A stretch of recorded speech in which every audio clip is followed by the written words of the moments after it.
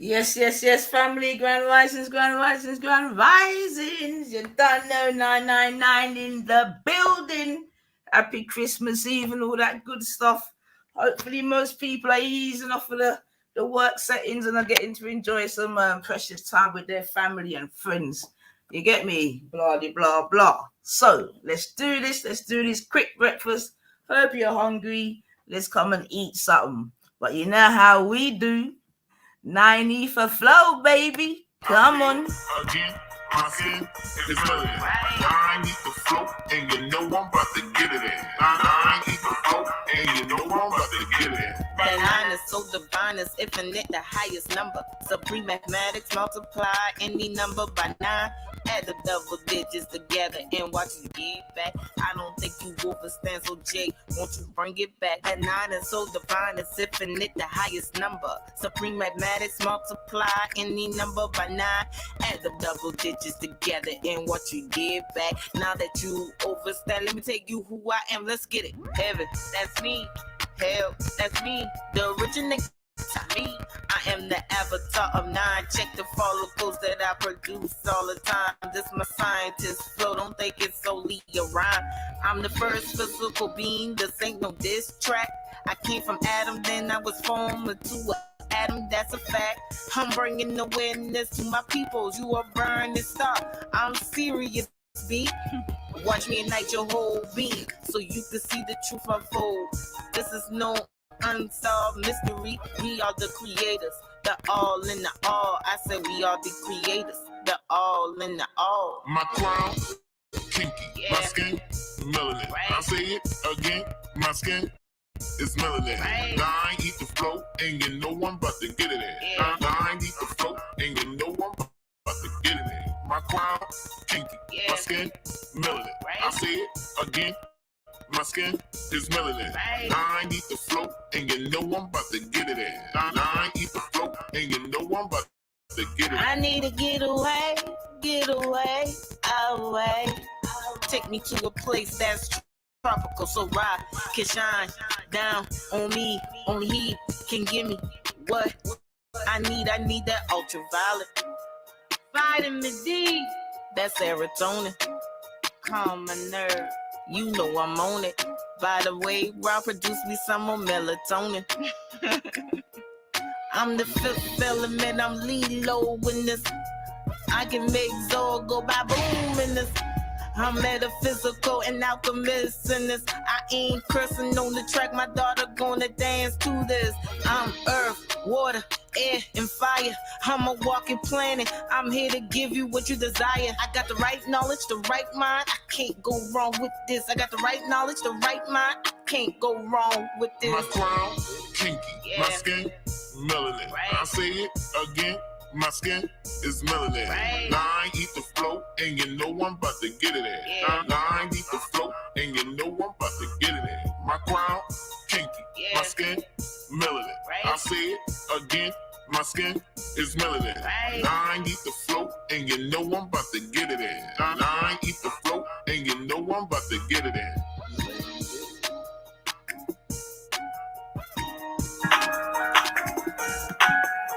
Yes, family. You know how we do. The powers of the 9, baby. Don't get it twisted. But yeah, man, big up Oliver Safe for that tune all day, every day. Check her out, family. Check her out. So what on Divine Christmas Eve and thing. So you done Listen, yeah, I'm so tired, but I got so much to do today. So I'm gonna be here in and out. But you already know we're gonna have a little Christmas Eve show and thing. No, but to be honest, this ain't even a Christmas Eve show. This is a quick breaky, man. We're gonna come back when everyone's done what they got to do. Myself, me still have a couple of things to do, and I know I've still got to touch that road, man. But for the most part, still everything do meat done season up and rare. Get me, Mr. Season, I come back to the place, but yeah, man. But you ain't got nothing left to do, though, have you? In terms of touching the road, I need to not touching the road, but I also need to go and season up my meat and then something there. You get me, prep and all them something there. And I'm cooking today and tomorrow. Do you see what I'm saying? So that's what I mean by in and out. Yeah. What are you cooking today then? But I'm gonna start my punches and stuff today. So you know them ones there. Bottle them all up, get them nice and cold and ready for tomorrow. You done though. What punches are you doing? Pineapple Guinness. I'm doing 2. I don't like pineapple punch still. You don't? No, I don't like it. You don't like pineapple, man? I don't know. I just don't like pineapple and carrot juice. I don't like it neither. My You mum don't does. like what happened to No, I don't like it. So bless up yourself, Cotton. I see you, man. Happy Christmas Eve and that. And do we? Well, I can't even pronounce what I want this, but I'll see you, man. Big up yourself. Big up yourself. Yeah, pineapple. That's actually I've never actually done pineapple one before. To be fair. Oh, it's all right in the system. For me, it's just too creamy. It's too rich for me. That's the only thing I don't like about it. But with the carrot, I just don't like the smell, the taste, nothing. Okay. Yeah. Do you just do carrot or carrot and beetroot? No, just the carrot. Yeah. All right, then I hear you. I say that. I need to get some. Actually, that's what I've got to get to do mine. Get some Guinnesses. Drop that in, man. But yeah, man. But anyway, for the most part, man, we'll say you're well set. Yeah, So, man. It's gonna be a lit Christmas this year. But anyway, what I'll go on with, I haven't decided that. Well, yeah. First and foremost, well, again. Oh my God. 1 second. Chat a minute, Divine. 1 second. Okay, well, big up everybody entering into the building. I hope you're ready for the Christmas. It's Christmas Eve, guys. Like, what are you lot doing? Big up Cotton. Oh Lord, these names, I can't pronounce these names. You lot are violating. You don't need to change up your names here to some names that we can pronounce. So we can big you lot up, because Lord of mercy. Midi, why forget that. I don't even know how to pronounce that. And the other one's not even in English, so I don't even know what the hell that's about. Allow it. But yeah, man, I hope you lot are ready for the family time and thing. I hope you got all the kids what they needed, what they wanted, and everyone's in good health, man, because I'm hearing we might be entering a lockdown, brethren. So if you can get out today and get your last bits and pieces, you better get it out, because we're not too sure whether we're going to be allowed to get out again after it's like Christmas is over, innit? And I'm asking people, and people are saying they're not sure, but it looks like we are going to be going into one. So, guys, if you haven't got your toilet rolls and your washing up liquids and your food and your tin stuff, just in case, go out there and get it today. That's if there's anything even bloody left on the shelves at this point. But yeah, if you can get out there, get your last bits and pieces in. If not, Uber it. Yeah, I think that Uber Eats and those pay people that they deliver from grocery stores as well. So you might want to try that way if you can't get out there yourself. Guys, what's new? I know Nines is on a call right now, but I see she's not impressed right now. She's been getting accusations hurled at her left, right, and centre without even speaking to the person in question, which to me is a mad thing. Like, how could you be accused of something and you've never even spoken to the person before? That one there amazes me. Like, the lies just keep going, and it's crazy. They don't think before they fucking speak at all, to the point they absolutely make no sense. It's jokes. It's literally hilarious listening to it. But let's see. Hold on. I'm so tired. God, hold on a second.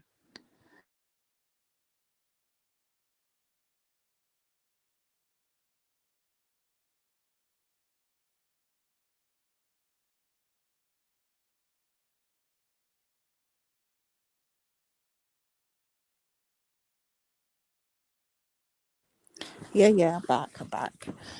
But yeah, man, guys. So I don't know what you lot's plans are for today, but I hope it's a good one. I hope everyone's gonna, have a good one with the family and chill and stuff. And it's fucking, like, get out of here, mate. Like, when do you just not know you're just not welcome? Like, do you not understand that your presence is not only not welcomed, but we don't give a fuck about you? Like, go away. Go away. Is that salsa? Is that the real salsa? Yeah, that's salsa. Big up, sis. Big up, big up. Picture threw me off for a second and the name. I was like, hold on a minute. Is that the real salsa? Bless up, sis. I hope you're ready for that Christmas. I know the picnic them and the family there must be driving you lot mad. Nieces and nephews, all kind of things. Are you ready? Or do you still have things to get out there?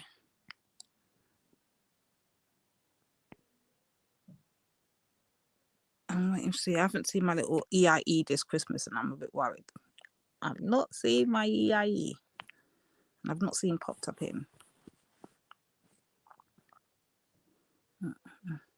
Reginald, piss off. No one wants to see your dumbass. Go away.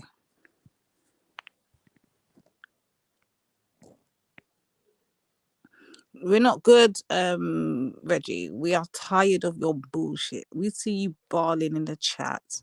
Oh, this again, same old this. But Reggie, it's funny, every time the same old thing that you complain about is happening, all the same old accusations happening, you are always there. Isn't that amazing, Reggie? You're always there. You're always well involved. You're always commenting. So how do you say that you always seem to pop up at these particular times, Reggie? But when there's actual discussions going on, you're ghosted. No, Reggie. No New Year, nothing to you. We still seeing you from 2017. We haven't even crossed the New Year with you yet, Reggie, when are you gonna actually hit the link one day and stop commenting and actually just get brave and hit the link and come and talk to us so we can get you all the way together, huh? And when are you gonna actually come bearing gifts, Reggie?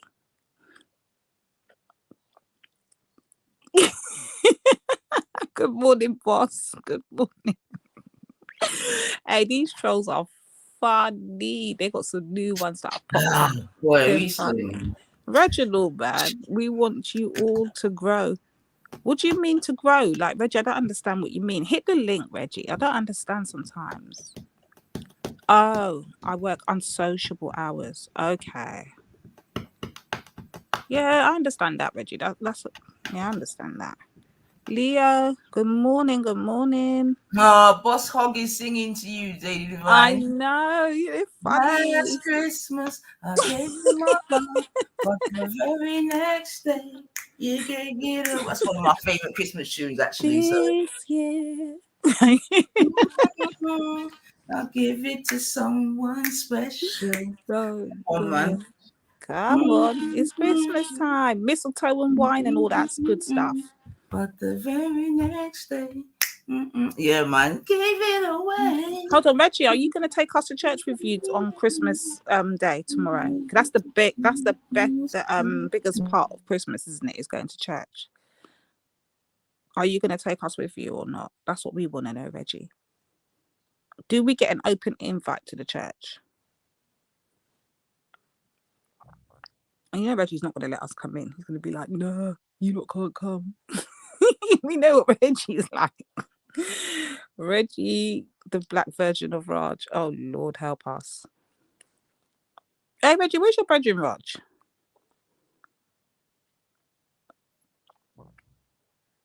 I think Reggie just likes to come and go to your local. No, I want to come to your church. We want an open invitation, Reginald. You see how I stay there?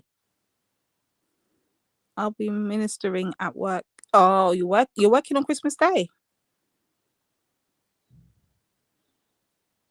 Oh, he's not sure what's happened to Raj. Okay. What's it called? Are you working on Christmas Day? Oh, shoot. Yeah, there's a lot of people that'll be working today who won't even get to spend time with their families. So for the ones of us that can spend time with our families, we need to enjoy it. That's what I'm saying, Divine. Yeah. One of my people them just phoned me and said she's positive to Rastafari. For real? Oh, man. So that's couple off the list tomorrow, you know what I mean? Mad thing.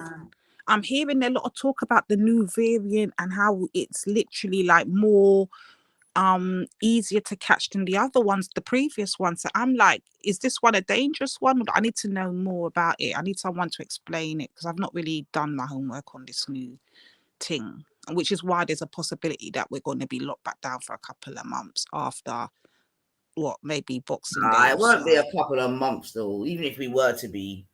Really? Nah. I don't think. Do they actually know how bad this new variant is though? Or is it just people guessing Well, I at the think the moment? scientists are saying one thing and The people are saying another. Right. Another. But I'm not gonna lie and less potent apparently. Or my man saying apparently it's less potent, but how accurate are Latin? Look at that as you're talking. That something's come up on my timeline. How accurate? Oh, okay. So, I see Salsa saying it's less potent apparently. That's what they're saying, but apparently it's easier to catch. So I don't know if that's true or not, but I'm hearing a lot about this. I'm just like, how many more variants can there be before this thing starts to ease off? Like, or is it just going to keep spiraling and new ones are and they have to keep giving new vaccines? Like, I don't understand what's going on here. Why is it that the place where it came from has got it under control, but we can't? It's a bit shocking for me. I'm not understanding what's going on here. If anyone knows, come and fill me in, because I'm actually speaking out of ignorance right now. To be fair, I don't know what's going on and I've not done my homework, but I'm hearing I'm just going by what I'm hearing people saying on these panels, innit, to be fair. So Reginald is saying that it's the amount of seemingly it's the isolation time that's the problem, innit? Time people are getting off, so it might not be killing people, but it's the time off, innit? Yeah, it's just easy to catch but less dangerous, basically a cold flu. Jeez.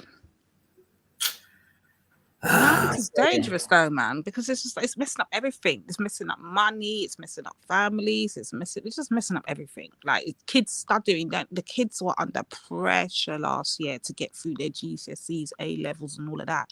And then to start off a new year again, thinking, okay, they can get back settled, only to be unsettled and be told they're going to be doing remote learning. And yeah, it messes up a lot of things. Controversial, but last year was a good year to do your GCSEs, man. Like, you for behave yourself. Nah, but come on, man, because some people that were getting some marks, I'm like, okay, big up yourself, man. Did you work hard? Anyway, big up the teachers. You know what I'm saying? You big up the teachers, man, because a lot of them are under sort of performance-related pay kind of vibrations, man. So, you know, and once there's PRP in anything, man, there's going to be fiddling. But anyway, we start to talk about that. They say there is over 100 corona variants that the viral doctors know nothing about. Well, that's what happens when you fucking make something in a lab, man. But anyway, we won't say too much about that. Yeah, it was good and bad. Teachers let a lot pass. Come on, Reginald, man. Like I said, last year was a good year to do your... And A-levels as well, to be fair. Maybe to a lesser extent, man. But, yeah, man. 2021. Yeah, man. 2021. Next year, we'll see how it goes still. But, yeah, man. But, again, big up to you, them that got their GCSEs and their stars and their 6s and 7s and 8s and whatever it is. But yeah, man. Even uni. As if the uni students have already been told that they're definitely going to be doing remote learning. They've already been pre-warned. So yeah. They will or won't? Yeah, they will. Facts. They will. They've already got their notices. They will be doing remote learning. So there's no sitting in lectures and stuff. It's mad. Well, there you go. If they've already been pre-warned, then because one time I was on, I know it sounds random, but one time I was at lunch, I was in the chip shop, and some guy came in talk about the same thing, and they were saying that Camelot said that there's going to be one. You know, the people that won the lottery. Yeah, he said that he's got some friends that work there, and they said that there's going to be one after Christmas. You know, so there's certain people that know, man. And yeah, but they just had to get enough money into the coffers, innit? And then yeah, people can chill out after Crimbo because obviously everyone spent off their money, this, that, and the other. So yeah, man. But this is the new norm, as they would call it, man. This is the new norm, man. This ain't changing, man. Do you think it's going to stay like this for a little or a long while now? Because this can't work, like for real. People don't know if they're coming or going. People don't know if they're having a job or not having a job.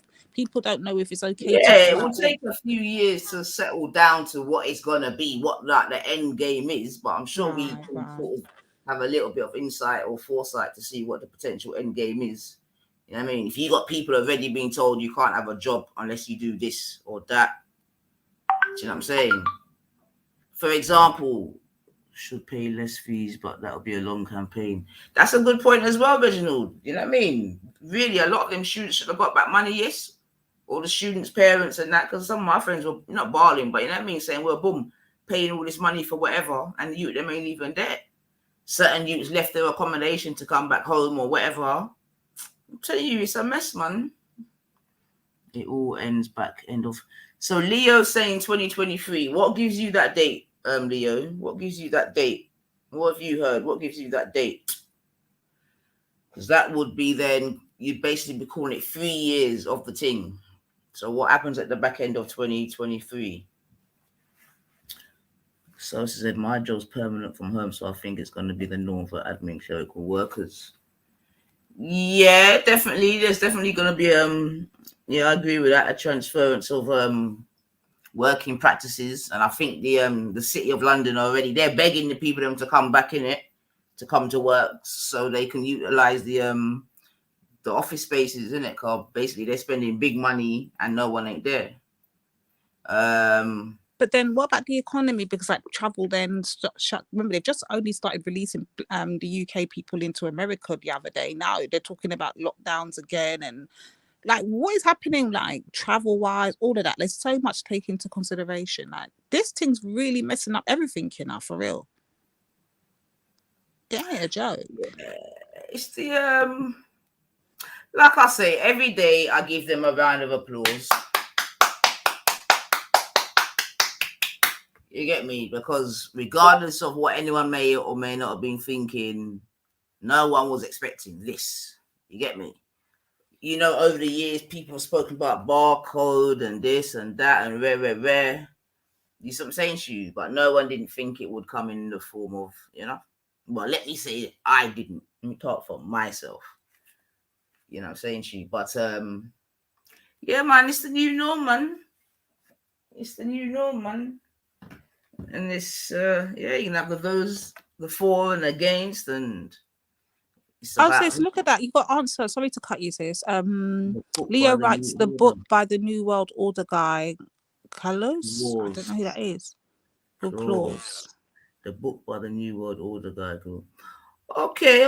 We might have to look into that book. I've never heard of it before, but big up for sharing the info. I might have to look into that. I'll have a little look later on big Amazon. up Leo, because he's you know, he's brought up the words that, you know, I've probably heard these words said less in these times than in previous times, but I find that strange, because considering people are normally natural conspiracy theorists, that's a normal way. They say scientists have proven it's a normal way to rationalize pandemics and stuff like that, is to normally jump to conspiracies and theories, yeah, and that's what humans do. Yeah, and humans do that by nature. So I'm thinking, considering that it's not really been a thing where people have really sat down and talk about what is, if this thing's planned, if this thing was premeditated, what is the theory behind this conspiracy? Like, what is it supposed to do? Bring in the New World Order? Is that the purpose of it? Like, I think we need to like talk about that a bit more, because I think people are not even looking in that direction. What are you saying, Nine? Well, like I said, in it, I give them a round of applause every day. You know what I'm saying to you? Because even when thinking about, you know, those words that you mentioned, I'm saying that the way which people were speaking about it, it wasn't, you get me, via. Well, actually, that's not true, actually.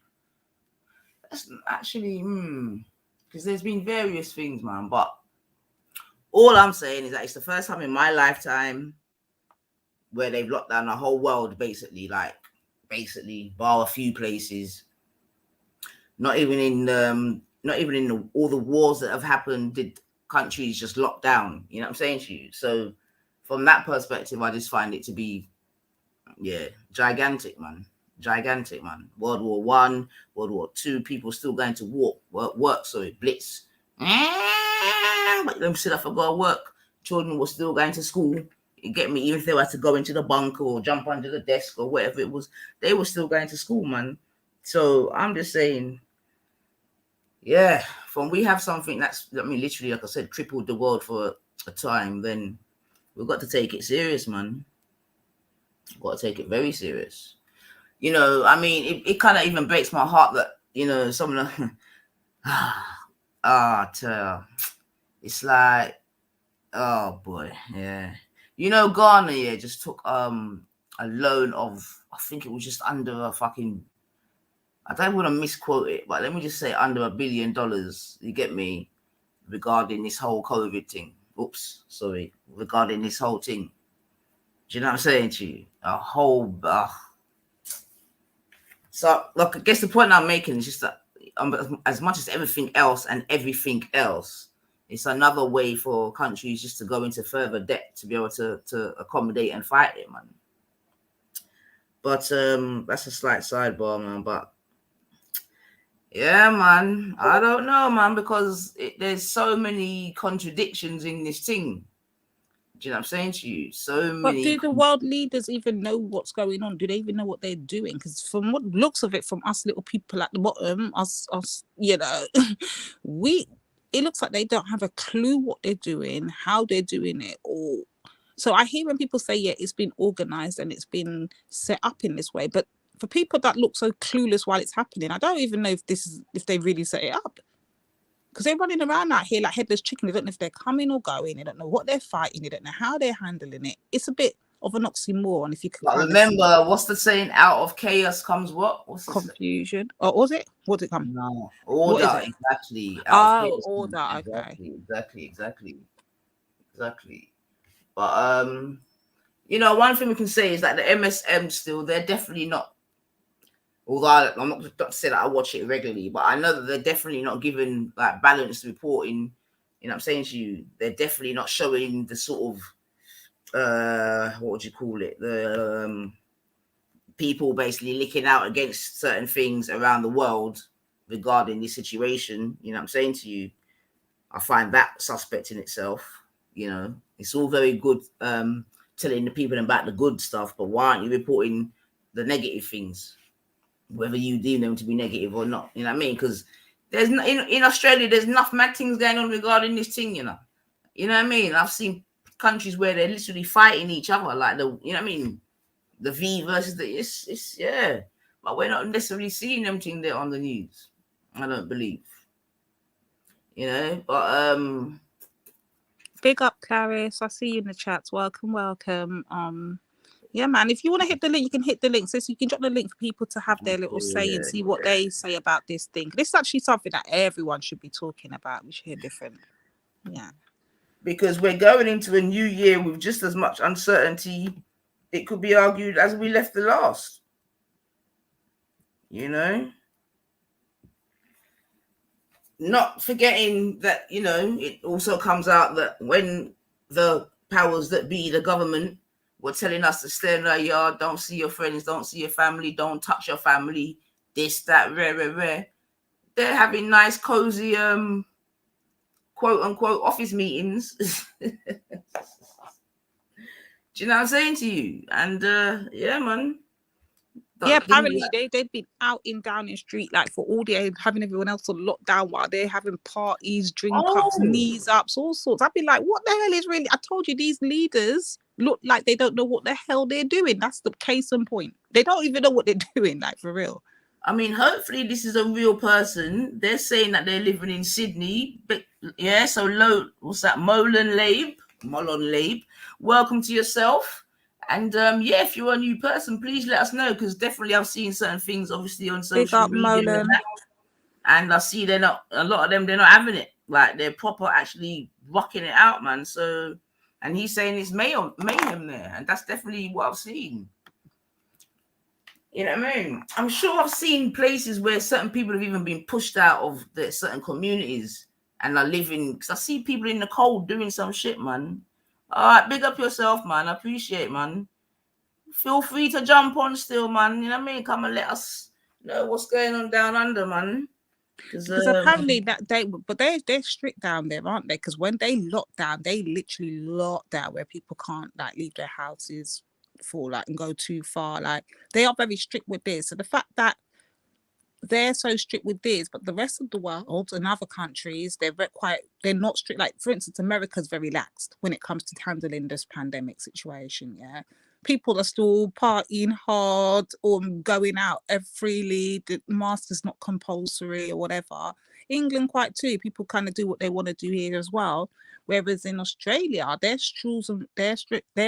rules and restrictions are like once it's set, it's a wrap. You can't breach. Oh, hold on. I think Nines has got a guest. Hold on. Ouch.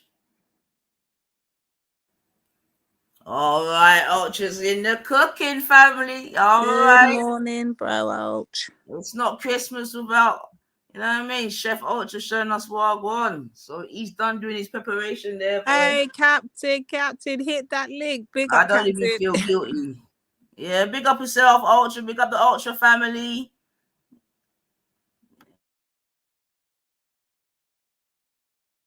How's your boy now, Ultra, man? Because Liverpool game is called off tomorrow, man. Enough games have been called.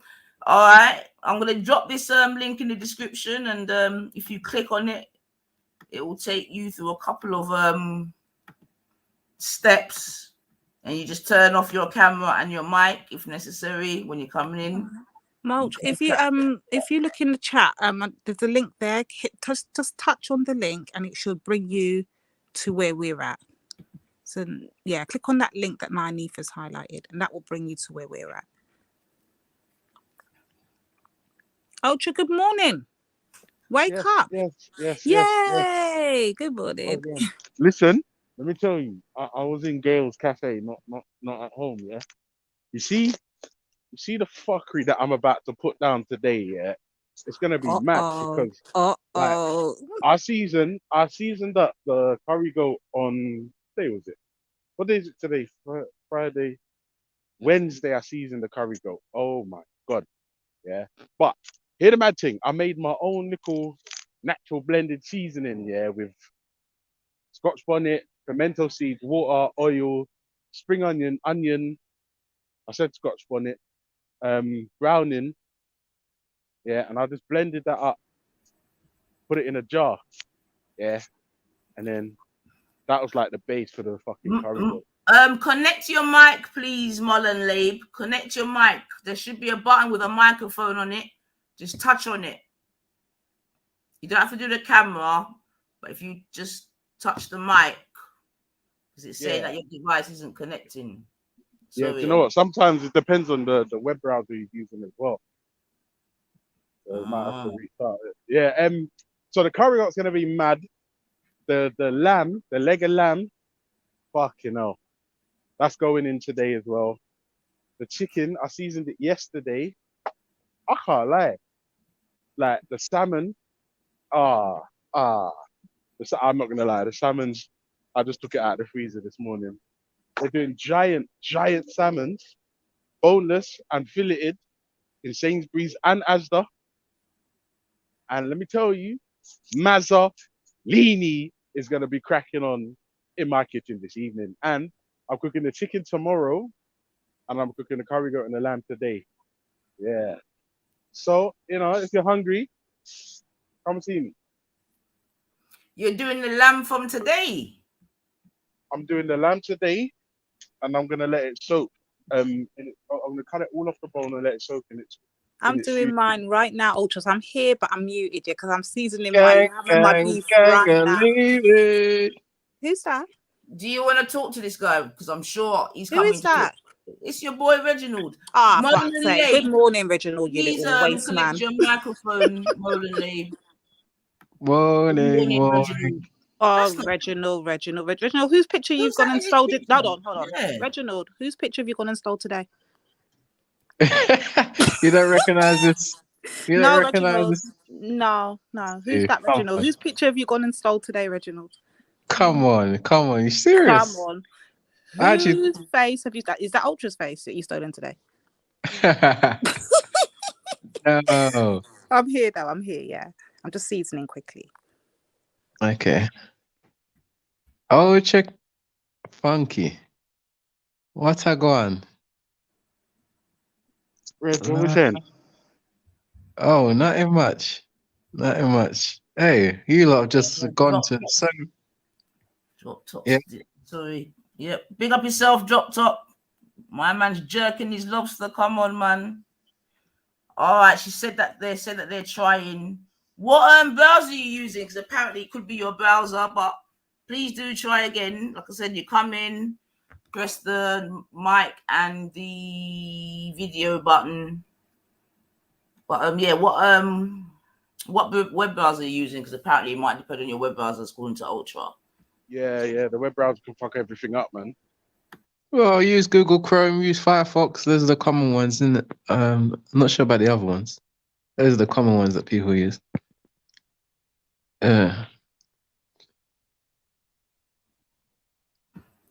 So everybody here vaccinated then, yeah? Yes, Reg, and I'm boosted as well. And boosted, lovely. I'm boosted. And I went to Jedi's party the other day. Oh my god. I snuck in, yeah. I snuck in and I snuck out, and like it was nuts. Nobody knew who I was. Like it was crazy. I loved it. What do you mean? You've been to parties with them before, though. Why would they not know you? There was some new cats there, innit? It's like the ones that weren't at the last one won't know who I am, innit? Oh yeah. Where was you, Reg? I was looking out for you. I couldn't see you. No, I think my invite was lost in the post, so I couldn't get there. You know. No, hey, hold on 1 second, yeah. So, if you're hungry, yeah, just DM me on Discord and say, Ultra, I'm hungry. I got you. Ultra, stop with your big talk, you know. Cause you know, say me debout, you know. You go on. Listen, I'm not even gonna lie, yeah. He always does this. I think this. I'm praying that this will be the best curry goat I've ever made. Because you cook Ultra. Yeah. Oh, skiing. Right, I'm black. What do you mean? What do you mean you're black? I mean, like, anyway. Wait, hold on. What West Indian household do you know where the children who were born in the 80s, early 80s, could come up, or before, could come up and not know how to cook? That's mad. I don't know about them things, but I know, like, for example, women, and I'm not picking on women right now, but women, the concept of cooking is a dying concept, right? But also, another thing worth noting is that a lot of you can't skirt that. What do you mean? That's mad. I'm saying that a lot of the modern women don't like to cook, but that's women. But when it comes to men, I'll say, like, in a lot of African cultures, men are not really cooking so much. You know what I mean? Yeah, I can't lie, Reg. Listen, yeah. Obviously, historically, it's been men go out and catch the food, women will prepare it. Historically, that's how it's always been. However, I'm going to say something real controversial now. No, not even historically. We're talking about like what happened. Hold on. Men are better cooks than women. Yeah, I'm just putting that out there. I don't know. I can't agree with you there. No, I'm not even gonna fight you with that one there, Ultra. I'm not even gonna fight. What I would say is that it's a different hand. That's what I would say. It's a different hand. And that different hand makes a difference. You see what I'm saying? That's what I'd say. My mum's a boom cook. Come on. When my dad did his thing, I just loved it because it was just that man hand. Everything was just heavier, thicker, more intense. You know what I'm saying? Trust me. Yeah, man. Definitely. I love man hand. You know what I'm saying? That's how a man could kill me. I'm not gonna lie. He could definitely poison me, man. I love my belly. And I love my man. And if you go to a lot of like African parties, you'll find that it's the women that have cooked the food. You know what I mean? I don't know Big about up any men. 9 in the building. See 9 in the 9 house. Big up yourself, man. All right. But culturally, though, I mean, you know, a lot of cultures, it was the men that were the main cooks. Yeah? Which culture is that? Maybe, I don't know. But Yeah, man. Especially where... Caribbean culture, Reggie, for the record. Caribbean culture. yeah, okay, I'm learning. So men are And the main cook. even certain Asian cultures, I would suggest, especially in the kind of village settings where they You know do what, that. Nine? If you think about it, how many Indian or Asian restaurants do you know where there are women in the back cooking? This is it, man. That's a good point, Ultra. To be fair, Yeah, you that's true. rarely Actually. them in the kitchen like that. So that's a good point. And when they bring them over to work in their restaurants, it's invariably men. That's it. As chefs or whatever. I've seen more than. Well, I think there might be more to it than that. You know what I mean? I think if you think about it, probably a bit more to it than. No, because even in the restaurant industry, it will be mainly men that are chefs. Yeah, that's true. Women will cook at home like domestic cooks and that. Yeah, but mainly it's men. You know what I mean? They're chefs. Yeah. That's right. That's right, Reg. You better get with the times. And listen, Reg, don't tell me you're falling into this modern woman crap as well. This modern woman shit's getting on my nerves, man. Oh, brother, what can you do, man? Man. Big up yourself, Sepid. You don't know. Miss Amelia in the building, and she says, my dad, brothers, and husband are amazing cooks. There you go. Cooking is a life school that everyone should have. Here. It's a dying skill, my sister. It's a dying skill, especially among women now. You know, that even black women, especially black women within actually. Oh, well, white women probably lost it first, but black women in the West definitely is dying out now. Like, wait, so you reckon whose fault is that, Ray? Whose fault do you reckon that is, though? Whose fault? I think it's because if your children can't cook or don't have particular life skills, I would argue that the parents are responsible. What do you think? Yeah, I mean, it's always easier to blame parents, but it's that individual, you know, has to have an appetite. Can you cook, Reginald? I can, and I'd rather cook than go out and have a meal more time. But you know, like, because I hear what you're saying. Still, I definitely hear what you're saying, and I don't think that the skill is being passed on as sort of vigorously as it once was, even from, you know what I mean, female to female. You get what I'm saying to you. But I would say there's a few different reasons still. I think one is obviously convenience. Two, more women are working, you know what I'm saying to you, and are getting home later, so may not have that time to do a full meal, you know what I mean. Three, there are too many, I would suggest, takeaways and, you know what I mean, just convenience foods out there anyway. Not to mention the ones that you can buy in the supermarket and that. Do you know what I'm saying to you? So, I think they've made it. That is a very common excuse to work. So, you know. Excuse though, Rodders. Hold on 1 second. Good morning. Hello. Oh, lovely. Good morning. Yourself, man. Welcome. Good morning, good mate. Evening here. Good morning to you guys there. How are you all? Yeah, not too bad on this Christmas Eve. Hold on, what is it for you already now? What time is it? You're nearly getting into Christmas now, right? It's 9:30 Christmas Eve PM. Yeah. So you're crikey. It's quite late. Yeah. Did Reginald just say crikey there? Yeah. Who was that said crikey? That was Reggie. Yeah, he's got his Australian hat on right now. How are you, Reggie? All good. That's good. Yeah. How do you stumble across this channel? Not often you see any Aussies around. I've actually followed Speaker's Corner for a while. Yeah. So through Speaker's Corner, I've gone down the rabbit hole, but it's interesting living here and what we're going through at the moment. It's insane. It's really insane.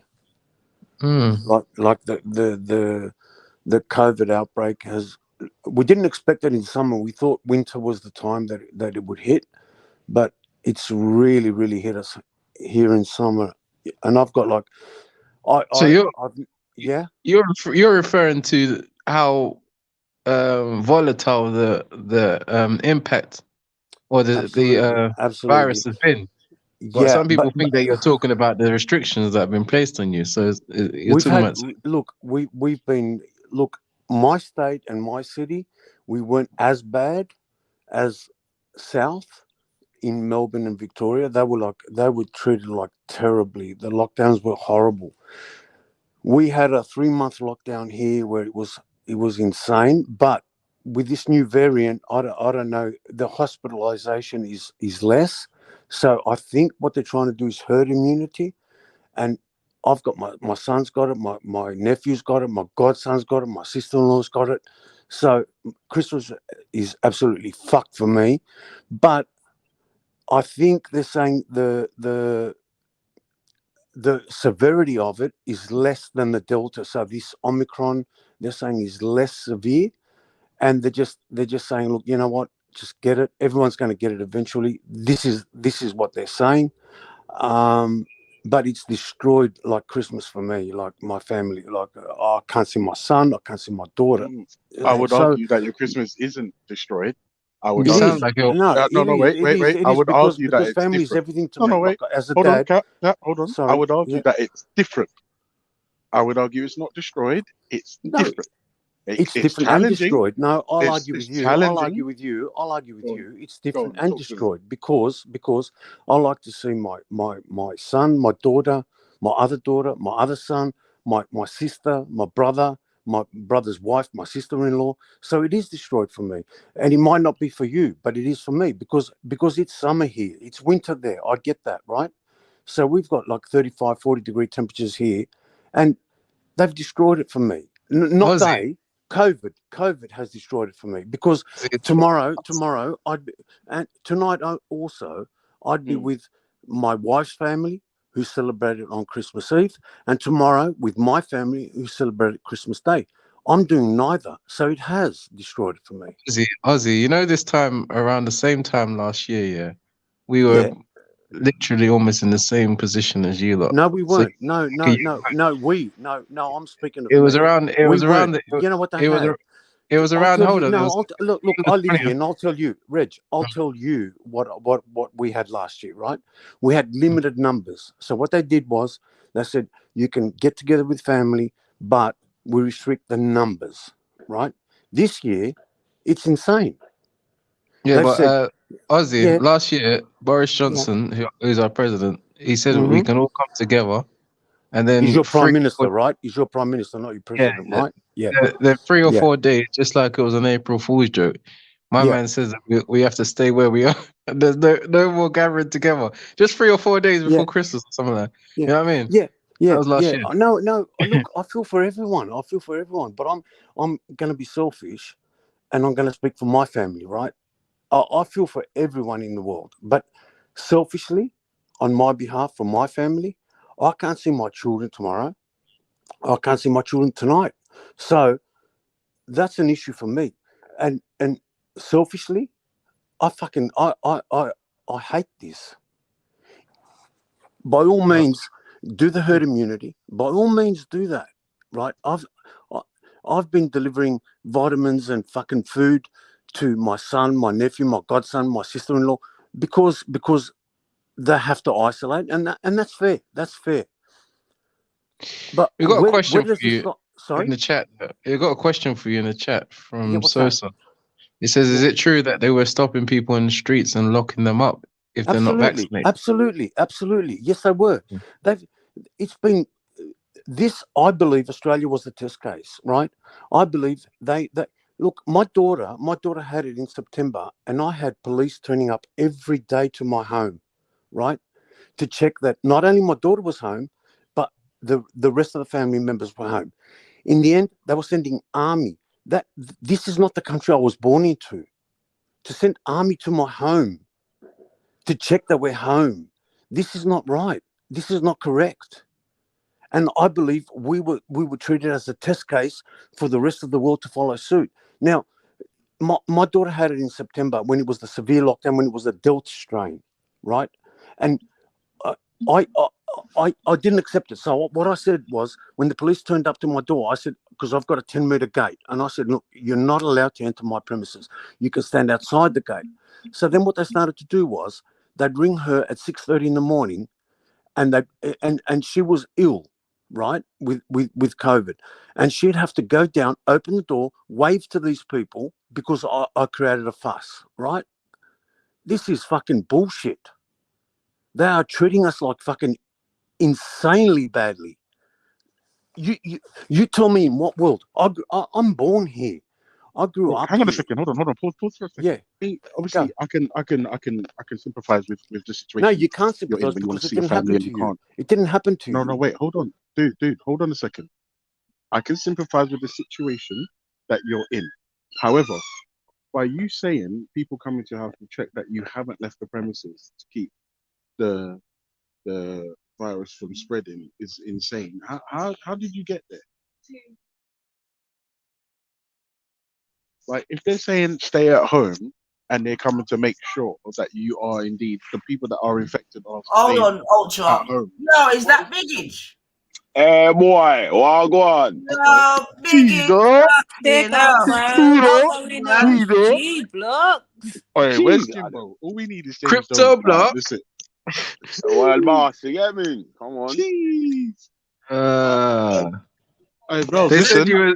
Bro, They listen, said I'm you on was my done, way. here, man. Bros, I'm on my way to yours now. I'm on my way to Yeah. your house now. They'll collect the presents for my children that I'm positive that you purchased already. You got me? Come on. I bought them some crypto still. Yeah, you're a good uncle, Crypto, you know. I'm not even gonna lie. Mm. You're a good uncle, Chuck. Mm. Yeah, man. You're a good uncle. Come on. Come on. The dream team are back. There's only one missing now, isn't Hey, Reg, you know what the funniest thing is about like D Block is for some reason no one can get over it. Like we're not even on the air anymore. That's because you guys, we hurt feelings and snatch souls. Yeah, we know. liquidated. You liquidated feelings. without even saying anything. Hurt feelings and snatch souls. No, alhamdulillah, you guys were just, after all your It's just so funny. after all your vendetta against certain groups, you were shut down. Wait, so you know what I'm saying? Like, you're using words like vendetta. That means we snatch souls and hurt feelings. Allahu Akbar, you guys are finished. You're finished. You're finished. Yeah, man.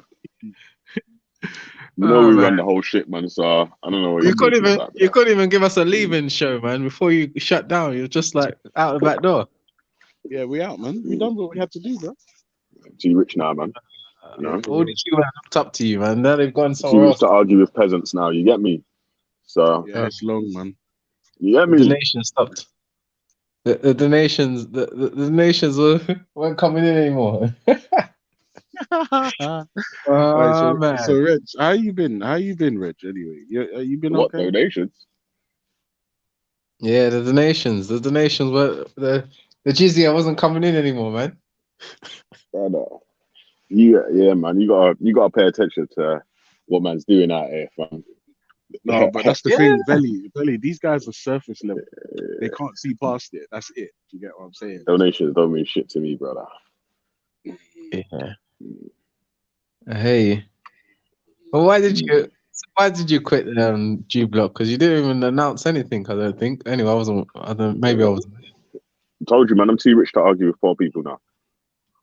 Ah. So, new level, yeah. Yeah, I'm too rich to argue with poor people now, man. So that's it.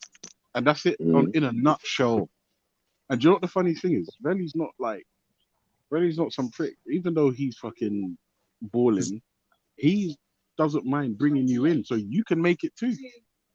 So at the time you wasn't rich, and is that why you were arguing? No, that's a fair extrapolation. No, but you have to. But I'm richer now. Yeah.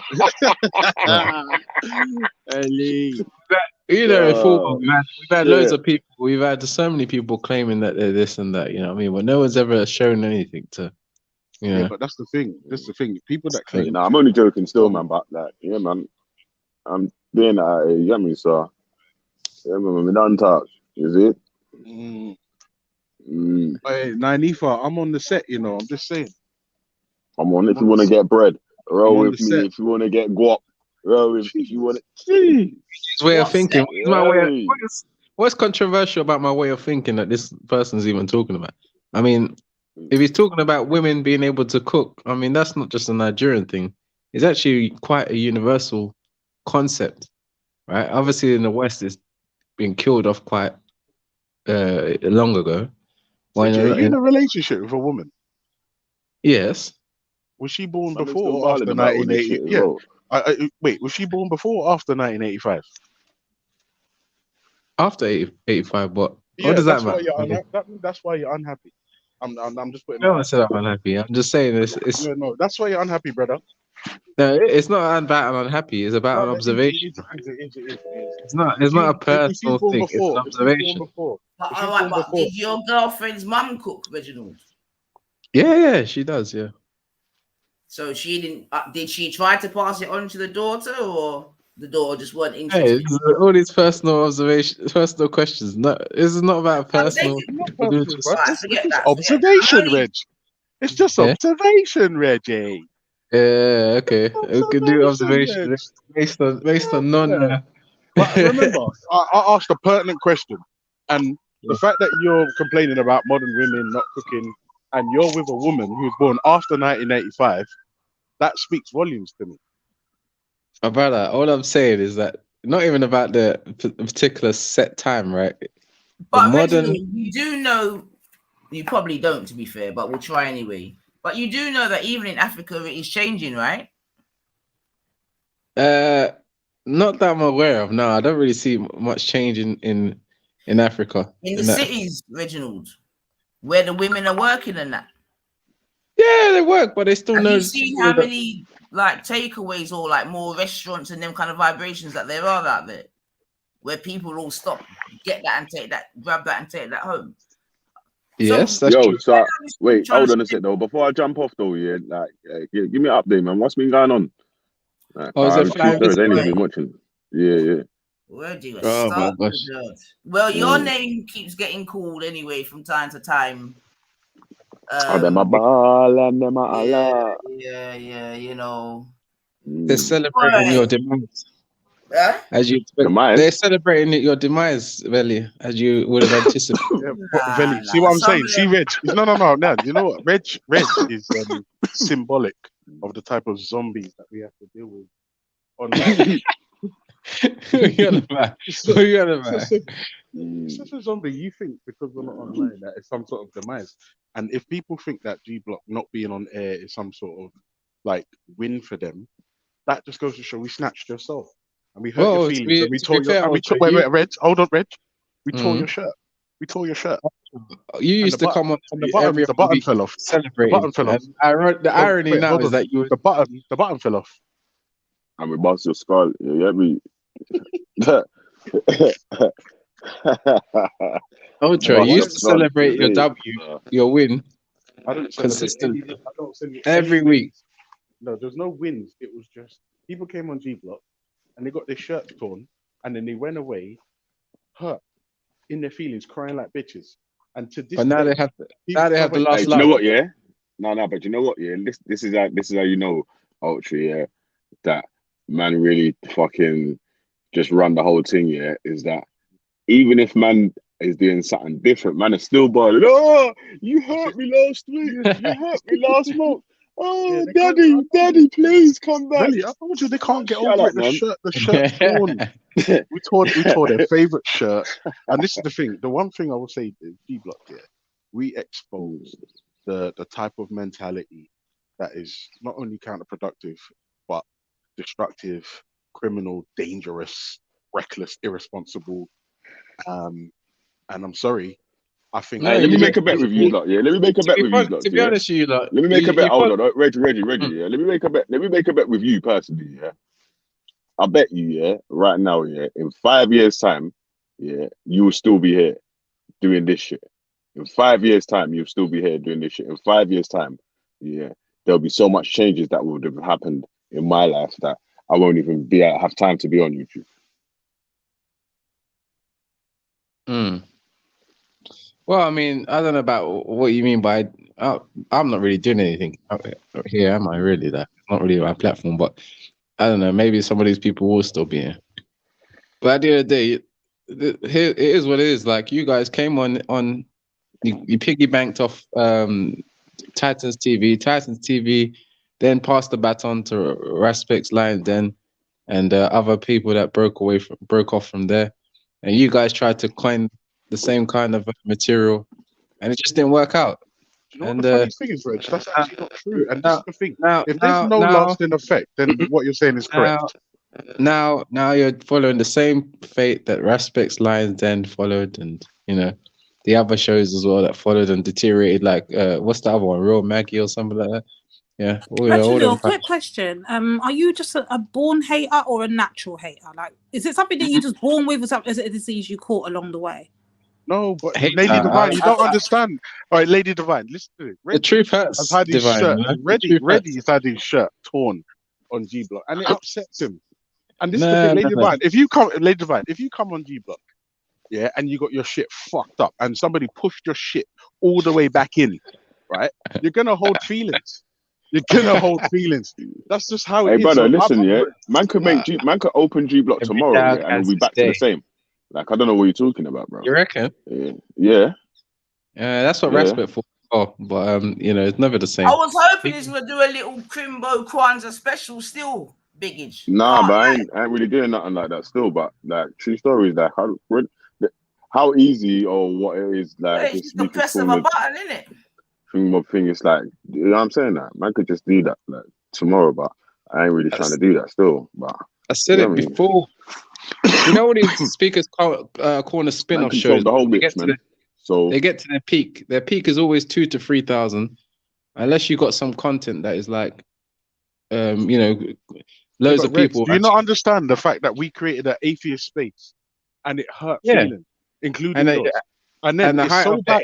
Reg, listen, the height of the atheist space. Wait, Reg, the show is off air, and you still can't get over it. And this is the thing: of all the shows that you mentioned, Raspect Show, Titans TV, G Block is the only one that is mentioned. And there's a reason for that. We mentioned. This is the first time I mentioned it since it's been off. Funny enough. No, not you, Reg, not you, but across the Speakers Corner scene. G Block is always mentioned, and there's a good reason. Really? Because we just haven't had the opportunity to do an autopsy. 1 second, sorry. Sosa, big up yourself, sis. Cotton Socks, big up yourself, sis. Who was there? Melanated, big up yourself, sis. These people invested a lot of time into you guys. They invested so much time. Especially Cotton Socks. Big up yourself, Drop Top. Big up yourself. Big up. In fact, Reggie, you're gonna get a big up. You know why? Because we ripped about 4 of your shirts, your good church shirt. And we still can't wear them in church again. How you just start autopsy, man? Reggie can't even take off his coat in church no more. We're trying to find out what went wrong. Come on, man. Was it Ultra? Because I remember that Ultra and James Jones, they stopped turning up. I remember them ones.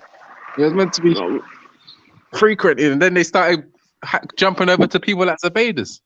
And I was wondering, what are you doing over here, Ultra? When the show is sinking, when the ship is sinking, you're over here, man. You really think that something went wrong?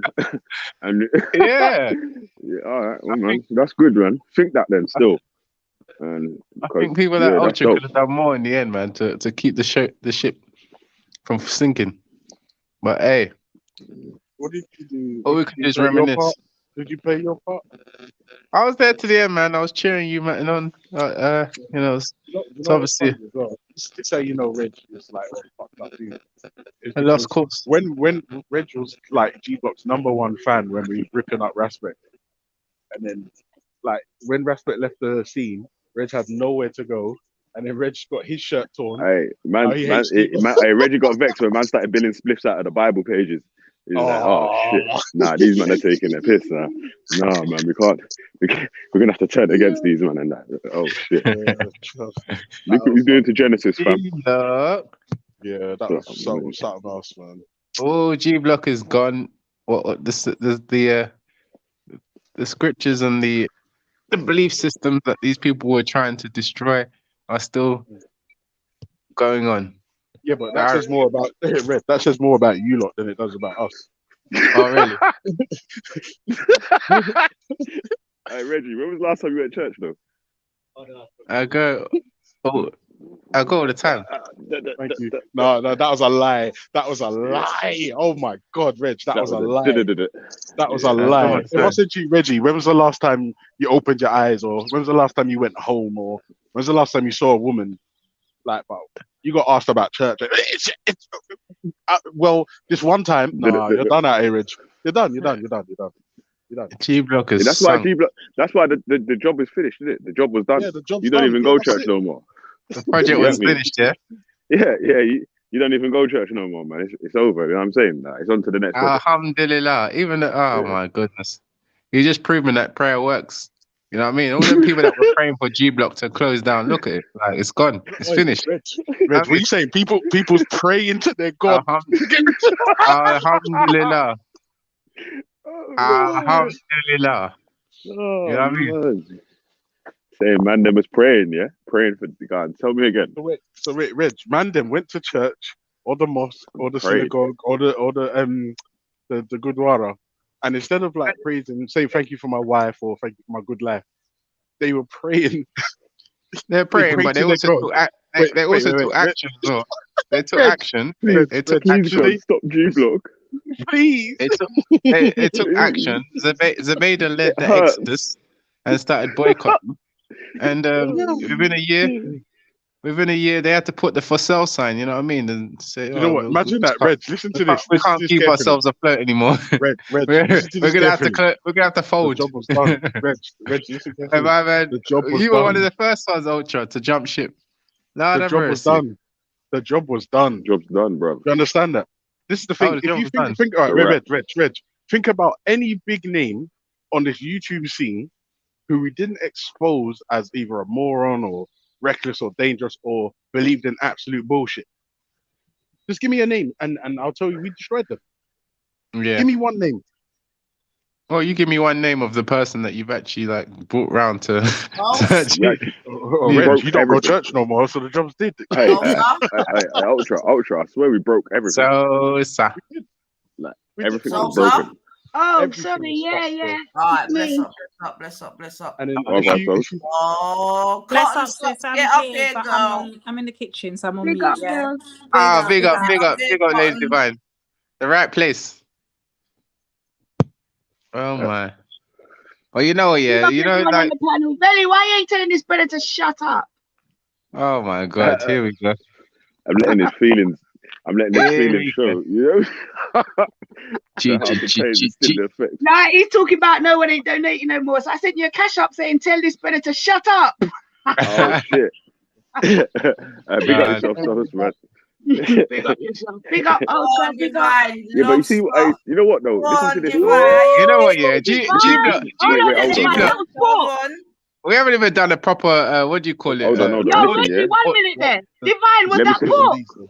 No, let me say something real quick here. Hold on one sec here. Yeah, it's me, man. I'm joking. Hold on one sec here. Let me say something real quick. To not just to Reggie, like to everyone, innit? Yeah. So like, man's trying to come and help people with some new shit, innit? Like raw differently, where like instead of you donating money from your own pocket to fucking help other people get bread, man's showing you where you can spend your dough to fucking start improving your own life, innit, and getting your own bread, where you can start taking time into your own hands. Like right now, man would usually be at work slapping out bare hours and shit, but differently, man's on a new wave where it's working smart now. You get me? So yeah. No, hey, big up everyone. Hey, Nines. Here we go. They will come again. My G, come on. Come on.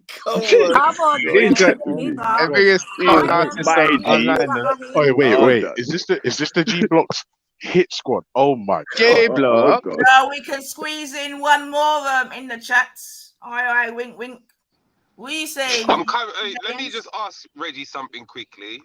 He's Reggie, that Raheem? do Big up you Raheem. Hey, wait, yeah, hey, big Rambo, up, big up, Rambo, big up, big hey, up. Rambo, I'm just about to I jump was off just because I'm asking, feeling like Oh, he bro. did his feelings. Rambo, Fucking COVID has Rambo, got me, Rambo. It's gonna man. get I'm murky, fucking innit? ruined. Hey, Raheem, 1 sec, bro, kick you before you shift gears, though. But Nines, you there?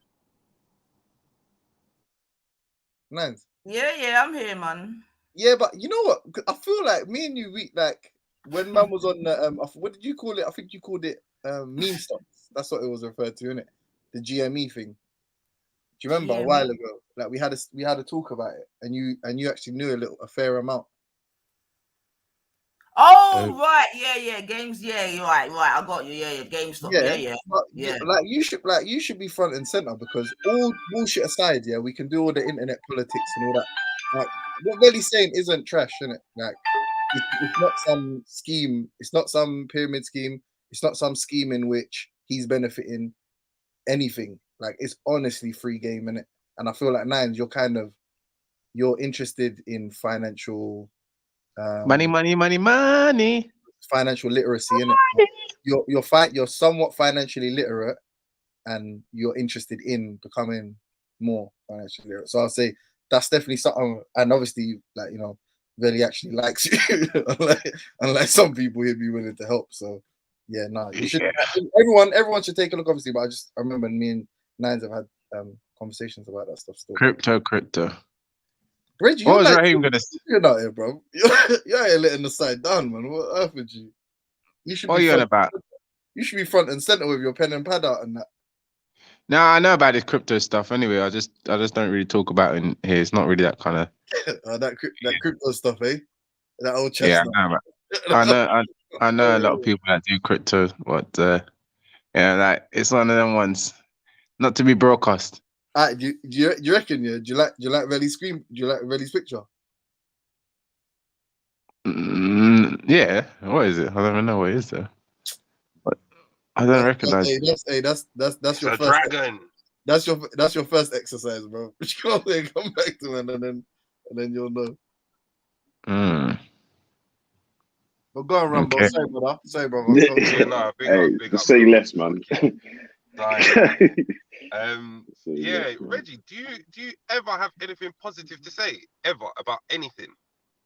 Yeah, I do at times. How often?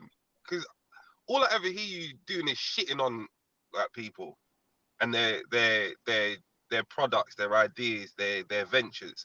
I never hear you say, do you know what? That's a good idea. You'll use like the Muslims to mock the atheists, but then you'll go to the atheists and mock the Muslims, if that makes sense. You won't ever turn around and be like, do you know what? Ra, Veli, James Jones, you all are doing whatever you're doing. Good luck, be successful. It's not for me, but do you know what? It is what it is. I always hear you say, do you know what?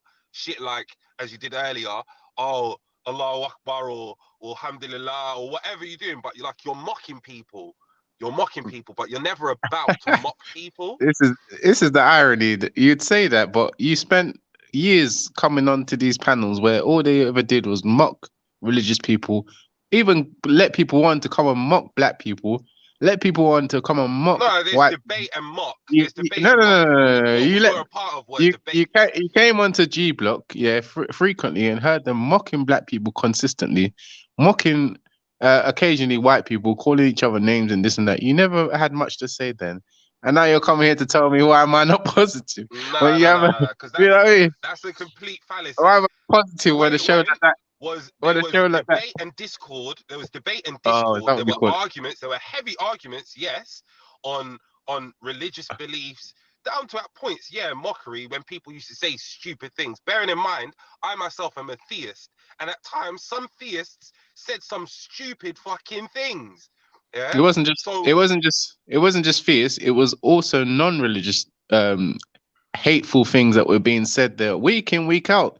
But you were where was your voice of where was your social justice then, or your righteousness then? No. Stop the job is done, man. You got a selective memory. You got very selective memory. Done, bro. You got selective memory. The job is done, man. So it's just me. Reggie, the question's on you. Why is it you don't ever celebrate success? You always mock and you Where's always the down. success? You always put people What's down. what success is there? I'm celebrating. You know what? Yeah, What do you I was in mean? a. Any one success on a panel, you did it from Respect to fucking Veli and everyone else in between. Like, you literally have not got a positive thing to say about No, anyone no, or no. anything. You see, the thing is, yeah, I've come onto platforms where they've, even in the background, they've come to discuss things that are uplifting. Now, when you come onto certain channels, and what they're there to do is just so-called critique, right? Which you call critiquing.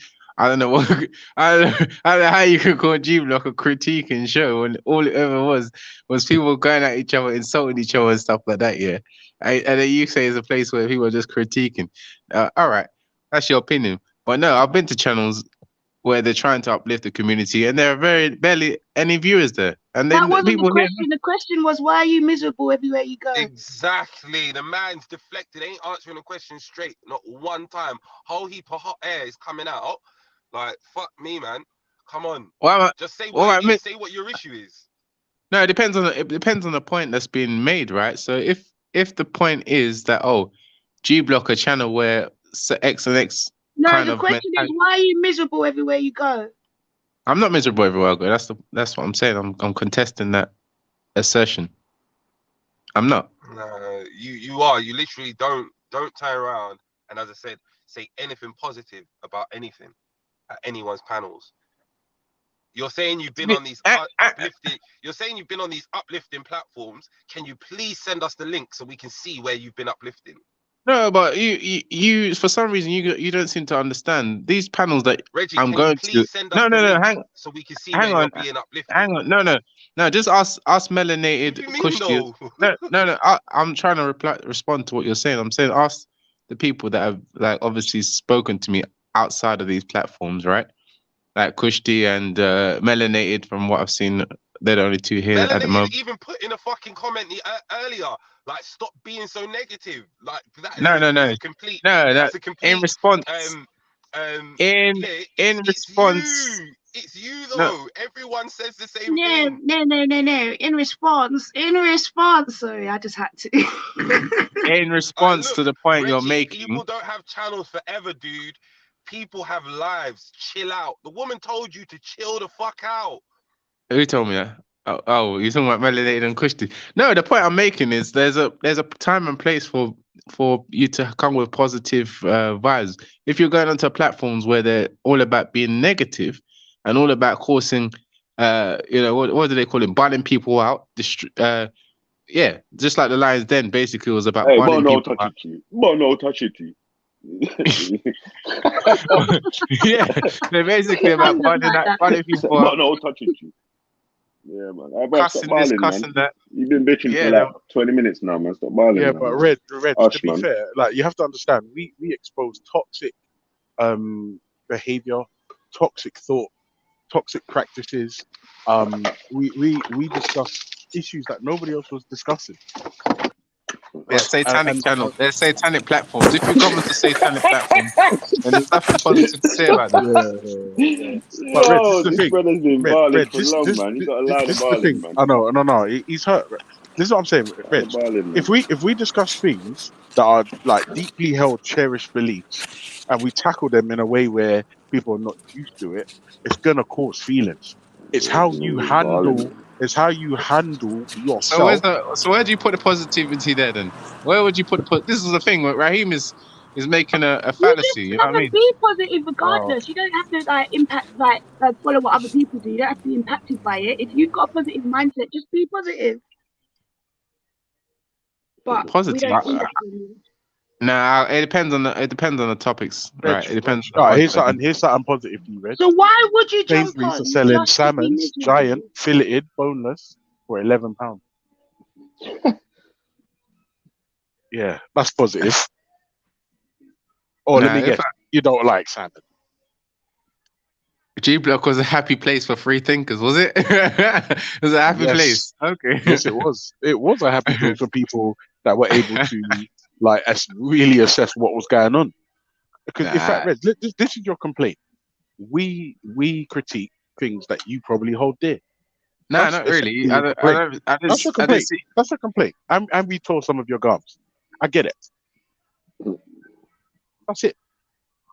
And we understand why that hurts and why you can't say anything positive about G Block because we scarred your soul. We don't What do you believe want me in to say? souls and people. What do you think? What do you say was positive about G Block? That they could mock people's religions. That they could. Wait. Do you think critique is mocked? They Yeah. could have. No, hang on. And That they hold could on. have. If you're that- wait. This is the thing. This is what I don't like about that type of question. If there Oh was a my God! religion, if there was a belief system that said drinking car battery acid was the right thing to do in the mornings, am I not allowed to mock that because it's demonstrably harmful? I didn't say you can't mock that, but I'm just asking Right. you what Hold was on, Reg. positive about We it. mock. No, Reg. G blocking full of Come on. fame. We critique the BS in religion. That's what we do. So you say. So basically, you wait. have a So wait. platform. Whoa. Hold on. When you say so, you say, Yo, are listen, you I got to disagreeing? fly out though, you know. Yeah, so big Yeah, up Bells. everyone on the panel. Uncle Yeah, Money, your listen. lives. You come on. Send my baby. So, Big up, thing baby. is, Yeah. when do you go live?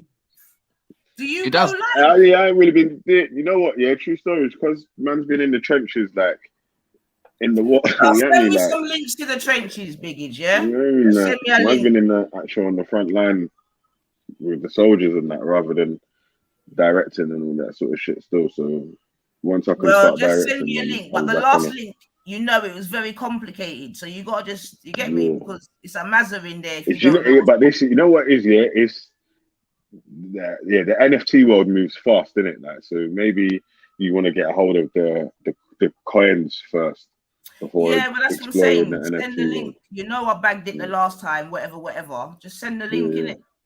All right. Yeah. All right. Big up to you and the family, man. Have a nice All right, Big one, man. up, man. Big up, girls. man. Have a Yeah, blessed big up yourself, Kwanzaa. man. Yeah, big up Later, yourself. Have a Eggnog Merry Belly. and Christmas, sorrow, everyone, yeah, man. Bless bro? up, Belly, bro. Come Have a on, good come on. one, man. Big up yourself, Lady D. Oh, Yeah. Yeah, big up Uncle yourself, man. Big Money, up listen. Ultra. Send that crypto. Send that crypto, Uncle Money. Come on, come Gangalini. on. Funny. I like Come that. on, big yourself, Reggie. Old tight Raheem. Is Big Jimbo up. still here? Yeah, big up yourself, though, if you did it. And who else is on the panel? Yeah, big up yourself still. All right. Peace. all right. Big Big up. Run, devil man, run. Yeah. So, all right. So, How dare you? That is so funny. Salsa, can you stop laughing at the Why are degenerate you like Reggie? this? Stop Me laughing at joke. him, Reggie is Salsa. so You're encouraging funny. It's degeneracy. really fucking It's funny. so funny, man. This is the thing. This is why you can't really hate Reggie, you know, because Sorry, he's Lady so D, but it dumb. was funny. He's so silly. He's so silly. So, Reg, listen, how is Jesus these days? Is he coming back anytime soon? Oh, wait, say it again. Jesus, how is he? And is he coming back soon? Oh my God, you started. You see? What do you Yes, mean? sir. And the answer to that is he's very good, and he's coming back again How do soon. you I know? don't know. How do you know Huh? these things, Reg? How do you know these things? How do I know these things? Hmm. I have faith. Oh, no evidence, just faith. All right, fine. Can move on. So, Since Ninefa, you're what's on the moving on, menu? let me just jump in here quickly. Nines, you see how people want your recipe? Yeah, you need to drop a Cash App link so that people can organize a hall where they can come and taste your cooking for themselves. So yeah, drop your Cash App, people donate, and maybe we'll see what she could do like come You know what, summertime. Sosa? You know what's funny about that? Do you remember that? You remember Afghan, that dickhead? He was like, "Oh, I've got this chicken. I don't know what to do with it." I told him how to season his chicken, and the next day he come back, "Ultra, that was Oh the best thing yeah, ever." I Oh my remember. God. Yeah, I don't remember you giving him the recipe, but I remember him bigging you up about the chicken, and it was the best chicken ever. But I didn't Yeah, understand where that came and do you from. know what I the wasn't funniest thing is, happy with Sosa? In my house, that's just regular. I'm trying to think, what kind of fucking paper mache was you eating before? Anyway, listen, it's Christmas time. What's on the menu, Sauce? I'm at work. I've got an hour to go though. I was meant to be until 4, then they sent an email saying that we can leave at 12. Oh shit, are you working I've from had home one or are you in call the all office? day. I started at 8. That's how quiet it is. That's a Are nice you touch, in the man. office? Nah, thankfully I'm at home, but that's kind of worse Okay. because like I want to disappear from the desk, but if Yeah, I miss no, a but you call, can't. it goes against Yeah, me. yeah. Is it Are there a like, is lot it of not a thing where Jamaican dishes? You lot like always seem to talk about the same ones, right? Is there a lot of Jamaican dishes? it's probably a similar amount to Nigerian dishes. Okay. Similar. Yeah. And remember, Reg, my wife is African, so My mother-in-law, she's making Catherine Barney. I love that shit. Oh man. Mate. Oh man. Listen. What did she make? Sorry, I was reading something. I didn't read that response. Wasn't to you. What did you say? Sorry. It's called Catherine Catherine Barney. Barney. Catherine Barney. What is it? It's like this Tanzanian salad thing. Oh, Like with these like He's vegetarian. White. Yeah. Oh, really? Wait, did he just ask if your wife was vegetarian? No, my mother-in-law. The food. Oh. Because I was going to say, how come you're forever cooking meat? No. Listen, obviously, like asking me if I'm a vegetarian is like asking Reg. No, I thought you love said Jesus. your wife. You know what I mean? Yeah. Oh, mate, No. I can't find the light. Yeah, if you saw the amount of like when I opened my fridge this morning, the waft of seasoned meat made me salivate. Mate, I can imagine. Oh What God! are you going for Christmas, Ultra? You staying where you are? Yeah, I'm staying home, man. I might be And- running away for Christmas. I'm As in, trying, but on my foot mum ain't or having in the it. car. In a car, but I want to just go away because I'm off work till Wednesday. And my mum's like, she's like, do what you want. But you know when you know she's vexed. So I'm kind of, the guilt's playing on me. All right, listen, just quickly though, people, like regardless of how you feel, Omicron's getting out of control. What? Like the COVID thing's getting out of control. So make sure you protect yourself at all times. Protect yourself at all times. But when you say protect yourself, Ultra, what do you mean though, Bab? Because at this point, what is protection? Exactly. That's a good thing. You can go outside in a giant human-sized condom. I was actually thinking that. Why the fuck? Yeah. But to be honest with you, I mean, we can only do what we got to do. But man, I'm not even gonna lie. Obviously, I don't know if I told you, but my boy got it. He's out of isolation now. Like when I say my boy, I mean my son. And I just got another text from another bus driver said his wife's got it. About 20 guys from my garage now. They've either got it themselves or their family members. Yeah, it's that's what I'm saying, Ultra. I'm not even gonna lie. I just got to call myself on one of my family members. They're not gonna be about tomorrow for the said thing, man. What, see, this is what I'm saying. they No tested. one in my family has got it yet. Only friends. I've only got a friend that I know that said she's got it right now. But literally to this day, I haven't had a family member that's had it. Oh, I think my brother's wife said she had it when she was pregnant, but just because she couldn't taste nothing. But we think she was just pregnancy. Because she's in the house with everybody and no one else. I'll tell you how you know it's serious. Well, my boy, out of isolation now, but he still can't smell. Yeah, that can last for months. Yeah, that's mad. Can you imagine not being able to smell the food in your food? That's horrible, man. And a lot of football games have been cancelled. Yeah, and that's the thing. A lot of my boys' squad is thing. Well, get down to the bone. Yeah, I mean, I don't understand. Yeah, I don't know, man. Because, I don't know, man. I don't know, man. Also, as well, I would urge people to just like look at the people running the country at the moment and do something about it when you can. That's all I'm Where's saying. the Australian boy gone? I actually did want to ask him some questions. Dropped out, man. Hopefully you'll come back. Still, it's very near to Christmas night where they are still. So. Oh yeah, he said it was 9 p.m. innit? I forget. Yeah, 9:30, whatever. But hopefully you'll come back. And if you are listening, thanks for coming, man. And you know what I mean, do pass by again. Yeah, I know there's mad things going on down under still. That, like I said, the mainstream, they're not letting us know, man. Like proper battles and proper. This is why I was glad to hear him on the panel as well. Like, but I didn't realize. I kind of forgot myself and forgot that I came on to ask him questions. But yeah, if you get a chance to even his testimony was quite. Do you know what I'm saying to you? Yeah. But I've been hearing about it, but because it's just like little snippets here and there, and it's not from people I know. So it's like, it's real, or is it just propaganda on the social media sort of thing? That's why I actually wanted to ask him. But I'd seen videos of all sorts of them draping up old women. Right. And all sorts. Right. And that's what I'm saying. Like, easy. We should stop the moaning, honestly. That's exactly how I feel, Reggie. Because if I was in Australia, I'd be dead. Like the police would have shot me because the resistance I'd have put down. I'm not even gonna lie. I would have just let them just take me back. I need time off work, hey. No, they're taking you to vax you. They're not taking you to just take you. So that's against my will. I'm not doing anything against my will. Well, we all do something against it, especially if you're married. So listen, what's on the menu? I don't want to talk about any dramas right now because there's too many spazzes online. Oh, Donny, have you doing beef ribs nines? I heard you say for Yeah, you know that has to drop on the thing, man. They couldn't get left out, are no way. Wait, nine. We're gonna have to talk to me now. Now that I'm salivating, nine. Tell me about the beef ribs, please. Oh, she used to be bang on the lamb ones, innit? Oh, God. Someone recommended. You know, innit?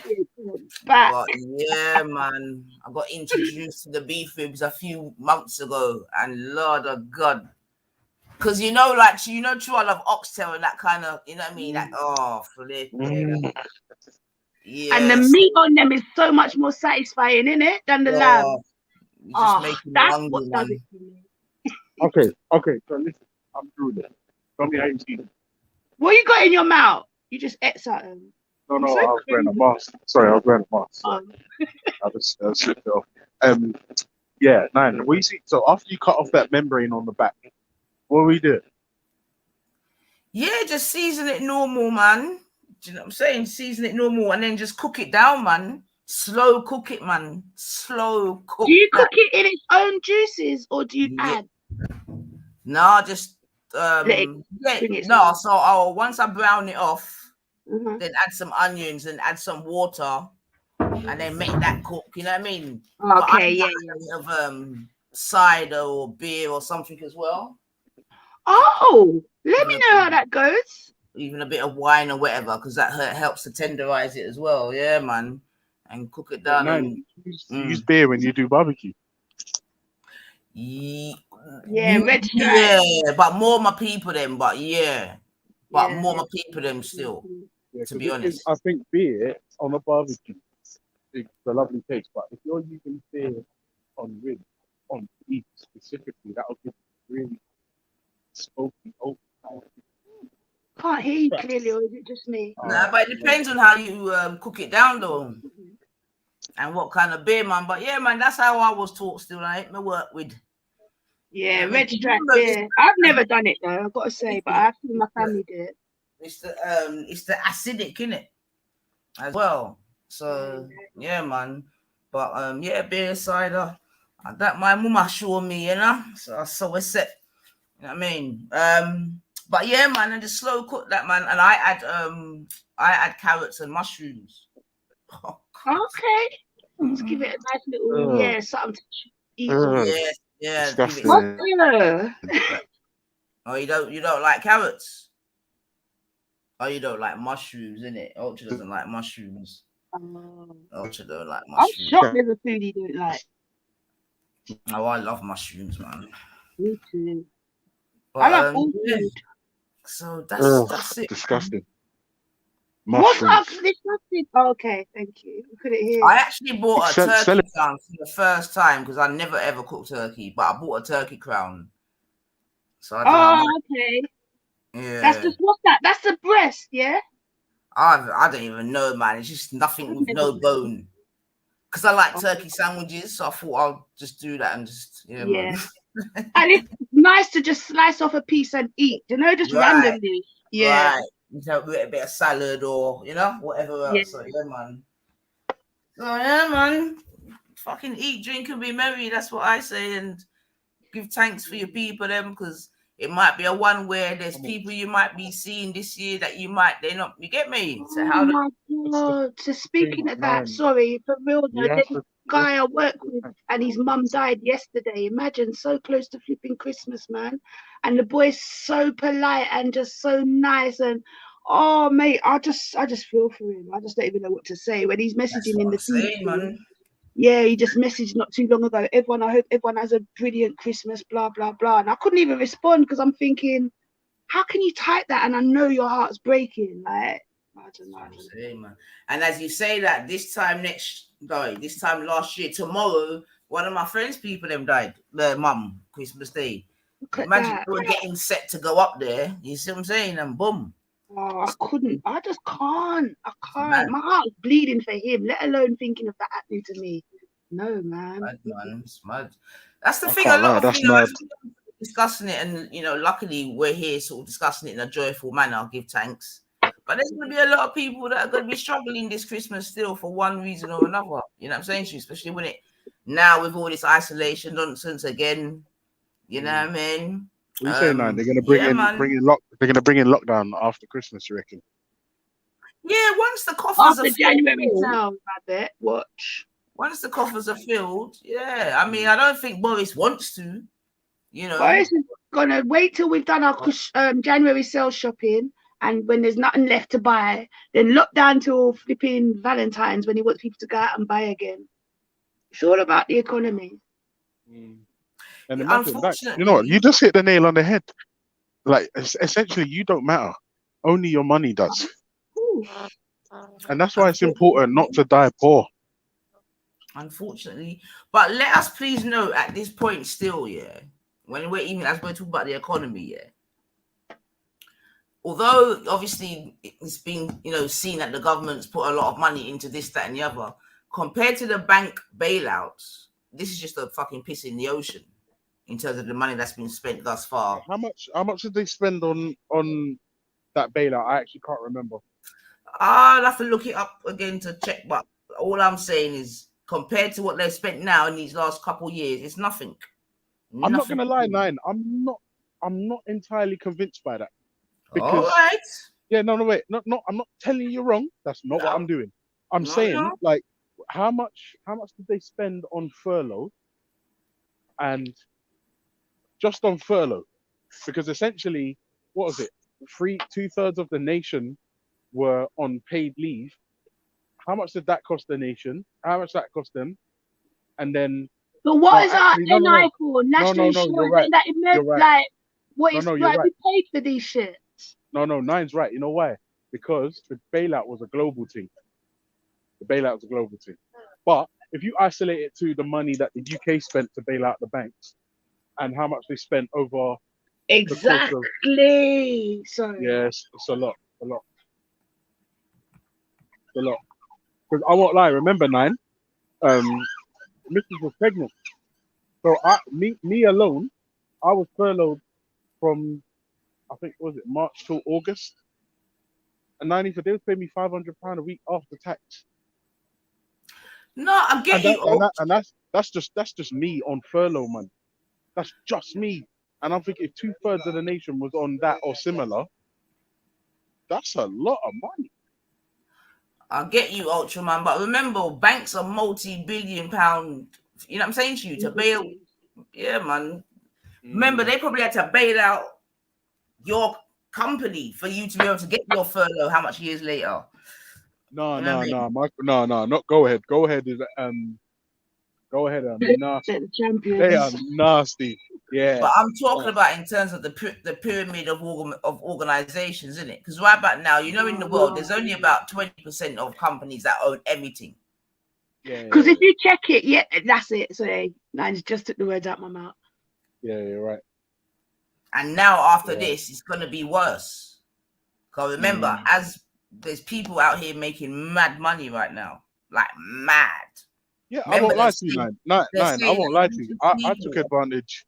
I took advantage of the COVID thing, and everyone in my building, and a building adjacent, I was supplying them with masks and hand sanitizer for a tidy profit. I can't lie. And like, you know what I mean? I position myself as like the go-to guy, and I specifically got sanitizers that can fit in persons. You know what I mean? So, because you need small shit that can go in pockets and purses, face masks, disposable ones, rewashable ones, reusable ones, waterproof mask filters, and it was just literally one purchase of a few purchases, but in one go off Amazon for like £100, and then you're up $3,000. It's crazy. MashaAllah.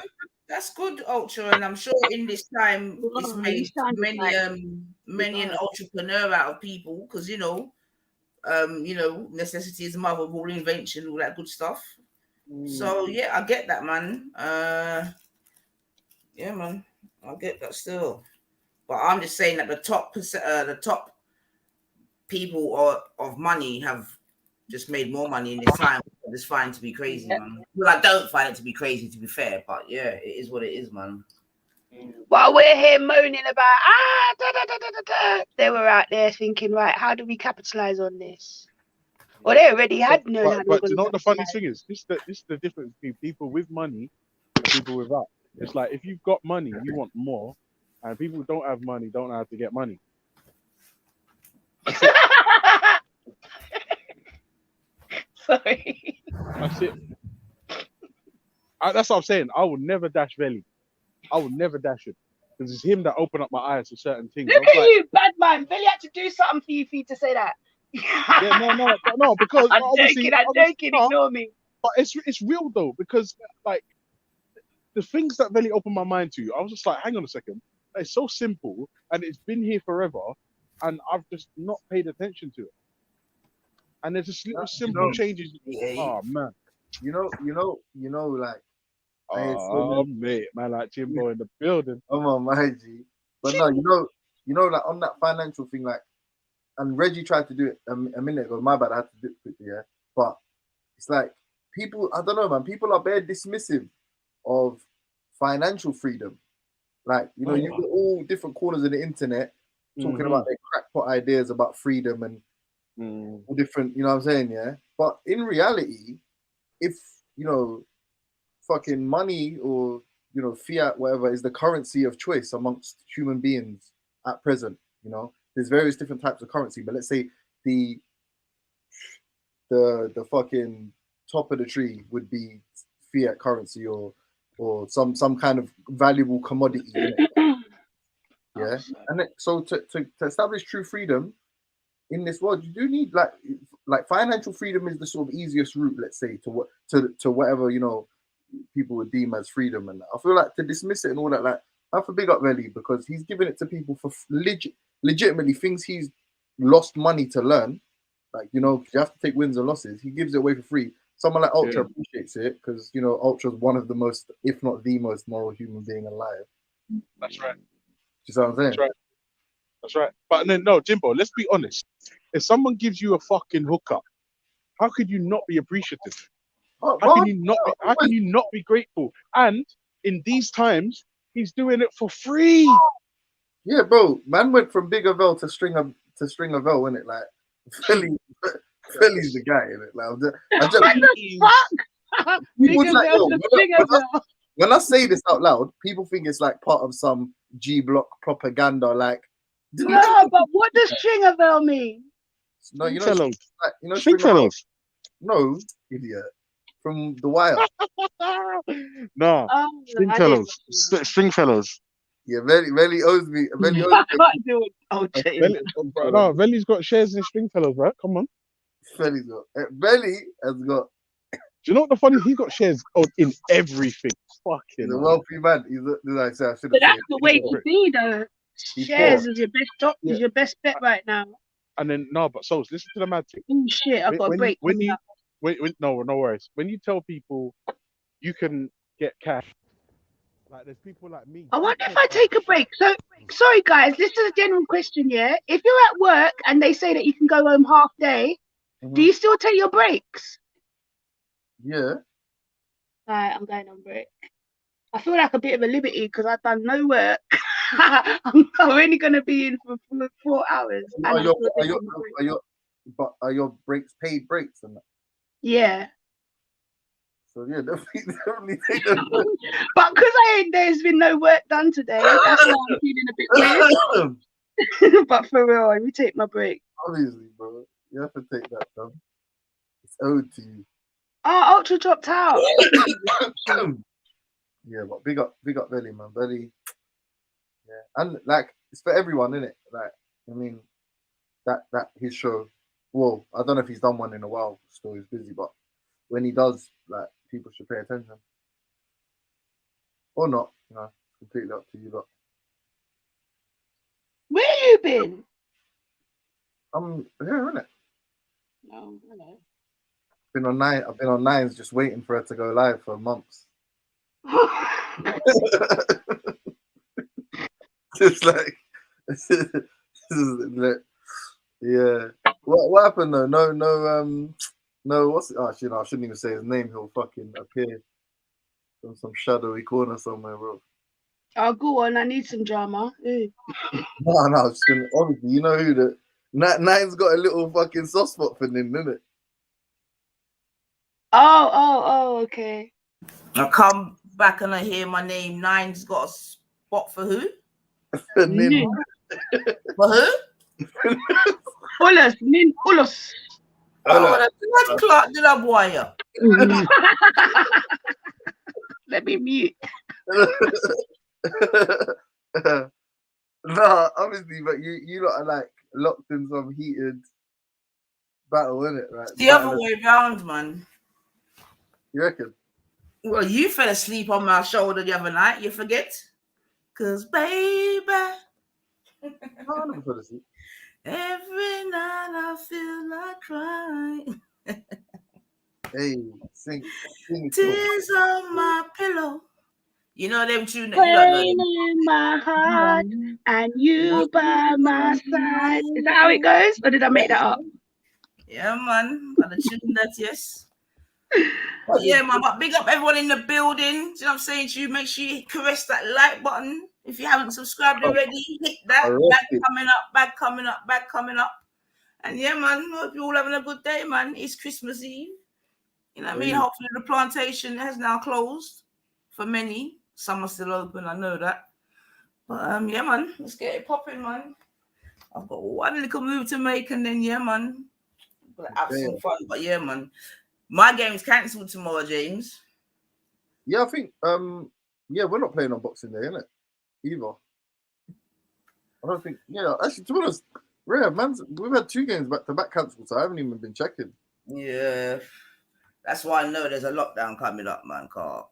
Yeah, that's how it happened last time. Yeah, it always someone was saying that to me. I won't say their name, but someone was saying that to me recently. Like, the only time that they knew this shit was serious was when they cancelled football the first time. Trust me. When football stopped, man was like, right, okay, this might be a forever thing. Are you happy with your new manager? Quickly. I'm not as excited as everyone else, but it's interim anyway, so it doesn't really matter what. Do you know what I mean? Yeah. Who would you want next then? I mean, what's his name? I forget his name now. The Ajax manager, the ginger bold guy, or I forget his name. Ten Hag, that guy. Or, I mean, I'll take Pochettino as well. You know what I mean? You would take him, yeah. Yeah. Okay. I mean, he's a chance, isn't it? Like, man ain't gonna win that. Like, what did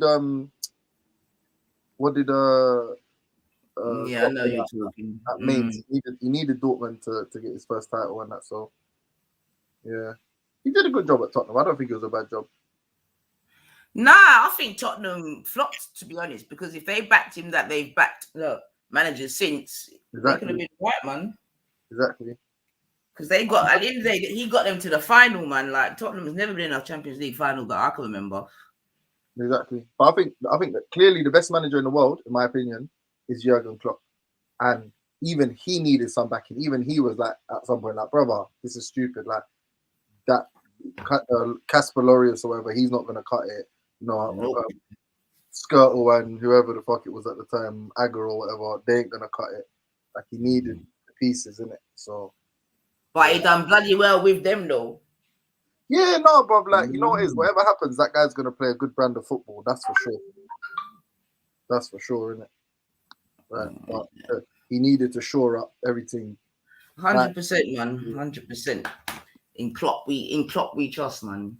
Yeah. But you know, it was the defender that really put the ice on the cake still, because that was really Virgil. And the goalkeeper, to be fair, because he played. You know what I think is super underrated though, bro? Sorry, not bro. I know you get upset when I say that, but Andy Robertson and the boy Trent are just so underrated, bro. Combined most assists in Europe, like that can't go unnoticed. Do you know what I mean? Like, obviously Van Dijk gets the plaudits, Mo Salah gets the plaudits, but when you actually deep it, those guys are they're different gravy. Like Andy Robertson, especially. Yeah, he's a proper machine still. I can't lie, man. Nightmare, bro. He's the captain for Scotland as well. So yeah, man, he's got that kind of vibration as well. So that's good, man. Quite a few of them are captains, to be fair. So that's a good look, man. That's a mark of a really good team, you know. When you know what I mean, when you've got multiple captains,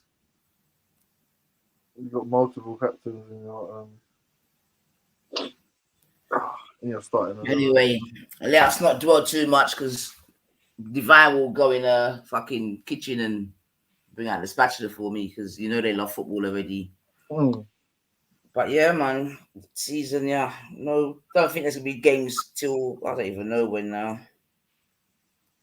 To be honest. Hold on, it's got my computer up now. Man United, Boxing Day.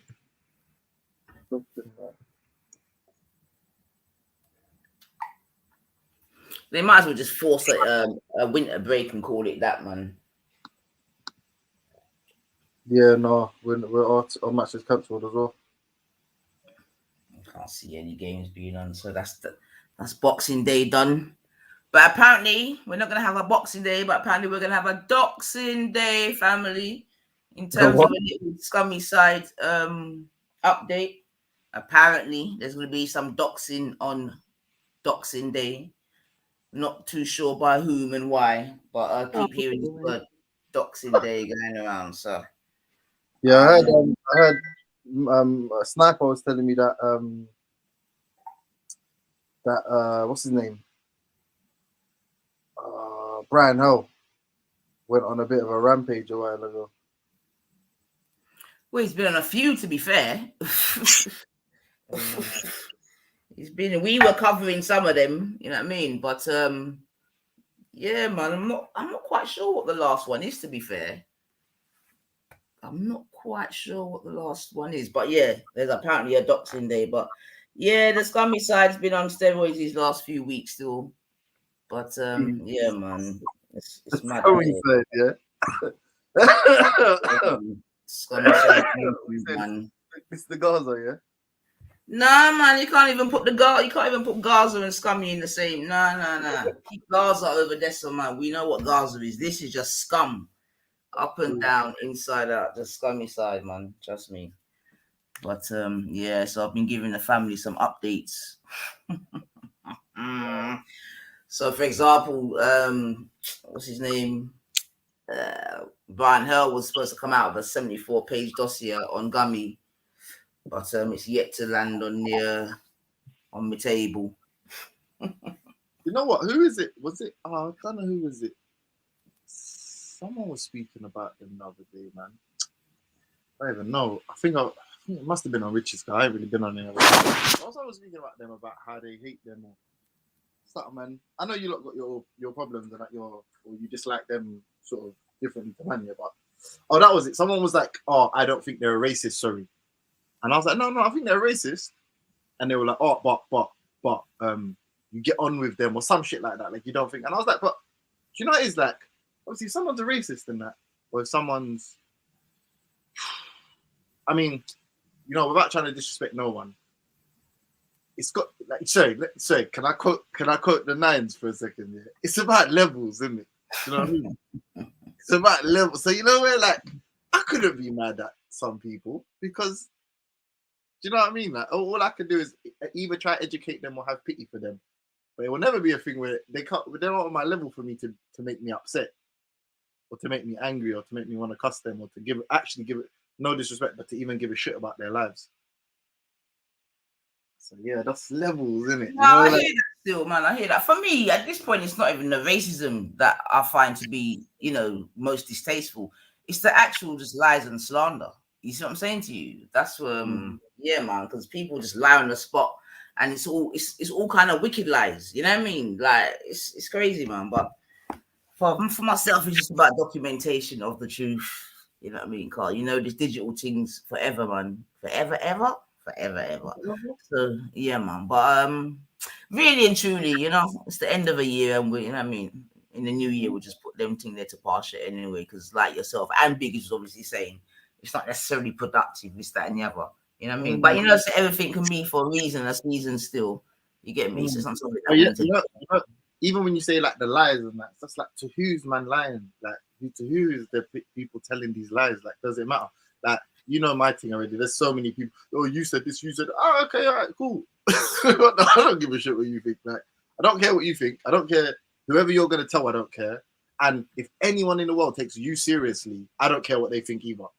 Like, if you go to fucking the person I respect the most in this world, and tell them some shit about me that's a lie, and they believe you, they're a dickhead too. Then I lost respect for them instantly. Then, do you know what I mean? That is true, and to be honest, that is probably the better way to look at it, and the most logical way to look at it. And I know I'm speaking to a very logical gentleman. Thank you. So yeah, but you know, sometimes emotion come into play because we're not dead, and yeah, we just deal with the situation. But yeah, for the, you know, on the whole, but still, to be fair, it's been exposing season anyway, so you know what I mean. It's not even like we've had to do anything because the exposure is just real. And yeah, man, who needs to know, and who don't know will never know. It's one of them ones. But yeah, man. But quick question. Yeah, why do you think? Obviously, I'm emotional. I'm maybe more emotional than you, right? But why do you think like? Do you think it's a bad thing? Like, do you think man should be like more, like less, like should I reduce things down to logic? What I would say, I don't know if it's going to answer your particular question or not, but what I would say is that once upon a time, I can definitely remember where people say that men were not emotional enough, weren't in touch with their feelings, this, that, and the other. Definitely say now, X amount of years later, that some men are just taking it far too far. You get me? Where they've lost their male feelings, they're so in contact with their, you know, their emotional feelings and that. So in answer to your question, I guess in reality, if I was going to be completely honest, as long as you show your emotional intelligence to those that really matter to you, you know what I'm saying to you, when it's needed, then I guess what you do online is insignificant. It could be argued. You see what I'm saying to you? So in that respect.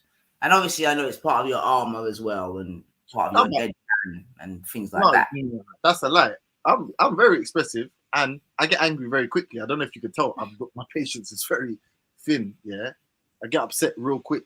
So I don't think, like, when people say, I don't think I'm not emotional. I just think when it comes to an argument now, for us to come to some kind of conclusion, we've got to use some kind of system because emotions are way too subjective. You can just say, oh, well, this makes me feel X and this makes me feel Y. Okay, cool. But for it to make sense, we have to both use exactly the same methodology and we both have to use the same rules, innit? With emotions, it's like, what, you know, what's good for the goose or whatever, like, however something makes you feel, I don't know how it makes you feel, innit? So I can't use that now in a way to prove something to you. I can't prove this thing's right or wrong based on how I feel about it, because you might feel differently about it. But said way, like, if now someone insults me, there's people that insult you that you might let, you know, you might brush it under the carpet because you don't care. People might insult me, and because I've got, you know, a history with these people, or because I'm just feeling, you know, irascible, I'm impatient at the time, I might be rude. Technically, that's me being emotional, right? Like, I'm not controlling how I feel about the situation. I'm bearing it all, like, letting people know how I feel. It's like when man talks about emotion, I never claim I'm not emotional at all. I just claim that when it comes to an actual argument, who's right, who's wrong, or how do we know what's right and what's wrong? If not logic, then what? What are we gonna use? Just how we feel. Just willy-nilly. But that's what I'm saying. In a setting like this, I think your argument could, you know, hold water. I get that. I'm just saying, as long as you can apply actual, because I was just listening to you and I was just thinking, if that's how you would deal with a situation with your actual female, you know what I'm saying to you? Because I think maybe as a poor female, that might be a bit frustrating for me if you start dashing all at me when, you get me? But like I said, on YouTube, I get it. But as long as in a normal, personable situation, you're not as rigid, then I think it's calm. Yeah, still. But pause for the rigid thing. Yeah, but definitely, but if Like, if you and your husband or whatever Fuck's are sake. trying to plan a holiday, let's say, or Why is your mind even I thinking like cannot. that, man? I Like, moved. this It is was the quick. problem, man. I just feel half a second. You're staying now. You let it go. Don't linger. Yeah. All right. I was just about to do a quick DJ there. Yeah. Anyway, go on. No, I was gonna say, like, there's obviously things that I don't know, your taxes, or if you started a business with your partner, or if you're going on holiday, or if you're co-parenting your child, for instance. Let's say in the event that you split up or something. Like, there are things that you know what I mean that you have to apply. You have to take a logical, methodical approach. Just parenting in general, isn't it? Like, it can't just be like how you feel, because then your children don't have structure and are not disciplined. It's like there is a lot of in a relationship, I think, where it's like it's a good quality to be able to just grab the situation by the reins and say, no, listen, there's got to be something that outside of just how I feel about this shit that I've got to use to tell you that this is the right way of going about it, and you should be able to agree. You know what I'm saying? Like, my No, name's I hear what you're saying, but what do you think to what he's saying, Sosa? Because I'm sorry, I'm doing fuckeries in the background. I wasn't listening. Sorry.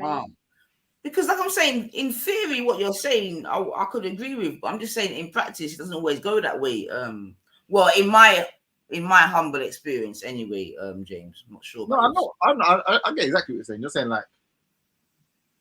like man has to appreciate that people aren't robots, and you can't just tell people, this is right because this rule says it's right, even though you feel differently about it. Like, if it's your partner or whatever, the reason that you lot are in a relationship is because you care about each other's feelings. I understand 100%. Like, if not you, then who, innit? If not you, then who? I get that. But at the same time, it's like, cool. But to say like it's a wrong way of doing things, I think is, especially because most of the time when you say it to me, it's because we're in a discussion, innit, about something, mostly about stuff to do around race and stuff, yeah. And then I'm just telling you, all right, boom, this is the logical way. And then you're telling me, no, do you not feel a certain way about it? But I'm just like, yo, but if it was all about feeling, like, yeah, no. If it's all about feelings, then I'll just be lost. Then I'll be one of these people that goes to jail for 100 years because someone called me the N-word or something. Like, that can't be life to me. Oh yeah, but again, using that as an example is definitely just reducing it to its lowest. You know what I'm saying to you, James? But but again, different people feel differently about who and what they are, innit? You know what I mean? Different people. That's bad. That's bad though, don't you think? That's bad. It's bad, like, for instance, that you let another motherfucker identify you, and then you have some mad emotional attachment to this fucking stupid identity that somebody gave you to demean you, and that. It's like mad. It's mad how that can be like full focus, and you protect it with your life. Yeah, you just said a lot there, which really needs to be unpackaged. You know what I mean? Although I don't know if that today's the day to do it, but sort of cultural and sort of cultural and sort of hereditary pride. I don't think there's nothing wrong with that, man. Like I said, I personally think that, when you strip away everything, the world is still quite traditionally tribal, I believe.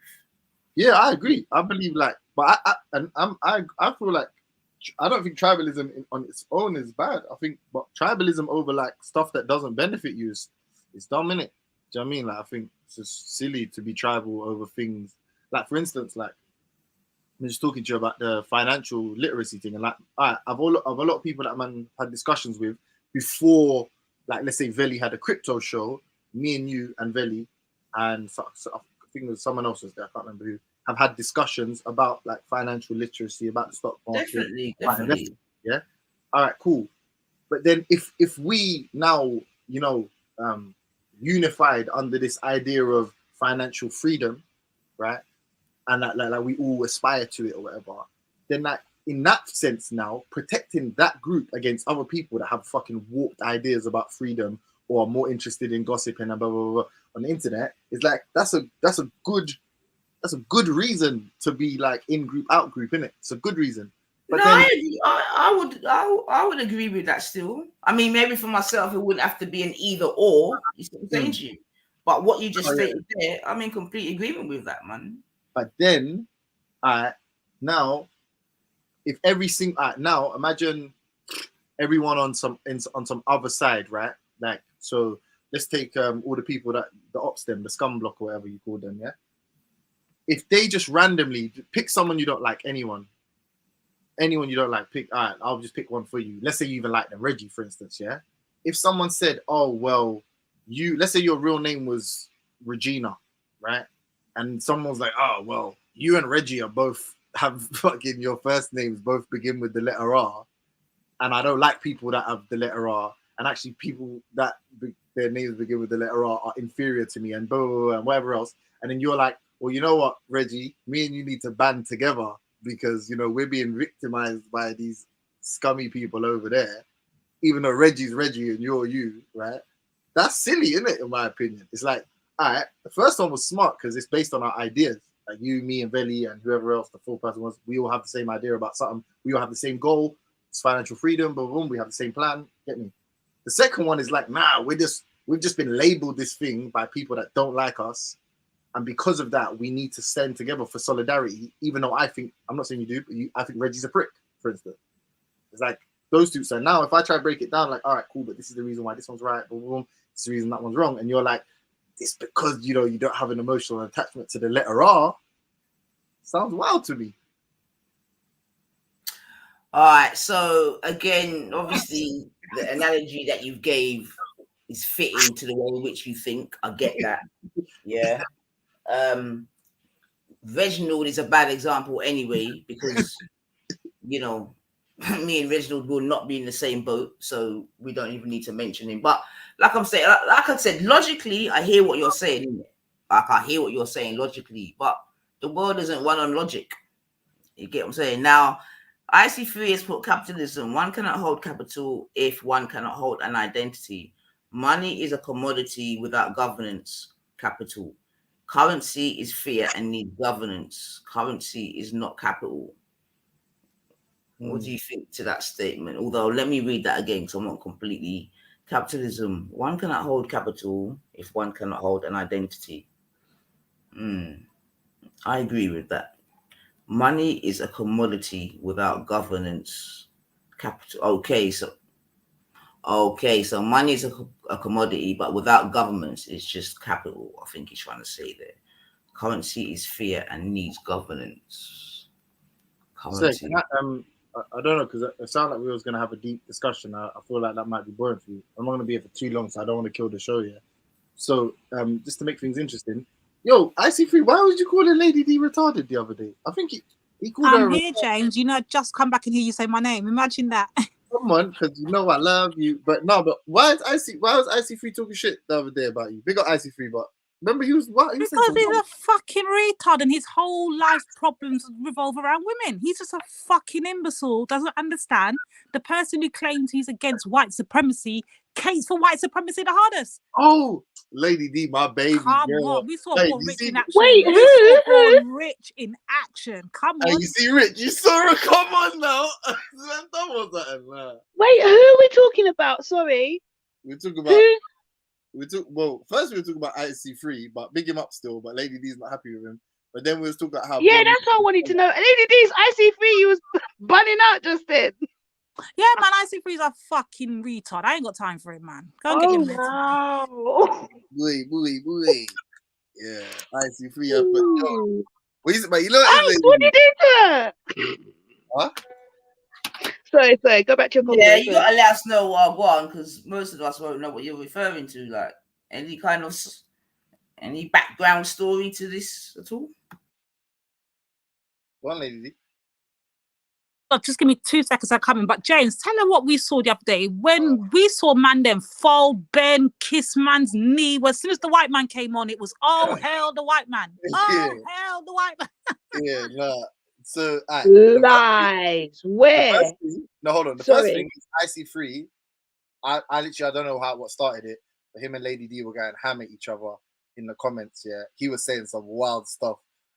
Lady D's got me blocked, so I didn't see what she was saying, but I know she was going at him too because he's not that kind of guy. But what he was saying was like some cold-blooded shit. I just remember he was using like, I don't know. He was saying retarded. I think he was referring to her being a black. I don't know. He's just saying some fucked up shit. And then so that's why they got beef. And then the other thing was, Born Rich just rolled out the carpet for some white guy. There was just some like random white guys talking about his daughter got kidnapped or so. I don't even know. I listened to like 5-10 minutes. It got boring. I bounced. But you know how, I don't know, like Born be acting brand new sometimes with like me and shit, and Lady D, I guess. But like, yeah, it's cool with me, but I guess Lady D is a bit different because they got their little friendship or whatever. And then this white guy come and he was just like, no, let him talk. Like just like he started, hey, like, you know, like welcomed him on, was just like agreeing with everything he said and shit for a few minutes. And then that's the second part. But it's like, you know, man talks this white supremacy shit. I don't build with other people, yada yada yada. And then this white guy came on. And he was like, "Hello, sir." Like, I don't want to use the M word if you like, but it was them kind of vibes still. But yeah, man. So yeah, man. Great. It was great times, you know. Big up Cotton Socks. Come on. like Triller and all that. I said, what, morning ladies? It's a bit disrespectful, Triller. I'll pretend you couldn't hear me. And yeah, we got IC3 as well, man. Sorry, I would have to go to kitchen. What? Say that last bit again, because I had to run to the kitchen. I was gonna say, you girls sure not to show a guy a good time. This is the worst foursome ever. No, I'm sorry, fucking yeah. IC3 said he insulted Lady D. Lady D clapped back. And you're witnessing it now. And then prior to that, and then Born Rich sold his soul to a white gentleman called Fred or some shit. Oh well, I've been telling them, man, that they've been groomed for a long time, man. So that's not even of any big surprise. So, question: who's responsible, accountable, guilty to blame for the bad things that IC3 black females do? Answer: the white supremacists use scapegoats or join the powerless, helpless, whinging blacks. I love you the most, Cotton. Sorry, go on. And big up Triller, jump on, man, hit the link. I'm not I did call you earlier still. I don't know if you was listening. I'm not understanding but yeah, IC3. I'm not really use scapegoats or join the powerless, help whinging. I mean, whinging, but who's whinging, Mr. IC3? If anyone's whinging, let's just speak facts in the atmosphere. James, I don't know if you are going to agree with what I'm saying, but I'm going to speak how I see it, yeah? You've got a bag of black men on the air talking about black women need to submit, black women need to make the black man lead, we need to stop relying on white supremacy, we support white supremacy, we keep white supremacy going, blah-ty, blah-ty, blah-ty, blah-ty, blah. Meanwhile, they are the biggest supporters of white supremacy. They are the as soon as a white man says jump, let's ask how high. We're going to let the white men lead us into this manosphere, whatever the frig they got going on, bullshit. Meanwhile, it's all the problems in the world is on black women because black women are being supported, are supporting white supremacy. But then when you ask them, okay, you lead us, you give us direction, you show us what's going on, give us a plan, let us know what's going on. Silence, tumbleweed. Nobody don't know what's going on. Now they're looking back to white supremacy and saying, oh, let's stay within the prison walls then. It's better we just stay here. So what are you not crying about? I'm confused. What are you crying about? It's crazy. It's crazy. Yeah, man. I think that's why you can get drunk off this white supremacy idea. I mean, really, it's just victimology in general, isn't it? And you see it rear its head in. The reality is, bro, like most unsuccessful people or people that are unhappy with their lives or feel like they haven't achieved what they wanted to achieve, or like it's a lot more easier and a lot more comfortable to just blame some unidentified entity, you know what I mean, and say they're responsible for all of your for your lack of achievement. James, can I be honest with you? Sorry to cut you again. Can I be honest with you? All right, this is what I'm thinking. I'm going to talk big with my chest now because I know black people are listening. I don't give a damn anymore. I know there's a lot of these black people out here. It's easy to blame everybody. The boogeyman this, the boogeyman that. But there's no, when I ask them about self-responsibility, self-accountability, oh, no, we can't be responsible because we're sick, we're ill. They've got every excuse as why they cannot get their fuck up and do what they got to do. You've got all these talking points, you've got all these what we should be doing, whatever, but what are you actually doing? Crying on the line to black women. But that's the thing. Anyone that was telling them, and you know what, yeah, like I got my banter with Bourne, yeah, but I do also have real criticisms about him. It's like people default to like when you challenge them on these views, right? So you're like, all right, you're just chatting shit about white supremacy. What are you doing? They default to this like little script, this little rhetoric of like, I'm doing this, I'm doing that, and da da da. And it's like, but no, really, you're gossiping online, bro. You're chatting shit online, isn't it? Like the passion that you have for this big boogeyman, yeah, your response to it is to gossip about the boogeyman online. Do you know what I mean? Like, that's the reality. And like, take a show like Veli's, for instance, the crypto. And I'm like, honestly, I'm not getting paid to do any promo, but it's like, if you really cared about, like, let's say, I've referred to it many times, but like this true freedom to extricate yourself, you need some kind of currency, even if it's just social currency. Like people talk about like, you know, hitting the big reset button and starting again. But even in any society, civilization that emerges from that, you'll still need some kind of social currency, some kind of currency in which to negotiate, to barter, to leverage other people, right? Like within your thing, within your community, innit? Just, or even just to work together. Do you know what I mean? To collaborate, you need like there has to be some kind of currency. There has to be some kind of goal, something that you've acquired, some kind of value you add to the thing. And the fact that people aren't like, if you really believed in this boogeyman, if you really believed there was this impending doom, that's where your focus would be. Your focus wouldn't be fucking, you know, screaming on top of your soapbox or going to the town hall and ringing the bell. That wouldn't be what your focus is. So the reality is, it's fun to have these discussions, have this battle of the sexes, have these race wars online. But in reality, it's not as like you have more interest in the use of believing these things than actually believing in them. Like you don't believe in white supremacy, you believe it's good to believe in white supremacy. Like you don't believe. It's just a blaming tool. Like we can blame everything that's going on, but when we're going to take accountability, when we're going to fix it, when we're going to come to some solutions, what are we actually doing? If white supremacy is our biggest enemy out there, this is my point. Yeah. If white supremacy is our biggest enemy, and the man them are saying to me, "Oh, you need to recognize that it's white supremacy." Okay, cool. I recognize it's white supremacy. Now, what are we going to do about it? Are we just going to sit here bitching about white supremacy? What's the plan? What's the plan? At the root of most, like if like it's like children, isn't it? Like children will tell you how they're really feeling, even when they're trying to hide their feelings from you, because unfortunately they're not developed to be articulate enough, or to articulate their thoughts enough for them to deceive you, right? Like they're still they haven't yet learned the ways of deceiving adults, or they shouldn't have, innit? Unless you're fucking stupid. If you listen to people, they're creating a scenario in which it's impossible to defeat this white supremacy. That's why you're talking about it. So when you reduce it down, you boil it all down, what you're basically saying is, I'm not going to ever do, like, I'm lazy. I don't like working hard. I don't want to compete with other people. I'm already too far behind in the race. So I've lost already. That's the reality. Like, that's the reality of what this white supremacy talk is all about. It just means that, listen, I'm not going to get up and go to work today. Good day, everybody. Good day. Hey, Trina and Esau's there, okay. Is that Esau? Is that fucking... What's happening, Esau? Right.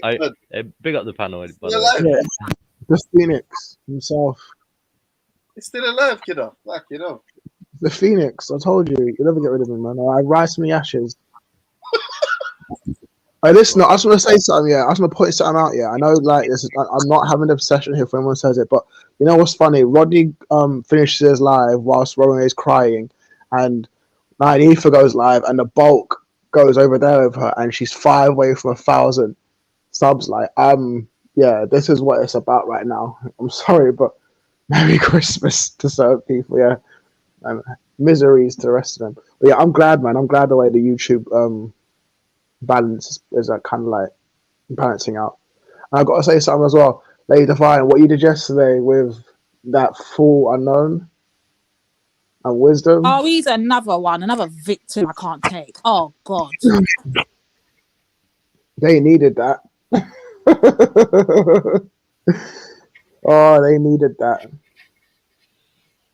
Wendy's my friend. Wendy's not a racist. Oh. That's insane.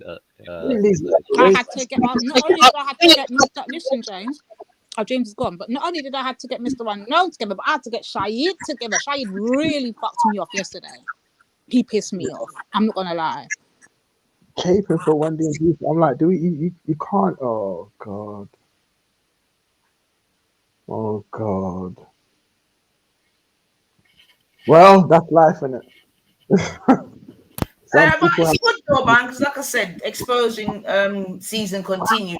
And as I was trying to ask him last night, but again, Wendy doesn't want me to have no conversation, you get me? But I was definitely trying to ask him, well, hold on a minute, what's changed? Maybe you can educate me. What's changed in a few weeks where a couple of weeks ago she's this raving, this, that, and the other, and now all of a sudden we've got beef in Janet.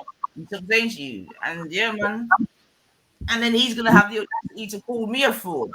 You get me? When them man you flip flop like a what? It's mad, man. But what I would say if you are is that you're Mr. Anonymous this season. Your obsession with Janet is a little bit mad. I've got to be real. Yes. A bit mad. Finally. I'm just trying to figure out. Listen, I'm new to this, yes. So here's my argument, yeah. Remember, I came around and you started to introduce us to these people, and do you know what I mean? So my thing is, if from what I understand, yeah, this man used to roll. He was part of the dream team. He was one of Esau's biggest cheerleaders. He was kissing up, donating money to Janet. He was a bodyguard and all kinds of shit, yeah.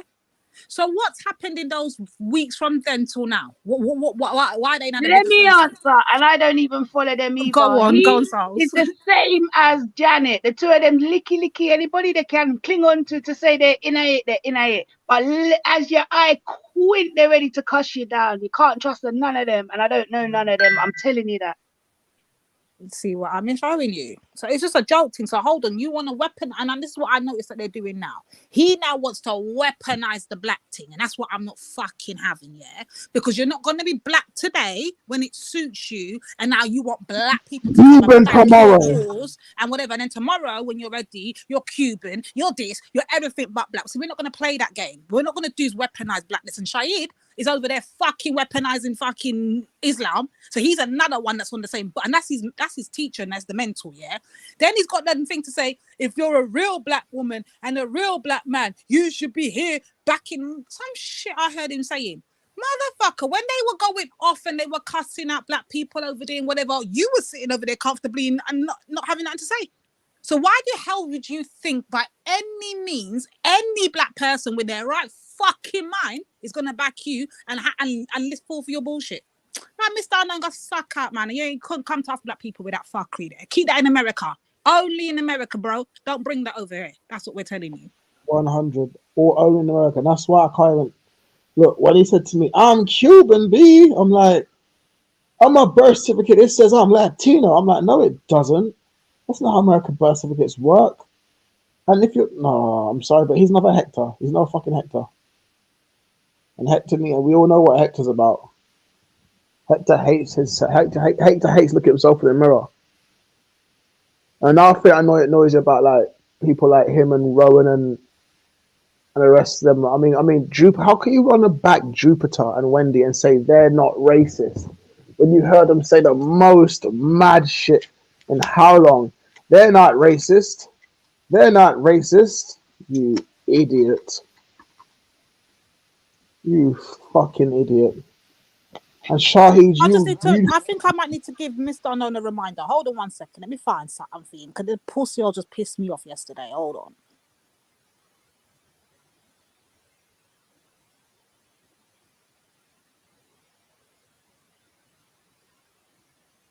Hold on, here we go.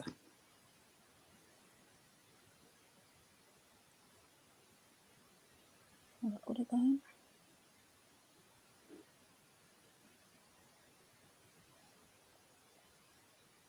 Hold on a minute. I have to find my shit, man. I got too much in the archive. Here we go. Now, a party election broadcast by the British National Party. Pakistan's a load of shit. Why do you all fuck off back there? But I'm not racist. We don't want your sort here. Can I go to your country? Only. So why don't you fuck off back to whatever country you think you came from? White people are the inventors. White people, are the get up and go people. White people are the determined ones. White people, invent more things. White people invented better medicines. White people, it's just good to be white. I want to go back to this being proud to be white. It's not just being proud to be white in English. This is our country. Glad you got that right, Jedi. This is our country. But I'm not racist. Shut up, bitch. How about that? Get that. Shut up, nigga. Ooh, yeah. You call me a bitch. I'm trying to do that to you, yeah? Say it again. I know. Say it again. But bitch is a whole different word. Say it again. Nigga. Say it again. That's how she said it the night when she called me that. So she is not no stranger. So why refer to me as a bitch? But you're behaving like it, nigga. Don't you understand the difference? Amy, get the fuck out of here. We're trying to help. Don't you understand? And then we go past that, yeah? Bottom line, you're not cool. You get it, Ashley. But I'm not racist. Nigga. No. She the same. Get away with calling me a bitch, and I'm not going to retaliate. Hold on. Nigga. He saw the nigga, yeah? 1 minute. He saw the nigga. He saw the nigga. But I'm not racist. I wouldn't blame her for being shook because she don't know what man's about, innit? She's like, right, she just bumped into man on road. I'm not going to come up to her and be like, yeah, what's the shit you been saying? Because I had the right to do that, innit? No. For real? I had the right to do that, man. To be like, yo, what the fuck? Where? And like, have it out with her, but... No, you don't have the rights, as you put it, to do that. Simply because she's a woman and you're an ape, yeah? Whoops. But I'm not racist. You admit that you were unemployed. So what day of this week? No, I won't. Or what evening of this week did you I'm not going to deny anything to do I mean, he laughs like a gorilla, doesn't he? But I'm not racist. And I love this song, and I love this movie. You'll see why in a minute. I'm trying to find it here. Let's see. Let me find my. Remember pole dancer and donkeys in this, yeah.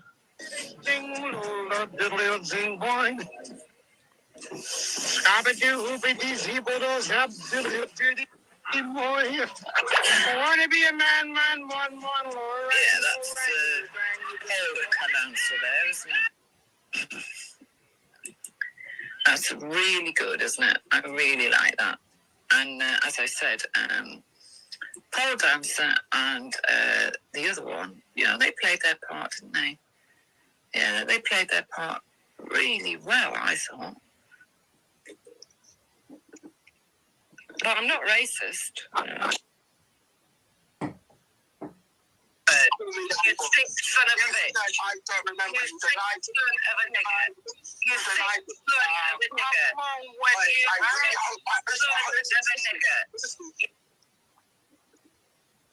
But I'm not racist. But you are as well, Ralph. You're disgusting, Ralph. You're a disgusting Indian. That's not my fault. That's not our fault. Your family members? You're a disgusting Indian, aren't you? Let's face it. But I'm not racist.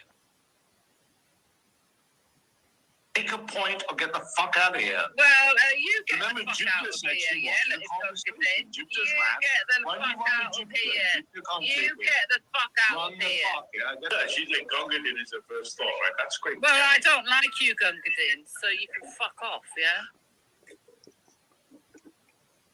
But I'm not racist. What do you mean, used to?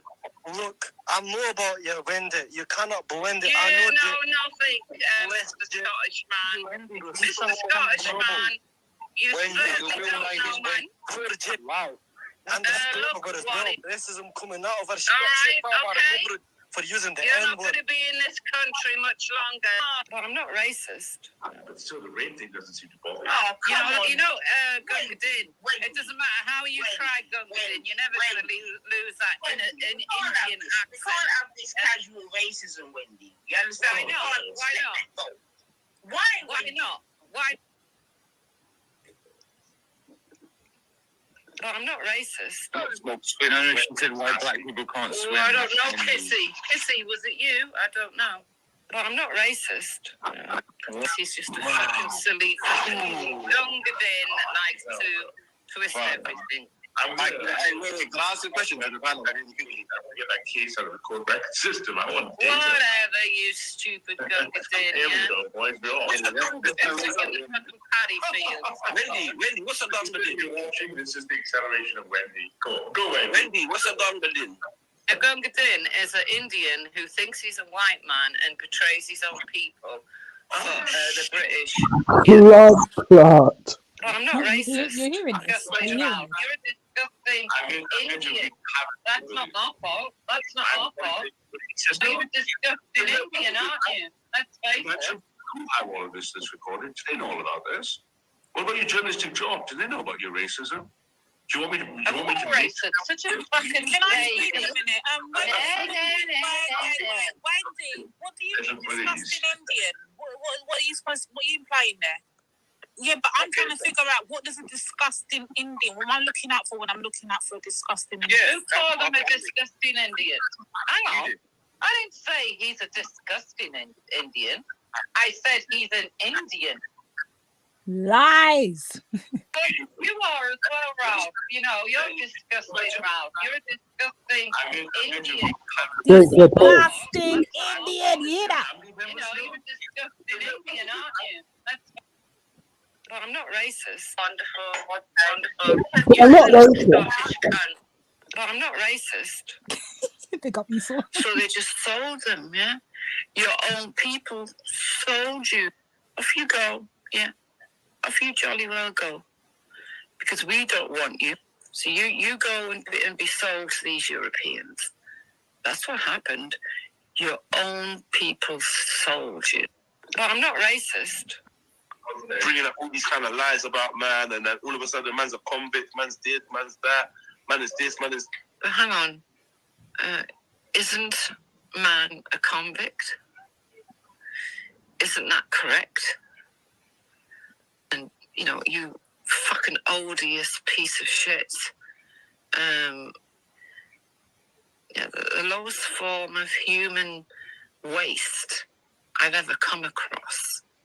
Yeah, that's a good description for you, Toby. The lowest form of human waste I've ever come across. But I'm not racist. But ding ding. But ding ding. You only know about but ding ding. You only know about but ding ding. But I'm not racist. Hang on. Wait, what thing did you say, yeah? Hold on, Issa, nearly done. Chicken George. Yeah, I don't know what you've been smoking or drinking. Wendy, Fuck off back into your food, all right? You will never be racist again. You be that Jupiter, so shut up, man. Wendy, you just need a black man in your life.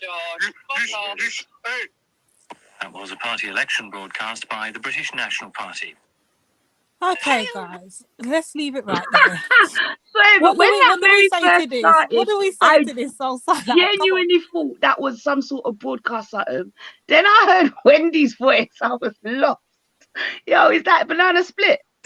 Big up Banana. No, that's not Banana He Splits, but goes big up in. Banana anyway. Nah, that's not from Banana Splits. That's Skits, man. Skits is on his ting. Skits has got Oh, okay, everything locked. So when she's out here talking about she ain't racist, no, everybody else is everybody and their mum's racist, but she ain't racist. She's been racist to black people, Indians, Irish, Scottish. There's not one person she's not come across and not had no racist comment to make. But I'm not racist. Please, somebody help me out here. Ask Mr. Unknown or Mrs. Unknown or Mr. Anonymous. He seems to believe that she's not a racist. She's not a racist.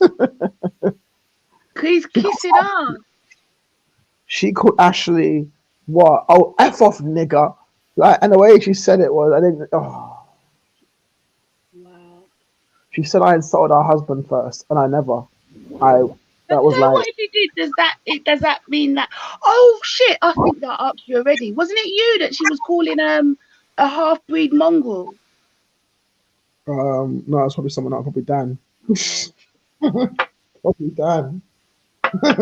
I was on G Block and Gummy said Jupiter that was to on the panel. Okingo. I know Gummy said Oh, that it was being a a mongrel. Kingo. Yeah, Okay, Okingo, yeah, yeah. that's it. I knew she said it to someone, and Jupiter was sat right there and didn't say nothing. Like, my kid's a mixed race, how dare you, or nothing at all. No, Wendy was wound up. You push Wendy to say stuff. Wendy will say stuff back to you. And people are caping for this online. I can't believe it. That's one of the reasons why I can't don't like Rowan. Rowan, last year when that whole stuff with Wendy went down, he actually phoned me and said, "Why are you getting Wendy angry for?" I was like, "Motherfucker, you not hear what she just called me? What am I getting Wendy angry for?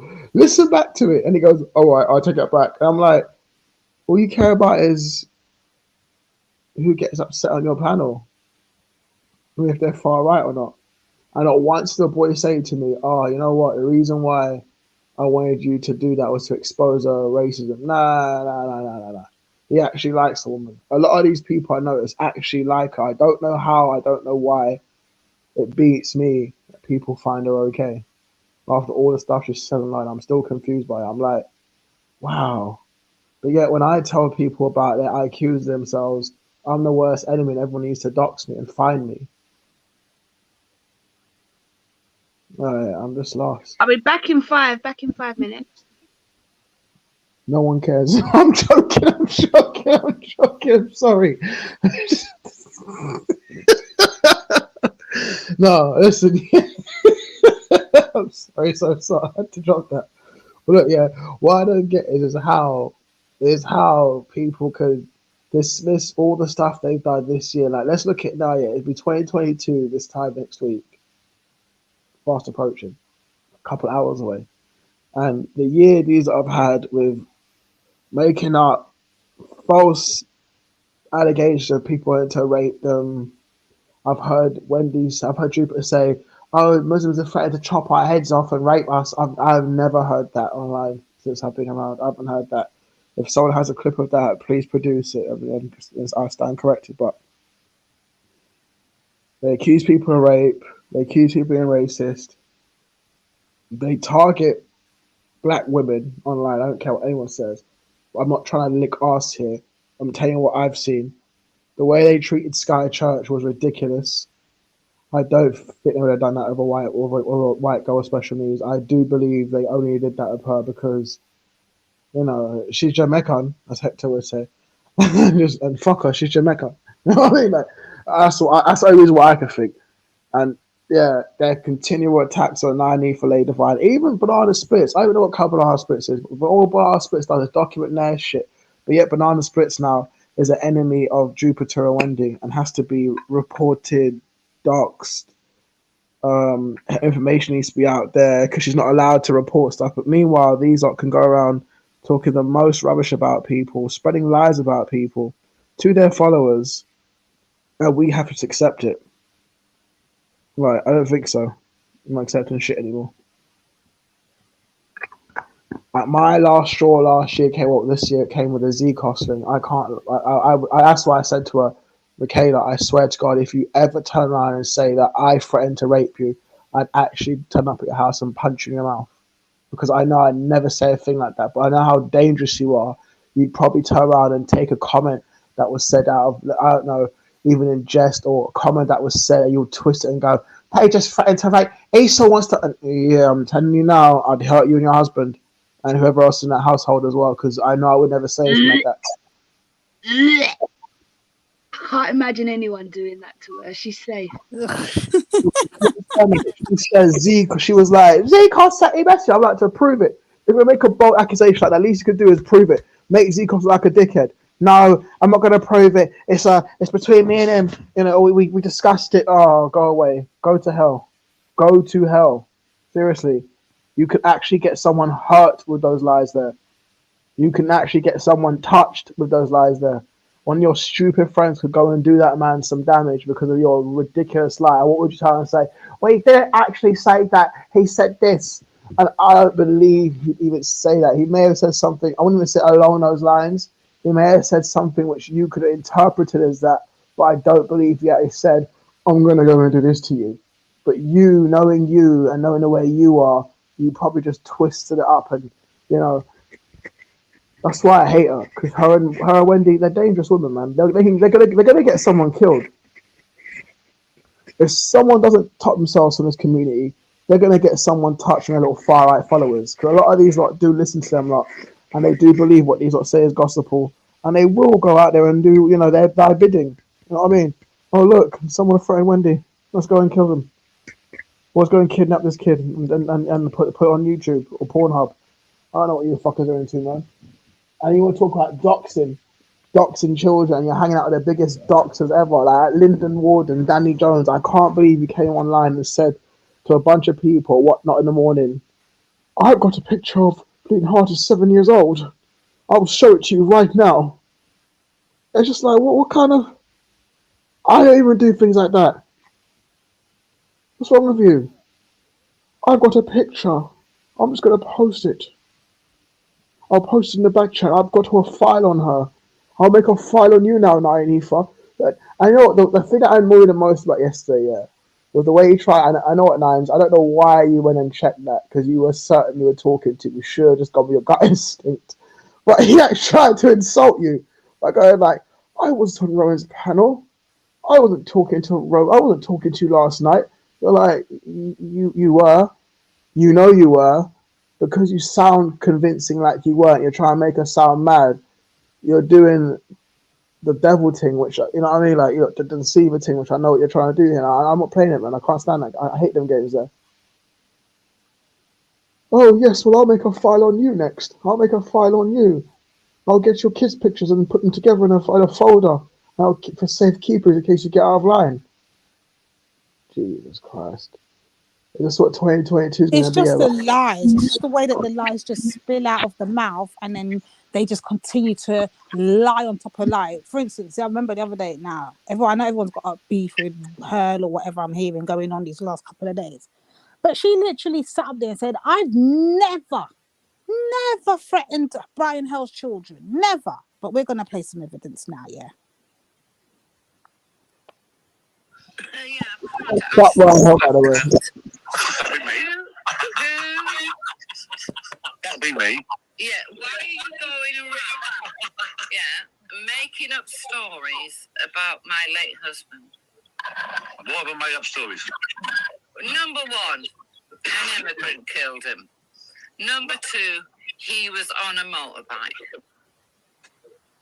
Who seems on a motorbike? I said stay off the motorbikes, Wendy. No. I heard you say it, so stop trying to deny it. I heard, yes, I did.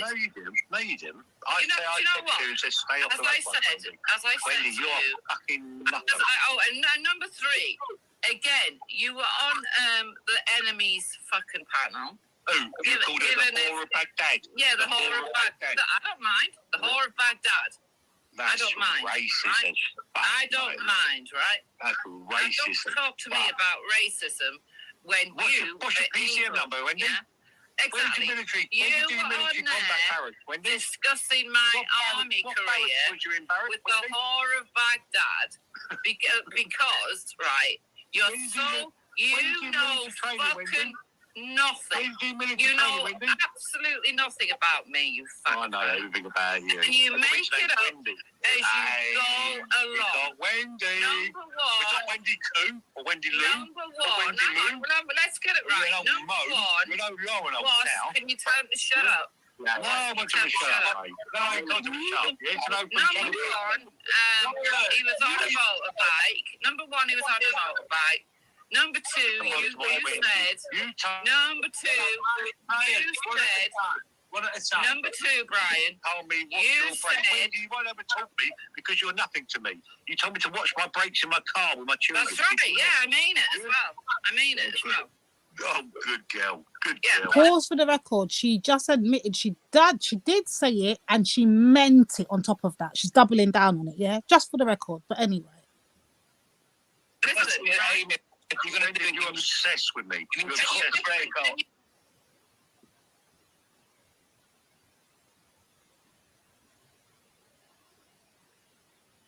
What happened? Can you listen? You're nothing. Listen, right? Take a break. You, for some reason, Take a break. You, for some reason, have sharing a data with you know who. I know you shared a data with Wendy. What? I know you do, Wendy. Ian. He is low life. He is low cost. What are you going to do about Ian? You can't touch Ian. So you've been online for 2 months. Go on, listen. He was on my channel last night. They weren't, you liar. Yeah, he was, actually. Show it. Yeah, he was. Show it. It was. Look, no, I've come on to you. I've come on here about this. Come on, Wendy, because you get notifications when I come on, because you follow me like you're an obsessive old woman. But no, you are. Yeah. Take a fag, take a break, and go to a line. And just shut up. Go and take a line, go and have a fag, and have a drink. Yeah. Because you do no, like I don't take drugs, you do. Yeah, you do. No. Yeah, you do. You've decided... You've decided, right? No, Wendy, you don't talk about over me, Wendy. About my late husband. Now, what I'm going to do. Listen to this. What I'm going to do, right, is I'm going to make stories up about your son. I'm going to make stories up about that supposed son of yours that hung his fucking self. Yeah. Threat number one. That's what she's going to do.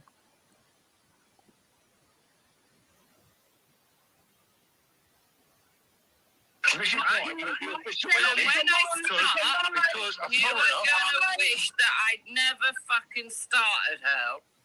Right? You are going to pray that I'd never fucking started. Doesn't affect my life, Wendy. You know why it doesn't bother you? 10 years ago. Move forward, you old No.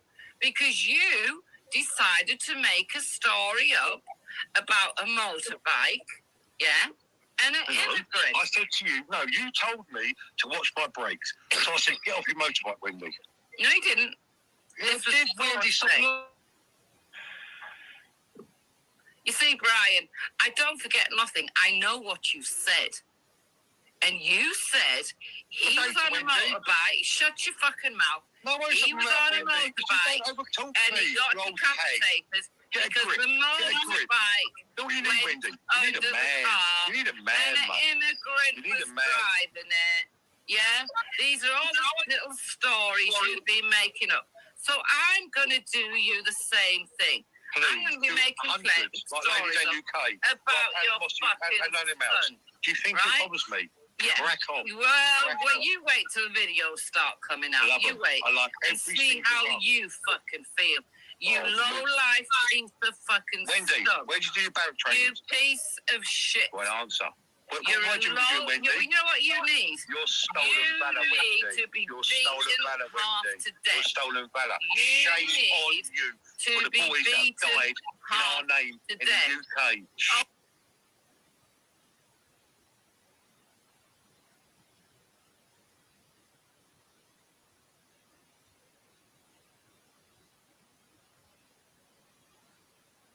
Like you know anything about it. He's going to send Tommy Robertson. Like you know anything about what happened, Wendy? He got guilty last week. I told you 2 months ago he was going to get a guilty.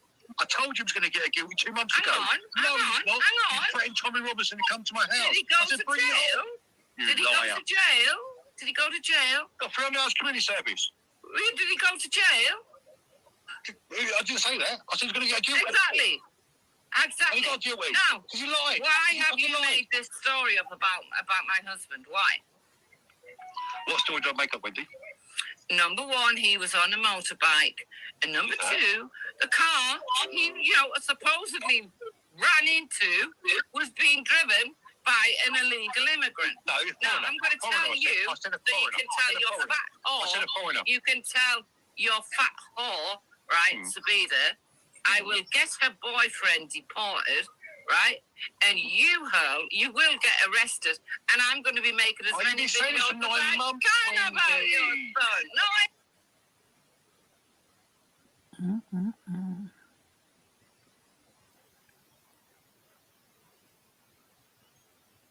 Change the story. I've never threatened you before like this. No, never. I've never said it before. I've never said it before. Wendy, move. You're a fucking extremist, yeah? You are an extremist along with that fat bitch. You're a racist. You're a racist. You're a racist. Making fucking stories up about people you don't even know. I tell you what, I'd rather be a racist than fucking insane like you. Because that's what you are. And I'm going to put out the evidence that your children are on the at-risk register. Put it out. And then Come on. fucking I've been asking you for 2 months to do it, Wendy. Then You're a liar. You're a liar and you're a fucking racist. Everyone knows you're a liar and a racist, Wendy. Well, we see you're a liar and a racist. out about your children. And by the way... Do it now. Do it now. Be real. Do it now. What to do. You don't have to be all in the video just for you. You make threats. Do it now. You know what I hope you do? I hope when you watch the video, you get a rope. You go on go and stand on a chair and hang your fucking self. And watch your car, Brian. Ooh, not the car. Not the car.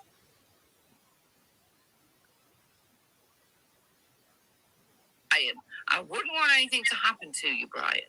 You said that tonight. You said to me, take your breaks. Yeah. Because too many people have heard what you said, Brian, now. About my husband. Too many people heard what you said. I never spoke about your husband. You talking about you're a lying cunt. You're a you made a you whole know I know what you do, Wendy. You date a collection of far-right extremists. This is what you do. I know what you do, Wendy. Wait a minute. You're the one that sits on a panel with far-right extremists, not me. No, I don't. Yes, you do. You sit and talk to Charlie, not me. You know, you were moaning the other night because apparently I kicked Charlie off my fucking channel. But you want to sit and talk to them. 30 seconds. 30 seconds. Because you want to sit and talk to them. But just watch your car, and watch out for strangers in that village of yours. You know, one road in, one road in, one road out.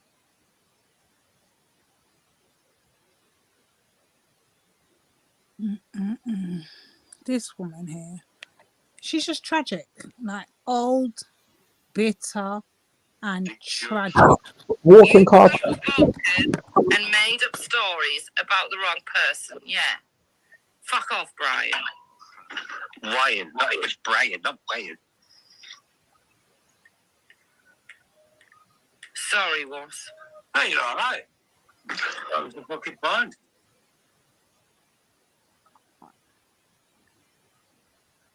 Okay, people, that's the end of that bit there. But what are you saying, Esau? What are you going to say about that? I just can't believe after that was when last year. I was like clippets of this year. Really, just like 2 weeks ago, still call me a nigger after all of this, all that rubbish. So I'm like, you definitely are a racist. I know you don't want to be associated with that word, but that's all you have been online. Just accept it. You know, I want to know what her issue is, because this is where it comes, and I will keep bringing it back to Sky. Why do you hate black women so much and black people that you would then target black girl with special needs and tag her as my cousin? Why?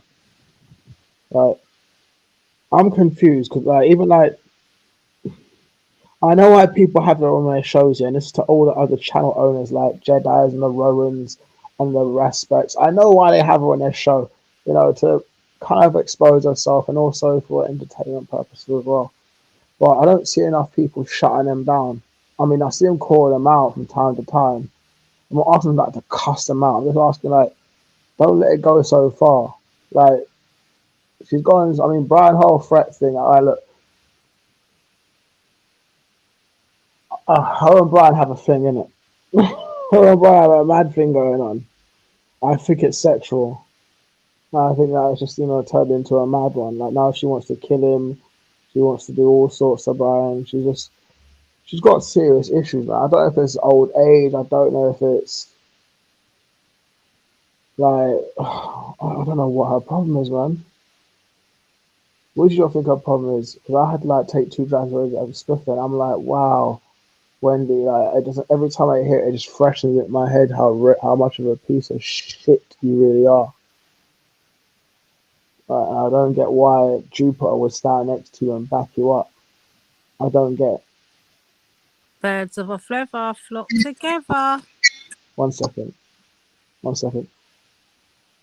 Yeah, no, I don't get it. I'm just lost. I'm lost. I'm sure I'm lost. Because like this has been going on for a long time.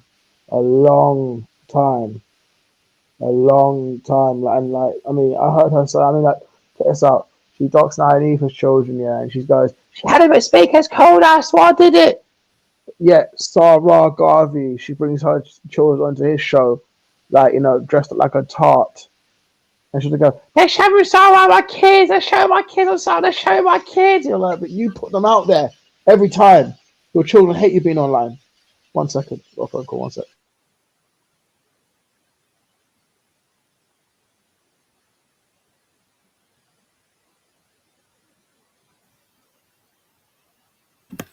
Yes, family, back again. Yeah, man. Back up, sis, but hold on. I just want to make sure we understand what's really going on here. So hold on a second. But welcome back. Hold on. It's only be 3 minutes, yeah? Before you do that, big up, nice. Hold I'm on. jumping off.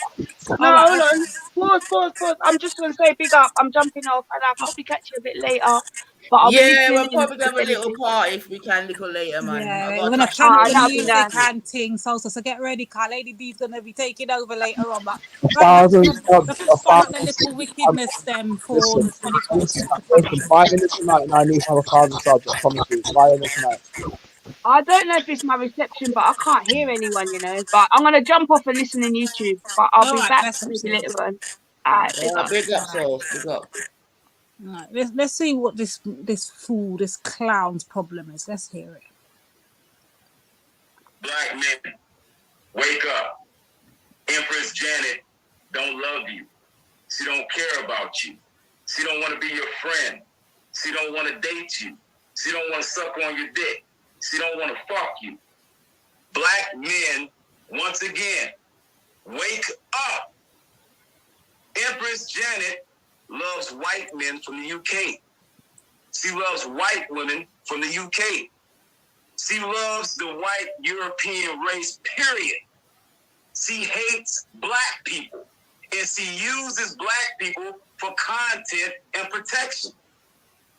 You get what I'm saying? But you go on her panel, taken up for time and time again. First of all, she's for racism. Brian Hurl, Esau, Captain, and the rest of them hate black people. They call black people niggers left and right, and she's okay with that.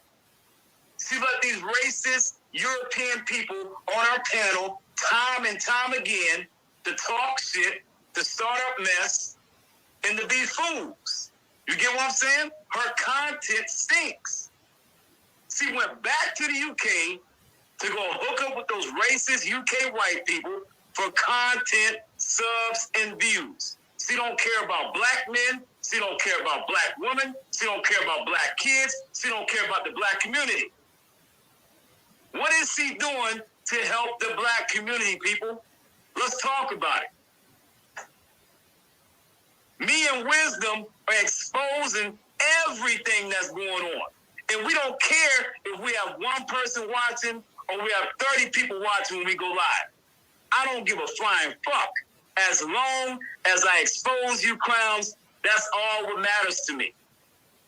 I don't care about YouTube fame. I don't care about getting monetized. You get what I'm saying? Look at Fritz Dose. He's mixed with white and black. Look at Empress Janet.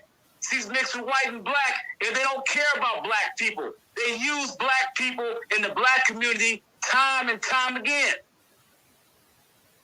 But they suck on the white man's dick 24/7. You get what I'm saying? So all you black men that so-called hate Empress Janet and want to expose her, why are you not helping me? Why don't you hit the link when I go live and let's talk that shit about her? Let's expose her. Let's expose the racist white people in the UK that's on her panel that hates niggers. Let's get real. What you want to do? We at war right now. And you acting like some cowards and shit. You know what I mean? I'm the one that's the general. I'm trying to start the war between strong black people and racist white people in the UK. And you black people are scared. You bowing down. Fuck that. When I go live again, I want to see more black people show up to my channel and support me. Support Wisdom, my co-host. Support our co-host. Oh, this guy's hilarious. Fucking hell. This is a fucking joke. If you don't help us, you part of the problem. Listen, it could be the war. It could have been. It could be what Is he for real? Is he actually fucking for real? Listen to this. Listen to this, Esau. This guy's full In of one shit, breath, man. he's saying, black people, black men. I don't care if I have one person watching, as long as I get the thing out there. Then the next breath, it's black men. Hold on. He goes, black men. Y'all need to be backing me. Y'all black men in the UK, y'all should be supporting me. Then it's next one is, but I don't care about the views. I don't care about the likes. What are you trying to tell black men? You either want the views and you want the likes and you want the support. You're saying that the black men need to be backing you. But which black men do you see jumping up on panel talking about racist Janet, other than Mr. Unknown? Can somebody help me? Because I've never had any other black man come on the panels with such a campaign towards Janet. And the fact of the matter is, we only know about Janet a couple weeks ago. I only discovered Janet a couple weeks ago. So all them other weeks and months that he's talking about, that Janet was supposedly racist and supposedly doing all these things to black people, why was he backing her? Why was he riding with the social racist? Janet's been around the likes of Hassan Campbell. She's been around the likes of flipping. What's the other one? Tommy Sotomayor, and these are like verified, like they know who she is. Like he's talking rubbish and do off the back. She just talk and she's been vocal when she's been over there. He's talking shit now. If anything, Janet's the one who supported him. Janet gave him money for crying out loud, close to $1,000. Question number two. Why do we as black people think why does he think us as black people want Shaheed fighting our battles? Please somebody help me out with that. Is Shaheed black? Asking for a friend. I think he's like the opposite of Hector. Hector wants to be white. I think Shaheed wants to be black. I think that's the case. Well, he might actually think he is. I don't know. Boy, that's a question for him and God. I leave that with him and the Lord. He might be colorblind. You know, you never know. But I don't have a problem with Wisdom. But I've seen some different behavior, and last couple of days I'm not impressed. I'm not impressed. Mr. Unknown needs to keep you in check a little bit more, or you need to keep Mr. Unknown in check. I don't know. You two need to do something with each other, man. Quick, fast. I don't know what it is. Mr. Unknown, the way you told me I'm a black Cuban, and I'm telling you, I'm showing you, Mr. Unknown, the Yoruba people, where you're coming from, are in Yoruba, like they landed in Cuba. Don't lie. Cuba is proud of the African heritage. Every Cuban I've met is proud of the African heritage. Apart from you. So you have to explain it to me. Well, they both sound like begs, man. This Wisdom and Anonymous, He man. is a bug. I'm Latino. I'm Latino. Right, Esau, what did you want me here for, bruv? Listen, How you Fat doing? Boy. Yeah, we Right, discussed threats that Wendy made against you as well, because Wendy obviously went a bit too far with you. yeah, but I've got the crime reference number. She's going to get a nick for that. You mean the threats to kill, etc. It's quite old news. It's gone on for over. That was 10 days ago. Give me what she's done. Listen, I wouldn't. I'm not. I ain't gonna lie. You know me and you ain't the best to tell right now, but I'm not down for that snitching shit. Right, I just leave her to it, man. She's not gonna kill That's you. what I've done. I'm avoiding her. Yeah. I'm not going on it. That's why I've stopped my streaming, so she can't come on, because I have to shut the streaming down for all the shit that's going on. But listen, it's as clear as day with Wendy Wu. It's as clear as day. No, she doesn't like black people. She doesn't like Asian people. Well, I ain't black people. She doesn't like black women anyway. That's for damn sure. She doesn't like anyone. She doesn't like anyone. She doesn't like me. Submissive ones like Hector. I've noticed that. If you like Hector, you're in a good books. Because Hector's a piece of shit. Seriously. Hold on, pause. I think I've discovered his problem. I think I just found I just found this video. So let's hear it. Let's see if we discovered what his actual issue is. Let's talk about it, people. Empress Janet is a certified racist. She hates black people, and she hates the black community as a whole. She uses black men for protection as a bodyguard. When she hops from panel to panel, she wants the black men to talk shit for her and protect her. And then after she uses you, she throws you away. I know so many black men that had her back, that gave her good content, that was really her friend. And she backstabbed them for the white, racist UK people. These are facts, not fiction. I'm not making none of this shit up. Empress Janet used black people to get to the top. But she's sucking dick and eating pussy in the UK right now with these racist white women, these racist white men that don't give a fuck about black people or the black community at all. Empress Janet supports racism, people. Wake the fuck up. She don't care about me. She don't care about you or the next person. The only thing she care about is monetization, subs, and views, and attention. That's it. She don't care about fighting racism. She don't care about fighting pedophilia. None of that. That's all a lie. And let's get to Brian Hurl, Mr. Butt Plugs for a minute. Whoops. This fat motherfucker go around YouTube making up false narratives about people for subs and views. I was behind the scenes with Brian Hurl, time and time again. And we both orchestrated lies on people. See, you fucked up, Brian Hurl, because I know all your deep, dirty secrets, just like Empress Janet. Both of you motherfuckers fucked up trying to talk shit about Mr. Unknown. You should have known I was going to come back at you. And I want to talk to the black community for a minute. Stop supporting Empress Janet. She hates black people. She don't like you. She call you nigglets and niggers, and that black people should be hung from trees. And you still want to support her? You still want to sub to our channel? You still want to hit that link and go on our panel? It's something wrong with you. Brian Hurl and the Cream team use these false narratives of calling out racism and pedophilia, but they're not doing a damn thing about it. When I was rocking out with Brian Hurl in the Cream Team, and I was called niggas left and right in the UK, and nobody helped me. I had to defend myself. Wisdom was in the cut. He seen everything that was going down. He didn't like it. So me and Wisdom talked about it behind the scenes, and we made a move back to America.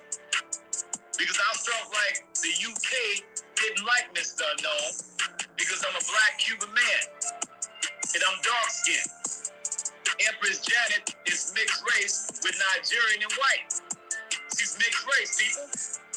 She's light skinned. She don't claim to be black. She claimed to be a white woman, and this is the main reason why white people in the UK love her to death.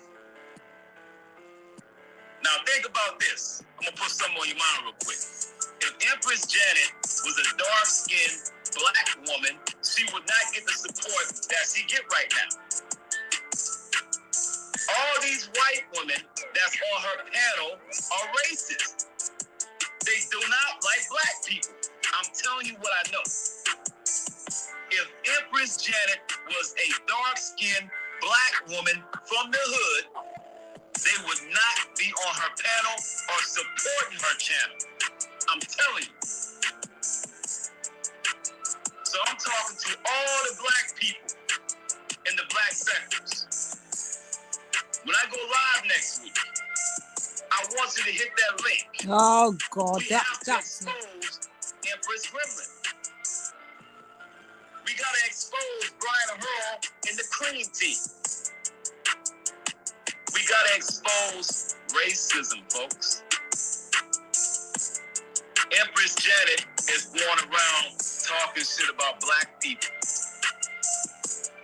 She don't like you.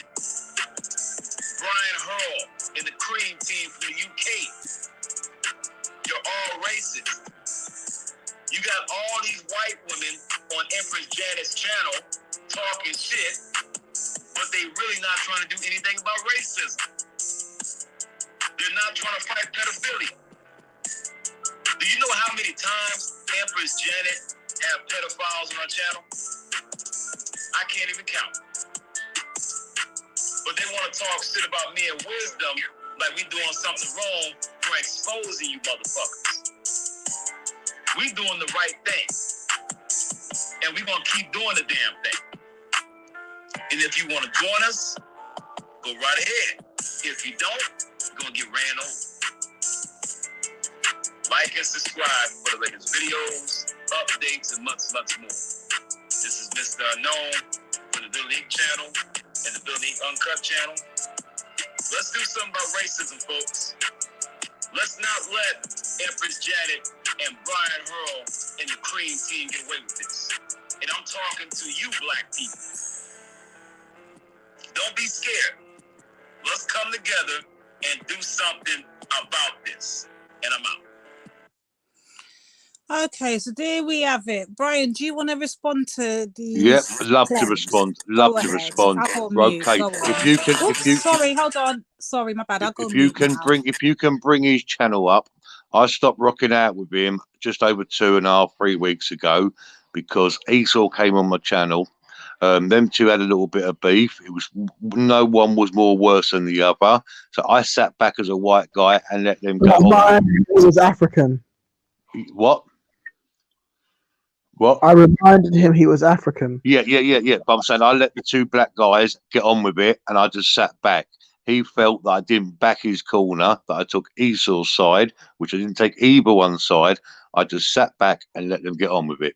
Now, if you pump his channel up right now, you will see, as soon as I pulled away from him, I was giving him 600, 700, 800 views every single night, minimum of 500. Because I was doing my little 40-minute stream. I said, right, all my people go over to him. Now, you go and look at the last 2 weeks, his views. He'll have 9 on his whole stream. He'll have 10. I was putting 500, 600, 700, 800 people in his room views over the course of the period of the stream. Yeah, you can see this. It's out there. It's called Villain Inc. and Villain Inc. After Dark. I did that for him.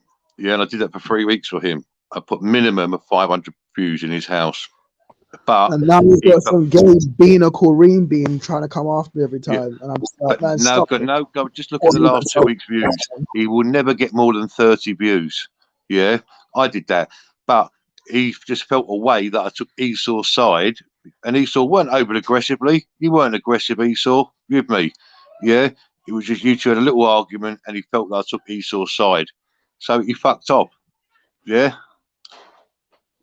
and that was it. And now he's obviously making his new narrative. I've not done one video on him. I've actually stopped So, streaming. Ryan, am I correct in here from what I'm hearing you saying? You're saying his whole argument with you is the fact that him and Esau were going at it. Esau called him a bunch of niggers, and from there, that makes you racist. Is that what I'm hearing? Well, no, Esau didn't call him a bunch of them. Esau didn't call him a bunch of them names. Esau called him African and I said, brought like, you got back African. the people of Cuba and said to him, listen, the people of Cuba are from Yoruba descent.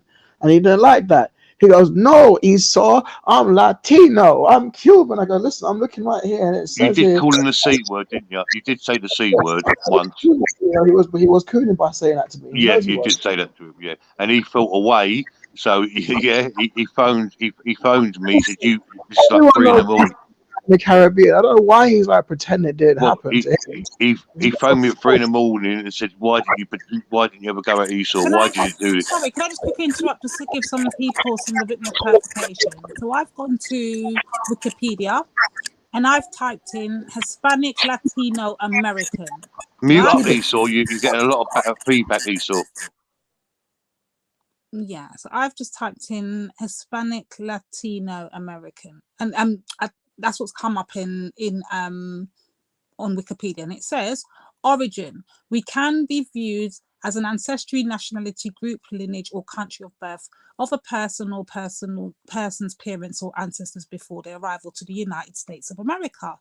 People who identify as Latino may be of any race, as one of the only two specifically designed categories of ethnicity in the United States. The other being not Latino. Latinos from a pan-ancestry incorporating a diversity of inter-rated cultural and linguistic heritage. Most Latino Americans are of, listen, Mexican, Puerto Rican, Cuban, Salvadorian, Dominican, Guatemalan, and Colombian origin. I didn't hear no African in there. Hold on a minute. The predominant origin of regional Latino populations varies widely in different locations across the country. Latino Hispanic Americans were the second fastest growing ethnic group by percentage growth in the United States after Asian Americans.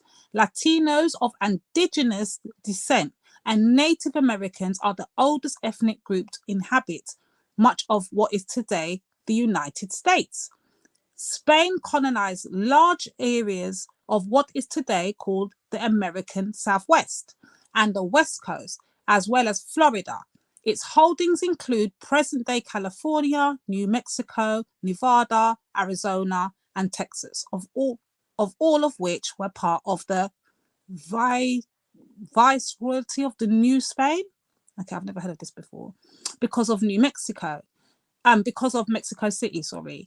Later, this vast territory became part of Mexico after its independence from Spain in 1821 and until the end of Mexican-American War in 1848. Latino migrants in the New York, New Jersey metropolitan area derived from broad spectrums of the Latin American countries. It goes on to say this. Cubans are mostly of white, Latin, American ancestry. Tell me why the fuck you calling for black people, bitch? Who this? Divine, Why hold on. Who black this? people? It's Who Schiffer. is the rock? The Rock says it's Schiffer. Come through, Schiffer. Well, Right. do you know what? I'm hearing you lot's conversation. It's exciting. I'm not gonna lie. And unfortunately, I did put it in the chat as well. Like, we have to recognize that white people are inherently racist, you know, and a lot of the racism that's going on in their community, they don't even see past it. They think it's normal. You feel where I'm coming from? So I think we have to kind of take that into consideration. And when you're reading out these things, yeah, and they're saying, Mexican XYZ is inherently white or whatever. I don't necessarily agree with that. I agree that they tried to wipe us out, because you look historically at the Spaniards who were going into South America.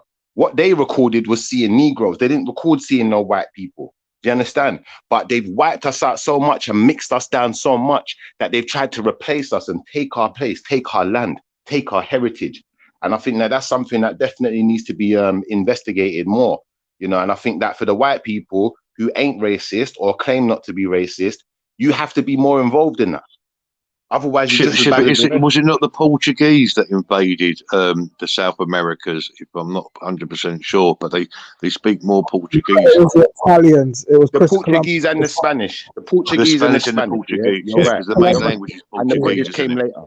Yeah, they colonized the Portuguese and the Spanish colonized the South America first, though. Christopher Columbus. Very true. Very true. Very true. But ultimately, when you say Portuguese, yeah, or you say Spanish, or you say English, it don't matter. We just say white people. We don't know the difference. We say European. Spanish people aren't white, in my opinion, and nor Portuguese. I'm white. Huh? I'm white. Huh? Would you class Spanish people and Portuguese as white? 100%. Really?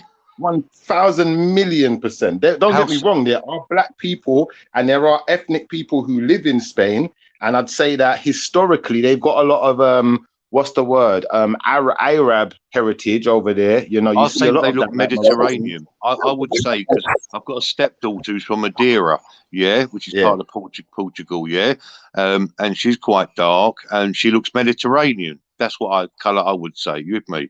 Yeah. That's fair. But then ain't a lot of white people coming from Mediterranean backgrounds. Yeah, I think so. I'm not sure. I'm just assuming that, but I wouldn't say that the Portuguese are like English white. You look at an English white man, he's white, his pale's like a ghost. You go to Portugal, they're not. They've got a tan, slight tan from the Mediterranean. That's the same with Turkish, though. It's the same with Turkish. Yeah, you probably don't see Turkish as white, but they definitely don't see themselves as black. I can tell you that much, mate. Hold on a minute, Brian. Do you know that literally makes no sense? Trulo's got a slight tan. It doesn't make him black. No, I'm not saying black. No, I'm not saying black. No, listen, what we're gonna do, I'm not saying black. I'm not saying black. I know what you're not saying, but what we're not going to do is we're not going to allow Mr. fucking Unknown to jump on the fucking black bandwagon when it fits him. But when he's ready, hold on, Brian. But when he's ready, he will tell us that he's not black, he's Cuban, he's not black, he's Latina. But let me tell you something, Mr. fucking Unknown. You see us real black people out here? We can't take off our blackness. Our blackness are with us from the day we're born to the day we die. We don't get to hop from being black 1 minute and being Latino the next, and being Cuban the next, and being white American. We don't get that option. So don't jump on our fucking bandwagon. Now you've got a personal beef with the girl that you were the biggest fucking supporter on, the one that you was giving money to and bodyguard. No, she was giving money to him. Now you've got a beef with her. Now you want to try and drag black people into your fuckery. Man, I suck your mother. Black people ain't fucking jumping. And definitely no fucking black Caribbean from the UK is jumping on that fucking bandwagon. I suggest you take your fucking ass back to Bumbleclaw America, go look for your fucking Cubans and get them to back you. But don't come over here bawling to us. Because when you were out there doing your fuckery alongside Brian Hurl and fucking Empress Janet and Shaka and the rest of them, and Esau and all the rest of them, you never fucking want black people dead. So don't fucking cry for us now. That's what we're talking about. Do you know what? I heard a word. She's not even yesterday. a real one, sis. You see the real South Americans, the real South Americans, sister, the real South Americans recognize their blackness. They recognize how their history was whitewashed. So they try to what's the word? They try to look deeper into that and to have a more of an acceptance of that, as far as their heritage. The ones who we're seeing in these European countries, the ones we're seeing in America that want to be American, XYZ, they're trying to be white. They're trying to, because they might look a bit whiter than us, they know they're going to be accepted easier. But they know who they are, Don't ever get he brought a word. He brought a word that I've never heard. I don't know whether you've heard this. He came over to Rodney's channel yesterday and he called someone a Blackistani. I've never heard that word ever in my life. Have you heard it? What? It was called a Blackistani. He called somebody. I've never heard this word. What the hell is a Blackistani? What is that? Good question. I don't Good know. question. I don't know. That's a word I've never heard before. It is Asian you who grew up in Hackney. Sorry. I hear you, but I did grow. Do you know what? I'll be honest with you. Yeah, there could be such a thing because I know that Pakistan and India and them places had a lot more darker skinned people at one point. And how did they become so much lighter? These are things that the Pakistanis relatively don't usually like to talk about. You know, these are things that the South Americans don't relatively like to talk about. I've heard Asian people say some real horrible stuff to Sri Lankan people because they're quite dark skinned, normal, like nearly like as dark as black, darker than the average black man. Some of them. Let's not get it twisted here, bro. They call them untouchables. Bro, listen, I got a Pakistani brethren. When you're dealing with the darker people over there, so they're calling them untouchables. That's despicable. That language. Shipper, I've got two Anglo-Indian sons. My oldest two boys are Anglo-Indian. Yeah. Because my second wife was Anglo-Indian. So we sort of call it Anglo-Indian. They don't look Indian or Pakistani. They look Mediterranean. They look Italian, if I'm honest with you. Yeah. They're very quite light-skinned. But they were called all the P words and all that sort of stuff. But they're Anglo-Indian. But see, but I find it hard to sympathize with them because did they ever tell you about the untouchables? Do you know what that is? No, what's that? All right, so you got black people in them places, proper dark-skinned black Indians, and they call them untouchables. They're seen as lower members of society.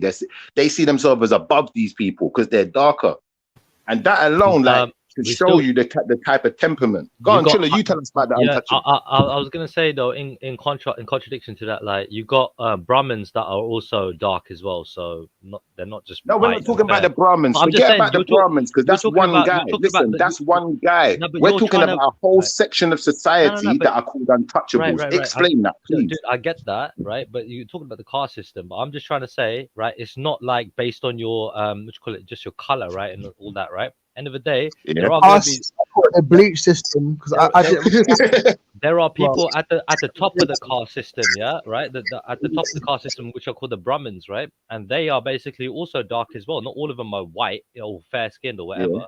That's all I want to say. Trilla, would you agree in America? Would you agree in America that the black fellas in America, or where they're going to, let's say Afro-Caribbean, look down on the African people? They think they're a little bit better than them. Would you agree? So who looks down on who? Like in America, the Afro-Caribbean men, like the black fellas, I call them, look down on the Nigerians or the African men. They think they're a little bit.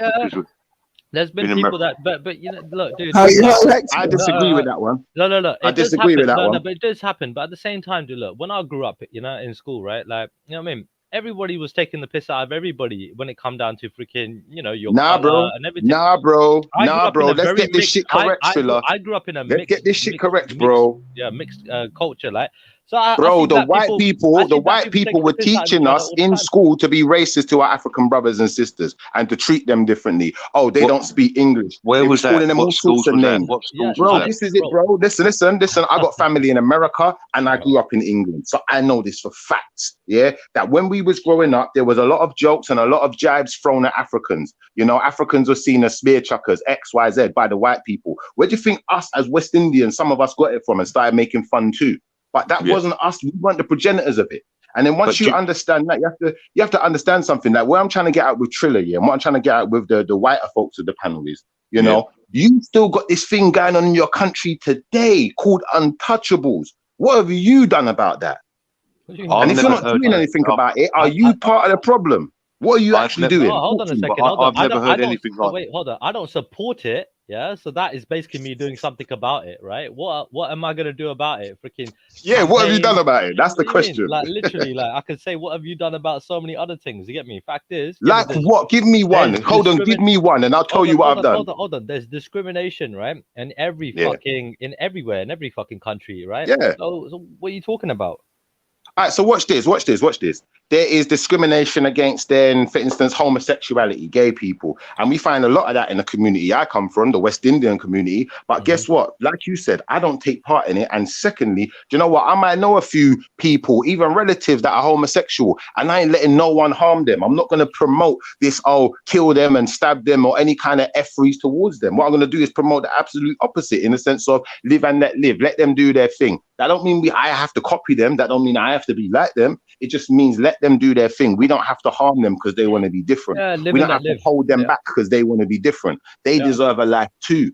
You know, so yeah, we are actively doing things. We are. There's laws. There's things being put in place within our communities. What have you done to support the so-called untouchable? When you say I, are you talking about me being an Indian, or are you talking about me personally? Because it feels like you're talking about what have you as an Indian? I'm talking about Indians in general. What have you guys done?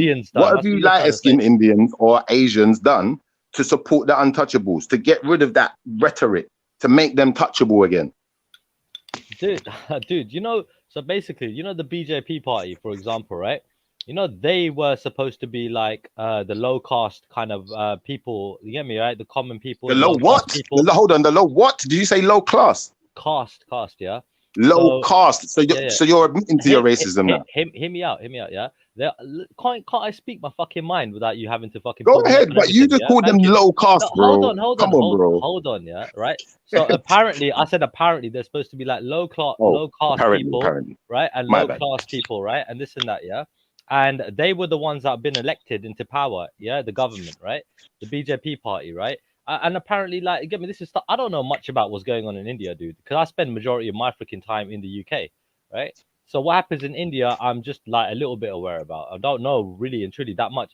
I don't see discrimination, yeah, when I'm out there in my areas. You get me, yeah? I see there is a class problem more than the caste problem out there. The caste problem normally just comes into play when it comes down to marriage and stuff. That's when you see that casting come up all of a sudden. Generally speaking, it's a class problem. You got rich and you got poor people out there in India, and that is the biggest fucking efferys out there. Yeah, but marriage is one of the biggest stability creators on the planet. So, you know, if you're a dark-skinned person, then you're not due for some stability. Come on, bro. If that's not racism, you got to show me what is racism. Well, how far do you think England, just England or the UK, has come in the last 40 years? Because I don't think we've come that far forward. I'm honest with you. I don't think we come that far forward. I think we've come just as far forward as, like I said, when we talk about the Asian brothers and sisters with this untouchable system, we are untouchable same way. When you come to England, you think people of certain stature, certain backgrounds, certain royal blood, X, Y, Z, we're untouchable to them. Do you understand? Why do you think it's so controversial when Prince Harry's marrying whatever her name is, Meghan, whatever the hell her name is? Meghan Markle. She light skinned. She got some of that blood in her, but that's still not really good enough, is it? So we know this racism thing is fit. They'd be like, if you look at the 70s and 80s, that's when all like the Caribbeans. My uncle came over from Trinidad. Yeah, that was in the 70s, the 60s, sorry, late 60s, early 70s. Then in the 80s, 90s, you've had the Asian community come over here. Now you've got the Eastern Europeans. It seems like every 20 years something different is happening. My wife's Eastern European now. My wife now I'm with is Eastern European. We've had Polish outwritten on our doors and things like this. She's not even fucking Polish, for fuck's sake. Yeah, but it's not come any further forward. I don't think that far. Yeah, no, I hear you still. I hear you, because racism is racism, but then you got nationalism too. You got other elements of, you know, that is kind of like racism that are going to face people with the same similar kind of problems. So I agree with you there. And I think that, you know, the UK is so far up their own arse. You know, they're royals. They're people in power. They're so far up their own arse. They can't see the evil that they do. As long as they're not doing that evil to each other, they think it's good. But then you're not born a racist. You are taught to be racist. I don't believe anyone is born racist. I don't. Yeah, have you never heard the song? Have you never heard the song 7 Seconds? Come on, man. Give me. It is a learned behavior, definitely. No, I've not heard it. Listen to what the brother just said. He's perfectly right. Think about it like this. You can't just be born Indian or Asian and be racist, you know. Someone's got to teach you. Them people are untouchable. After they've taught you the untouchable stuff, now you're racist, innit? Because now you're maybe adhering to it in some way. Maybe it's affected your psychology in some way, your brain in some way, and made you think and look at people a certain way without you even subconsciously knowing it. Yeah, but I think that's more with the Hindu thing. Like, again, with the Sikhi thing, right? The caste thing comes into play, like I said, with mostly the marriage thing. You know what I mean? And generally speaking, yeah, keeping the label, right? Like knowing where you come from, it does help you decipher, like when it does come to settling down, like in your family. So having a label to an extent is quite good. At the same time, it's not there to basically say that you were born better than somebody else. You know what I mean?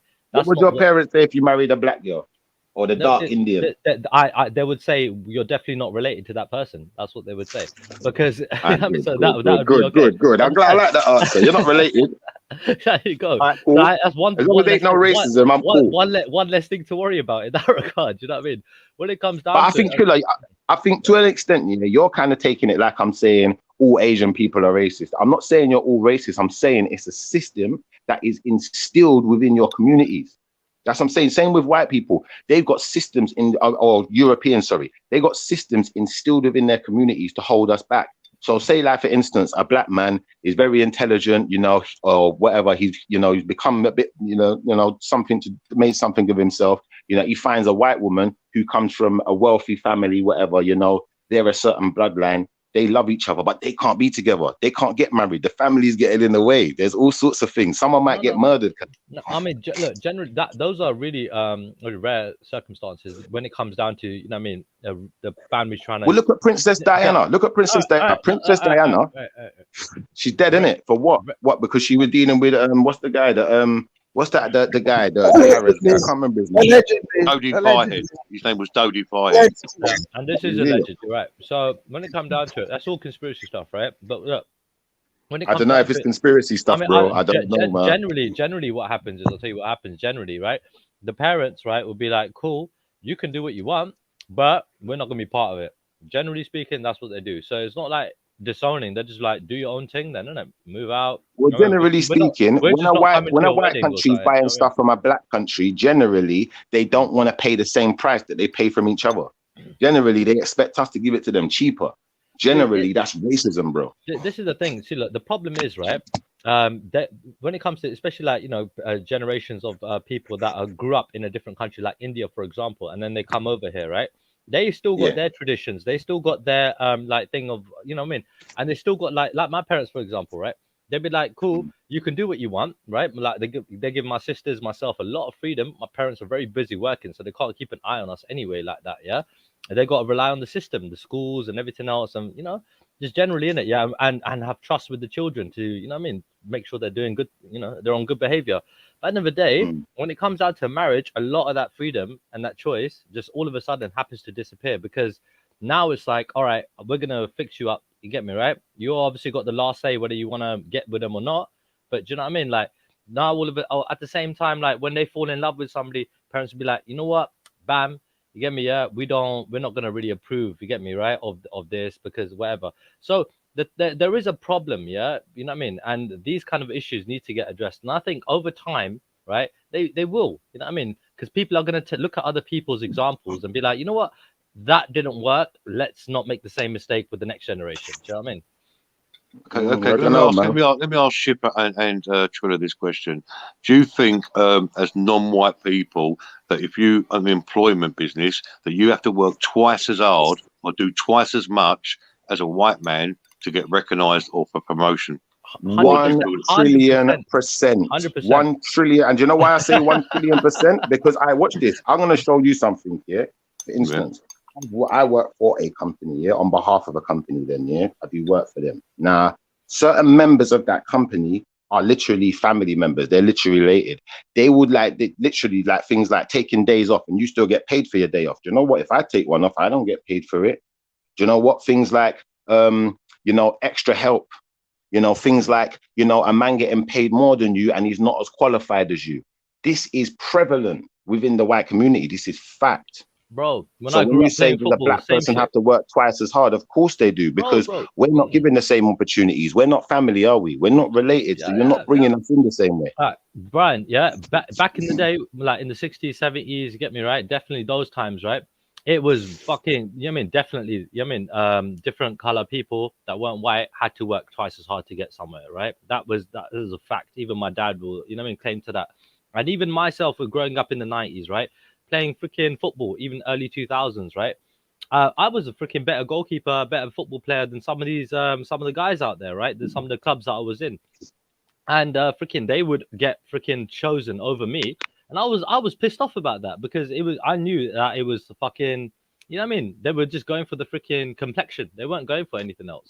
You know what I mean? Literally, Yeah. like it was favoritism for whatever fucking reason. You know what I mean? Well, Whether the reason I asked that question, yeah. Triller, is because I did work for 6 months with Chris Eubanks, and he told me this question, that he had to work 3 times as harder than a white guy, but he accepted that. He accepted he had to do that to become where he was with me. And if he didn't, he wouldn't have progressed that far. And I thought that was quite an outstanding statement. 100%. Like, think about it. Think in the black communities, yeah, what we've got in London. Then you go South London, you're gonna see Morleys everywhere. You don't never see a black person working in there, but 90% of the people you see going in there paying for black people. Do you understand? The same way when you go into the corner store, or whatever, the majority of the people you see working in there ain't black, but the majority of people you see going in there is black people. Do you feel what I'm trying to say? So I think that to an extent, you know, there is some prejudice there, and maybe it's just, you know, because people want to employ their family members or whatever, but you still got to look at how that looks on the surface, you know, from the outside looking in. Someone who, you know, who doesn't know anything. What about doing what the Jewish do? The Jewish buy Jewish, spend Jewish, keep Jewish. Would you think that's a separation issue if the black people did the same, or the Asian Listen, people did the same? Brian, just, I don't know where you've been for the last year, but when we last spoke about Black Pound Day, did you not see the outcry on the internet? You would have thought we was talking about a fucking no, I've never seen Black what day? You would have think we was talking about the destruction of the UK, because the black people, the way they were carrying on for one day, they literally pissed and cried and made the most noise over Black Pound Day. So if that's what's Black Pound Day? Sorry, you're like, next to what, reparations? Exactly. So you see what I'm saying? Like, this is jokes, man. This is jokes. Yeah, but without reparations, how can there really be equality? And how can we really say racism is dead? The racism is not dead, is it? Let's be honest with you. Yeah, it's blatant, it's just as it was 20 years ago. There's no difference there, is there? Well, equality has to account for different types of people and different types of mentality and points of view. But unfortunately, the country, for instance, growing up in England, yeah, we got one point of view. Like, there's certain things they like to push in this society, i.e., if too many people, say for instance, loads of people said that you stole something. One person accused you of stealing, then another person accused you, but now 50 people have accused you of stealing. You might not have stolen anything, but the fact that all these people have made these accusations, they tarnish you with that brush anyway. That's what this society does. Do you understand? So well, you can look at that on the stop and search. If you look at the stop and search situation in London, what is it, 60, 50, 40% are young black males? All right. So when you look at it like that now, yeah, you know, in this society, that's the way we're taught. If something is said too much, we start believing it. Now, if something is done too much or someone's accused of something too much, then there has to be some truth to it, according to this society. So if we got so many reports of racism, institutional racism, you know, people being treated different because of the color of their skin, there's no way there's not some truth to it, according to this society's laws and structure. Yeah, I agree. You feel me? So unfortunately, you know, like I said, as black people, there's so much we can do to combat what's being done to us. But as people who ain't black, you know, you've got a bigger job to do. You've got a bigger role to play, because you have to correct the wrong in your communities. We can't correct that for you. You're saying the responsibility lies with the mainly white people. 100%. How can it not? How can it not? Because think about it like this. How many times have we heard of a black person having a child with a white person and that child not being accepted in the black side of the family? But historically, I could tell you many stories of a white person having a child with a black person and the white people not accepting that child, wanting nothing to do with it. Outcasting people from the family and all sorts of things going on. So, you know, obviously in today's day and age, it would be a bit more highlighted. It would probably be frowned upon a little bit more. to just ostracize people. But that doesn't mean people ain't still being racist. That doesn't mean people still ain't going to give you the same type of treatment.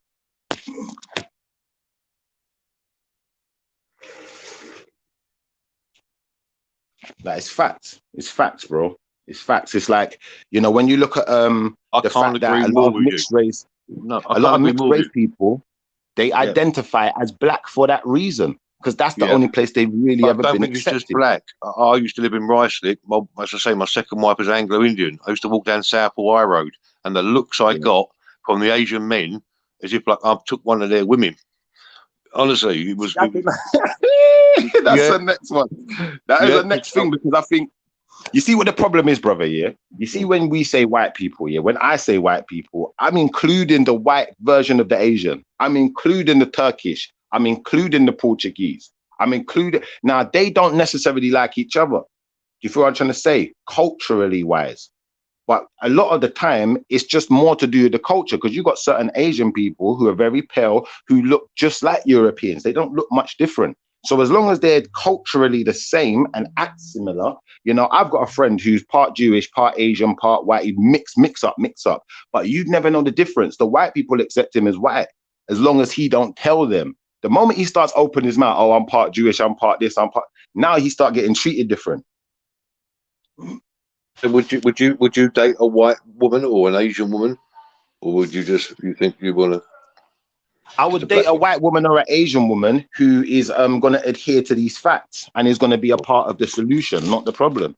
Like, the ones who are going to be a part of the problem ain't going to date us anyway, are they? Let's be honest. No, of course not. I'm not going to come near you. That's fact. Yeah, that's fact. So I'm not saying that every single white person, every single pale-skinned person is a racist. I'm saying that because the people who lead your community are, that rhetoric and that mentality has been enforced upon you, you know, subconsciously. Even before you get to a certain age, you're already thinking a certain way, because they're teaching to you. Like, when we was growing up, you always had the Disney cartoon, yeah, and it would always be, you know, the blonde princess, and you know, the white boy marries a what, you know, the white still prince. The same whatever. now. Look at Frozen, where you got Elsa with the prince. It's all white. There isn't a black man in fucking the Frozen. I'm just saying. I'm just picking one out of here. Yeah, I'm just picking one out. One movie like Frozen. All right. And what they try to do, they'll make the one with the black princess, but she has to marry a black one. So they're segregating still. It's all segregated, bro. Let's be honest. You know, and I think that at the end of the day, you know, until we can deal with those issues in our society and make, you know, our leaders of our governments and our royals and whatever else understand that that's not something we agree with, you know, and, you know, not being funny, but I think that in the sense of, you know, like, for instance, like the royal family and stuff, I think the fact that they don't mix is part of the problem. I think they should have to. They're disgusting people, mate. I'm telling you, they're disgusting. Yeah, but how is the wealth of the world ever going to be evenly spread? How are people ever going to have an even chance if the majority of the wealthy people are staying in one Wait, group? pause, Shifa. That made no sense. Who told you that everybody has to be equal? Where did that notion come from? Has to be what? Everyone has to be what? Equal. Well, I don't believe. Listen, I believe that go. people should. I believe that people should be equal. I'm not saying everyone else agrees with that. That's just my personal opinion. And it's a God-given equality is a God-given right, isn't it? But this is what they promote. This is what the governments promote. They put, like, the British government is promoting that they are promoting equality. Yeah, they say that everyone's equal, everyone gets a fair chance. Yeah, but what they're actually doing is something different. So, you know, it's not me saying it. That's what the society claims. They claim they're giving us all But equality. you notice that what they claim and what actually is in effect is two complete opposites of the. Exactly. Right. Okay. Just so we understand. Exactly. You just got how many black people do you have in government? How many Asian people do you have in government? Not many. Go to America. 70% are Jewish. 70%. Very true. Very true. They follow the money. 100%. Yeah. 100% true. Yeah. And then, like I said, a lot of these a lot of these these jobs like executive jobs within companies, you know, they're not being given to people who are necessarily the best person for the job. It's being given to a family member or given to a friend of a family or someone, you know, just because, you know, they're part of a particular group more than because of their actual intelligence. You Rockefellers, you Rothschilds, your Dullases, your Clintons, these are the big families that will dish out all these CEO jobs. Yeah, your Bushes in America. You with me? Yeah. You've only got to look at the top 100 corporations. Look at the top 100 corporations like the Bilderberg Group. Yeah, they're all white. That's right. That's right. And then you look at, for instance, the black people who do have money, 9 times out of 10, they're in entertainment business. You know, don't get me wrong. You got some billionaires from oil, from Nigeria, XYZ, but they're few and far between. Yeah. Whereas, you know, the majority of the black people that's got money are in entertainment businesses, like or sports, where they're clowns and they treat us like clowns. That's what my question's answer. You look at Michael Jordan. Well, who pays his check? You see it. You understand? And we're just there to entertain. We're just here to entertain people. We're treated like clowns, you know, for the most part in Western society. It is a deep conversation, especially Christmas. So I'm gonna have to be the person that has to just call it out. If we're treated like clowns in the Western society, what are we doing about it, bro? Are we just gonna sit here being victims, or are we gonna do something about it? Well, we've been doing stuff. Like, we've been doing stuff. What have we done to fix it? Like, what are we doing to solve the problem? Education. Things like asking for reparations, things like recognizing the wrongs that's been done to us and getting you know, laws changed, things passed to adhere to the fact that, you know, we are human, we're equal, just like any other human being on the planet. So we have done things. It's just that we haven't come far enough yet, you know, to the point where things are actually, there's real equality. Because real equality is, you know what, everyone's on an equal plateau then. You know, no one's in a position where they can, you know, buy the other one out of their position or force the other one's hand. But unfortunately, that's the situation we're in, where people can force our hand because they own the majority of the wealth. They own all of the weapons, even if they don't own the wealth. So, you know, the moment we stand up for ourselves, what happens? Malcolm X got killed. What happens? Martin Luther got killed. Whoever it is, you know, that's what happens. You get murdered, isn't it? Whether it be Princess Diana trying to change the rhetoric and saying, you know what, I'm not being part of this royal conglomerate no more. I'm going to start dating outside of the box and making people realize that I believe in this equality thing. Okay, you're dead too. Brother Raheem's not impressed. He's not impressed, Shiv. What have you said? Oh, shit. I don't know what I said that upset Brother Raheem, but I think like the truth is upsetting. The truth is upsetting, isn't it? Like, you know, for the people who don't see it for what it is, you know, maybe, you know, they got a lot of white friends or whatever. I'm not saying your white friend is racist. I'm just saying the system that they're under, the thing that controls them, the laws. Did anyone really believe that the royal family was going to let a Muslim, like the Princess Diana, have a Muslim baby? They was never going to allow that. They was what people think. They would never allow that. I believe that too. I believe that too.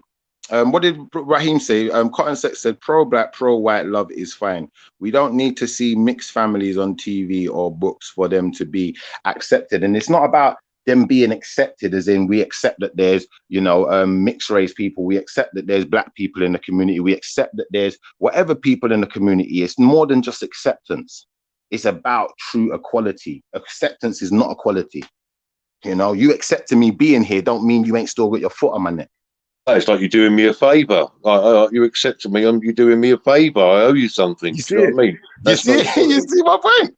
And hence why when they go to a black country and they want our resources, they don't want to pay us the money it's worth. They only want to pay each other the money it's worth. Once they've taken it all from us, then they want to sell it to each other. That's how it really goes, where they could all come to us and buy it from us for a fair price, and it would make our country more wealthy and give us more power. But they can't afford for that to happen. So the moment we start looking for power, the moment a black man says, you know what, I've got diamonds and I got gold in my country, I'm going to start selling this gold and diamonds. Hold on, all of a sudden, that country's terrorist. all of a sudden, for some reason, it's a problem. If they're selling their own stuff, then there's some immorality to that. That doesn't make no sense.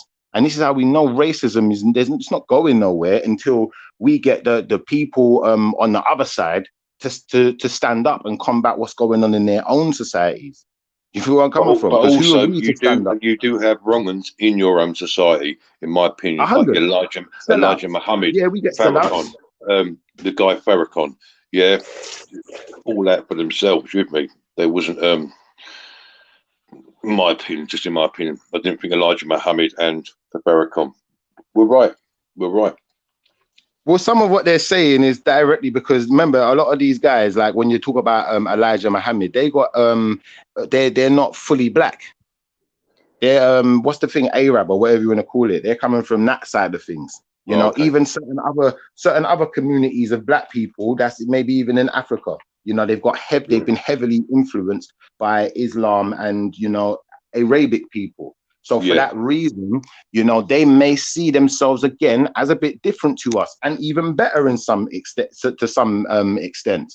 Like you got this thing where it came up on Velivision that time and they're talking about the Somalians call us hard hair or something like that. I don't know what the word was.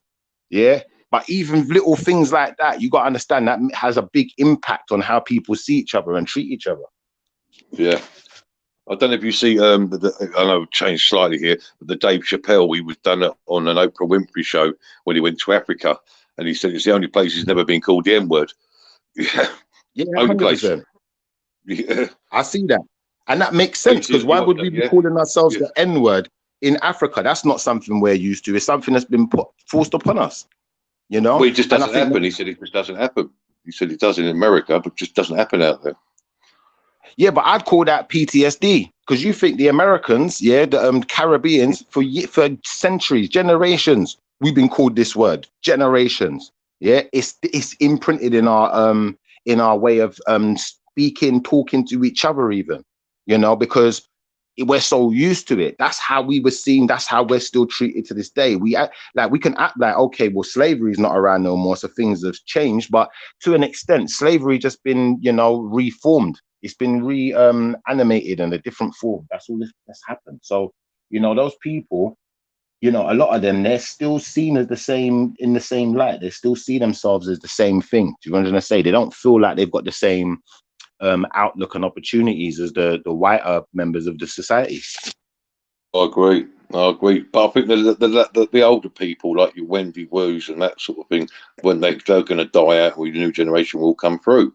Hopefully. Yeah. You with me? Because you're never going to change your like to Wendy Woos. She's a British national. I believe that.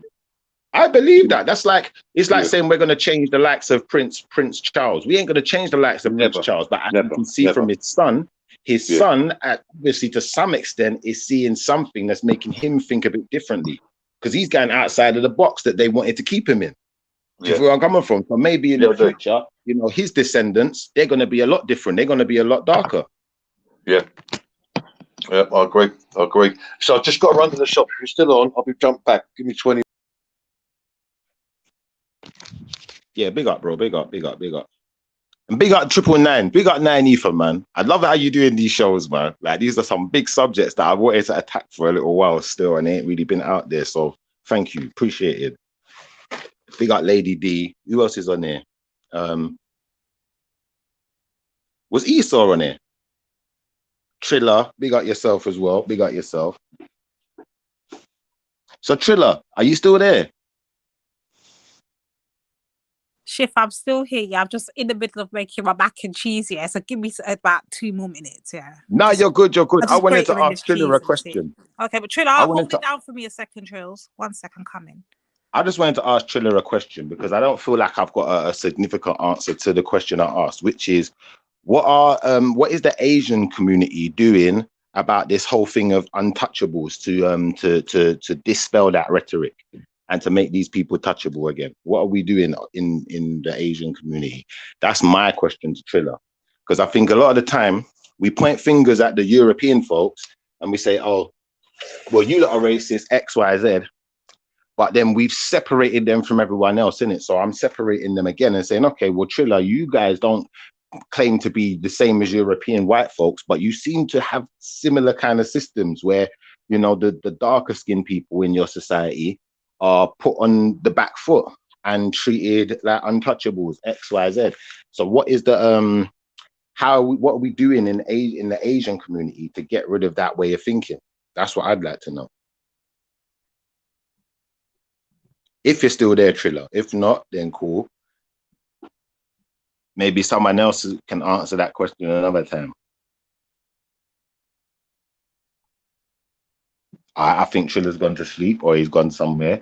But I think that that's definitely something that it just kind of adds to the poison, you know, like that. And I don't think racism can really be dealt with until we deal with it on all corners, on all sides, with all people, you know. And if there's any racism identified within the Black community, you know, I'll be happy to call that out too and deal with that too and say, you know what, maybe we can do better too. But, you know, I haven't seen any personally, you know. I know there's some Black people who are skeptical of allowing white people into their community, into their house, into their home, or, you know, or to date them X, Y, Z because of historical racism, because of the things they've done to us. But I think that that's a lot different to just being racist. You know, that's more like being cautious. Like, what's the saying? There's a saying for that. Is it once bitten, twice shy? It's something like that, isn't it? It's something like that. So I'd say I'd put us more in that category when we're dealing with the Black people. But unfortunately, it's not just with the Asians. It also, like was being pointed out earlier, happens with the South American community. You know, a lot of them, you know, they see themselves as a lot whiter. You know, they see themselves as more connected to white people. In fact, you get some Latin people who don't want to deal with Black people at all. They only want to deal with white people. You get that. So, you know, to some extent, you know, I can see why it's affected their community, because a lot of them are coming from some Spanish heritage, you know, or have got Spanish mix, or, you know, what we call European mix, then either way, whether it be Spanish, Portuguese, British, whatever it may be. So, you know, they're choosing to gravitate towards that side. And I think that because those people 9 times out of 10 are in power, it's giving them more of a reason to gravitate to that side and forget about, you know, their actual heritage, forget about where this place started, forget about, you know, the Olmec and all of these things. We can see the Blackness in our heritage, but we're just going to disregard it because, you know what, the white people are in a better position. So we're going to try and, you know, we're a big friend in it and suck up to them to try and get in their position.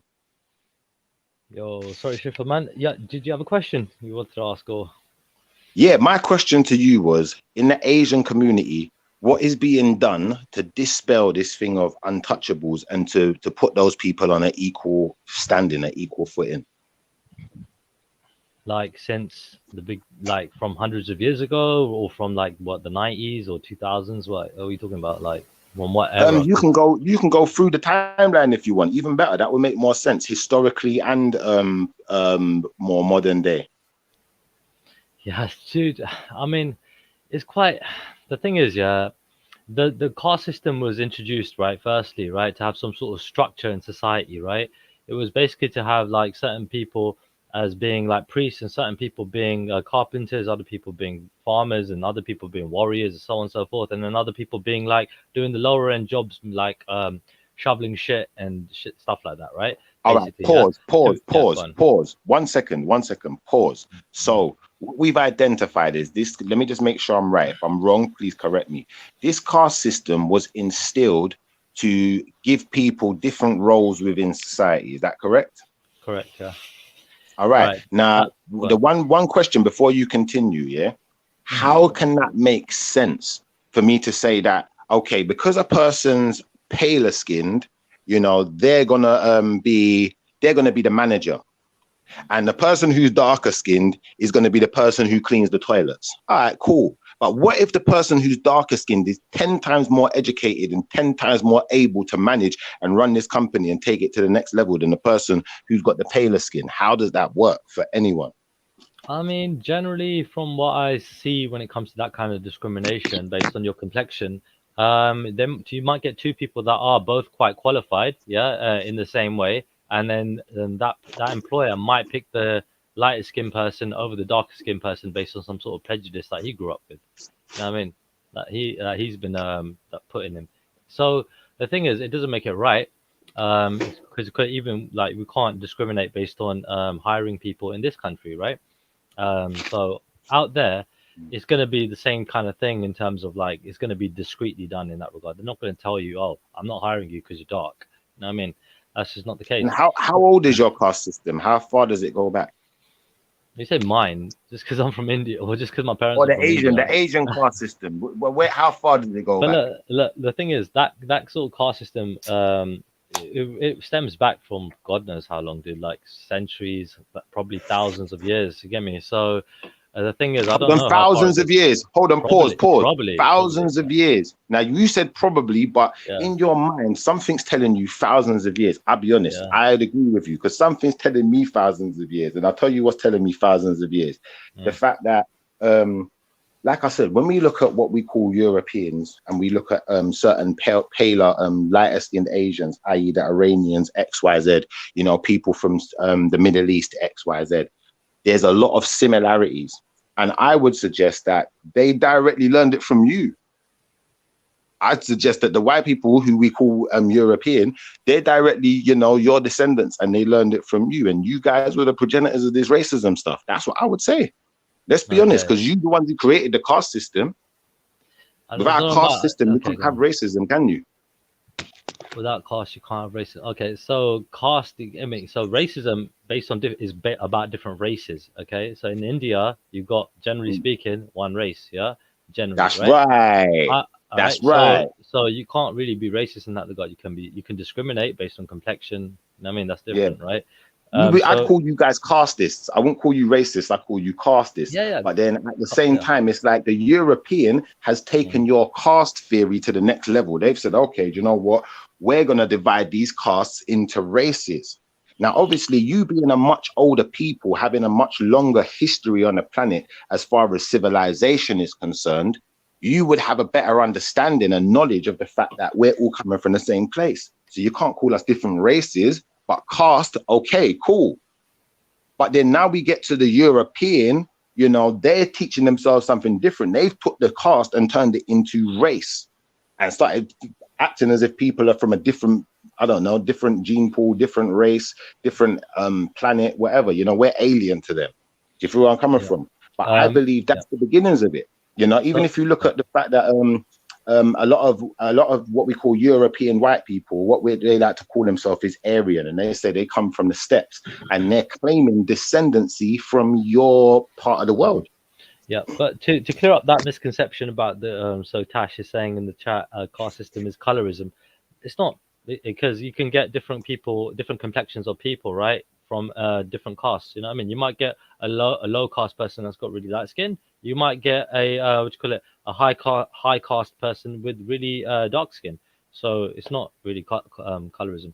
It's just basically like it's a thing of being born into a certain group of people and or caste of people, and you can't break out of that. That's basically what it is, and that is a shame, because basically now all they've done is set people up. They can't progress past whatever they've been born into. You know what I mean? So basically it's all fuckeries. The problem is, dude, what a lot of people probably might actually not think about, and this is the thing, right? It's actually way worse than what you think it is, this caste thing, right? Because you actually look at about 500 years ago, in India, dude, people, if you even listened, to the prayer, that the Brahmins were singing, or doing, or whatever, right? You got caught. They would put molten iron in your ears, right? If you saw some of the scriptures, right, with your own eyes, right, being a low caste person, right, and you weren't a Brahmin, they would take out your eyes, they would burn out your eyes. You understand? It was brutal out there in India. These are just two examples of many things, you get me, that was going on in this whole discriminative thing. It's not like, can I give you a contrasting comparison there? It was absolute torture out there. Do you remember Europe? Do you remember Europe had a thing called the Dark Ages? Do you remember that? Have you ever heard of that in history? Yeah, of course. All right. So when we talk about the Dark Ages, what we got to understand is, there was a time where you weren't allowed to read and write. There was a time, if you even got caught with paper was one of the most expensive things out there because it wasn't in production the way it is now. So if you was like a black person or, you know, a person who was seen at the foot of society and they found you with paper, you know, like you're going in jail, bro. They might cut your hands. There's going to be all sorts of things they're going to do to you just for a piece of paper, let alone reading the book. You weren't even allowed to look at you weren't even allowed to have the paper to write something, let alone read the book. Right. You understand? You had to be from a certain background. You had to be one of these, you know, or from your side, you'd have to be a Brahmin. From this side, you'd have to be part of the church establishment, or you'd have to be part of the royal establishment. Now, outside of that, you weren't allowed. If you weren't part of that upper class gentry, whatever you want to call it, you weren't allowed, bro. That's true. And I mean, black people weren't really in that. It was, I think, so basically, I think it was until the King James Bible came out, right? Which is for basically everybody, the common man, to sort of see and understand, right? Before that, people weren't even allowed to read the Bible in that regard. Generally speaking, they were allowed to be preached it, but they weren't allowed to actually, look into it properly in depth and things like that. As far as I know, I could be wrong, but you know, generally speaking, it was very similar to how the Brahmins had their thing going on. Yeah.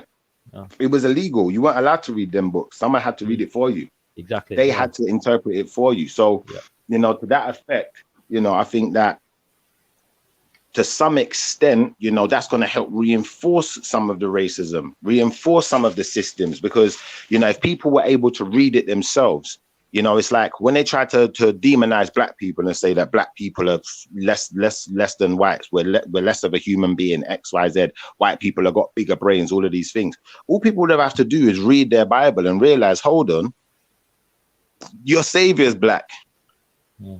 Certain man in the Bible, they got hair like wool. I don't know a white person with hair like wool. In fact, I know a couple of white people whose hair kind of stand up a bit like afro, but they're few and far between. If we're going to go to hair like wool, we're going to be dealing with some very black people. If I'm trying to say the same way, if I touch the back of a sheep, that's wool, isn't it? Now, if I touch the black person's hair, there's going to be a similarity in the texture, the way it's matted together. But they don't want us to know these things. So everyone had to control the people who we call the white people then. They had to control everything, you know. And to some extent, I would suggest that when you said the Hindus, I'd agree with you that the Hindus and the Christians definitely have some kind of a connection. There's definitely a connection there. And even in the way they present their religions, there's definitely similarities there. You know, in names, in the way things go together, X, Y, Z, the way the story evolves. See, like, it's an interesting one, because look, you got. So I'm looking at Tasha's question as well about the caste system being derived from Hinduism, right? Look, generally speaking, derived. I would agree with that. But the thing is, right, you got to look at India, how big it was, and how divided up it is. You get me, in terms of different kingdoms, different areas, right? And how long it takes to travel from one end to the other, different areas. It's like, it's massive. You know what I mean? I haven't hardly been around India. Like, India is huge. You know what I mean? It's like different worlds. You get me, when you go to these different places, almost, right? It's not the same, like, in that regard. It might look the same a little bit, but generally speaking, traditions, cultures, and things like that differ quite a lot from different places. So the thing is, like, all I'm saying is, like, when it comes down to back in those days, especially, right, and you're looking at the casting and everything else, you've got to appreciate that these different peoples in these different areas are going to be doing things slightly different to each other. So it's not going to be one collective, unified sort of caste thing. You know what I mean? Generally speaking, I'm not a historian. I don't know. It'd be something to, interesting for me to look into. How exactly was it different, the caste system in different areas with different kings, different kingdoms, so on and so forth. You know what I mean? I'm quite interested to see how different it was, because I'm not willing to believe that everybody was treating everybody like shit because they were like a lower caste. Total bullshit. It happened mostly with certain people that were doing that. Like you said, you got your European aristocracy, right? And they tend to treat people below them, the plebs, like shit, generally speaking. And I think it's the aristocracy of the Indian world that just tend to treat the rest of the people like shit. You know what I mean? Because I think generally speaking, most people are on the same level. Well, I you know what, I kind of agree with what you said. I just think that, the way the world has been formed, You know, a lot of what we're seeing now in today's age, we'd call it new, we call it technology.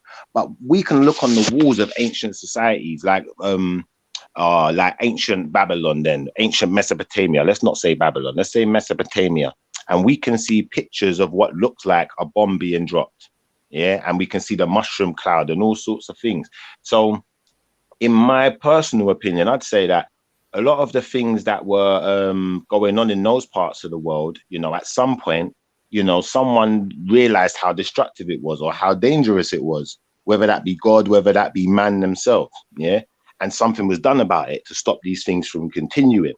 But as we've come into this this new age of you know, into the times where the white people have taken over the planet, then, you know, they're looking into all of these old things and bringing them back up and reinventing them. That's my honest opinion, and that's why the world is in the state that it's in now. That's why they think they're better than us, because, you know, they're dealing with all the hidden knowledge that, you know, we stopped dealing with, because we saw the power of it. We saw how destructive it was. You know, you look at certain ancient sites around the world. You know, this was said yesterday on Trilly Minati's channel, and I said it personally as well. So I remember there seems to be traces of nuclear fallout. There seems to be traces of things like, you know, you go to Egypt, you could, by the pyramids and them places there, you can find like glass, like balls in the sand. And, you know, when sand is heated to certain temperatures, it starts to create glass. So, you know, that would suggest that at some point, you know, something had been used to irradiate or to heat up that whole entire area, which would 9 times out of 10 be some type of explosion. So from where I'm sitting, that's what it seems like. It seems like, you know, people have got hold of information by whatever cause they've got it by, and they seek to subject others with this information, whether they be, you know, Europeans, wherever they be, whoever they be that want to subject others. There may be black people who's privy to this information too, that are just as involved. I can't tell you for sure, and I can't prove that one, but I'd say it's possible, you know, and anything's possible. But, you know, if we can start to realize that, you know, we're all equal without these, you know, hierarchies, you know, enforcing that on us, then, you know, I believe that we can change we can change the game, because, you know, you can only control us with information. But if the information is not correct, then you're going to lose control. And if we can prove the information to be incorrect and we can see a better way, then, you know, I suggest that people could do better. Yeah, we can do better, but it's not as bad as I think you might think it is, or other people might portray things to be. I really don't think things are that bad. You know, I think things have improved vastly, man. There is always going to be this political fucking bullshit where people are trying to cause this separation and this and that for their political gains, isn't it? Yeah, whether it be, you know, I mean, this is what they call it, propaganda, right? To try and push a false narrative about certain people and so on and so forth, so that they can push some sort of agenda against them, right? Whether it be military or whether it be economically, I mean, enforced, right? Things happen. So like you see with the big countries, right? They put sanctions on, I mean, countries, right? That's economic, yeah? At the same time, they use the military to go and invade other places, you know what I mean? Obviously, that is what it is. So, you know, this shit is happening, you know, this is like chess on a grand scale, yeah? Now, look, me playing my little freaking video games, yeah? I've learned one thing when it comes down to this war shit, yeah? It's like, if you fucking completely wipe out your fucking opponent, yeah, right, you haven't got any fucking body else to fight, and you haven't got any fucking people to trade with, and you've got fuck all. So the thing is, yeah, if you have a little fucking, like, these skirmishes, I would call it, yeah, and you just fucking you beat people to a point where, you know what I mean, you just stick in a new fucking puppet, a new regime in that area, yeah, all right, and then carry on doing whatever the fuck you're doing. You know who that's benefiting? It's benefiting the capitalists, benefiting the fucking people who own the fucking companies. You know what I mean, right? And basically, yeah, it's just a continuous game to get wealthy. You know what I mean? To generate money.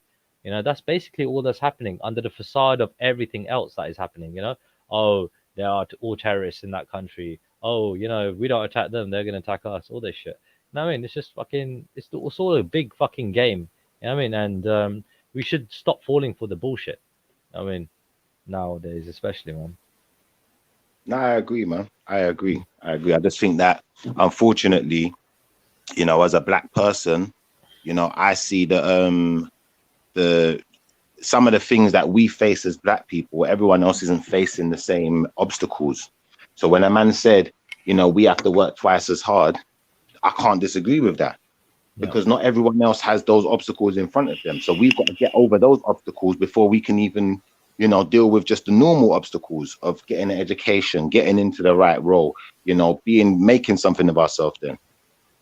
No, I hear that. And I think that's the tragedy, and that's why I think it's so it's imperative that certain things, certain narratives are dispelled. That's why I asked you, what are we doing in the Asian community to dispel this idea of untouchables? Because I'd imagine those people ain't untouchable. You can touch them. You're not going to catch a disease. You know, they could be just as intelligent, just as smart. Anything we can do, they can do. You know, they're human too. And I think that this is where, you know, humanity has kind of lost its way, in a sense of, in my opinion, I'd say it's a lot of demonology going on. Yeah, I'd say this goes right back to Anunnakis, fallen angels, whatever you want to call it. And, you know, them selecting certain peoples to help them do their job, or to help them control the planet, and, you know, to control the resources, to control things, you know. And a lot of people would say they'd say that's conspiracy, X, Y, Z, yeah. But there's so much historical evidence that points in that direction, because we can go right from Mesopotamia, then Anunnaki, all the way to Egypt. We can deal with the deities of Egypt. We can go all the way up into, you know, Hinduism, yeah, and we can deal with those deities. Similar kind of things going on. We can go all the way into European history and start talking about things like they had different types of, like, what's that, Lord of the Rings? You got the dwarfs, you got the humans, you got the whatever, the orcs, and you got the elves. The elves are like the Anunnaki, similar again, where they got so much information, so much magic and different things that they're using to control other people and like to basically control the planet. And I think that once we look at it like that, to some extent, you know, this isn't just man-made. That's how I'd look at it personally. Unless the Anunnaki is a man, you know, it's not just man-made. No, hey, it's interesting. I mean, it's interesting how we interpret everything that's happening. But yeah, well, man. that's what I think. I think we live in a demonic world, and I think we're living with a lot of demonic practices. And, you know, for instance, I heard someone say, for instance, they was talking about this Mesopotamian stuff. Yeah, you got this story called the Epic of Gilgamesh, which isn't really Mesopotamian. It's actually Babylonian, as far as I remember, or Akkadian, one of the two. So it comes a lot later, but, you know, loads of people subscribe to this stuff. And I've heard people say things like Enki's God, Enlil's God, this one's God, that one. Now, I would imagine that to some extent, when we're dealing with Christianity, dealing with religion, that there's a connection with these stories, because that's what they said themselves.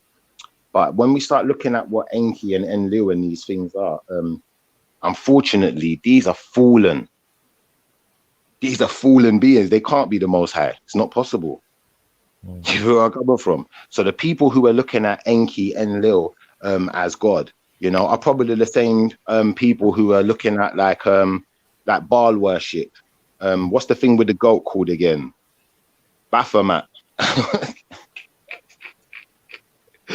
But the truth of the matter is, these things are all fallen angels, or like I said, you know, maybe it's just we just call them Nephilim. Maybe some people got different names to them. But as far as a Bible reading person is concerned, that's what we call them. We call them demons. You know, it was the demons that taught men about the metals in the earth and how to build certain things, about chemical formulas, about destructive weapons, X, Y, Z. You know, when we go back into them stories about these people from Mesopotamia, that's what we're going to find. We're going to find there's a people called the people, or the Urak, they're either referenced as or Urak, depending what time period. Now, they built their kingdom with the help of the Anunnaki, built their kingdom for them, was building the walls, helping them build the walls of their city in their story. Do you feel where I'm coming from? And what we find with these people here, we find that these are the first conquerors. And the first conquerors, you know, they wanted to be seen not just as kings and queens, they wanted to be seen as gods. They wanted to be seen as all powerful. Everyone must subject themselves to their will. Yeah. Now, since then, we've had the same story over and over again. We can go from Mesopotamia all the way into Acadia, then where you've got like Sargon, Sargon the Great, who, was another one. He wanted to be seen as the king of kings, God king, whatever you want to. Then you can go on to the Persians, whoever, Cyrus, all of these kings, God king, go into Egypt, same thing. We got Osiris, we got all of these things that are, supposed to be not just kings, they're gods as well. Do you know what I'm trying to say? We get into the Hinduism thing. I'm sure we're going to find that these gods are some kind of royalty also. When we get into the European stuff, same kind of thing. Like I said, even if you look at outside of the spiritual teachings, we go to things like elves, then same kind of thing. They're talking about, elder gods and elder elves and, royal blood and rare tear. So it's all the same kind of thing. It's just been, projected around. So do you think if you got like you asked about what is happening, what can be done about the caste thing, yeah? Do you think having a common enemy, right? Let's just say the Hindus collectively had a common enemy, right? Do you think that helps to sort of like, people don't pay much attention now to the caste thing now because they're looking at this other problem, like a common Not problem. necessarily.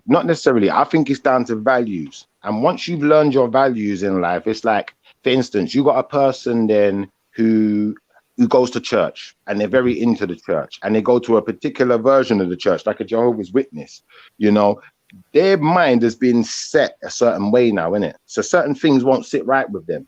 Certain things they're not willing to accept anymore. Regardless of whether we've got a common enemy or not, and we've all got to fight in the same war. When the war's done, they're still going to separate and seclude themselves from you and treat you different. Because see, the thing is, right, looking at different nations, for example, right, isn't that very similar to like the, to the whole discriminative kind of caste, thing? When you're looking at it, you got all these different countries, all these different people, right?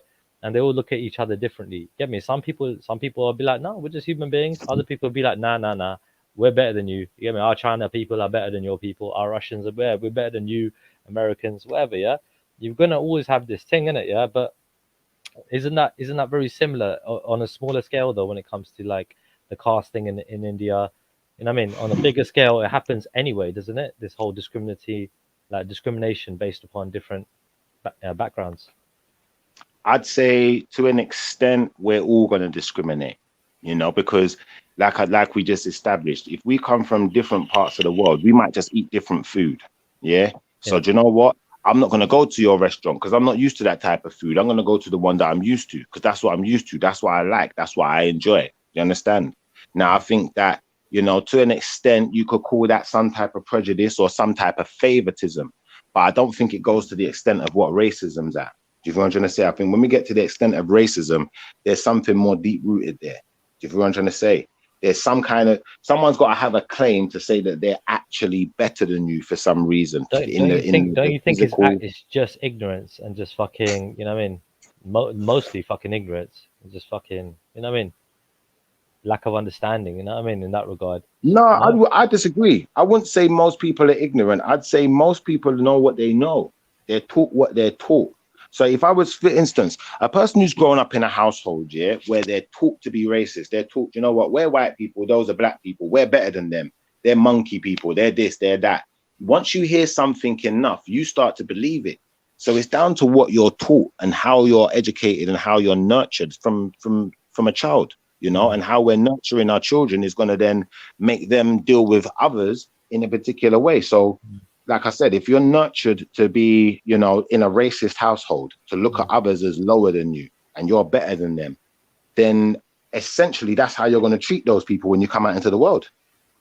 Do you see where I'm coming from? If you was nurtured into saying, okay, like for instance, if I go to Asia, a lot of people eat with their hands. They don't eat with knife and fork. Now, if I nurtured you to say, all right, you know what? People who don't eat with a knife and fork are less than you. You're immediately, when you meet Asians, you're going to think they're less than you. Immediately, when you meet Africans, a lot of Africans eat with their hands too. You're going to think they're less than you. Do you feel where I'm coming from? So I think it's as much nurture as it is nature. I hear that. But at the end of the day, dude, what is your goal at the end of the day out of all this? If you could have your way in terms of like, getting what you wanted, for your people or for other people, like, because for me, You know what I mean? Getting rid of this discrimination, thinking that you're better. You know what I mean? When you're just fucking all the same, you're just freaking from different parts of the world.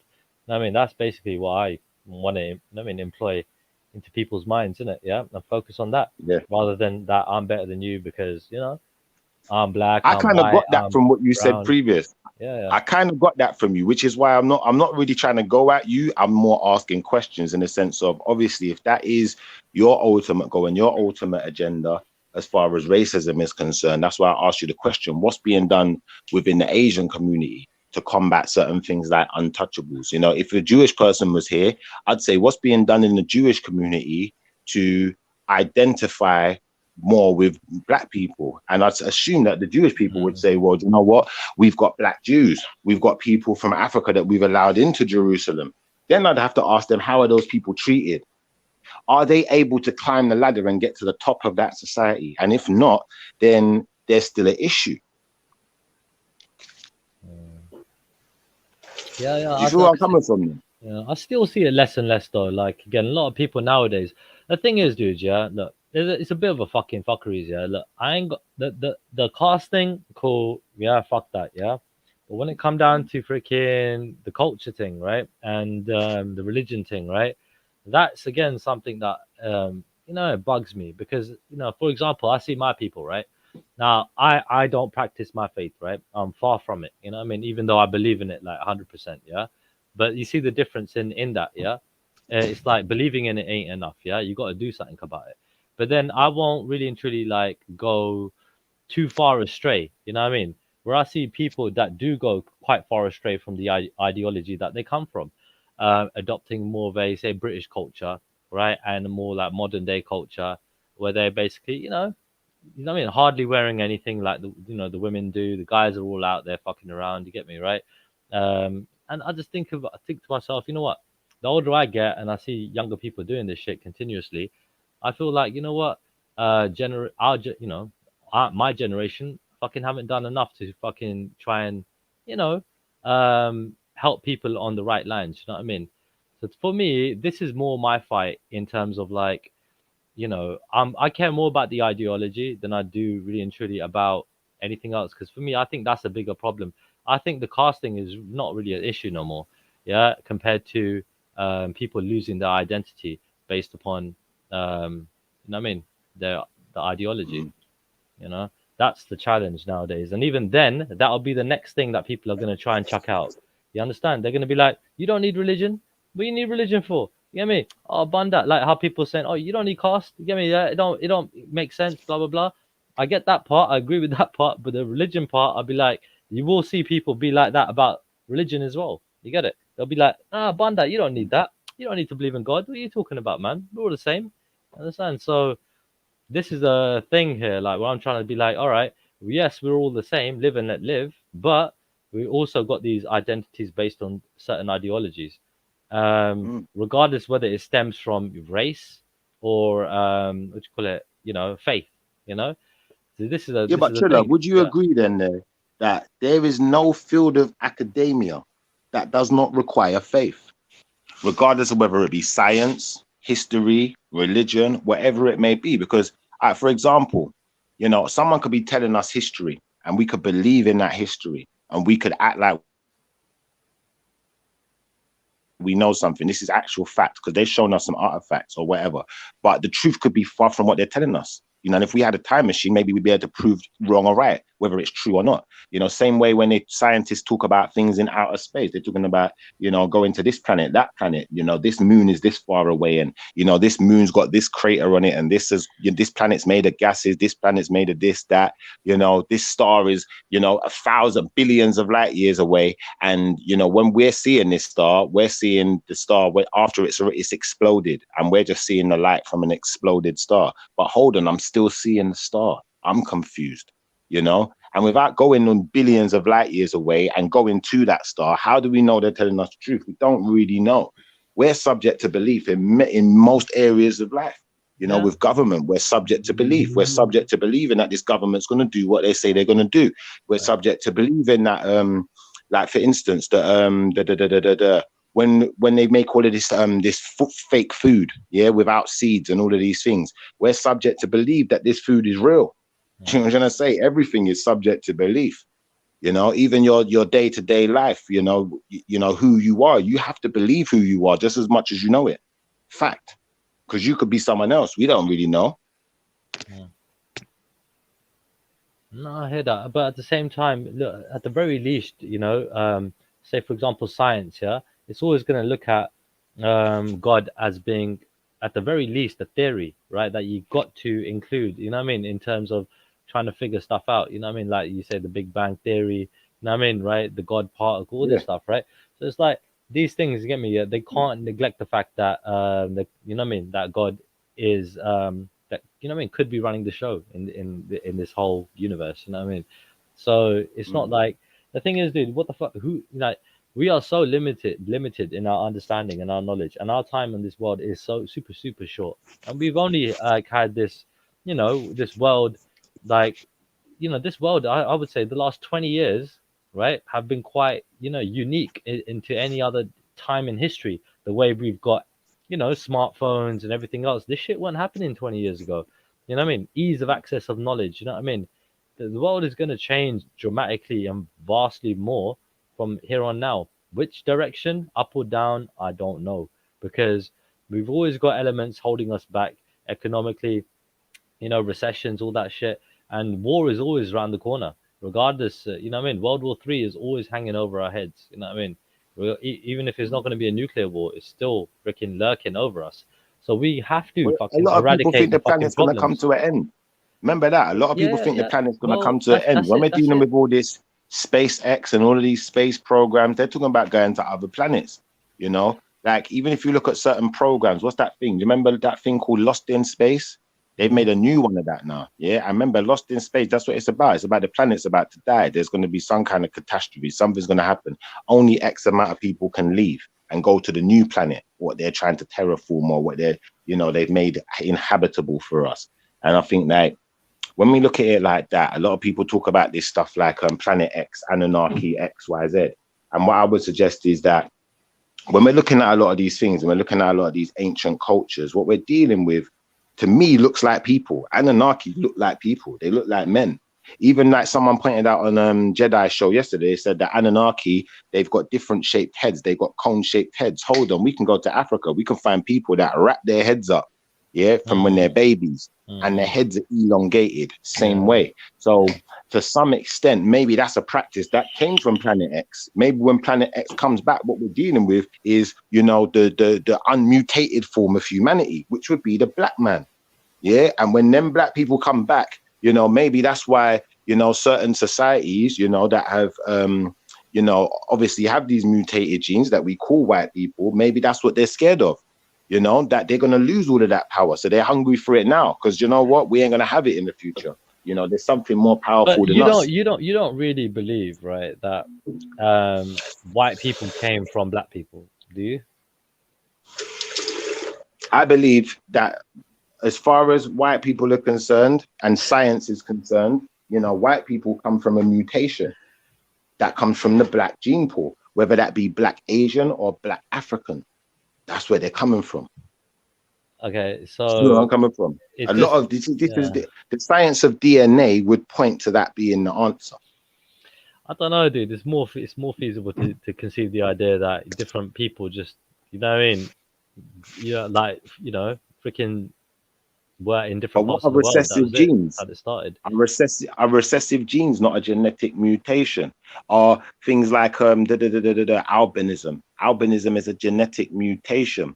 If I showed you an African person, then, from someone who's from my family's gene pool, with albinism, they'd look like a white person with black person's hair, and black person features, If I showed you one that was from the Asian gene pool, say like a really dark Asian had an albino child, then they would look more European, because they're going to have a straighter nose, they're going to have the straight hair, they're going to have all of the things that come with being European, i.e. the pale hair, whether that be red hair, whether that be blonde hair, the blue eyes. All of these things are things that don't denote recessive genes, the green eyes, all of it. And we find all of these aspects in albinism.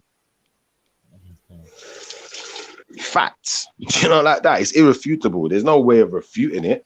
So I think to some extent, you know, when we look at the earliest civilizations, you know, these things aren't really promoted in the earlier civilizations. If we go back to Mesopotamia, you don't see blonde hair, you don't see green eyes, blue, you don't really see these things being promoted like that. It's only in, you know, modern day. And in my honest opinion, I think that that's why, because, you know, these people, you know, who have these mutated genes, you know, I believe that to some extent what's happened is that at some point in history, they were not necessarily the lesser people, but they were outside of what we know to be civilization. Well, Yeah. the thing is, if that long ago, right? If let's just take the idea that everybody did, you know what I mean, come from Africa, right? And you know what I mean, and went out. How the fuck did they get to Japan and places like that, or America, or where? How the fuck did that happen? Do you understand? It's just inconceivable for me to imagine that, because these countries have been untouched for thousands of years. You know what I mean? That's an Literally tens of excellent thousands of question. years. Yeah. That's an excellent question. And, you know, if we deal with European science and European history, then, you know, we're going to have an issue there. Like, how is that possible? But if we come outside of their science and their history, then hold on, it's 1,000 billion% possible. Because guess what? These ancient dark-skinned races or not races, dark-skinned people from Africa, XYZ, India, you know, Middle East, all of those regions, they went around the entire world. Whoever built those pyramids, for instance, they went around the entire world. Now you got this theory, yeah, what people call Pangea. Yeah, you ever heard of Pangea? Yeah. So Pangea is basically when they say that all of the countries and all of the continents were all connected. It was all one at one point. Yeah. Like Lord of the Rings. Yeah. All right. Now you see, do you want me to tell you the problem I have with that? Go on. If they were all connected at one point, how on earth do all of these pyramids and all of these monoliths across the planet all line up with each other? But they were. And how do they line up so perfectly, even underneath the ocean? Yeah. So you're okay. So you're talking about. So you know, guys, no, I'm back here. And quickly, Nine, if you're there, I think I see Tash in the back. Yeah, man, dinner's nearly ready, but I'm listening to you two differently. Nine, if you can, let Tash in the back. She's in the back. Let her on, please, sis. The point I'm making is, Trilla, yeah, if the Earth was Pangea at one point, yeah, and all of these pyramids and whatever have been around for thousands, tens of thousands, hundreds of thousands of years, however long they've been there, yeah, then when the Earth split, when Pangea split, and all of these places started moving further apart, just like in today's modern day and age, they're still moving. They're not absolute static. They're still moving. How are they still lining up? Cuz that don't make no sense. All right. So, look, you know about the tectonic thing, innit? Yeah, that's basically how tectonic plates. Yeah, right. That's basically how the plates shift, right? And on top of that, right, how things line up, as in, I know what you're talking about. You're talking about there's a line you could draw around the entire planet, and that connects a lot of the these significant buildings, right? Like the pyramids. The pyramids. Some call them Merkabahs, but I'll call them pyramids for the sake of argument. Literally all around the world, there are different places like that, right? That you can connect literally with one straight line. Right, cool. But the thing is, like I said, yeah, the dawn of civilization and everything else, yeah. Because the tectonic plate shifting, that takes fucking millions of years, dude. You know what I mean? To happen, right? God knows how many years it takes, right? So this is the thing, and we're saying civilization has only been around, or human beings have only been around for so long. You know what I mean? So we got to take that into account as well.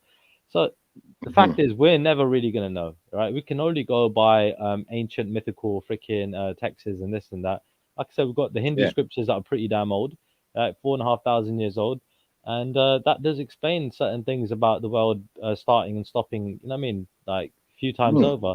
And then we've got like... Then Trilla, remember, some of these pyramids, some of these things, these buildings, constructions are also lined up with celestial bodies within our universe, lined up with stars, X, Y, and Z. So how do they stay in alignment if these tectonic plates are moving? Everything's shifting, everything's moving, but these things are staying exactly where they were. That don't make sense. What do you mean? The stars are your stars are aligned, and I don't get it. So the plates are moving, and So the stars certain are still aligned. pyramids, you see in pyramid, like the Pyramid of Giza, yeah, Oh, okay, it's lined up with 2 other pyramids, and those pyramids are all lined up with stars within a constellation. Yeah. Now, if the tectonic plates move, then it's gonna come out of alignment. But guess what? They're still lined up. So now it don't make no sense. Yeah, they're still lined. Not exactly. I don't know if they are really, because the stars are different from how they were 2,000 years ago compared to now. For example, you can track back. Is that something you know that you can prove, or is that something you believe? And now you're getting my point in the sense of we still gotta believe this shit. We still gotta believe. No. But this is the thing, like, so science, right? When it comes to, like, tracking the stars and everything else, right? Because the stars are basically maths. You know what I mean, right? It's a mathematical thing with the stars. So with that, they can use a computer program, right? Yeah, quite easily. This was years ago as well. They could do this to just track what the stars would actually look like, what the constellations would look like 2,000 years ago compared to now. Where they would be aligned in that regard. So there is a shift in that, definitely, because that does move, or something moves in it. I don't know what it is that moves. Might be the universe, might be the earth. I don't know what it is, but yeah, it's just different from thousands of years ago than it is now. That much I do know. I might be wrong, but that's what I heard or read up. Yeah, man. But the stars that's an interesting thing, dude. You know what I mean? The stars, they say the stars don't lie, like that. So follow the stars, man.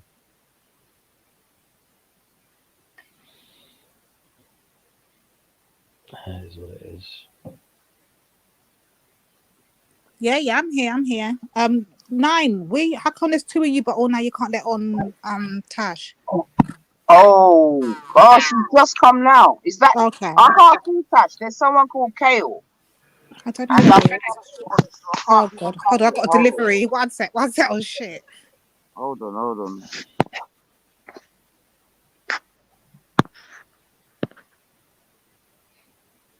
Oh. Kale? Oh shit. Who's that, please? Greetings. How is everybody? Good, thank you, Kale. Welcome. Greetings. What's up, man? Nice to have you here. Yeah, it's a pleasure. I was overhearing some of the the conversation. Seems very educational and interesting. I thought I'd push the button and hop in. Hold on, do I detect a Brummy accent?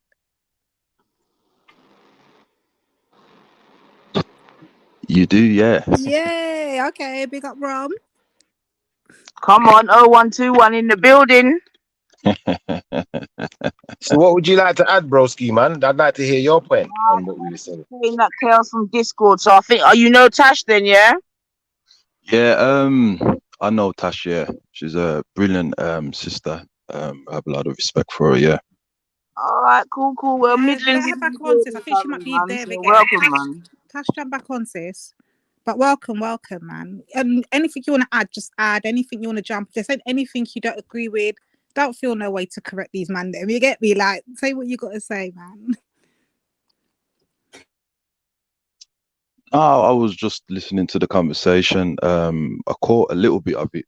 I was wondering if, perhaps I could get like a recap on what the core of the conversation was about. I tell you what, the core of what I was getting at is that in today's day and age, as Black people, we're very suppressed, and a lot of people would suggest that racism is not around anymore, but we can see it still prevalent in society, and things aren't really balanced as far as power, money, XYZ, as far as Black people are concerned.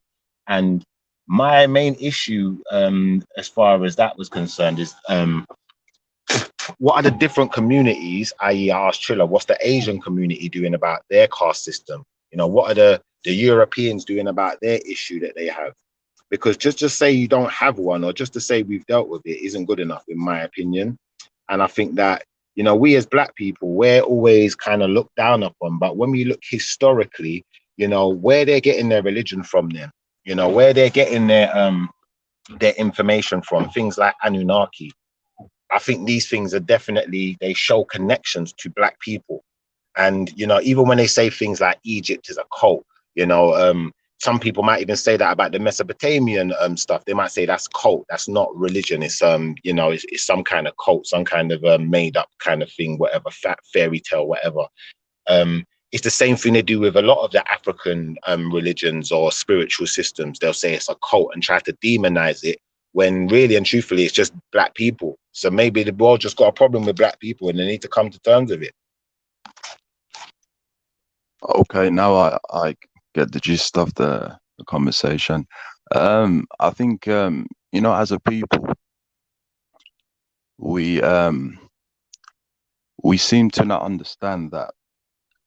And if they are listening, I will try and be as very diplomatic as possible. But Oh, no we need seem for that to. over here. When we talk to our own, we talk with facts, and if it hurts their feelings, oh well. But say what you got to say. Don't feel like you're censored here.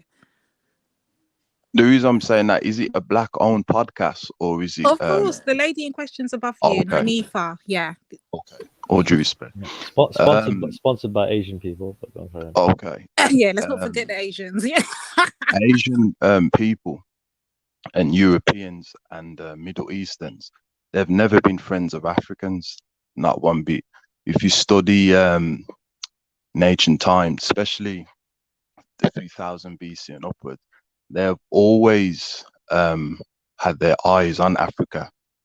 They've always hid by the borders to enter into Africa, and they've always tried to use ways to control the African people.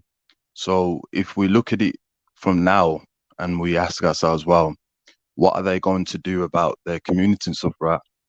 They will never do anything to sort out their community, because somebody, unfortunately, has to be oppressed in order for the economics to flow immersely. And Asian people will never take Black people's place, neither would the Europeans, neither would the Middle Eastern. So they will never ever sort out the racism, because someone has to take the role of the oppressed in order for the oppressors to reap what the oppressed has built. So in essence, we're just going to remain at the bottom being oppressed, because no one else is going to be willing, no other nation will be willing to replace what they've got now to swap for us, right? No, they will never do. And this is the thing as well, because I think as African people, there's a difference between personal relationships and political scientific relationships. And the non-Africans, they have to use a political scientific strategy, because if they like us too much, then what happens is there's no more white supremacy. This is why, for example, they will use unethical code of conduct with their face expression. When you walk past them, they will, you know, mumble something under their breath. Or if they're with, you know, a collective, they'll do it. Because when it comes to us as a people, is that we don't have to mumble anything to walk past them. The fact is that our melanin, you can literally look at an African person and regenerate your confidence just by looking at them. But whereas the non-African people, they cannot do that. So they have to practice an unethical code of conduct with them, with their face expression, the mannerism, the body language, and as well as the characteristics. If they don't do that, then there's no more white supremacy. So we cannot rely on them or ask them if they're going to sort out their communities, because by doing that, it dismantles the economical flow of their economical growing up instead of theirs going down. Right. Trilla, as an Asian brother representing, what you got to say to that? Hey. Say the truth, man. I'm kind of zoned out a little bit, but yeah. Of It's like, course you did, Trilla. Of course you did. But anyway, go on. Asian, I'll be. You know what? Asian Though? opinions matter. Go on. I'm listening. I'm listening, Kel. No disrespect. Yeah, I'm just gonna go shop anyway. I'll be back in 5 minutes. But I'm listening to the conversation. It's interesting, bro. So carry on, bro. And yeah, Lady D, I'll leave you to it for 5 minutes. Yeah, go on, carry on. Oh, you tried to escape now, innit? Now that I ain't you're under the escaping. I ain't scrutiny now. escaping. I was. I swear. Look, I was trying to like pay attention and understand. And I'll blatantly come back and ask Kel. Okay, cool. Let's get into this. Yeah, but just give me 5 minutes. All right. All right. Well, we do, but to be saying what I'm hearing from Kel, I do understand what he's saying, because there'll be times when you can go into a shop and not being funny, Trilla. These are facts. This is what happens in real time. Yeah, certain Asian people don't even want to put the money in your hand. They will skip past your hand and dump it on the table. Like, let's not play like these things don't happen. So that's what I guess he means by the mannerisms, or even just walking past and giving a sly little look. Like, yeah, they're kind of. But you got to acknowledge as well that it's different. Like some people might do it hygienically, other people might do it based upon. Oh, come on, other the reasons. excuses. Get out of here. Get Wait, out. hold on. You know, money is like the dirtiest thing on the planet. Yeah, like literally, you don't know where it's been. You know what I mean? The notes and all that shit. It's filthy. You know that, right? But anyway, just letting you know. So I'm just saying. Yeah, Nine, are you there, sis? What's it called? Where did Shifa go? Because maybe Shifa. Shifa dropped out. I don't know. Okay. He just sort of dropped out. But yeah. But I understand what the brother Kayla's saying there still. There he is. Here he comes. Yeah, sorry, my signal went there, man. I was listening though. I was still listening on YouTube, and I think the brother made a very valid point there. The first point you made when you were saying that people have been trying to infiltrate Africa from right in the beginning. Like, I think that's prevalent even in the historical stories. Like, when we look at the stories of ancient Mesopotamia, what we'll find is that these people I was mentioning before, the people, for instance, they were not original inhabitants of Mesopotamia, but at some point they managed to conquer it. Do you know where I'm coming from? But what we'll find is that, like I said, to some extent, they had these beings, what they called the Anunnaki, helping them build their cities and helping them build their society. So to me, that would suggest that there's either some kind of alien influence, or you know, some of us as Black people had reached some higher level of intelligence from way back then, which, you know, they don't want us to know about. They don't want to tell us the truth. They want to, you know, use our information against us then and act like they're inventing things. Yeah, and I totally agree with that. The historical facts definitely plays a part. Another thing as well, what we have to understand is that unfortunately, non-African people, they all practice their nature before the entitlement that they're ascribed to. So, for example, if you have socialism, they will practice their nature before the socialism. When it comes to religion, they'll practice the nature before the religion. Same thing when it comes to gender movements, and the same thing when it comes to sexual orientation behavior.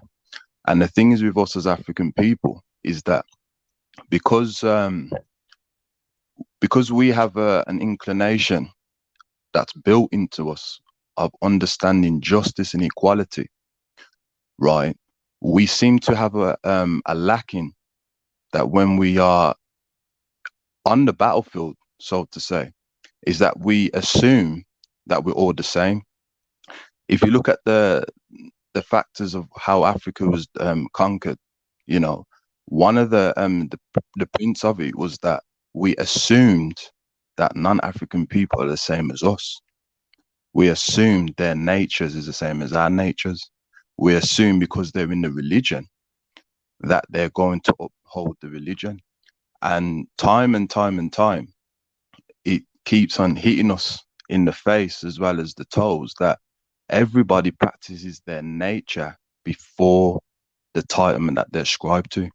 And we have a hard time understanding that, you know, for them to not do that, it's going to be very difficult due to the fact of we are the first people on the earth, and we settled everywhere, and civilization was spreaded by us. So if you're going to think that they're going to be fair, to use divine revelation, whether it be from, you know, the Abrahamic faith or not, to keep the even scales, then you've got another thing coming. You know, it's constantly always war, and it will always be war, unfortunately, for us. I hear you say, what in essence is that, what are you saying is what you're saying, that is that the reason why then, for instance, when we look at the early Roman Empire then, yeah, who become the Roman Catholics or whatever now, yeah, at first Christianity is not accepted, but even when it is accepted, it's only accepted under the guise of paganism, i.e. they still have to have their solstice and certain festivals, certain celebrations adhered to before they would adhere to Christianity, XYZ.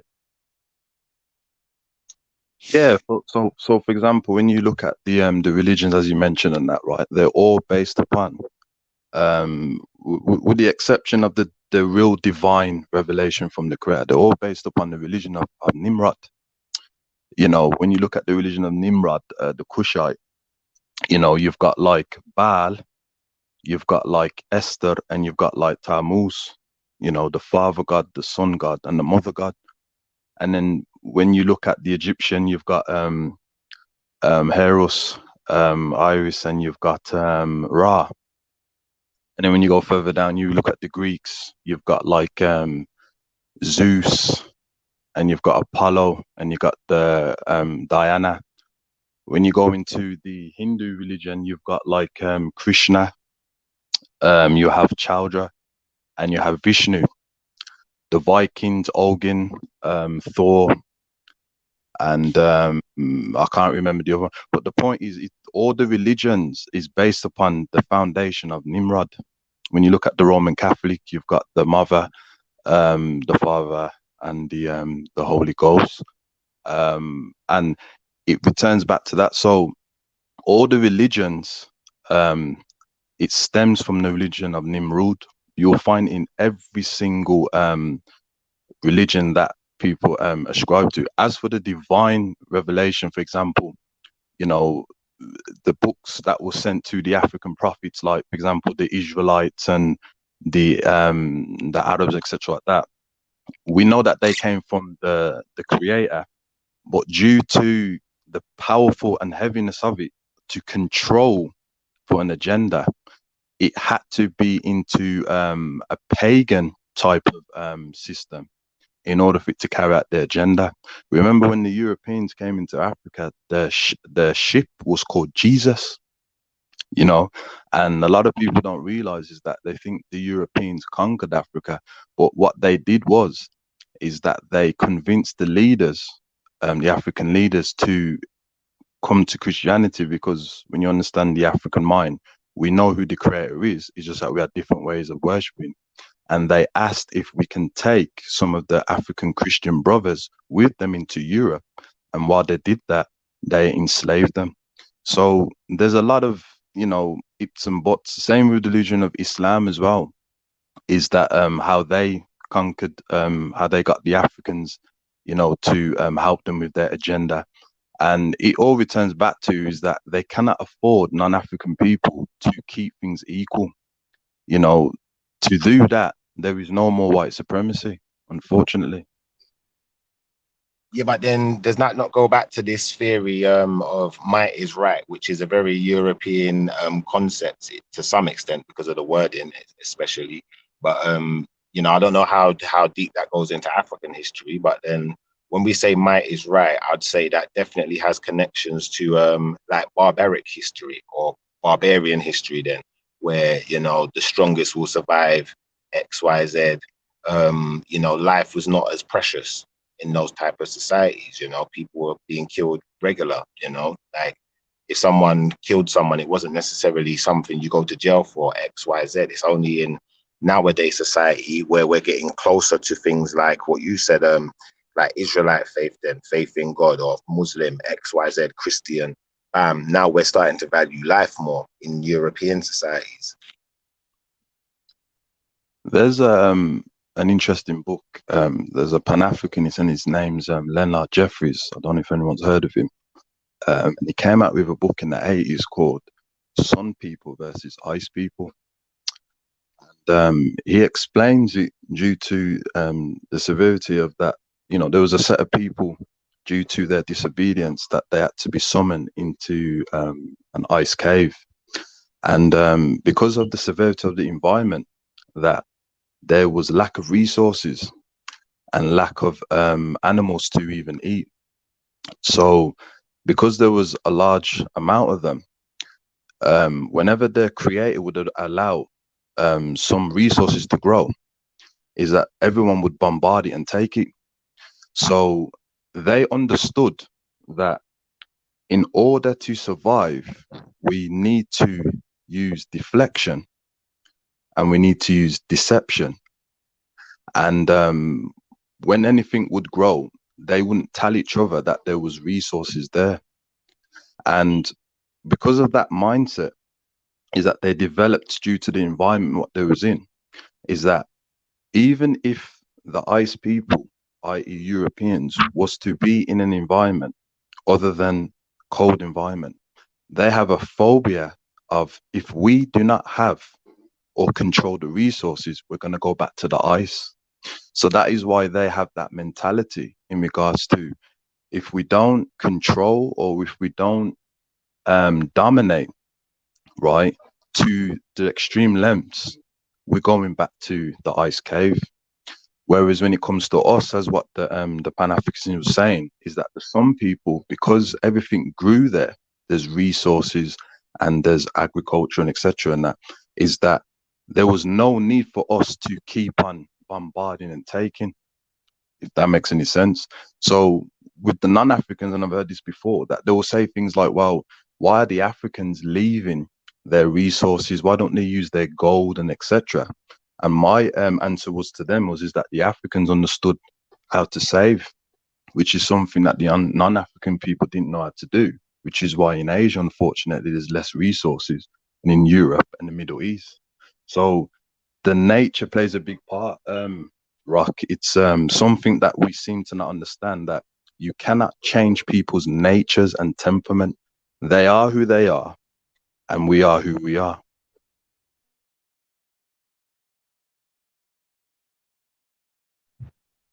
I hear where you're coming from there, but do you not think that to some extent that us kind of amalgamating with them and being part of their cultures, them being part of our cultures, has kind of brought them up to speed to some extent, if that makes sense?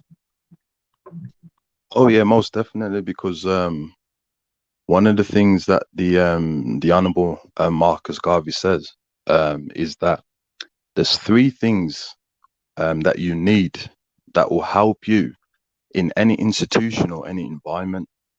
And by the way, the non-Africans, they practice this all the time. He says that you need your culture. In other words, you need to nationalize your culture. You need to nationalize your economics, and you need to nationalize your political agenda.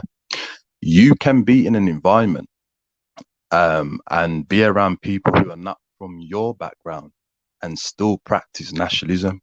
For example, Jeez, come on, talk that shit. Come on. You hear that, Shifa? Take it in and let it sink in. For example, but then you see when we say nationalism, yeah, you see when he says nationalism, yeah, then can you see why I have a problem when we start calling ourselves black then? I don't believe that we should call each other black, and the reason why is that if you look on the earth, there's no black and we forget land. our nationality. Yeah, you understand, my brother? There's no black land. Okay. So I just wanted to know your opinion on that, because you focused specific on nationality. So I wanted to hear from your word, the complexity of the word black and how that applies to us. So yeah, if you could elaborate a bit more, that'd be nice. Well, I didn't hear him use. Hold on, Shifak, you're trying to play games now. I didn't hear him use the word black. He just said nationalism. That means he could have been referring to Africans. Right. He could have been. Yeah. Right. So Where, That's where did right. you So I fit want to in the know black his part complex. into it? So Oh, for example, No, he said I only said black because he said national. He said nationality. He focused on that. He never used the word black. So because he never used the word black, that's why I focused in on the nationality and asked how but he then you refers the also black know, to the Shifa. nationality Look, and how that applies. you also know then if he quoted Marcus Messiah Garvey, yeah, he then you would know Marcus Messiah Garvey defines nations as black Africans for Africans, Asia for Asians, Europe for the that's right. Europeans. You understand that? Come on now, Shifa, Yeah. don't play silly. All due Yeah, respect to but the he might have a gentleman. different opinion though. I just want to hear what he says. Well, there was a great Pan-Africanist. His name was Khalid Abdul Muhammad. He passed away in the early millennium, and he says that black is culture. It is connection to the creator. It's also your culture, and it's also color as well, right? And we understand black as these types of elements. However, the Honorable Marcus Garvey did not prefer for us to call ourselves Negro and black because these have no powers. I'll give an example. If you look at Africa and that, right, there's so much resources there, right? So you will go by a name that has a lot of power and influences, right? So with black, unfortunately, although it's very dominant, the melanin, right, but it has no power, it has no value, which is why we call ourselves that, which is why they've got us to call us that. For example, the Asians, and I no disrespect to them, is that a lot of the Asians are not the original complexion to the land that they live in, right? We know that the Romans went there and procreated with them, but you'll never ever hear an Asian person of the light you call themselves mixed race, right? They will never call them. They will call themselves by the land name, Asian or Pakistani or Indian, right? So when I'm referring to nationalism, I'm referring to what is natural to African people, what is nature to African people. That's what I'm referring to. I totally understand exactly what you're saying. I just hope Shifa does. I hope he's walking with you. But you got some questions in the chat. Hold on 1 second. Let me see if I can find some. Oh God, Wab Funk's in the house. Wab Funk's in the house on big Christmas Eve. But anyway, I don't know if this is posed to you, but my sister melanated wrote, how does white have power? I don't know if that was to you.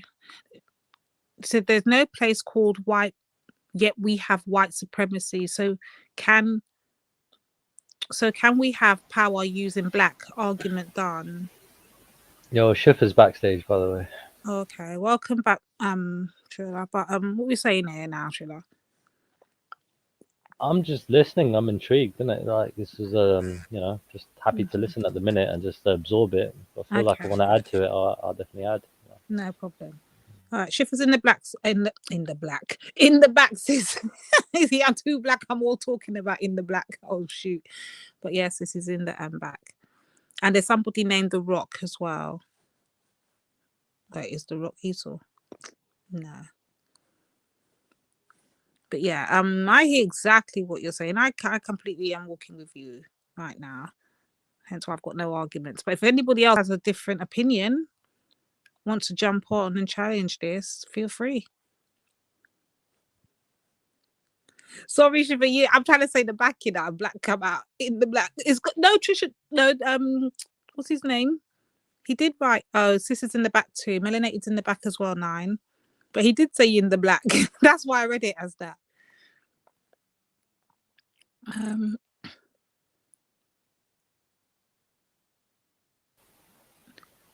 Melanated's a character. Listen to this frigging idiot called Facts Over Feelings. Black women benefit from black. That is why she can breathe non-binary and call men gay when in the truth that's why an African Muslim, I'm who I am, she's who. What's he talking about? Big up Seamus, yeah, big up yourself.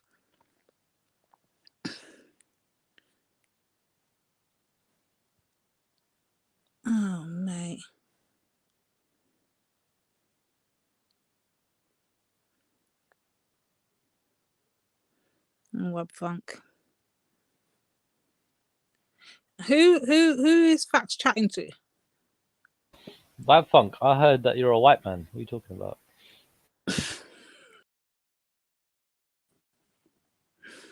Lord, I cut out and Khalid. Okay, all right.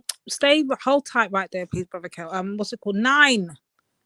I hate when she does this, knowing that we got no power over who we can let on. I don't know, melanated. That's what I'm trying to find out. But I'm just chatting shit in the thing, sis.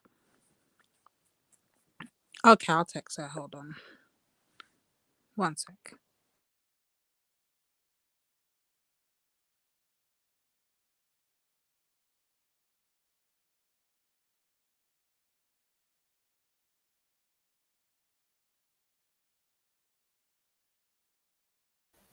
Yeah, Seamus Rafferty. I'm pretty sure she does. I do. But yeah. Web funk. I have said that I don't feel like I deserve to call myself a sick because I'm not doing enough about it. So yeah, you're right. No shame in that, bro. I think the shame would be calling myself a sick, knowing that I'm not doing enough about it. I'd be ashamed of that. Okay, I sent her a WhatsApp. Hopefully she gets it. 9, do you need to hurry up?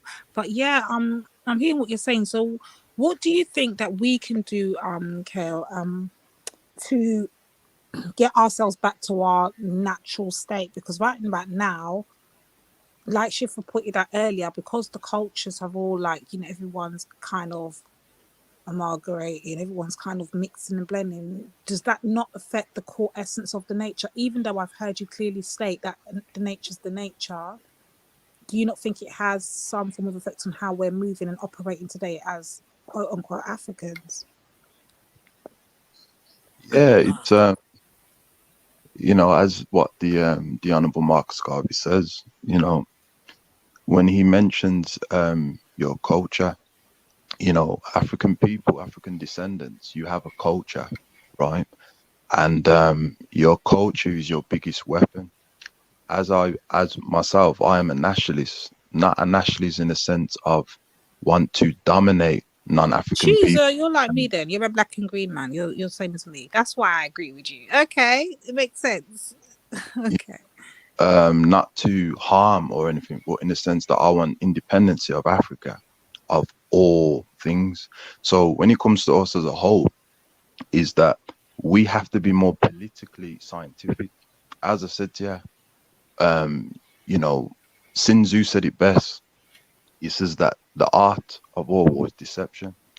He also makes it clear that if a general is going to battle another general, and that general only knows a little bit of himself and doesn't know the other army that he's going against, he will win a little bit of war, but will face many defeats. He also says that if the general doesn't know who he is and doesn't know his adversary, the army that he's going against, then he's lost the war and he's lost the battle. But he says that if the general knows who he is and knows who his enemies is, then he can win 1,000 wars. Come on. Sounds like a Bruce Lee quote, like, well, No, it sounds like reality, Triller. We are a people that have had our legacy and our culture and our mother tongue and all these things stolen from us. So therefore, who are we? If we have not lost ourselves and we're in battle, yeah, how are we gonna win? Think of it like that. But do you need to fight deceptively, fight dishonorably, right, just to win? Because I feel like then we're basically doing what, was done to you in a sense of when it comes to the oppressor. I disagree with fighting the same way that they choose to fight. But who gets determined that how the fight is happening? However it comes, you've just got to face it, right? No one's actually determining. But how you choose to face it is up to you. You don't have to fight like your enemy. You know what I mean? You can fight better than them. You know what I mean? 'Cause at the end of the day, you're trying to defeat them. You're trying to. I mean, once you do defeat them, if you do, right?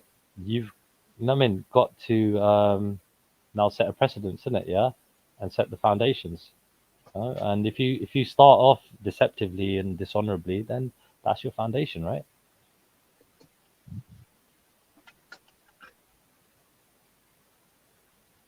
Hence why I Well, think, yeah, go on, Karen. well, Trilla, here's the thing. I agree with you in regards to how you approach a situation. Do you have to copy the person that is doing wrong to you? I'm not referring to that. What I'm referring to is that in life, everything in this life is politically campaigned. If you look at the That's spider, AKA a war, just for Triller to understand. Yeah.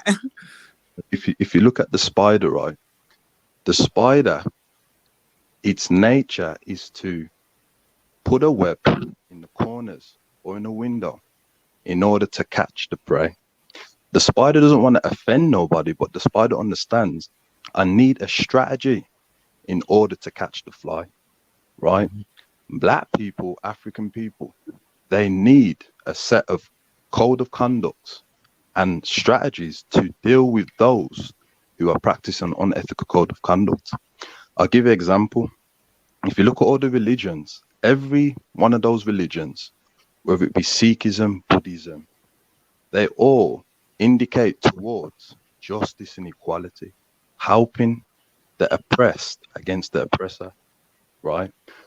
But at the same time, if we're going to ignore the oppressed, right, and say, well, if they do rise up, they're going to do exactly the same thing as what the others do.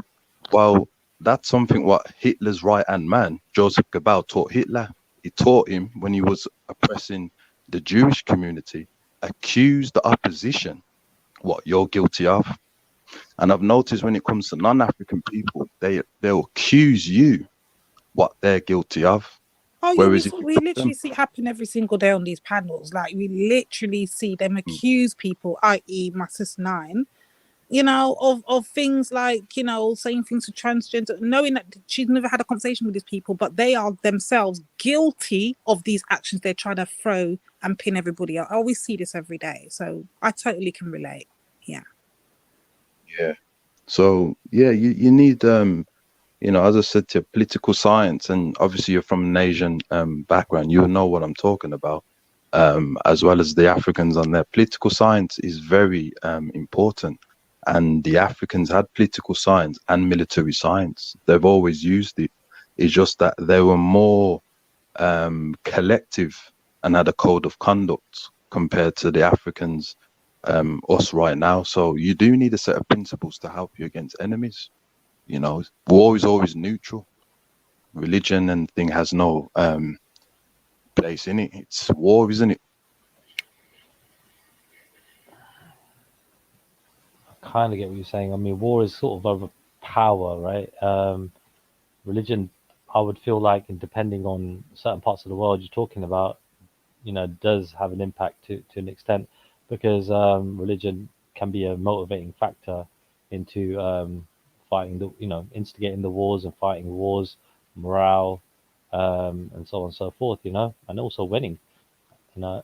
So combination of factors come into play when it comes down to you know, these different types of motivations, you know. So yeah, you know what I mean? Because I can really and truly, like, looking at from it from a Sikhi point of view, I would just say that, you know, if you become like your enemy, then you're no freaking different from them, right? And if anything, it might be just better to just leave the system the way it is. You know what I mean? Because all that's going to happen, like you kind of said earlier, is that you're just replacing one dictator for another. You know what I mean? Basically, that's all that's happening. Change of regime, sort of like how we got our political parties in this country. All we're doing is voting for the least worst party. You know, not really the best party. And once we do that, what we're doing is just once we do replace them, say the Tories with Labour, right? Labour are just going to basically be like, oh, all the fuckeries that, you know, that's happened with the Tories, we got to repair that now. and that continuation has been happening for God knows how long, since I've been alive. Just blame each other. This is why people have kept the Tories in power, just to see how, far they can go, because they kept on using that excuse all the time. And yeah, the Tories fucking have just, fuck shit up. And but are Labour going to do any better? Probably not. So, we're talking about a complete change, in the system itself, which is something that is going to be very, very difficult to achieve, regardless of where you are in the world. Can I ask you a question, right? All due respect, yeah. I noticed in your dialogue that you said something which I would look at it as a hazard. So I'm going to throw the perception on it, is that you said the system is fine how it is, right? Now, when a non-African person says that, right, all due respect to you, what you're translating is that let the oppressed be oppressed and let the oppressors reap the benefits. Because if the universe and mankind, were taught justice and equality, and if, for example, when, all due respect to you, when Winston Churchill, when he went to India and he told the Indians that we're going to control everything, and he took their livestock and their resources and gave it to the Greeks, right? And the Indians rose up against that. And by the way, there was an African army that helped them with that. They understood that to have the system how it is means that India is going to be oppressed. But yet still they rose above that, and they formed a Pan-Asian movement, which, I applaud it, So can we say that they should have left the system how it was? But there's two different methods of fighting. There's rising up in arms, or there's that, like how Gandhi kind of enforced that non-violent kind of movement, right? Where he just tried to, make the enemy look bad, to their own people, using the media and things like that. And this is something that we, as people need to consider what is the best, option when it comes to change. And, the power of perception, changing people's minds and hearts, is going to be the most powerful tool, in my opinion, regardless, because, people are going to have more sympathy than not, generally speaking. So, you've got to when it comes to India, that was like, what, just 60, 70 years ago? Weren't that long ago. Over 200 years of occupation, of course. They still rose up, though. They still understood, didn't they? Well, they understood that if they attacked, to throw the British out, that would have given the British, right, an excuse to retaliate and come in with their full force, tanks, planes, and everything, and just bomb the shit out of whoever whoever rose up against them. So that they understood that how powerful Britain were, and they weren't to be meddled with either in that regard.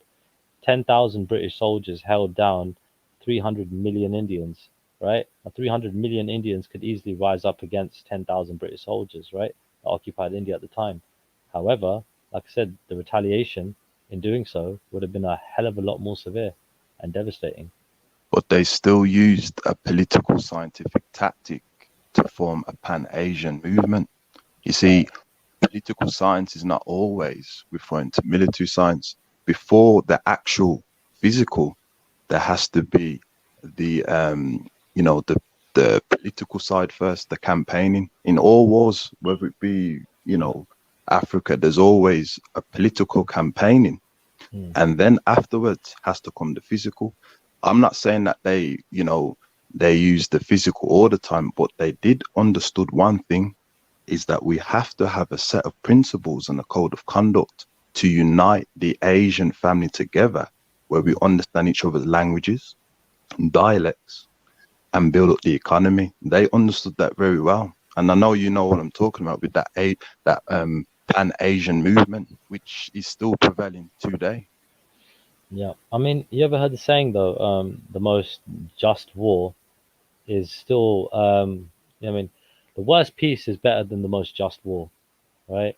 It basically just means that war is devastating, man, and it's the absolute last resort. It shouldn't be looked at as being the first in that regard, because anybody who's gone through it understands how devastating it really is.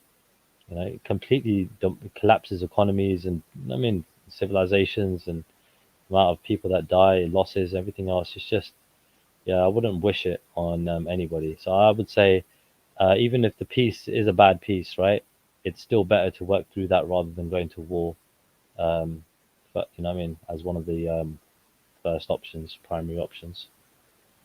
Would you Yeah. say before that, for example, African people, they need to have a code of conduct to understand the reality what they're in? You see, what I've noticed, all due respect to you, that whenever black people, African people, are speaking about sorting out their problems and their solution, for some reason, a sneaky statement comes in, whereas there's going to be war and physical. And this is what I was saying, with all due respect to you. I picked that up early in the conversation. I noticed when you was talking and you was just talking about how to navigate. That's right. They equally assumed navigate to be going up to war and being and sinking as low as the people that are oppressing and all that. No one said any of these things, but I noticed that was a thing, that first thing that popped up in Trilla's mind. I was like, wow. But yeah, go ahead anyway. I just want you to know I picked that up. I picked that up. Yeah, but it does tend to happen. Generally speaking, exchanging one dictatorship for another, it does tend to happen. Which is worse? Which is better? We won't know until, if the other one comes into play. At what cost as well, in terms of that change of role, change of dictatorship, change of system, whatever. But I've noticed, Trilla, right, all due respect to you, is that when I look at the UNIA, the United Negro Association Improvement, that was run by the Honorable Marcus Garvey and his co-president Charlotte Bass, is that when the Ku Klux Klan wanted to meet with the Honorable Marcus Garvey, due to the fact that Garveyites and Ku Klux Klan were fighting and killing each other, the Grand Wizard wanted to meet with him. And of course, in political science, you have to come to a truce to preserve life. And there was no Garveyites attacking the Ku Klux Klan first. If you look at the Nation of Islam, they've never, ever gone out and attacked first. They've always been attacked first. Whenever any black movement, even when it comes to the untouchables, you will never find any African descendant movement doing the attacking. It's always been done to us. And I believe that the Africans should defend themselves with military science when the time does come. But before that, they do need to politicize their mind and use strategies to navigate the unethical code of conduct of non-African people. I hear that. Yeah, it's complicated. It gets more complicated the more in time we are, right? So again, simply because how advanced warfare has got nowadays. You know what I mean? When it comes down to changing the system, it's just become more complicated in that regard. So to simplify it, I think we've got to go back to, again, we got tools, we got the media, right? In terms of, we don't have to rely on mainstream media. We've got things like YouTube and things like that. Well, we can, through education, through having, good characters and, good people that are, good speakers and things like that out there to go and voice their opinions now more than ever before. This is a tool that we have that we've never had in history. We should utilize everything, right? If we want to invoke change, positive change around the world, So yeah, man, now's the time.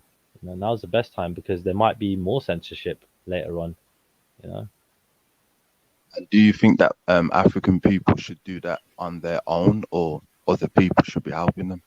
I No, think no, we're not. We're what not going to ask I think Triller what African people are going to yeah, do. yeah, I think Listen, both.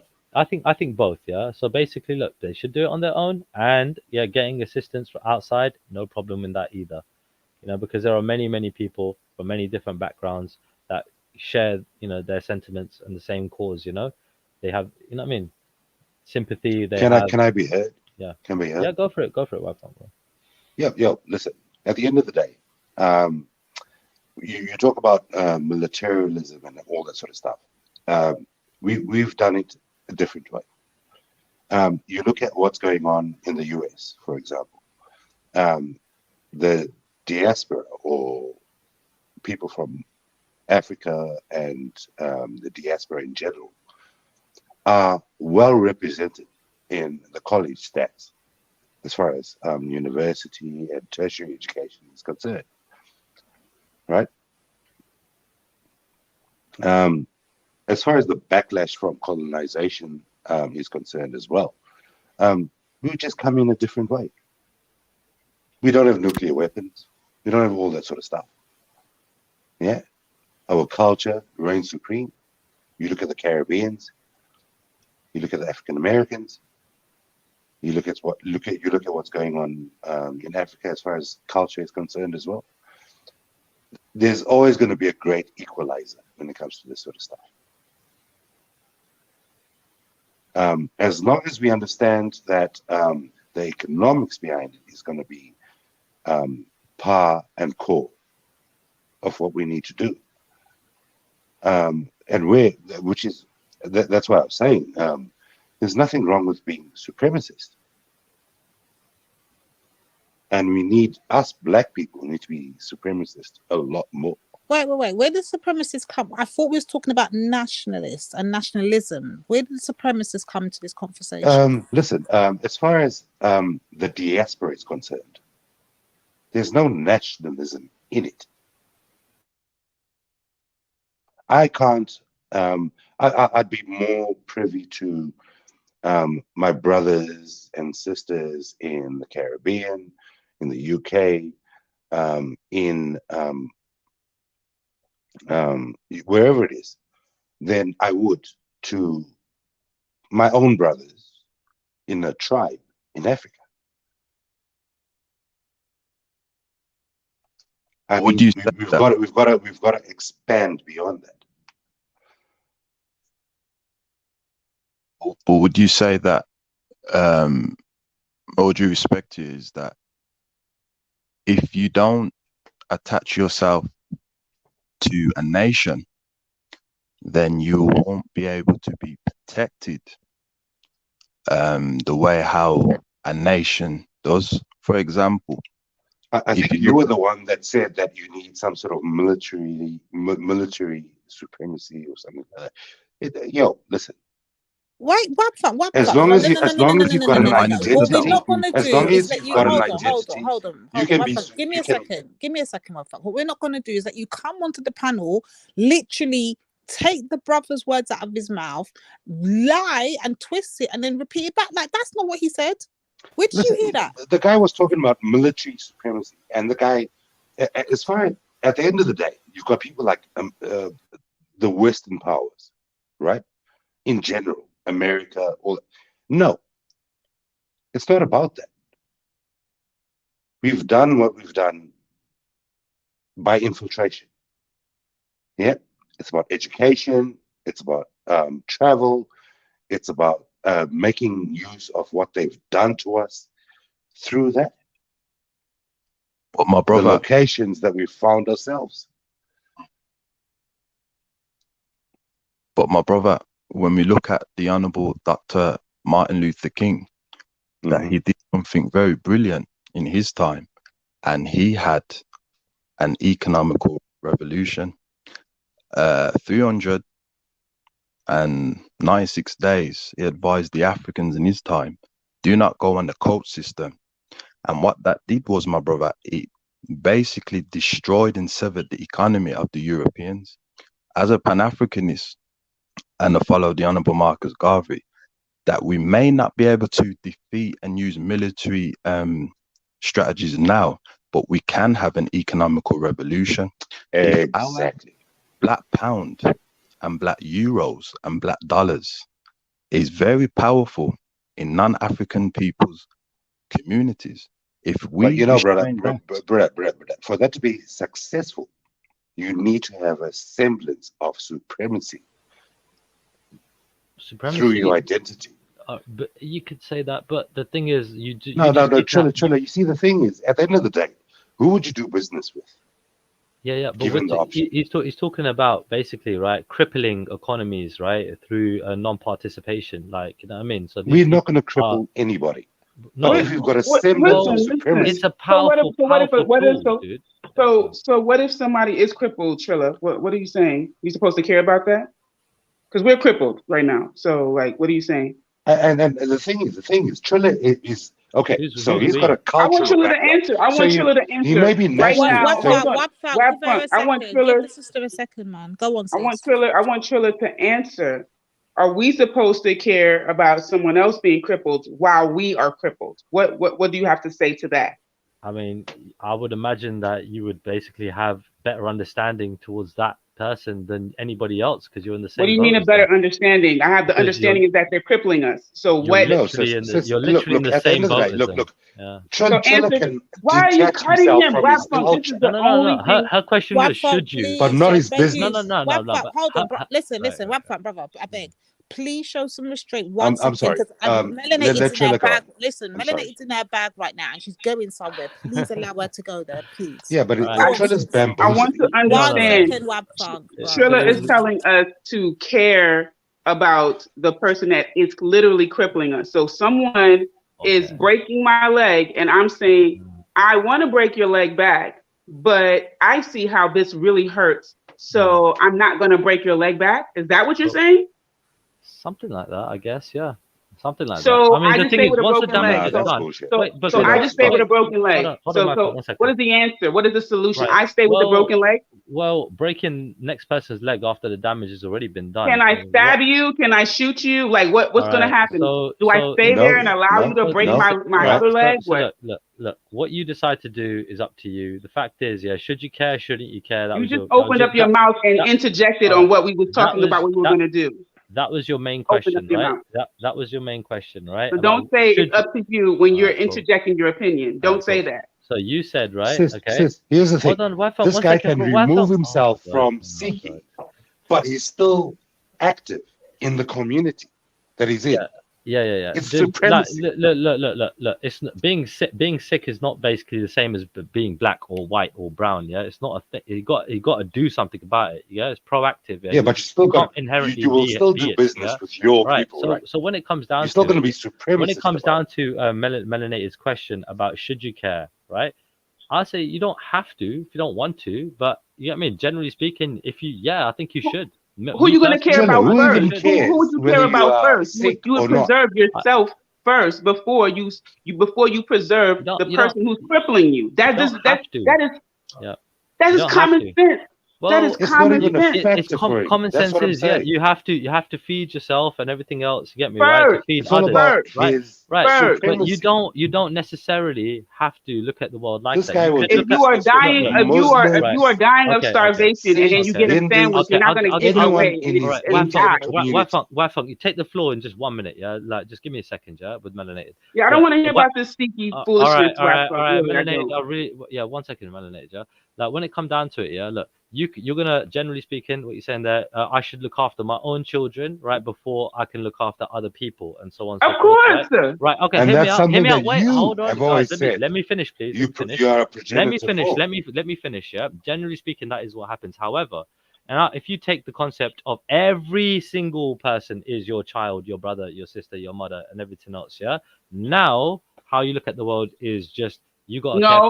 I'm gonna take that example. Every single child is my child, but I'm in my house, so I'm not gonna go to somebody, leave my house, knock on somebody else's door, and get their children dressed before I don't get the ones that's in my house dressed. So your example, don't cut me. I didn't cut you. Your example makes no sense. You're still gonna take care of who is in your immediate environment first. That was my point, right? You are a non-black person on this panel telling Black people that we need to be submissive and complacent and compliant to our oppressors. This is why I get like this when I talk to you. This is why I say, when I say our community, because you don't give a fuck about our community. So stop being in our conversations about our community. He gives a fuck about his. I'll tell you that. The thing is, Sorry, some of brother, my role models, some of my role models include people like sorry, Dr. Kale. Well, you don't give a fuck about it though. You don't give a fuck about it as well. I don't care. But you don't know me. You've got you this. don't give a fuck about him. Well, again, Malcolm X said any means necessary. I'm not Malcolm X had a but shotgun. He still does business. Malcolm X had a shotgun. Was he wrong for that? Was Malcolm X wrong for having a shotgun? Was he wrong for having a shotgun? Is that a difficult question? Yeah. Were you wrong for leaving Sikhi? Why is that a difficult question? Was he wrong for having a shotgun? It's yes, he was wrong, or no, he wasn't. No, like he was. No, you weren't wrong too. There aren't that many options to answer. No, you answered it. But why is Trilla over there? No. But why dancing right now? No. The thing is, look, you've already got your opinions. Was he wrong for having a shotgun? Got your opinions about me, right? He jumps in and out of culture, but his identity is key. Look, yeah, you just don't like the. Look, cut long story short, melanated. You just don't like the fact that I'm an Asian guy, right? From a British, what you call it? You know what I mean? Like living in a British country, right? Well, that is it. Coming with my ideas, talking to different Black people about. Because you telling Black people to lay down. If you wasn't telling Black people to lay down, then I wouldn't have a problem. Don't do that. Don't do that. No. Hold on, Westfront. Let me address that, because he's coming across as if it's about his Asian and all this other bull crap, right? You know it's true. Yeah. No, you believe that that's true. Okay, and tell me another Asian person that I get at like this. Raj is cool. Raj would say, Black man, do some shit about it. What's his name? Ralph. Ralph always telling Black people, stand the fuck up, do something. I agree with them when they saying that. You over here telling us to be pussies. So you don't like. You're over here telling us to be pussies, and that's the reason why. But I'm coming at you. I tell you what's this, melanated. That's why I'm coming at you. When it comes to business, they will deal with each other, regardless of culture, religion, or anything else. Okay. They identify with each other. All right. You seem to be melanated. Seems to be okay with people that like to harass, bully, stalk, lie, abuse, and manipulate, and so on and so forth. I agree with those comments. I don't agree with their whole lifestyle. You did say you like.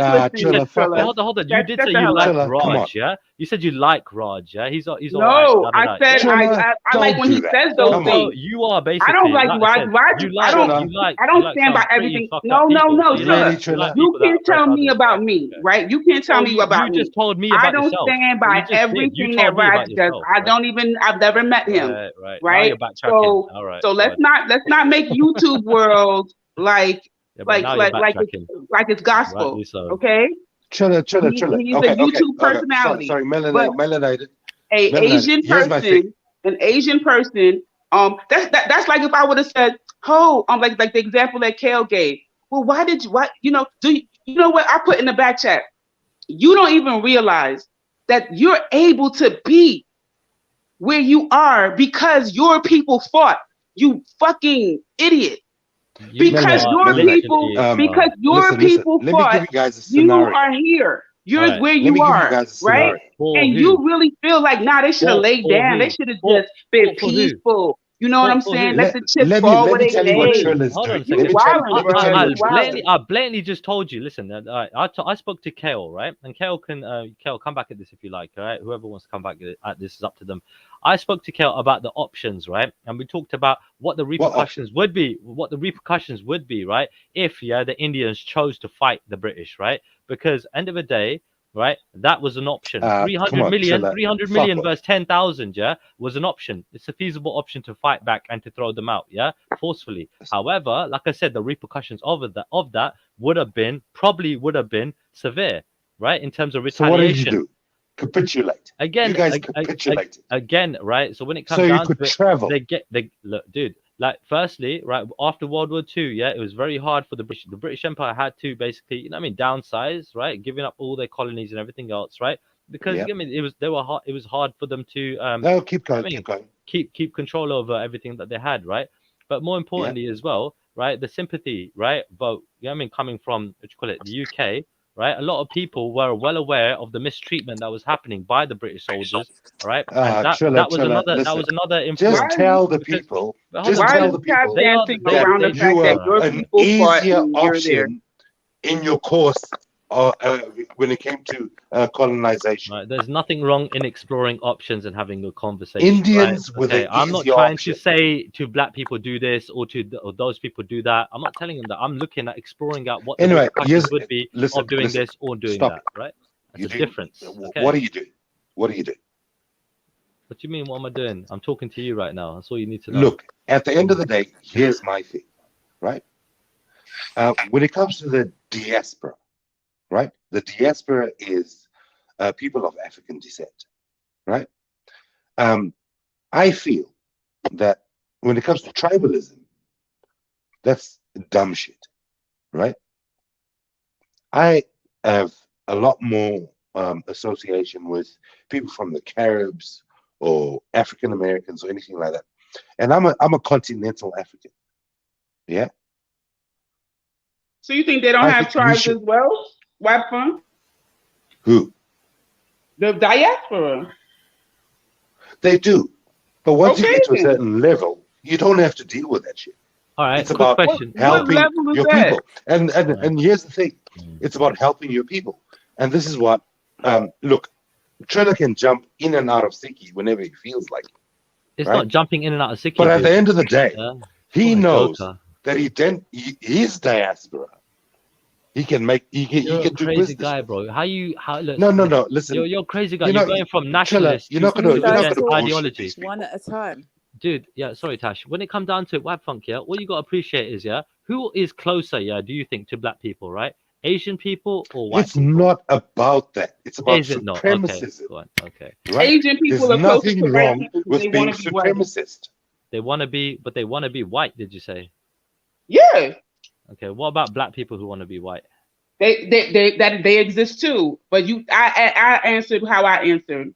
I don't understand. What about people that just want a bit of the best of both worlds? Are you telling me that Asian people don't want to be white? Because for No. some reason that comment triggered you.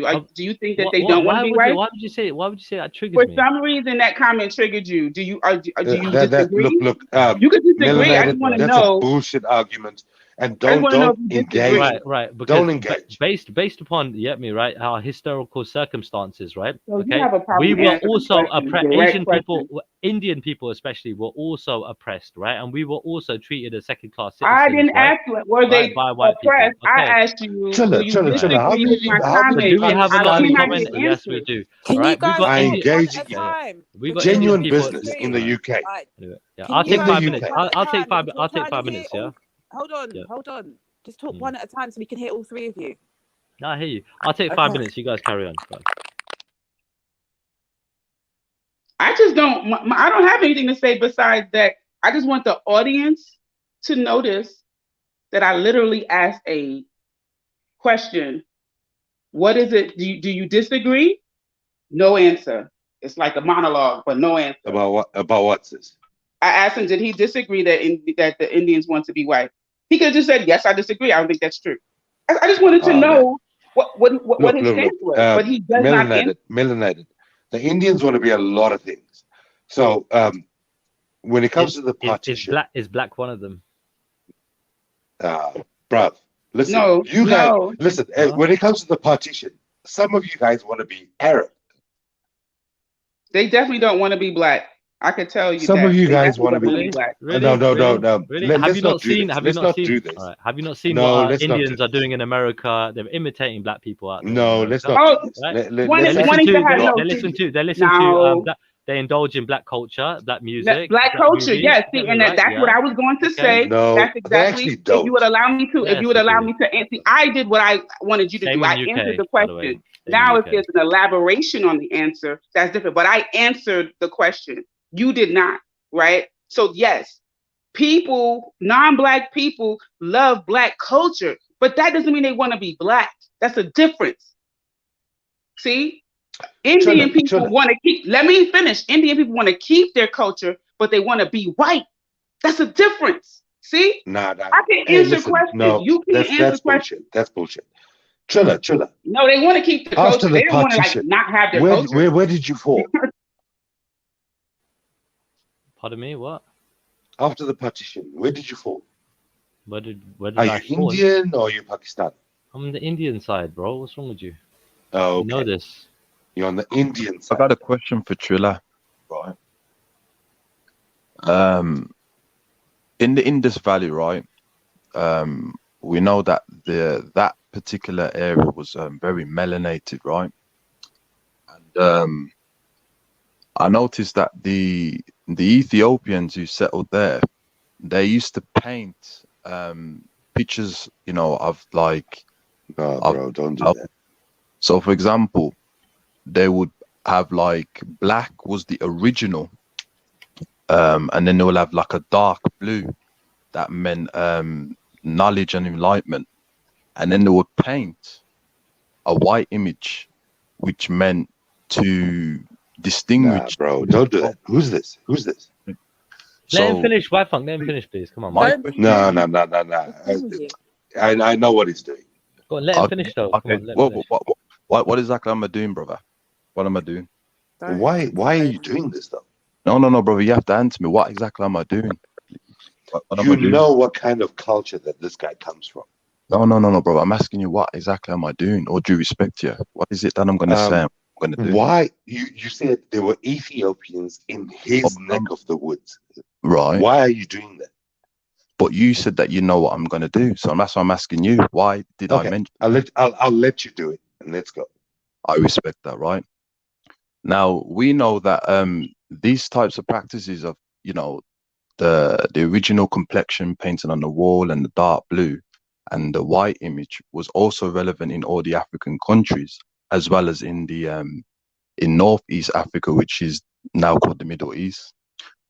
But what I had noticed is that when the Europeans came and they procreated with the the African woman in that particular Indus Valley, is that they swapped the you know, the imagery status and made that instead of using white color to distinguish truth and false, that the white became the god. Come on, man.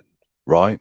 So my question to you is that if you have a history, right, of, for example, Krishna and etc. You know, Krishna is the you know, why has it now taken the Indians to accept that their ancestors were very melanated and taught them civilization and not the white people? That's my question for you. It's the first No, thing. he's going to say he's melanated himself. Don't do Welcome, that to sis this Cash. guy. Sorry, I just got back. Don't do it to him. Yeah, all right. So it's quite interesting that you use that. I've not heard anybody use Oh, that come on. comparison before. Hold on, hear me out. I hear me knew out. exactly. Hear me out, bro. So look, he's basically just said, right, that you know, based upon what paintings, right, in like Africa, right, they painted black people using blue color, right, or something like that, right, or wherever. Nah, yeah? that's all bullshit. Wait, hold on. And he's saying that basically the blue represents darker skinned people, basically, yeah, and that, I mean, the Hindu gods were actually dark skinned people by that representation. That's interesting. I've never thought about that before. Interesting. Yeah. Trilla, you're a cunt, mate. Okay, thank you. Okay, brother. I don't. All due respect to you, brother. I don't understand why does it have to be foul language. We're supposed to be debating and sharing solutions. No, but that's delusional. Like you understand what the migration was from Africa through India all the way into Australia, right? Right. They were all dark people. Why are you bringing this paradigm into it? Because with white and colors and stuff like that. Brother, what are you trying to achieve? What I'm trying to achieve is that there is a learned behavior, right? Not only just in India, but we're focused on that, is where they see the white as God. Do you understand? Whereas the white, what they perceive as God, was used in that particular area. Where do you? Where does that even come from? Where does it what? Sorry. Where does it come from? Sorry, Well, one these moment, comes. Naifa. It There's comes somebody from in the back. African culture. If you're an African, No. Yeah, their device isn't connected. Oh, okay. That is absolute nonsense. But hold on, brother. If you're an African, right? You I see, am. we're not always gonna know all the knowledge. So one thing we should never do is outrule, Assume. Leaves us. Because it makes an ass out of you and me. Right. What do you have some sort of documentation for this shit? No, bro, I'm a Pan-African. I was raised upon Pan-Africanism, and we know that. No. Forget the Pan-Africanism. All due respect, to you, brother. All due respect to you, brother. All due respect to you. If you go into the Caribbean culture, they use certain colors to distinguish one another. You have red skin and you have dark skin. If you go into the African continent, they have the same thing. If you go into Somalia, they have meadow, which means black. And they have don't talk about Somalia. Hold on. It's kind of true, like Power Rangers. You know what I mean? No, Yellow it's not. Is Actually the not. Chinese. Chilla, it's red not. is the white guy. American This is white bullshit. guy.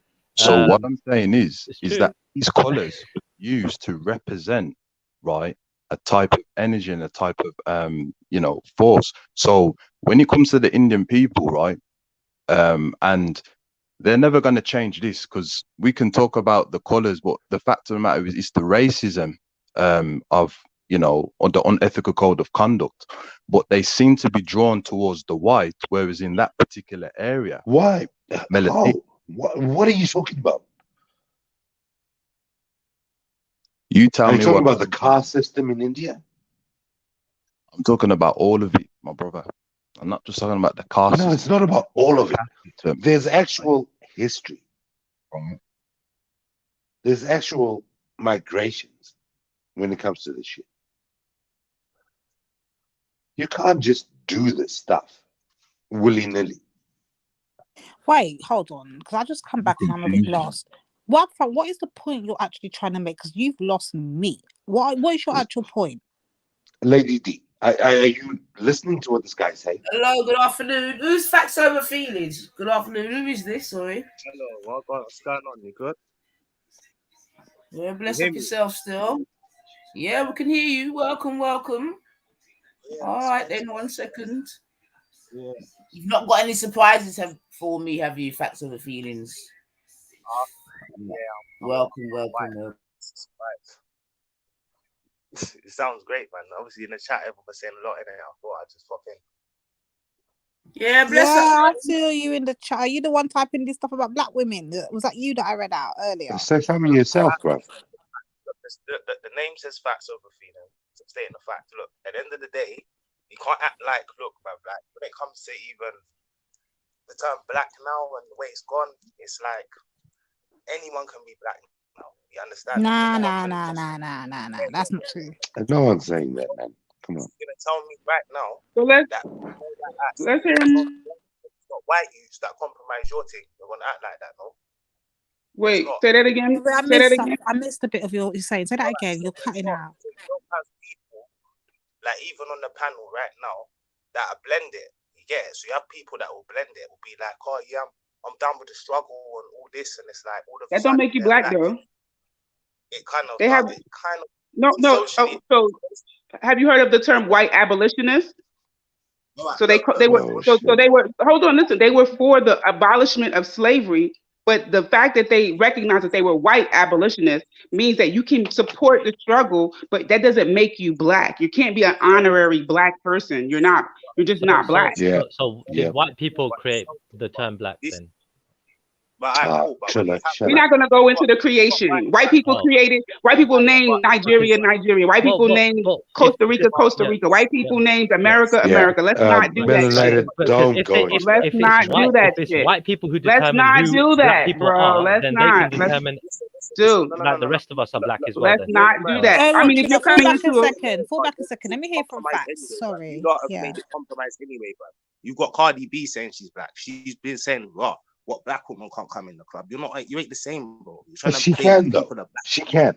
Like, No, she actually said that black people can come into the club. That's what you don't do in America, bro. You don't compromise your thing and then wonder why, bro. You've got us coming over, being flipping. This is why I said I'm Oh not my God, trying. Wab Funk, let him finish, man. Restrain yourself, Wab Funk. Let the brother finish. I don't like what he's saying either, Wab Funk, but I don't have to Sorry, interrupt Fax. him. I don't know why he feels the need to cut you while you're speaking, but carry on. Say what you're saying. I was talking. All right, cool. So that goes. All right, go on. No, I was saying you need to finish saying what you're saying. I don't know why he keeps interrupting you every time you make a point. Say what you're saying, innit? Let me say what I'm saying. All right, yeah. I'm saying when you have people like Cardi B, you've got flipping all sorts of rappers that like even everywhere, UK, France, all these places, you get me? As soon as they're around man, they get so cozy where it's like they'll be talking on man's thing and whatnot. And then when it comes to like, oh, where's our thing?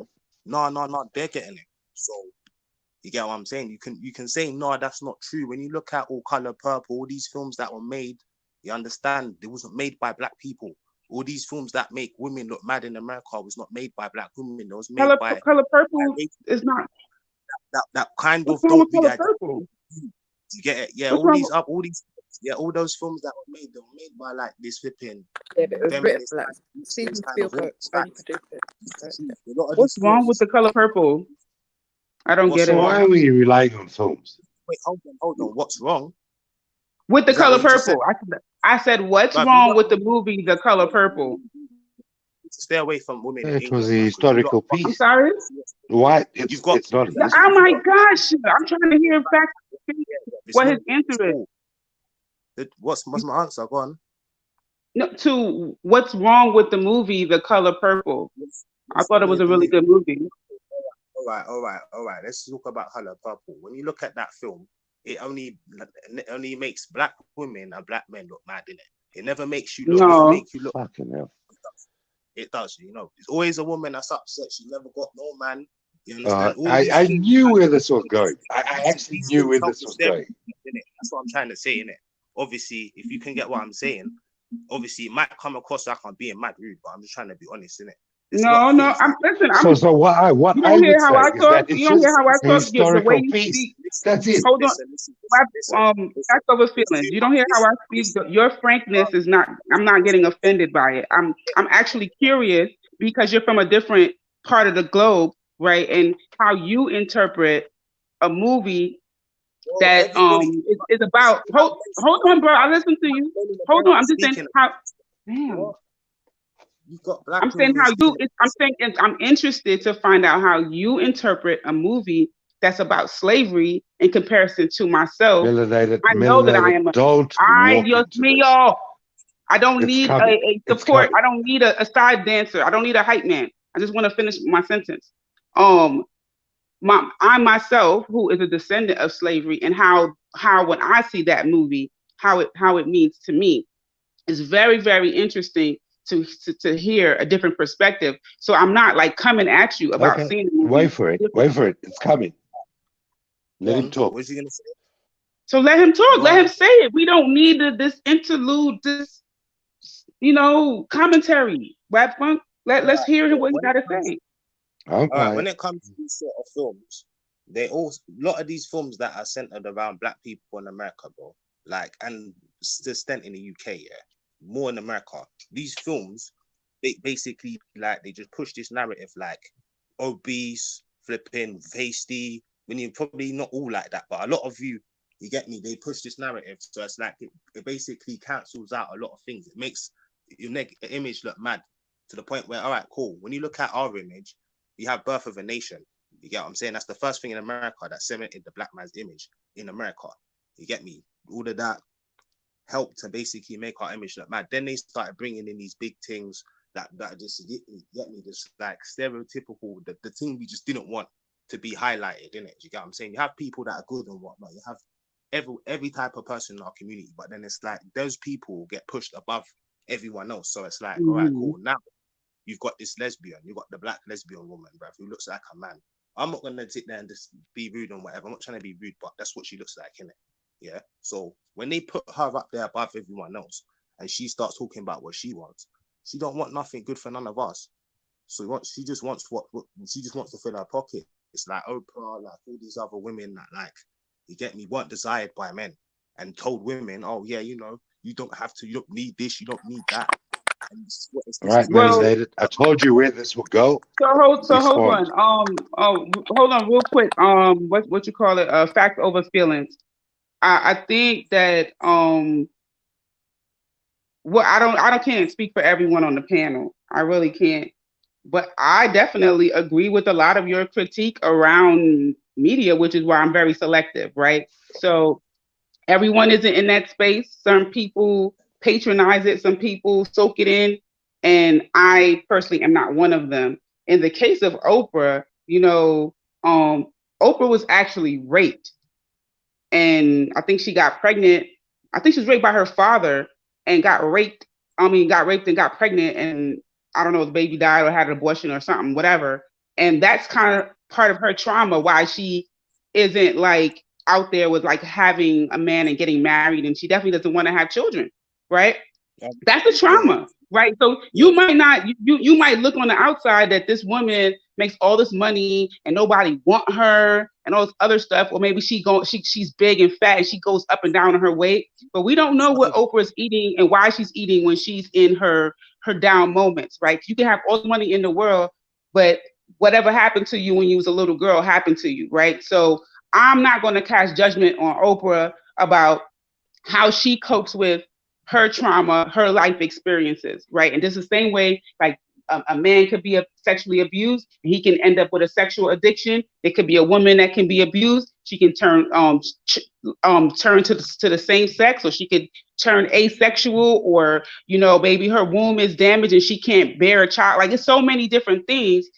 That's none of our freaking business. So the whole Oprah thing, yeah, I'm not going to get into that. But yes, I do agree that the media pushes images that aren't helpful to our community. Now, when we say that we allow anybody to quote unquote be black or whatever, there are the same way that Cardi B says that. I'm not a Twitter person, but there's lots and lots of conversation around whether or not she should be able to say that. There are lots of people who question her and any sort of black DNA. She is from Dominican Republic, and they have She's canceled. She's canceled. But Cardi B, there's lots of yeah. Huh? Gone. Obviously, I'm gonna say Cardi B. When I say Cardi B, I say Kamala Harris, to be fair. Not really Cardi B, more Kamala Harris. Deep waters. Most people don't accept Kamala Harris or Barack Obama. No, like, do you I think you have to Kamala be Harris? in certain. You have to be in certain circles to be honest with you. Melanated. What's his name? Do you accept Kamala She's Harris? mixed race. No one calls her a black woman like she's black. No one. I want to say no one.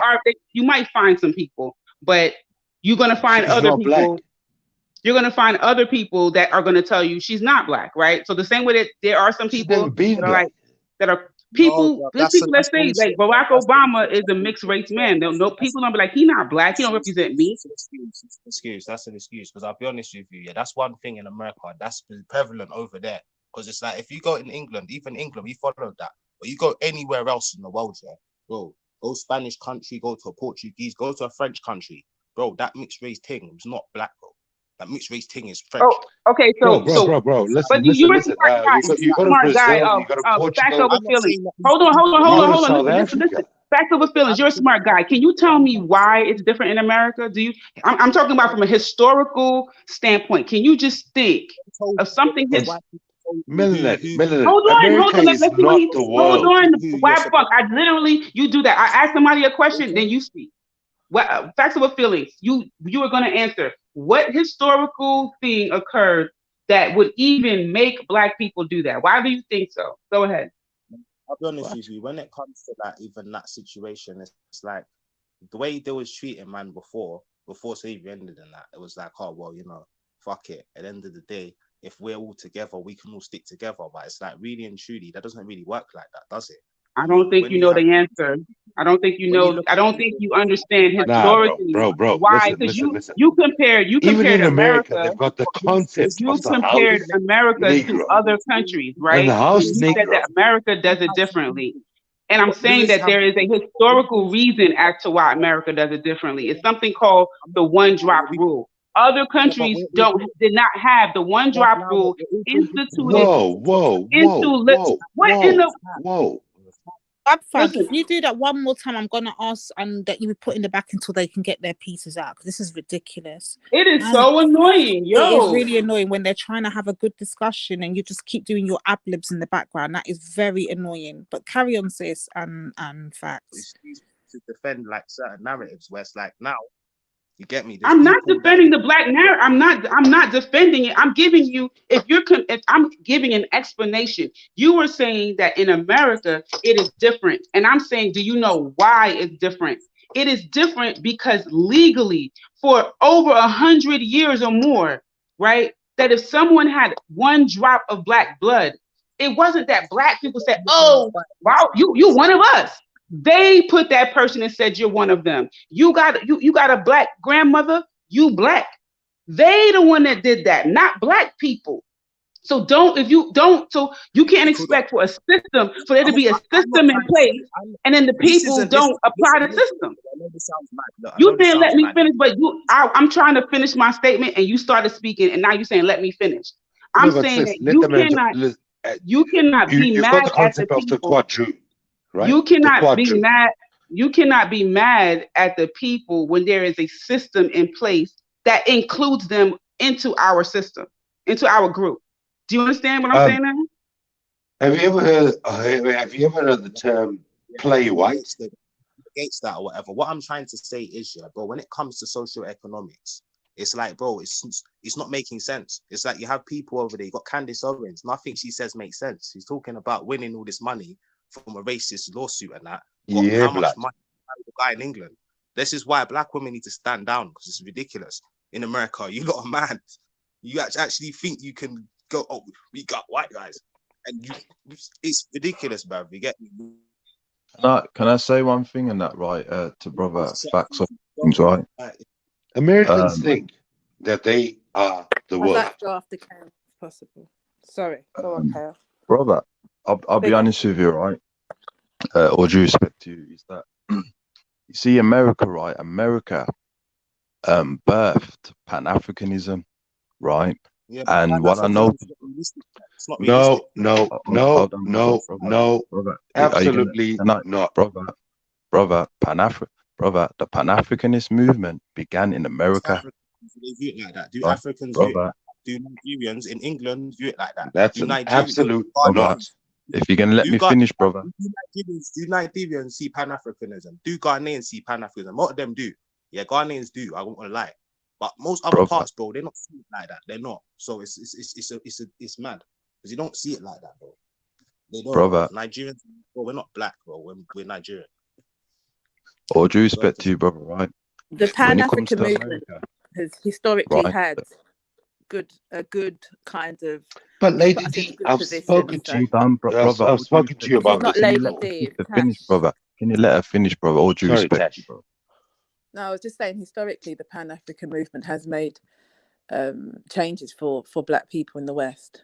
Right. So whether certain West Africans agree or disagree with it, it has been a supportive mechanism for like the black plight. So I just wanted to. It's a mechanism, and that's the most important thing. It's a mechanism. I don't want to put I shouldn't even put that label on it, to be honest with you. I don't want you to go and run with that web fam. But yeah, no, sorry, Kel, continue. I want to come in after you if you don't mind. You see, brother, that you see when the Queen Melanated Goddess mentioned the one drop rule, right? Which that one drop rule was very beneficial for the Honorable Marcus Garvey because he had a hard time organizing the Africans in the Caribbean because there were things like quadroon, there were things like mulatto and all these types of shades. Whereas when he went to America, right, and although we are grateful for the Africans in America like Alexander Cromwell and Bishop Henry Miller Turner and the Honorable Frederick Douglass. No, brother, say it like it is. We're grateful that in America, brother. All due respect to you, brother. There was no one drop rule, which they let down. Which they laid down. Funk. What brother. What going with you, man? You got a hearing impairment? There's no need for it, brother. There's no need for it, brother. Right. The point is that the Honourable Marcus Garvey was able to use that one drop rule to formulate a great organization, right? Which is why, for example, when I know on the African continent, Pan-Africanism is very, as what you were saying, they go by Nigeria and they go by Ghana, although Kwame Nkrumah and Hey, brother, are you saying, hold on, brother, if you can are you allow saying me, he took advantage of the one drop rule? brother, if you can One allow me, funk, I'm How? going to ask you How? one last time. If you if you can allow interrupt me, any brother. of the brothers He while was they're doing his mid, thing in listen, the Caribbean. shut your mouth How? now. You're pissing me off now. If you interrupt any more of the No, we're people not on the going to lie panel, to each other, shut up. sis. If you interrupt any more people while they're mid-flow making a point, I'm going to tell you to get in the back. Nanifa, I'm not playing. He's going to go in the back because he's annoying the conversation right now. But I'm sorry about that, brother Kel. Carry on. It's all right, sis, man. I appreciate you know, the mediator.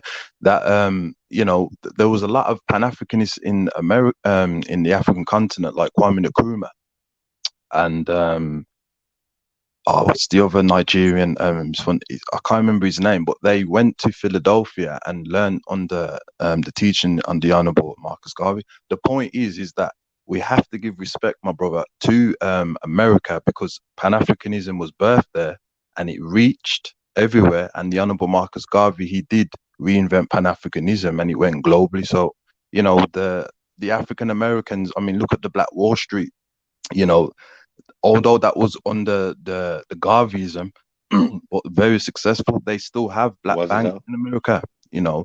So I hear where you're coming from. It could be a lot more better, but we do have to give homage to the African in America and that for certain things like they've certain movements, so to speak. Good evening, Look, good evening, good evening. Pan-Africanism was coined during that time. Hold But on, as you said, hold on. You're making misinformation. Listen carefully and once and for all. Stop the arguments. Pan-Africanism has always been around. It's an ideology. Always. Oh, that's my point. Wait. Let me speak. Now, when you understand where it's been coined, Pan-Africanism, it started from a guy called Henry Sylvester Williams, who created the first Pan-African Congress. Yeah. Then when you're talking about Kwame Nkrumah, you're talking in the time of the 5th Pan-African Congress. So remember, it's an ideology that goes far back, but it got coined by Sylvester Williams. Thank you. And Sir Marcus Garvey Greetings, brother Terry. Big ups took advantage of that that coinage. That's what I'm saying. Now, to move forward, what was the topic and how are we going to explain without going over each other? I'm trying to listen and I can't hear anybody because people are intervening into everybody's conversation. Let one person speak and then let the other. Thank you. Bless up, Terry. I'm in the kitchen, so I can't really manage the panel. I beg you just try to help me because Wab Funk is annoying and I'm trying to listen as well, but I can't keep interjecting. So I beg you moderate. Somebody moderate, please. Peace, Terry. Peace, Born. Peace. Yo, what up? What up? Terry, bro, all I'm trying to say is Pan-Africanism did not start in a place outside of Africa. That's all. If you look at the Pan-Africanism, you will understand that Henry Sylvester Williams coined it in the UK, matter of fact. It was coined. Yeah, but it was head-shipped by America way before Marcus Garvey. That's right. But sorry, can I just get back to the topic of the conversation? Because I was hearing that argument being made, I think by facts. Yeah. And I think his argument was about blacks in America, the way that they've used this. What was your actual argument, bro? Sorry, because I couldn't hear. Wabfuck kept on interrupting you every time. Oh, sis, you can leave me alone now. Sorry. Facts over feelings. Can you? Yeah, I'd like to hear more from you as well. To be honest, what I was talking about was like the way you see the way we're marketed in America. You see, like how you have you see like typical films that we like and grew up watching and that. Like all of these films, when you look at how they've like marketed, even nowadays when they have all this Big Mama and all this, but like they marketed this sort of like marketed that sort of black woman. You get what I'm saying? And push that like this is how you look all are.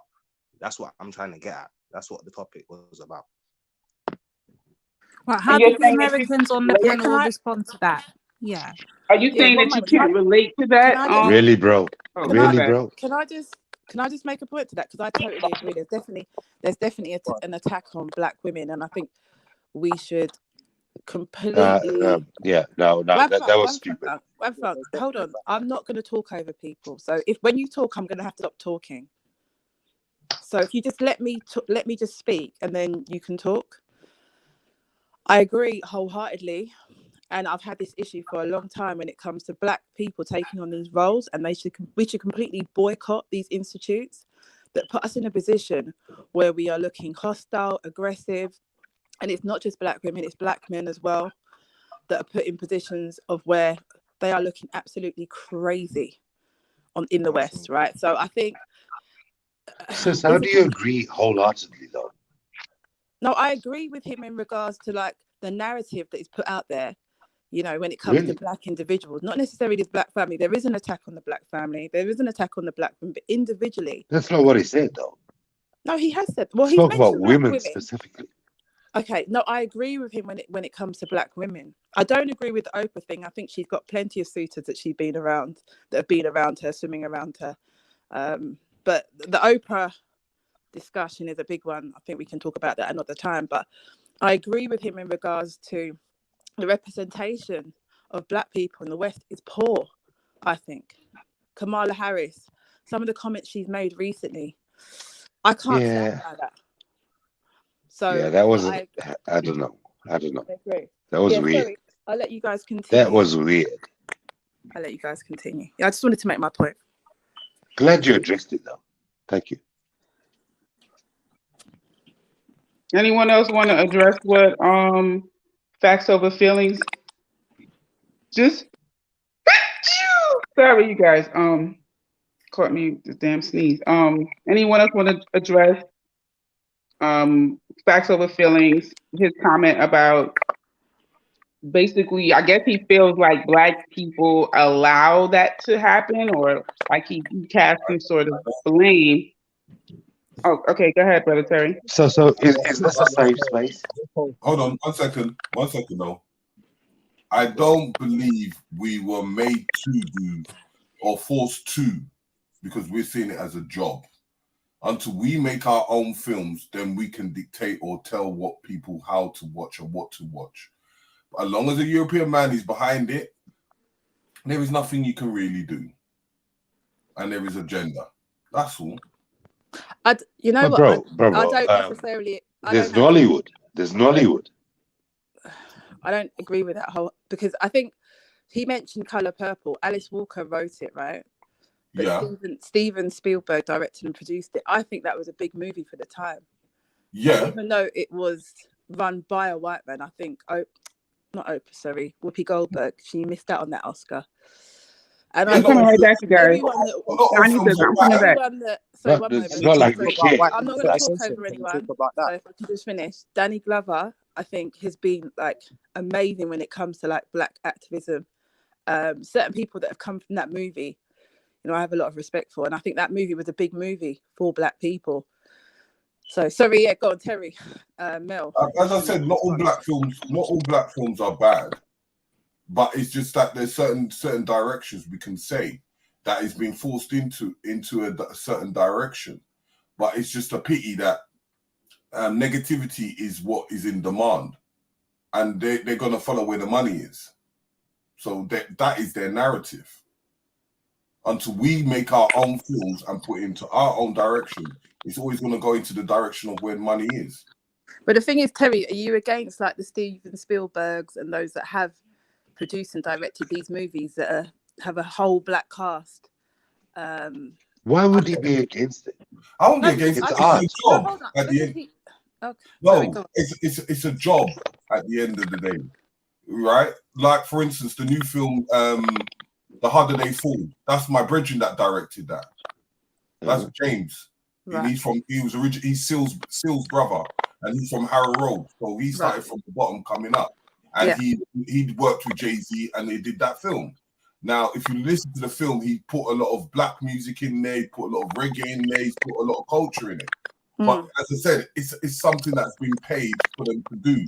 The more films that they can continue doing, like 50 Cent, he's doing his own thing.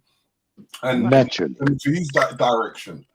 But at the end of the day, it's who's watching what. So if there's a demand for something, that means that there is a people that are demanding it. And that's where these big organizations are going to go. But I'm not going to have nothing against it because it's some people's livelihood. That's all it is. All right, let me switch it up then. Like, so for example, like Noel Clarke, right? I know there's a lot of controversy going on with him at the moment, right?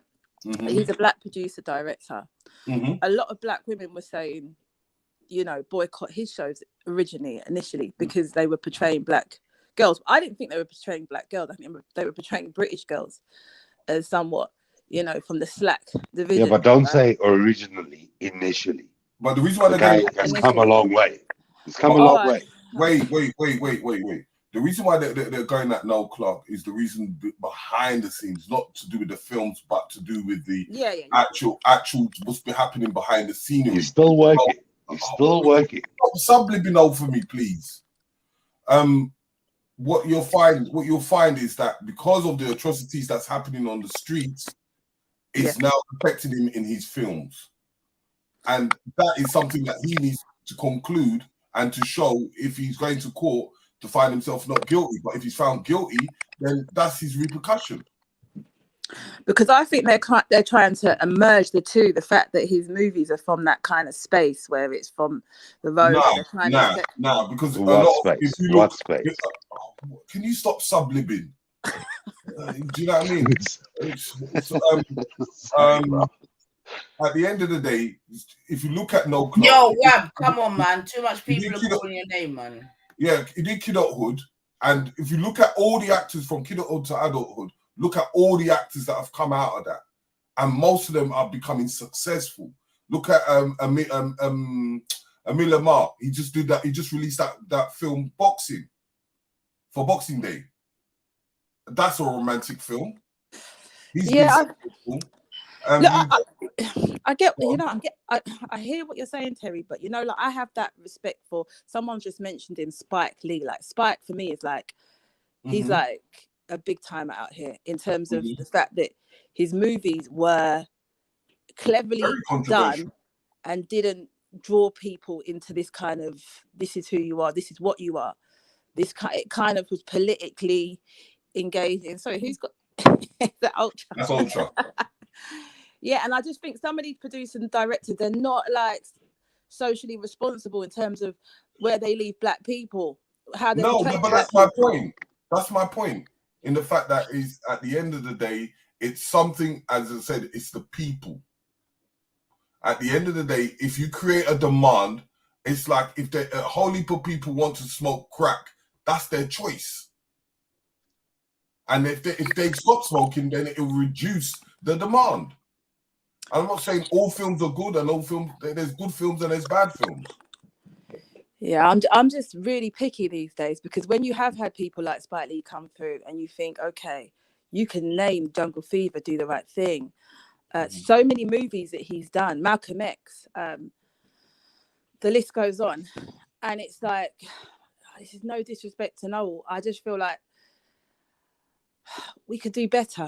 Do you know what I mean? Like when it comes to... but as I was saying to you, until he's found guilty, then we can start to create that judgment. But and you know, I don't think he's guilty. You know, I don't think he's guilty. I'm going to put that out there. I know it's a strange thing for me to say.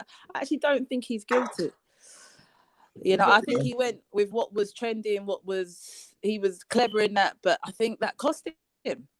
What are you saying, Shaka? But family, why is this the core of why we're having these conversations?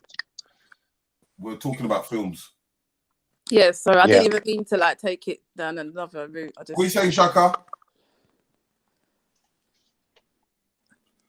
Shaka, quiet. Anyway, yeah. Shaka King, come through. We already got the nationalists have taken over. The nationalists have taken over. Is this Anyone Shakara? give me a tool? Anyone? Shakara. No? Okay, no worries. Yeah, I was gonna ask Trilla. He was talking about how non-African people should be joining with African people in liberation. I wanted to know, why would he say something like that? My question. Uh-oh. Yikes. What do you want to do is take our money. It's your free. Yikes. Sorry, why? Who? Yeah, there was a dialogue before, and you were saying that. Sorry. Someone needs to switch their YouTube off. Yeah, sorry, that because was they're me. playing Sorry. it. Go on. What are you saying to Triller? I've got to back Triller a little bit here. Go on, Chaos. It's all right. Melanated is gone. Yeah. It's okay Ultra, now. if you don't put that camera away, Ultra, we might cause there might be a black on black crime thing going on this screen. So put the food away. We can't afford for no black on black crime today. Put the food. that looks nice. Stop it! Look at the mutton, man. Look at Well that. done, Ultra. Put it away. Put it away. Put it away. Cut your camera. Shakara King, is your mic working? Are you there? Bless up. Hold tip. Put that down. Put that down. No, you got a hole in your glove. You got a hole in your glove. It's coronavirus. Coronavirus in your Put the Chana Dal down. Just shot your food. My least favorite bus driver is here too. Nin, Ultra. jump on. Anyway. Nin, jump on. Come on the panel. I even leave if I have to. Give you the space. Yeah, Different Trilla. heads. My question for you was, you were saying that non-African people should join with African people in the in the movements, and I was wondering what would be the benefits of them doing that? Just you're gonna have more support, more diverse support. I think it's just only gonna benefit. It ain't gonna hurt anything. It's only gonna benefit the cause. Brings more other people. It basically just promotes that other people can also get involved too.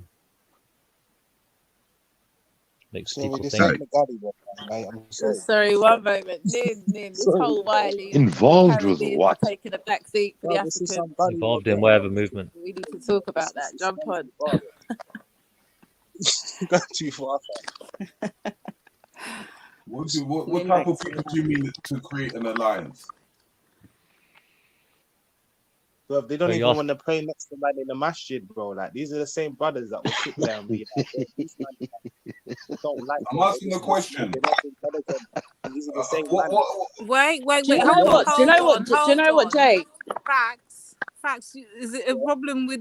Is it Islam Is it thing? not What's true? going on? No. But cool. So you're not gonna sit here and catch them.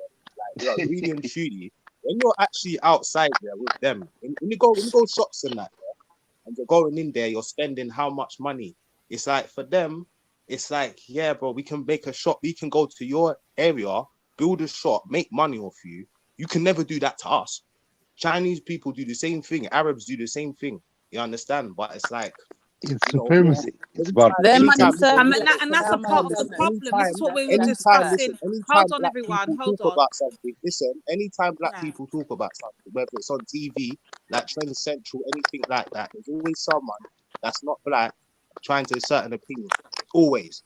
You understand? That's true, and I would not disagree with that, bro. I'm not going to disagree with that, but that's a part of the problem we're talking about, this whole white supremacy thing, and how do we combat it? How do we navigate through this white supremacy? And that's exactly the point, the conversation we're trying to have. If Wab Funk, for the last time, stops doing ad-libs all over everybody. But yeah, Brother Key was making a very good point earlier on about how we unless we know ourselves, like he was literally giving it to us on a plate, and no one was literally taking up the gems that he was laying on the table. Like, what? I don't know what Triller was hearing. Triller heard something completely different than what the brother was saying. So I don't know. Why? Because what Triller, makes that's you- what you don't believe in supremacy. You don't believe in white supremacy. You don't believe in prejudice and stuff like that. So of course you're gonna have that. What makes you say that? I'm just Because looking. I've heard you speak Wait, many hold on. times, bro. I'm gonna ask you one question. Yeah, and I'm gonna put this towards the whole panel. Yeah, what is mightier, the pen or the sword? You're correct in that. All right. No, Pen might- none of pen, them. the pen, None of them. Right, the pen. right. So at the end of the day, you understand how powerful, yeah, education and, you know what I mean, good speakers, you get me right, and Yeah, knowledge is. but the education could be a danger because depending on what education you're learning.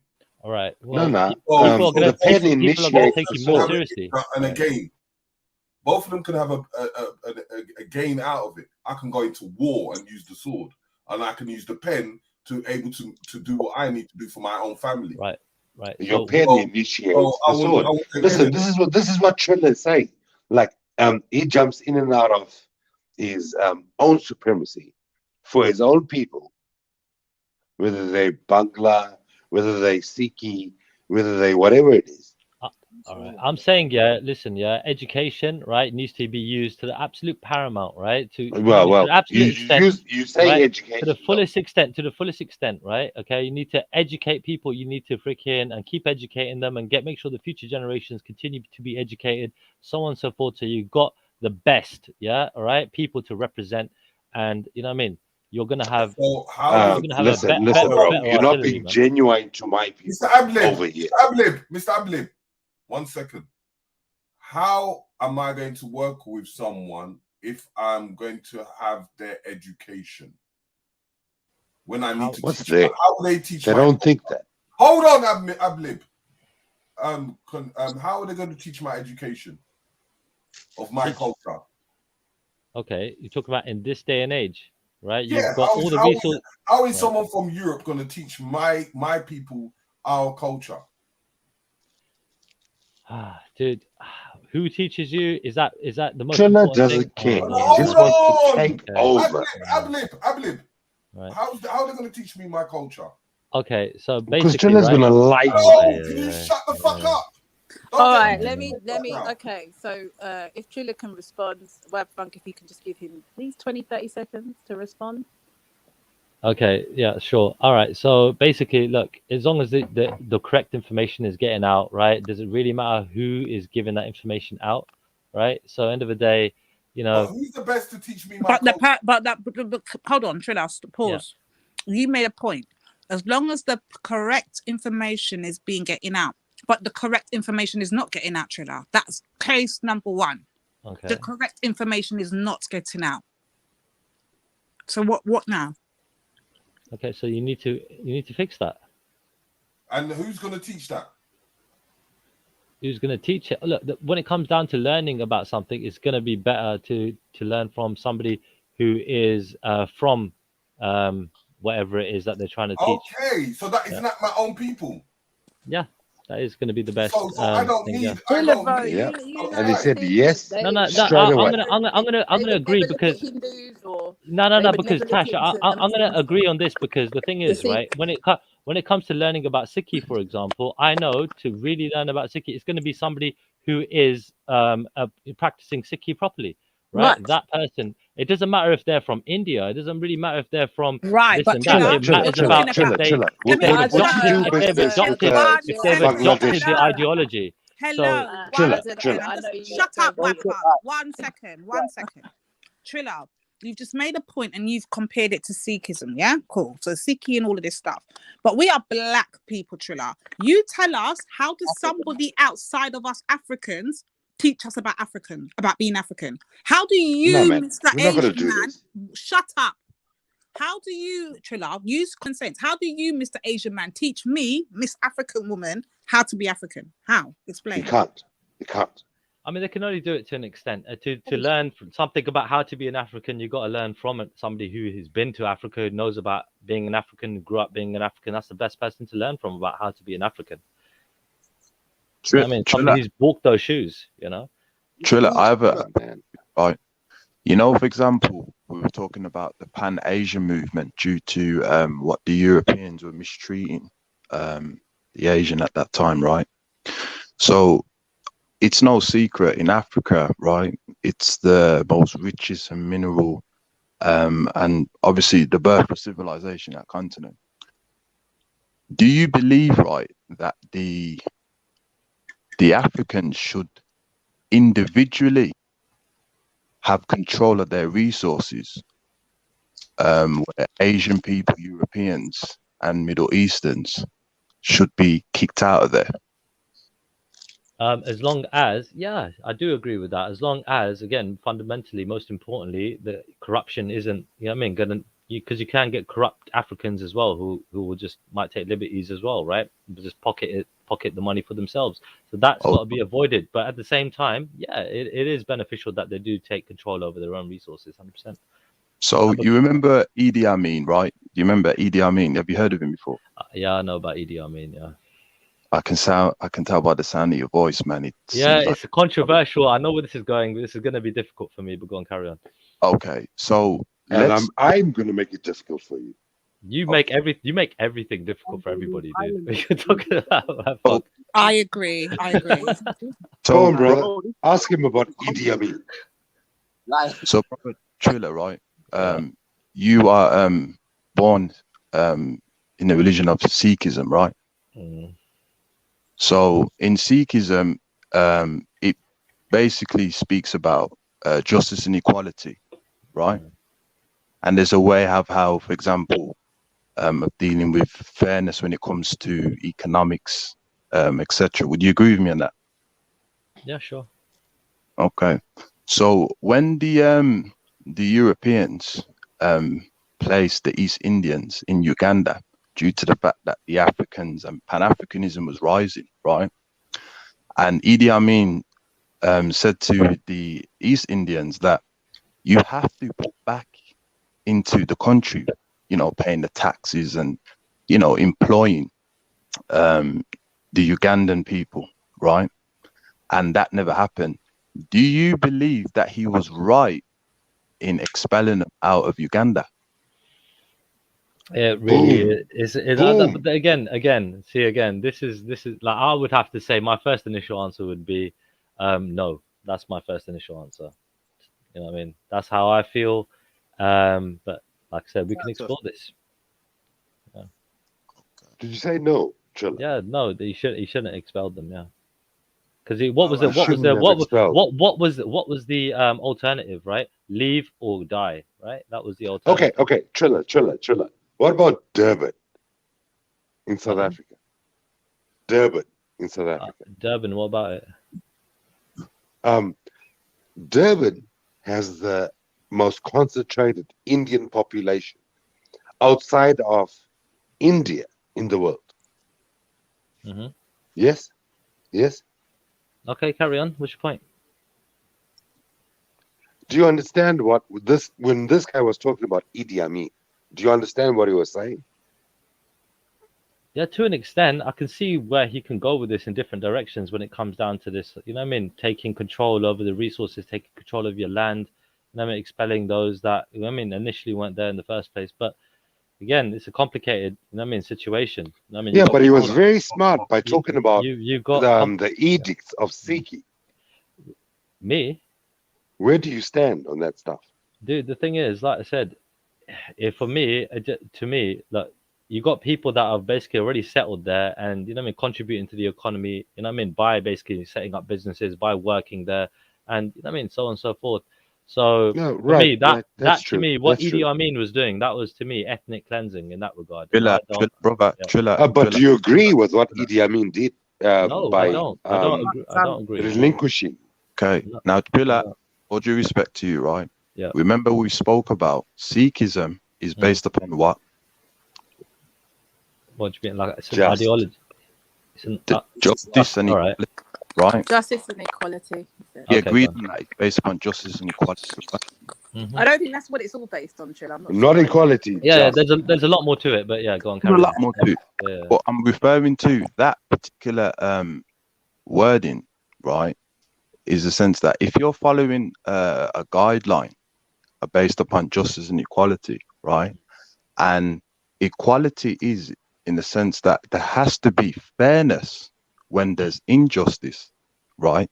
Fairness should be a penalty for when there's no equality, when you've gone against the principles of that religion.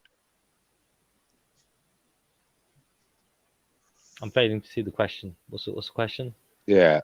No, the fairness That's Hold on, why brother. this Hold guy on, brother. left Brother. Sikhism. Hold on, brother. All due respect to you, right? Because we've got a very interesting topic now.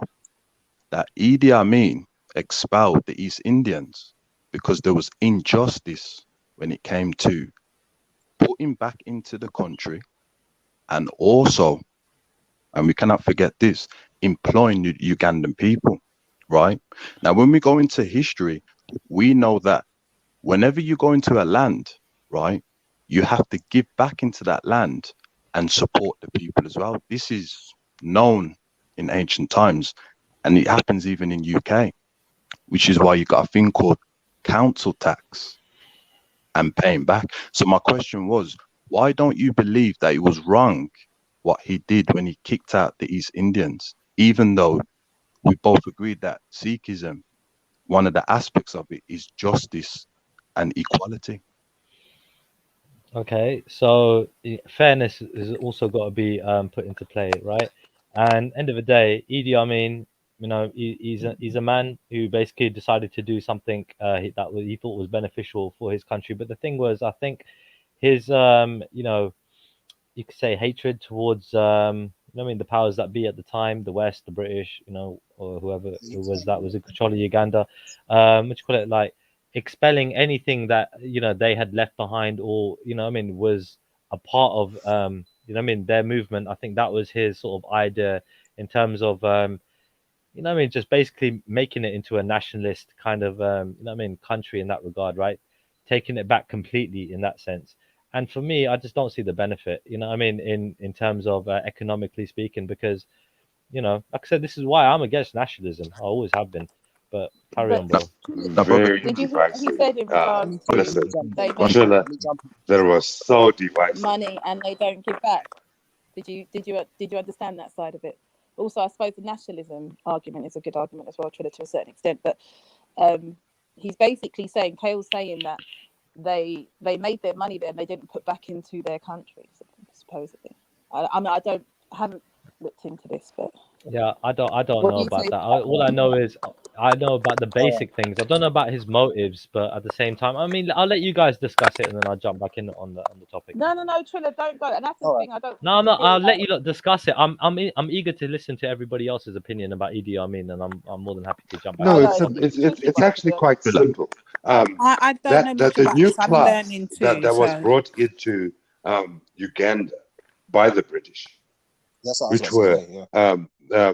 the subcontinentals, refused to relinquish the kind of wealth that they accumulated at that time, because they were they were brought in as slaves, basically. They accumulated wealth and they refused to relinquish it. So Idi Amin said, "Listen, you guys were brought in as slaves too. Do you want to share this or not?" And they said no. He was like, "Okay, I'm shipping you out." Brother, I appreciate what you just said there. The reason why I asked Trilla this thing is that, and this is no disrespect to him, is that I want the African listeners to understand that when it comes to personal and political strategies, is that the non-African people are very, very, very, very innated in separating the both, right? Now, I'm not attacking the brother Trilla, but I asked him a simple question in regards to, right? When you go into a land, for example, in UK, there is a law where you have to pay your taxes. If you don't pay your taxes, right, then you have to face a punishment, right? Now, when I asked him a question, which is based upon justice and equality, humanity as what we all says that we are. No disrespect to you, brother Chilla. Basically, the premise of his own religion.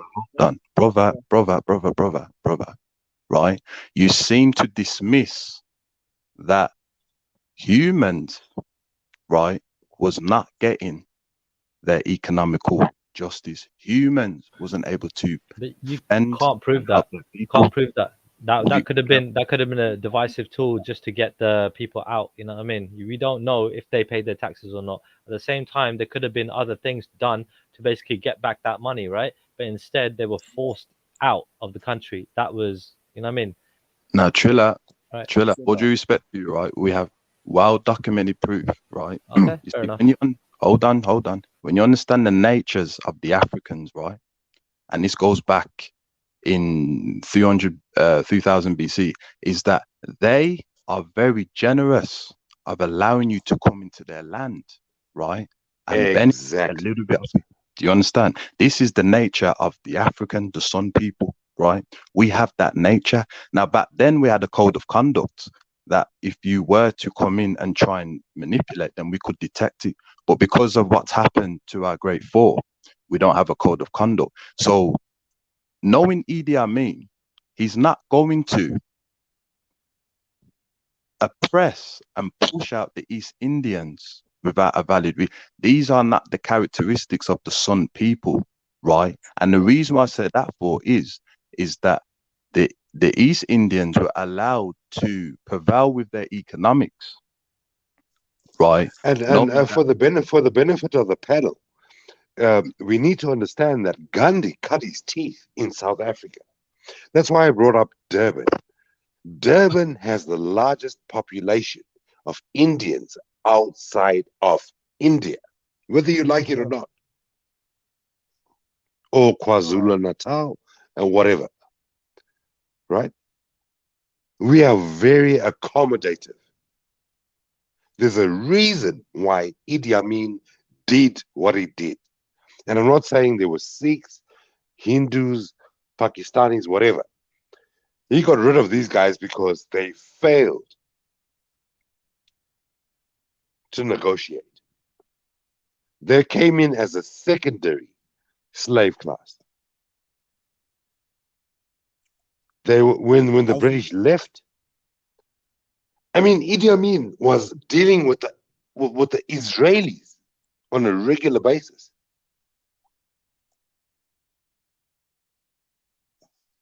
Look, one thing we're forgetting is that India did come in on apartheid when they went into Uganda. Obviously, South Africa it's already been set like that. They brought all the India did not come in. These were people that were brought in. Uganda, they came in on apartheid initially. I know Indian Ugandans. I've been around Pakistani Ugandans. I've been around South Indian Ugandans. And they're like, yeah, we lived in Uganda. We lived in like an area. We didn't really mix with the people. That's how it was. So it's like, even my friends that are Ugandan tell me that. You go to Leicester, a lot of them, some of them, so you have that, they're mixed with a couple people, mixed around with the native population. But most of them didn't. They did what England did, because England gave them the blueprint to do that. So obviously, at the end of the day, we can go around it. We can be like, these people, but we're just stating a fact. But obviously, Trilla being Indian might not want to accept it like that, but it's the truth, isn't it? We can't really. No, but I mean, for just for the benefit of the panel, we need to understand that these people were brought in as secondary to us. You know what I'm saying? So Kenya, Uganda, all these other places in Africa where there's massive Indian communities. You need to understand how they got there. Because another thing as well that we seem to forget is that it weren't just the Europeans in the transatlantic slavery. It was also the Arabs, the Roman Catholic, the Jewish community, and the East Indians as well. And until we understand that those groups, because remember, the whole humanity, the whole ethnics ganged up upon us to participate in this, slavery. So when it comes to Triller, right, and he seems like a nice guy, you know what I mean? He will always upload and keep his code of conduct because he understands he's from an ethnicity where they practice unethical code of conduct to keep and remain the economics and power in that ethnicity's domain. And that unethical code of conduct, you're talking about a people that come from a caste system. The thing we're failing to realize is that, all right, cool. When you look at India, India has a different math system. The math system is way advanced in here. They have different things. They have different factors. Facts. Turn up your mic. Yeah, go closer to your mic, bro. I struggle to hear you, bro. Yeah. One thing I can say is that when it comes to socioeconomic, India has been a place where, all right, cool. From young, they've always been shown that, yeah, like you have a shop, money comes to you. You get what I'm saying? You've been shown money comes to you. Don't really necessarily chase money. Unless you want to be a rich man. Now it's different. But you know, initially you're shown money works, you make money work for you. Do you get what I'm saying? That's part of the culture. That's part of the code of conduct that my man was saying. When you don't have that, you know, Nah, it's bro. like, Listen, have you ever heard of the jewel in the crown? He's right. He's right. They are like that. They are like that. That is embedded in them from early. I'm telling you. He's 100% right. That's patriarchy, though. That's what happens when a father teaches, man. All right, cool. From young, you do this, you do that. Never forget this. Do this. When you don't have a father, you don't have a culture. Even Africa, they have. Even Nigeria, all these places, they have cultures where they know. All right, cool. This is what you do from young. No matter what anyone else tells you, this is how we live. You know what I'm saying to you? Where it's like, growing up in the household, I mean, it's a bit different. Obviously, for us, it is different. You know what I'm saying to you? But it's just building that in it. It's just looking at the facts. It's actually not different. No one's trying to get onto you. No one's even trying to get onto Triller. It's just being real in it. Do you get what I'm saying? Just getting different perspectives in it. Obviously, you might not have been shown this perspective. It's interesting. I mean, listen. At the end of the day, you need to understand that these guys were partitioned too. Obviously. Bangladeshis, Sri Lankans, Pakistan, whatever it was. Yeah. They're all Indians. And to tell you the truth, Wabfunk, I don't obviously know that much about the Indians in Africa, right? I can ask. I've got a couple cousins that come from Kenya. I know a little bit more about the Kenyan side, but the Ugandan side, I've got a couple of African friends from Uganda, right? And most people don't look at Idi Amin, for as far as that I know, in a good light. Apart from, well, I've met some probably maybe online or elsewhere that might be more of that nationalistic kind of thought process. But Triller, you need to understand that that's the one place, Uganda and Idi Amin, that you guys can associate the fact that you guys were chucked out of the country. It's not just me, us, bro. A lot of people were, bro. It's like everybody. Yeah, but that's the one place in Africa. What about Kenya? You just mentioned Kenya. What about Durban? Well, what about Zimbabwe? What about all these other places? Let's look at Kenya for 1 second, yeah? Look at what the Indians have done with Kenya, right? They've created businesses, become really wealthy, hospitals, teachers, of course, schools. I'm sure. They're built up and contribute to that economy. Because there's a massive community of Indians over there. Right. But like I said, they also help. Right. Uganda is the one country that chucked these people. If you ask Kenyans what you think about the Sikhs out there, right, or Indians out there, they will. I'm sure the majority of them would say, yeah, they're good people, man. Triller. Bro. I come from Zimbabwe. The Indian community in Zimbabwe is massive. I just told you that in Durban, just across the border, that is the hugest Indian community outside of it, and that kicks you guys out of the park in the UK. Yeah, Durban has the biggest community of Indians outside of India, and I'm talking about Australia, UK, everywhere, all over. We get it, Wafung. We get it. All right, cool. Right, all right. The fact of the matter is, all right, cool, let's look at it. What do the Indians do? Do you get what I'm saying? Let's look at it like that. What do they do? How do they treat the people? Do they try to run like some sort of like business where they're trafficking people? Do they do that? Do you get what I'm saying? Is it like flipping? Are they trying to come in and like flipping? They were a secondary colonized. Colonized. Like that. Look. Hey, Wafung, be quiet, please. Wafung, just be quiet, please. Listen, bro. Stop talking over me, bro. Look, they got places all over. They've got Hindu temples, they've got things like that. But obviously, at the end of the day, when we look at culture, we look at mythology, look at origin. It's not a bad thing. Do you get what I'm saying? At the end of the day, You know, you can learn certain things. There's certain things you can learn, and pick up certain habits. It's just if man starts taking advantage, even China. I think, it's only when people start listen. It's only when people start trying to like. It's only when people start trying to conquer, and you let them, then it's bad. Do you get what I'm saying? You can learn things from these people, like China. You can learn martial art. You can even do certain things. You can establish new things. You get what I'm saying? We can do different things. We can build, and we can do certain things. But this mindset we have that we've been given by our older generation, it's not going to help us. In 2022, it's not going to help us. Right. But what might help us is, right, looking at taking Uganda for an example, right, and looking at basically the rest of the world where Indians had basically settled down, the West Indies, for example, the Americas, get me right, and Europe and everywhere else, right, in other places in Africa, and we can see Australia as well. We can see, get me, how much they've contributed to that economy, to society in general, and so on and so forth. And I think I can safely say, right, it's been more good than bad. That's just my opinion. Trilla, here's the right. Can I just talk from a Caribbean perspective, where we had the indentured Indian slaves?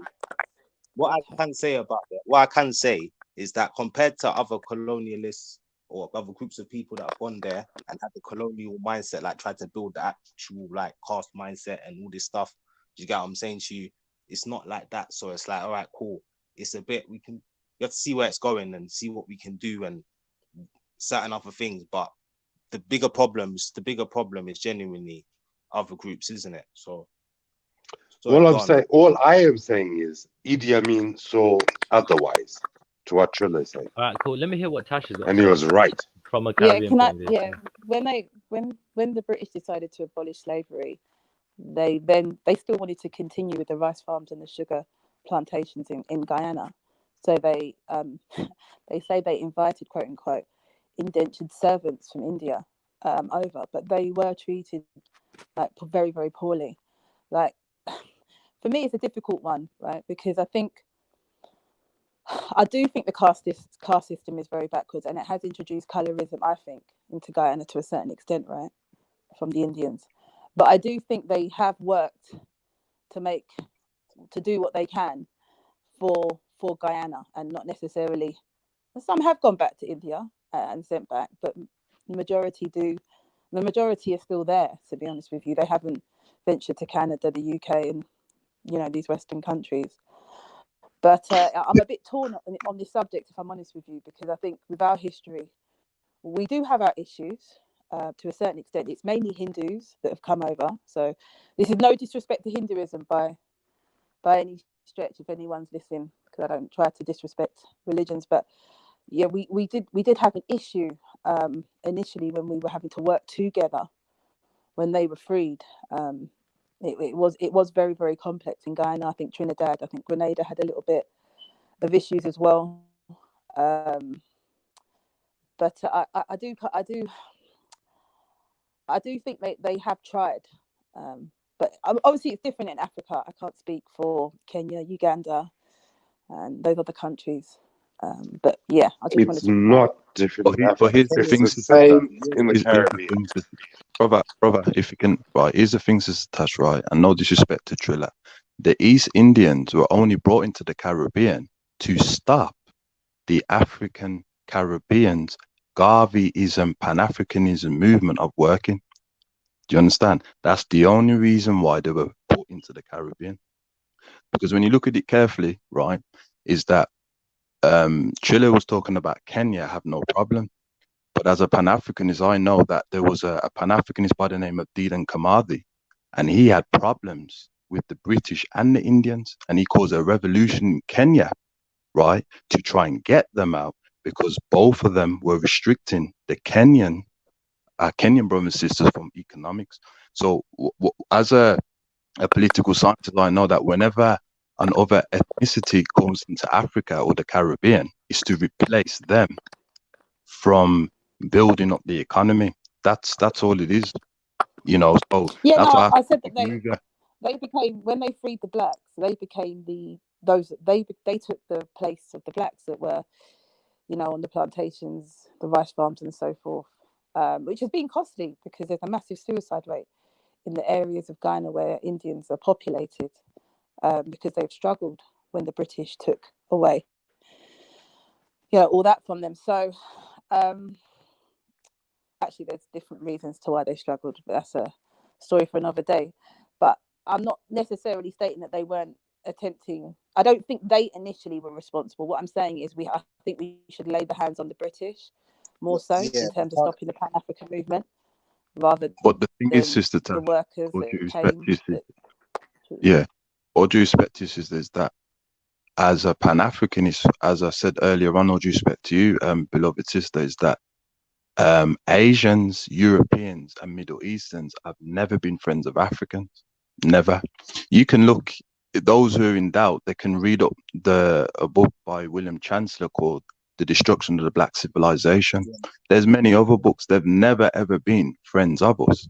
So if I they've got never that been book. Boom, I got that one. if there's never been friends of us, right? And as we know, white supremacy is very historical when it comes to the history, right? Which is another thing we have a problem with.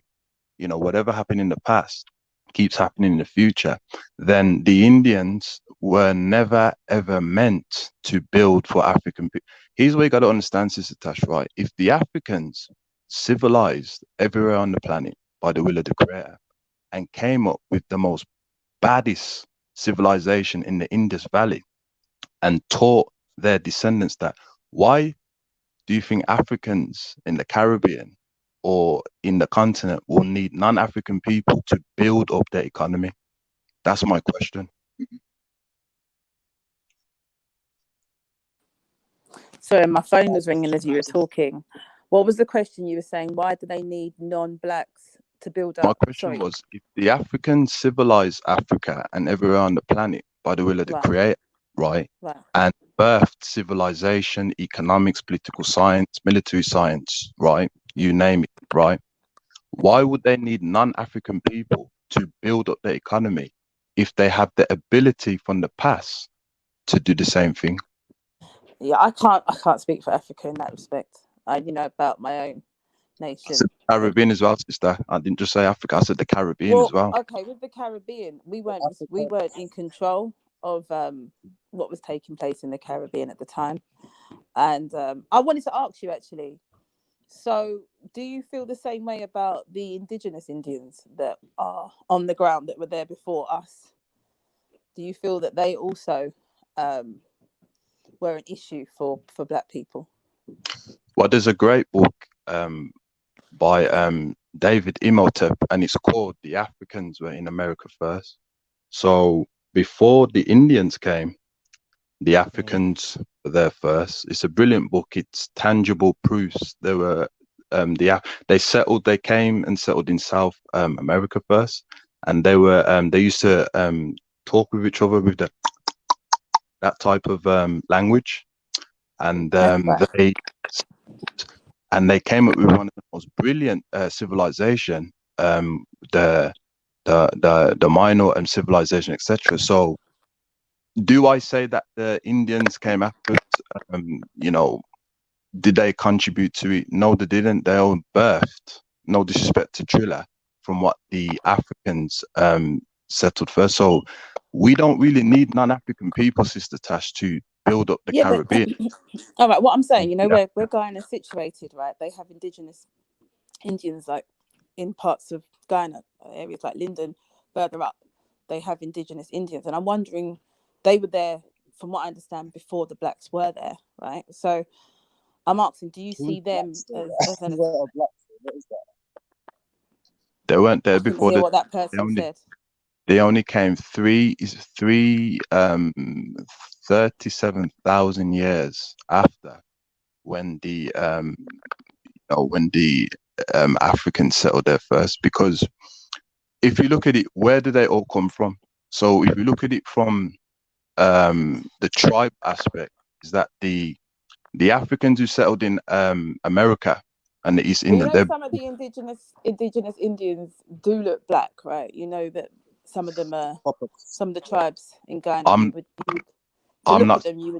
this. As I said to the African comes, we have straight nose, we have broad nose, we have different features. But what was sent there first is that we have a book, if you can get it. It's called by David Imhotep, and it's called. Could you put it in the back for me? Yeah, It's called in the private chat. Just the author. Send it in there. Okay. Sorry. I'll do it. The copper colored people, there's the copper colored. That's what they were called. They looked Asian, not African. Yeah, they had quite slight eyes. I know that that's not particularly politically. Sorry, excuse me. Politically correct to say that. What's politically correct? No, I use the term slight eyes, and I know that that's a term that's not allowed to be used. So this is one thing I've actually noticed. Sorry, let me just cut you there. Sorry, yeah. One thing I noticed, is one thing we always do, and that's one thing with our community. This is why when it comes to like certain things, it's like it is mad because it's like we'll compromise for anyone else, but not your own people. Now I had to just say it there because it's like, right, cool. When they say things like nigger and shit, and man's jumping up and saying, "Why are you saying that?" Whatever. Just like, okay. So I just had to call that. Sorry, go on. Sorry, brother. Facts. I've sent it in the private chat, Sister Tash. As for the features stuff, right? The features, right? We come in many features, but it's what color were they? Were they very melanated or not? This is what the issue is, right? Because when you go into Africa as a whole, right? When you go into East Africa, some of us have straight nose, some of us have straight hair. So you cannot understand. So as features, right, all due respect to you, sister, that's not the issue. The issue is how melanated they were. Because you've got non-African people, right, who will say that they were in there first and they can dictate what the Africans should do and not. And this is the issue. I don't have a problem with East Indians building the economy, or Europeans, or Middle East. I don't have a problem. I have a problem when they want to get involved when we're trying to get ourselves out of a situation. And that's why I wanted to ask Brother Chilla, why do non-African people, as it pertains to Asian people, feel the need that they need to come into our organizations to watch over it and control it?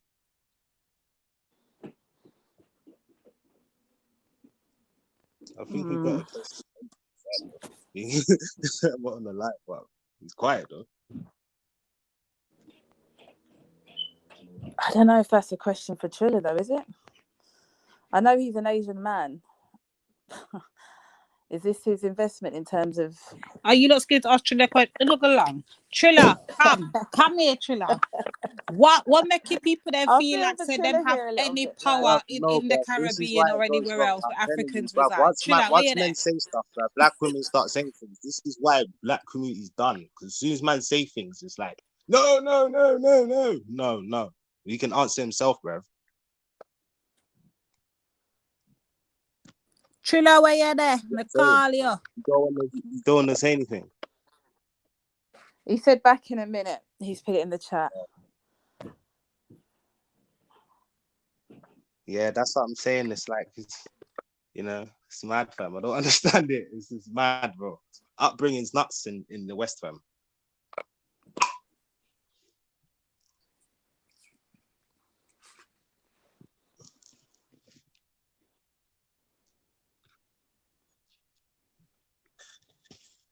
Okay, there's someone in the chat that they don't.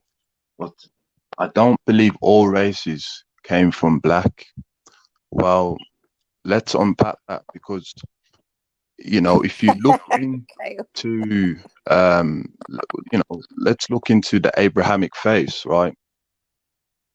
In the Islamic faith, that they refer to the black parents of mankind as Adam, which means when you are deep. They refer to the woman as Hawa, which means the dark green leaf. If you look into Mendel, who was born in the late 1800s, he has a philosophy and says that black skin is dominant, white skin is recessive, dark eyes is dominant, white eyes is recessive. He says you can get the recessive from the dominant, but you can't get the dominant from the recessive.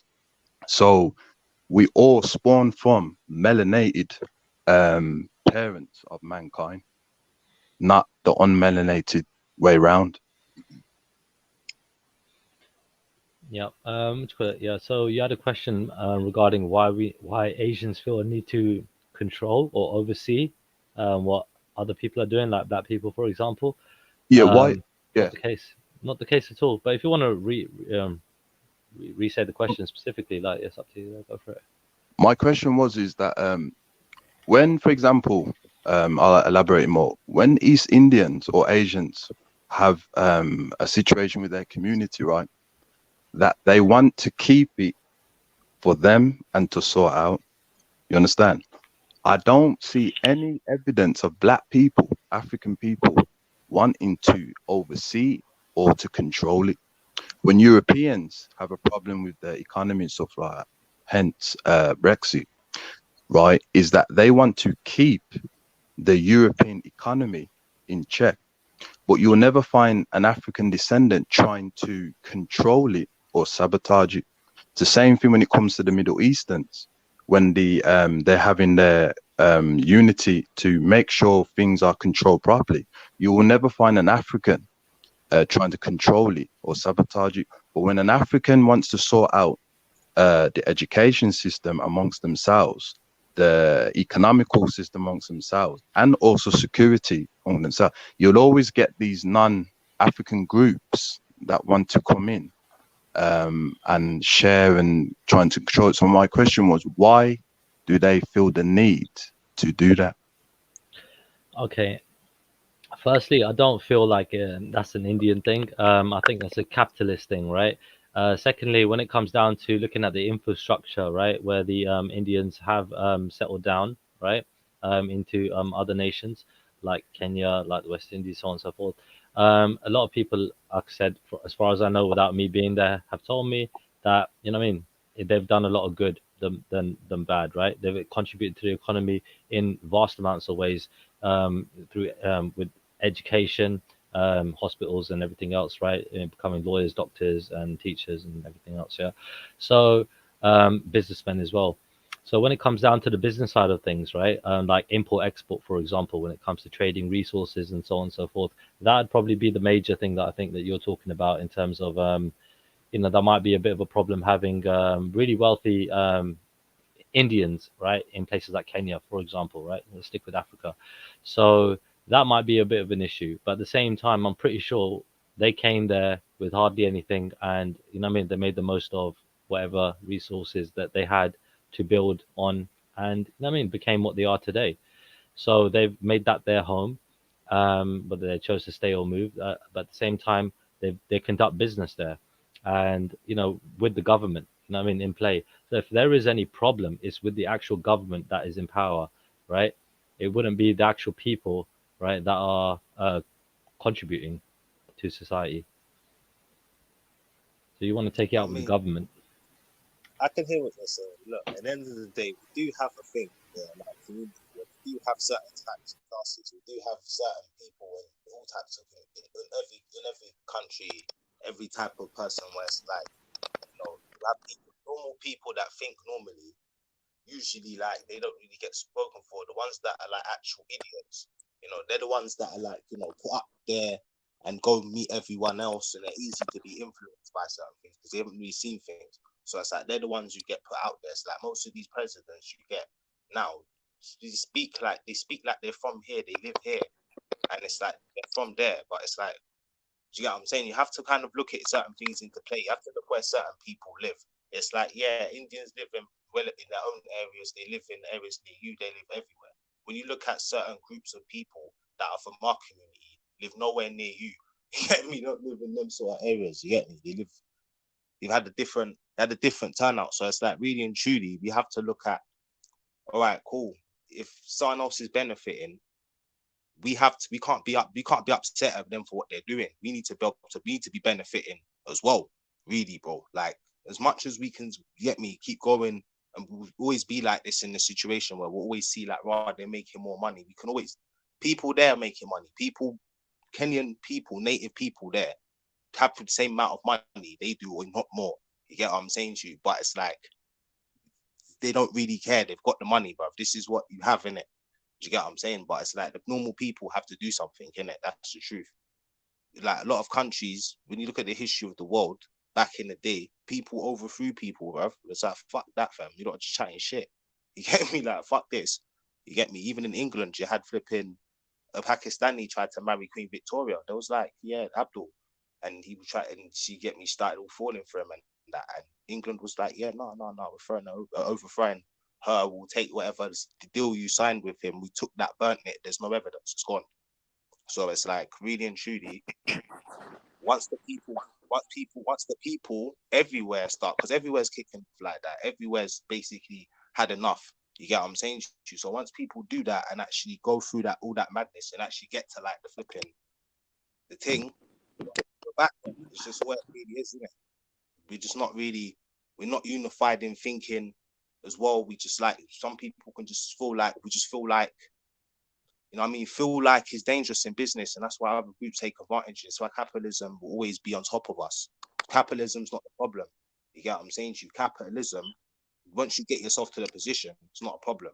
It's not a problem for people that are rich. It's not a problem for someone like Idris Elba. It's not a problem for someone that's even Aliko Dangote from Nigeria. It's not a problem for them sort of people, because they've gotten out of a certain mindset, where it's that we've been given a certain mindset by the older generation that with the stuff they was going through then, we're not going through now. We need to, like, forget me, it's the truth. We need to just move forward, keep going. I'm not saying it like one of them ways, but it's like, you get me? Like, we have to ask these questions. Even when we ask these sort of questions, it's the questions man have to really ask. Really, don't even stop asking these questions, bro. Just, why would you be there? It's like, when it comes to other groups, Indians talking about India or wherever, they're not bringing you in the conversation. It's not like that. Still need you there. What do you need to be here for? Do you really want to be here? We're like, oh, here, come in. You get what I'm saying? That's the mindset to get out of 2022. I'm not gonna lie. Yeah, but my question was about what you respect you. Can I just make a quick point? I do agree to a certain extent with him, right? But I agree in regards to like the infiltration from different groups, not being organized, is also like, there's a lot of nuances to this, because I don't think we can focus on why other groups infiltrate us when it comes to like us organizing and doing things for ourselves. I know the AU and CARICOM came together in September. They did a little summit, and I felt like across the board, a lot of the leaders were saying that they haven't at times made it clear or been as transparent to their people as they should have been. Right. So I think there has to be responsibility at our doors as well. I think the second thing is like more about being on the ground in the UK and us working together. We were discussing Black Pound Day on another channel the other day. And there are a lot of organisations out there that are trying to just get us kind of putting together our pennies to support one another and each other and working together and coming away from this kind of reliance on other groups. And another thing, the third thing, in regards to the Sikh community, and this is for Trilla, deep down, when you lot are ready, you lot do your own thing and you don't bring other people in. You work amongst yourselves, and you've done that economically, spiritually, the whole 9 yards, socially. Right? Socially. So when Black people do decide to do that, we do have like people, not necessarily agents, I think mainly white people that say, no, you can't do that. You're not allowed to do that. No. Sorry. Go on. No. There's proof on these streams. I've heard it time and time again.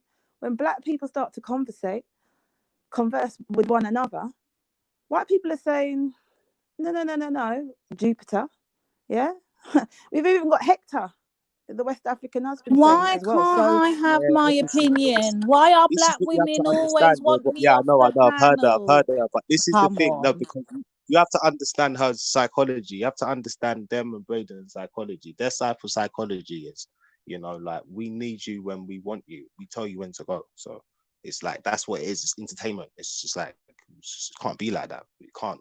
Do you get what I'm saying? It's just what it gets like. Because I'll be honest with you can't really do that to no one else. They'll just be like, bro, what are you doing here? You really want to be here? You know what I mean? Okay. Yeah, what I'm saying. Anyone can just come in and have an opinion. You can't do that to no one else. You can't do that. That's facts. You get me? You can't go up to a flipping Kent and try to have an opinion on their whatever they're saying. I'll be like, what? What, huh?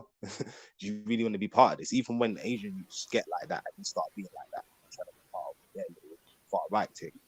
Oh, look, mate. I mean, you're lucky. You get me? You're lucky. That's how they get. Yeah, bro. Like, look, they're talking about this. Tash talking about the Sikhi people that represent what 25 million. You know what I mean, right? To maybe 30 million at most, right, around the world.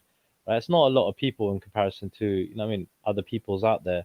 So considering that we came about 500 years ago, right, and have come as far as we have, right, in terms of, I think that's an absolutely brilliant thing. And to say that, I mean, we haven't included other people, I would say go to Punjab, right? If you or check it out or ask people that are from there, because that is predominantly where you see Sikhi people. And I'll tell you what, a lot of other peoples, right, come to the Punjab, right, because they have more opportunities probably out there, less discrimination out there than any other place in India. Yeah, hold on. Right? Okay, Sikhis Right. are more open to join other groups. I'm going to say that, but there is a code, Trilla. You can't pretend that there isn't. Right? There is In no the secret UK, code. All right, in go on, the UK, Sikhs in Coventry, they have their own thing. They're doing their own thing at times, but they are at times the ones that do open the doors at times to others. But there is a code there. You can't deny right. that. But Bro. look. That's how you've done well to a certain extent. I can blatantly say, look, end of the day, right? We are very different amongst each other, right? You've got your So own surgeries where every doctor's a Sikh. right, again, wait. So it's not a bad thing as far as I'm concerned, right? Them having their own It's surgeries, not a becoming. bad thing. Hear me out. Hear me out. Hear Listen, me out. Trilla, I'm Oh going to my hear you God. out, but listen, I noticed that's a lot of things people will say that. It's not a bad thing. It's not a bad thing. It's not a bad thing, Trilla, until Africans start doing it. Then now it's the boo-hoo. Why are they trying to be separatists? Why are they trying to do this? Why? It's always when the Africans want to do their thing. Now it's a problem. When everyone else is doing it, it's not a problem then. Okay, so I think the problem is that you guys see, okay, the infrastructure that's already put into play, right, as being what in the way of sort of like this Pan-African movement from becoming as big as it could be. Is that the issue? Trilla, that's not the issue. What is it? What is the issue? The issue is it's very simple, right?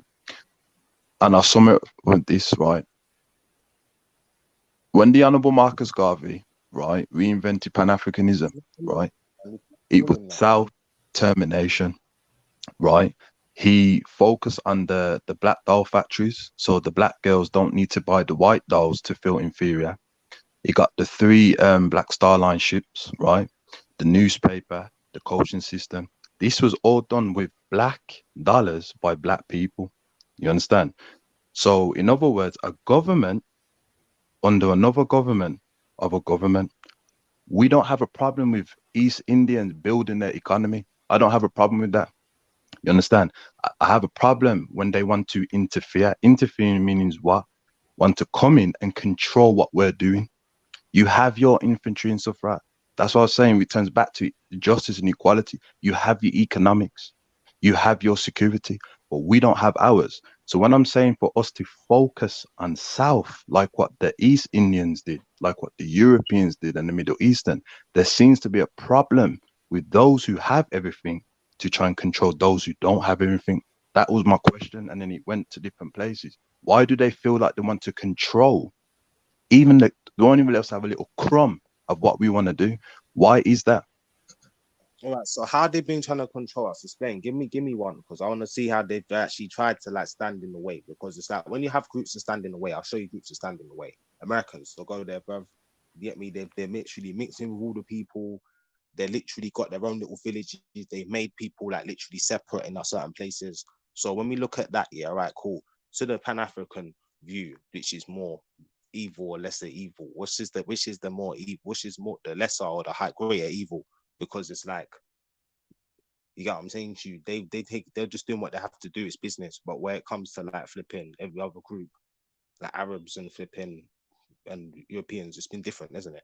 So it's not like they've implemented a thing in place. You get what I'm saying to you? If you can show me, if you can tell me where that is, because we need to see that, bro. You get what I'm saying to you? Like, where they in Guyana and places like that, yeah, they get me, you explain that. But like to actually like impose militarily and do things like that, not seen that. Yeah, I'm saying to you, it's a socio-economic thing. They're like, at the end of the day, we have to get on that certain math pattern. We have to get on certain patterns. We have to be on that shit from young. Like they're on it from young. So it's like once everyone else has got a head start, we're looking at them like, how? You get what I'm saying to you? We have to look at it from a realistic perspective. We can say, yeah, cool. Like obviously Indians, you want to know our one, and that is curious, isn't it? You get what I'm saying? I don't think it's genuinely like I'm trying to interfere, or certain people will be like they're trying to interfere. You get what I'm saying? When it comes to other groups, like rather like certain other groups, yeah, they would be trying to do that. Do you get what I'm saying to you? So we have to genuinely look at it. Like we have to ask questions. Obviously, sometimes you have to ask questions that might be uncomfortable. You get what I'm saying to you? But that's just where it is. It's not like they're the actual problem, bro, right now. Like, are they? They're not. Like if you look at other groups that are in Africa, they're not really the problem. The thing is with the Pan-African thing, it's like when we look at these people that cemented it, like, all right, cool, you had Martin Luther King, but if that his name's not even Martin Luther King, his name's Michael. His whole intention was to integrate everyone with no benefit. If we had a benefit, cool, we can integrate who we want. We can get me, no benefit at all. Just integrate man in just for his benefit, so he could, you get me, go and get his little white thing while he had his wife, and that's why they killed him. That's the true story. So it's like when we look at some of these people, what was their intentions? Marcus Garvey was a Catholic Jesuit. His family were Catholics in Jamaica. If you can tell me you've met Catholic Jamaicans, I have never met a Catholic Jamaican. It's just some things that kind of ring out to me, because it's like you don't meet. There's certain types of people that you do have in Jamaica that we can meet, and they're different, innit? You get what I'm saying to you? How do we know that he wasn't like that? You know what I mean? He was with KKK. He was doing that. He set a blueprint. Yeah, cool. But they had copper-colored people in America. You had these things there as well. So maybe what was he trying to like? He's telling people he went to America and implemented it. Do you get what I'm saying to you? Obviously, have certain other groups, the ADOS. I don't know if it's the same as Pan-African. It doesn't seem like it is. They kind of have things to say about it, and they say they've got history where they can prove that they was there, and that's who they are. They're American. You get what I'm saying? So it's like with the Pan-African thing, it has to kind of include other things in Africa, bruv, like including other like races and not races, like faiths and whatnot. Do you get what I'm saying? It has to include faiths and more understanding, actual like inter like relationships and understanding. Do you get what I'm saying? When it's just when you mix in with other groups like Haina, English people, there's nothing like that. It's just, yeah, we're just mixing, we're having fun, yeah, they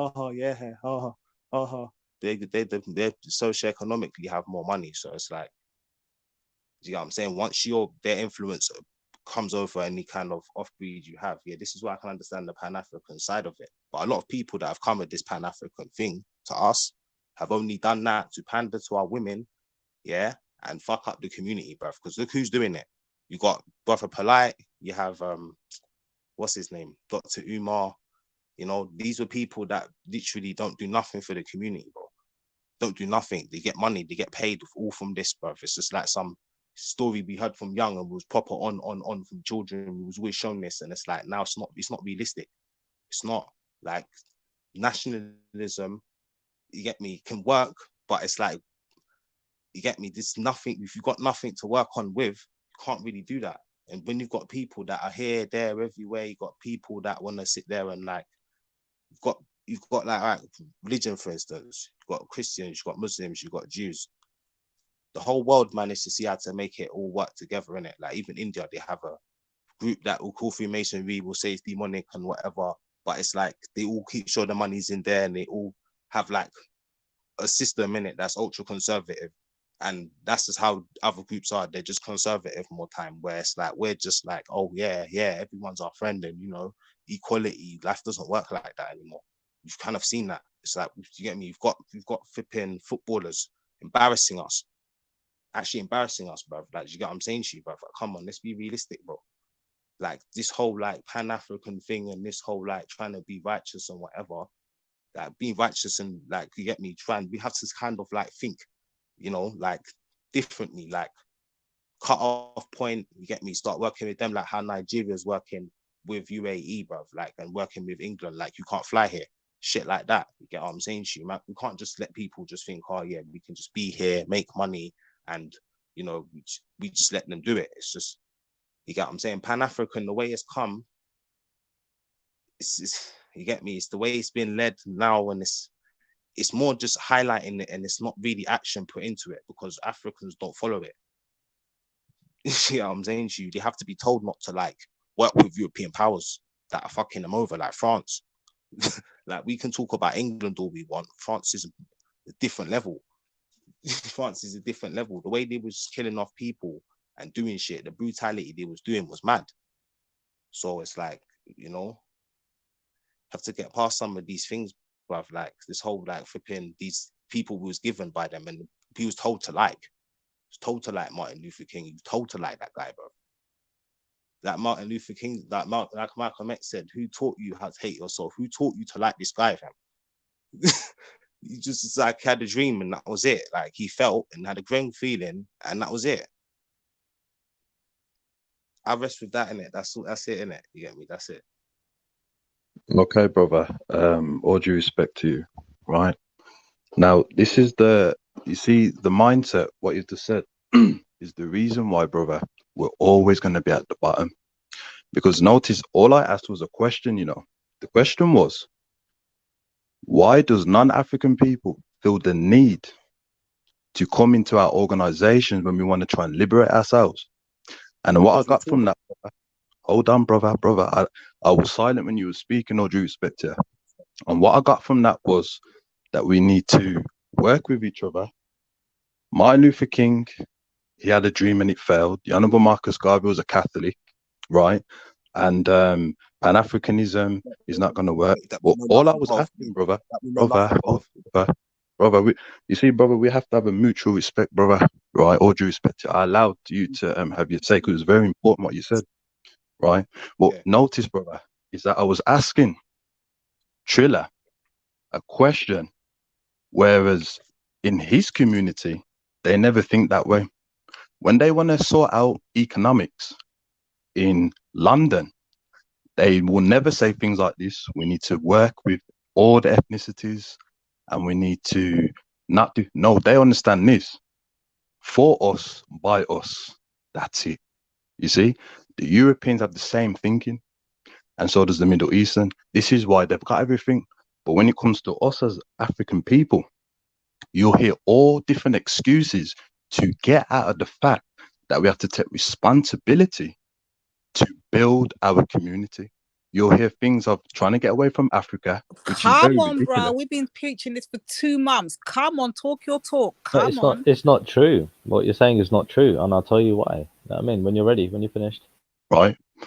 We'll try and get away from Africa, but when you understand Africa, the principles of Pan-Africanism is that if Africa is not sorted out, the children are definitely not going to be sorted out.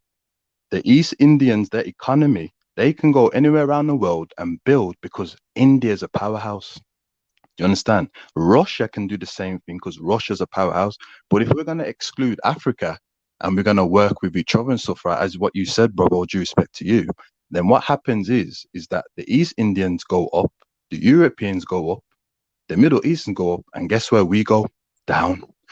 Now, the Honorable Marcus Garvey made it very, very clear, brother, right? And his organization, right, was in the 20th century. It went into Asia, Europe, and it went into everywhere around the world, brother. Is that he made it clear, nationalize your culture. That means, brother, anything to do with African culture should only be for African people. It should not include Asians, Middle Easterns, or Europeans. When it comes to your political agenda, it should only be for African people. That means nothing to do with Europeans or Asians or Middle Easterns. When it comes to your economics, it should only be for African people. But the moment you start bringing other people in, brother, guess what happens? We're at the bottom. They go up. No one said in my whole thing I just said that bring other people in. I said, yeah, specifically, yeah, stop working with other people. Do you get what I'm saying to you? What I'm saying is, yeah, the fact that, like, when it comes to these situations where we're just like, I'm not saying we just be here and don't even work with Africa. I'm saying, like, do you get what I'm saying to you? It's like, I don't know. It's like, bruv, this whole, with the Pan-African ideology, yeah, cool. If we all applied this and started agriculture, all of this, yeah, cool. Do you get what I'm saying? We'll be somewhere. We'll be a powerhouse because you'll be manufacturing all the stuff, all the food we have, all of the sweets, all of this stuff you buy in Iceland, most of it's got palm oil in it. So really and truly, you get me? It's like in Nigeria is a powerhouse in the tomatoes, but it's the biggest buyer of tomatoes. Do you get what I'm saying to you? You get me? It's a crazy one, bro. Do you get what I'm saying? These are crazy contradictions where it's like, do you get what I'm saying? It doesn't help. You get what I'm saying? I'm not saying this obviously as a Nigerian, so I'm not Nigerian, but I'm saying there's things like that where it's like, you know, we do, like, Nigeria does do things like that. We do work together with Nigeria now. They're not moving like, oh yeah, cool, we're just gonna bow down to England. Like, they're telling them, look, bro, you're not flying here, you're not doing that. So I'm saying, yeah, cool. You know what I mean, we can unify as one and do that and exclude other people. But I'm saying, at the end of the day, if we're excluding other people, what are we actually doing? You get what I'm saying? It's like you exclude other people, which is fine, but obviously you do need other people, but you need to have a good hand of cards to deal with other people. So it's like you have to be on this thing of like business or whatever, and be on top. You hear what you just said there, brother? No, you actually have things to work with. Yeah. Okay. Go on, Well, what did you say? Go on then. Now go on, what did you say? You said something. Did you hear what you said? I was going to say that exactly what he said that he didn't say. He's just repeated it. Working with other people groups. Brother, you cannot afford to work with other people groups, brother. The creator, brother, has given African people the tools to get out of their situation, brother. He's give us the tools, brother. You don't need Asians, Middle Easterns, and Europeans to build up Africa. He's give us the tools, brother. But you know what the problem is, brother? Right? I never said that. I said, yeah, but the only way you can work with other people, you have to have a deck of cards, though. You can't just like everyone works with everyone, brother. India's not a powerhouse by itself, bro. Nowhere's a powerhouse by itself without working with other people, having other nations that they work with underhandedly. They did and have that, brother, because they had a European agenda, brother. We have to be realistically, brother. Listen, where you have people that are just like, you get me, don't think the same way. You get me? That they think, oh yeah, cool, bread, and they'll think about them and think about their family. They'll interfere. They'll just work through them because there's always someone that's stupid like that, though. And in fact, of the matter is, you have to look where our culture is. And I'm not gonna lie, obviously, I love my people, but our culture is backwards, bro. Like, bro, we have like even what we're saying, we're even speaking to Trill, and it's like where our culture is just like the woman has to say so. Where it's like, bro, it doesn't work nowhere else. You get it? So it's like, bro, all we How can do say you always need to find a way to blame us women? What because I have to say the truth. So, socio-economically, yeah, no one else has a matrilineal culture in the world. India has a matrilineal society, but not a whole Africa, the whole culture. The fact that we put in our culture, we put like this whole, I'm saying we should be equal and whatnot, but this whole like in the sky thing, and you know, like, bro, where she has most of the say so and has the last say so, bro, is nuts. Bro, look where it's gone, bro. You actually understand slavery. You understand actually what happened. Women weren't under slavery. Women had children and pushed them and was like, oh, he's lazy. He doesn't want to work. I don't want him to come out. That's what that was. So the men was doing all that shit. And it's like, really and truly, when you look at the situation, we have to like kind of reassess these things, bro. We have to hash these things Hold out. on, hold on, hold on, hold Yeah. on. And Yeah. this we are dealing with for 3 months now, you know, Shaka. Hold Everything in a hold black on, man's life bitch. is a black woman's Hold problem. Black on. woman's always the fault of it. Oh, Not go long, man. here we go with the mother goddess and We all have to this hold stuff. on right Hey, now. hey, I've been waiting. I've been waiting a long time to hear Shakara speak. You know. Hold on there. Hold on.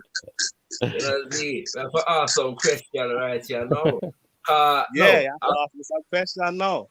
did I just seriously hear that the woman them didn't experience slavery? Is that what man just said? I'm saying to you, the way it happened, bro, was, bro, like when it came to certain things, bro, they had a certain the culture went backwards. So when it went, all right, cool, the women were given more rights, given more things like that. Do you get what I'm saying? Because it was giving birth to the children.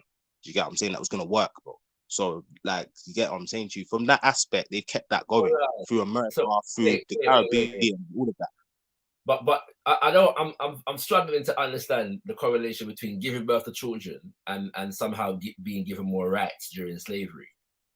Because, bruv, when you have children, when you actually have like the asset, you're the asset at that moment because you have what we need in it. Do you get what I'm saying? We need to keep this going. You're giving birth to the children, regardless of what we're doing to you. You're giving birth of the children. So it's like, all right, cool. You're help. We can't actually like do certain things to you like that and kill you off or do things like that. So in a certain situation, like you have to see this. You have to see the dynamics because obviously, bro, from that time, Americans can attest to this. Yeah, obviously the women were not saying that women never got hurt and shit like that, bro. That's mad. You get what I'm saying? I'm not saying they never suffered, bro. I'm not saying that they were in slavery. Do you get what I'm saying to you? What I'm saying to you is this: the condition that they had a condition. You had the unwritten rule, bruv. You're doing this, and that's that, bro. Do you get what I'm saying to you, bruv? You're having these children. Why your logic, my brother? You're having these children that are basically buffer class with you. This happened before Indians got there, so we can talk like, oh yeah, people were put in play and whatever.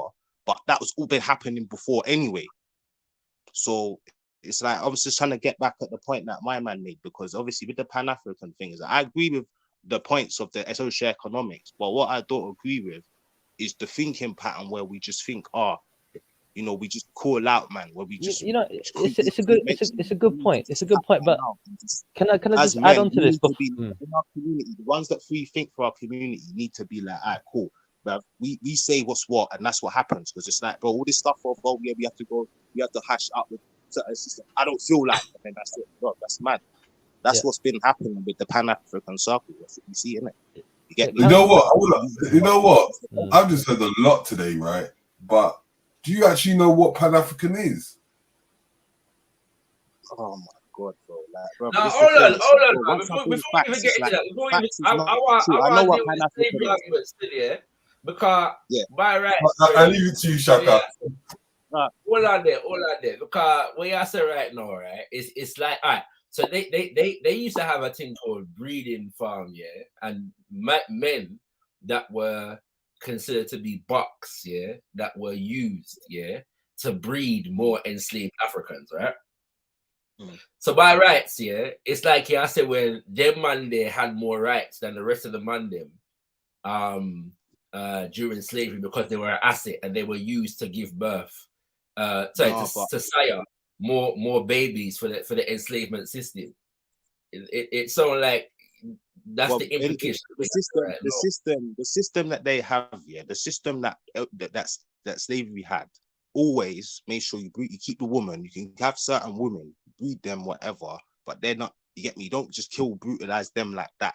To that the way you do the men. The men need to do all this. Women get brutalized too. But it's like realistically, when you look at the dynamic. No, but listen, listen, because you're not seeing the dynamic because of even today. You see the dynamic.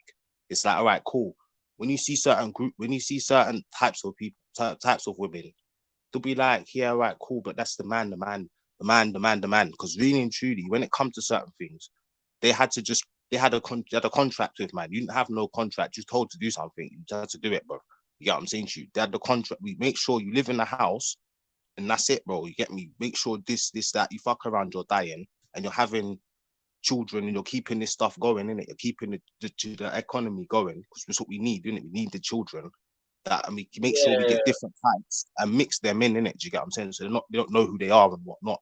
You get what I'm saying to you? So it was all organized, didn't it? It was never just like, oh, we just did it, and it wasn't like, you know what I mean, we brutalized the women just as much as we did the men. We did brutalize the women, but they also had them as, you get me, as a certain pattern where like they had control over like their father didn't have a role. It's like when you go to Mauritania now, but this is my point, the last point.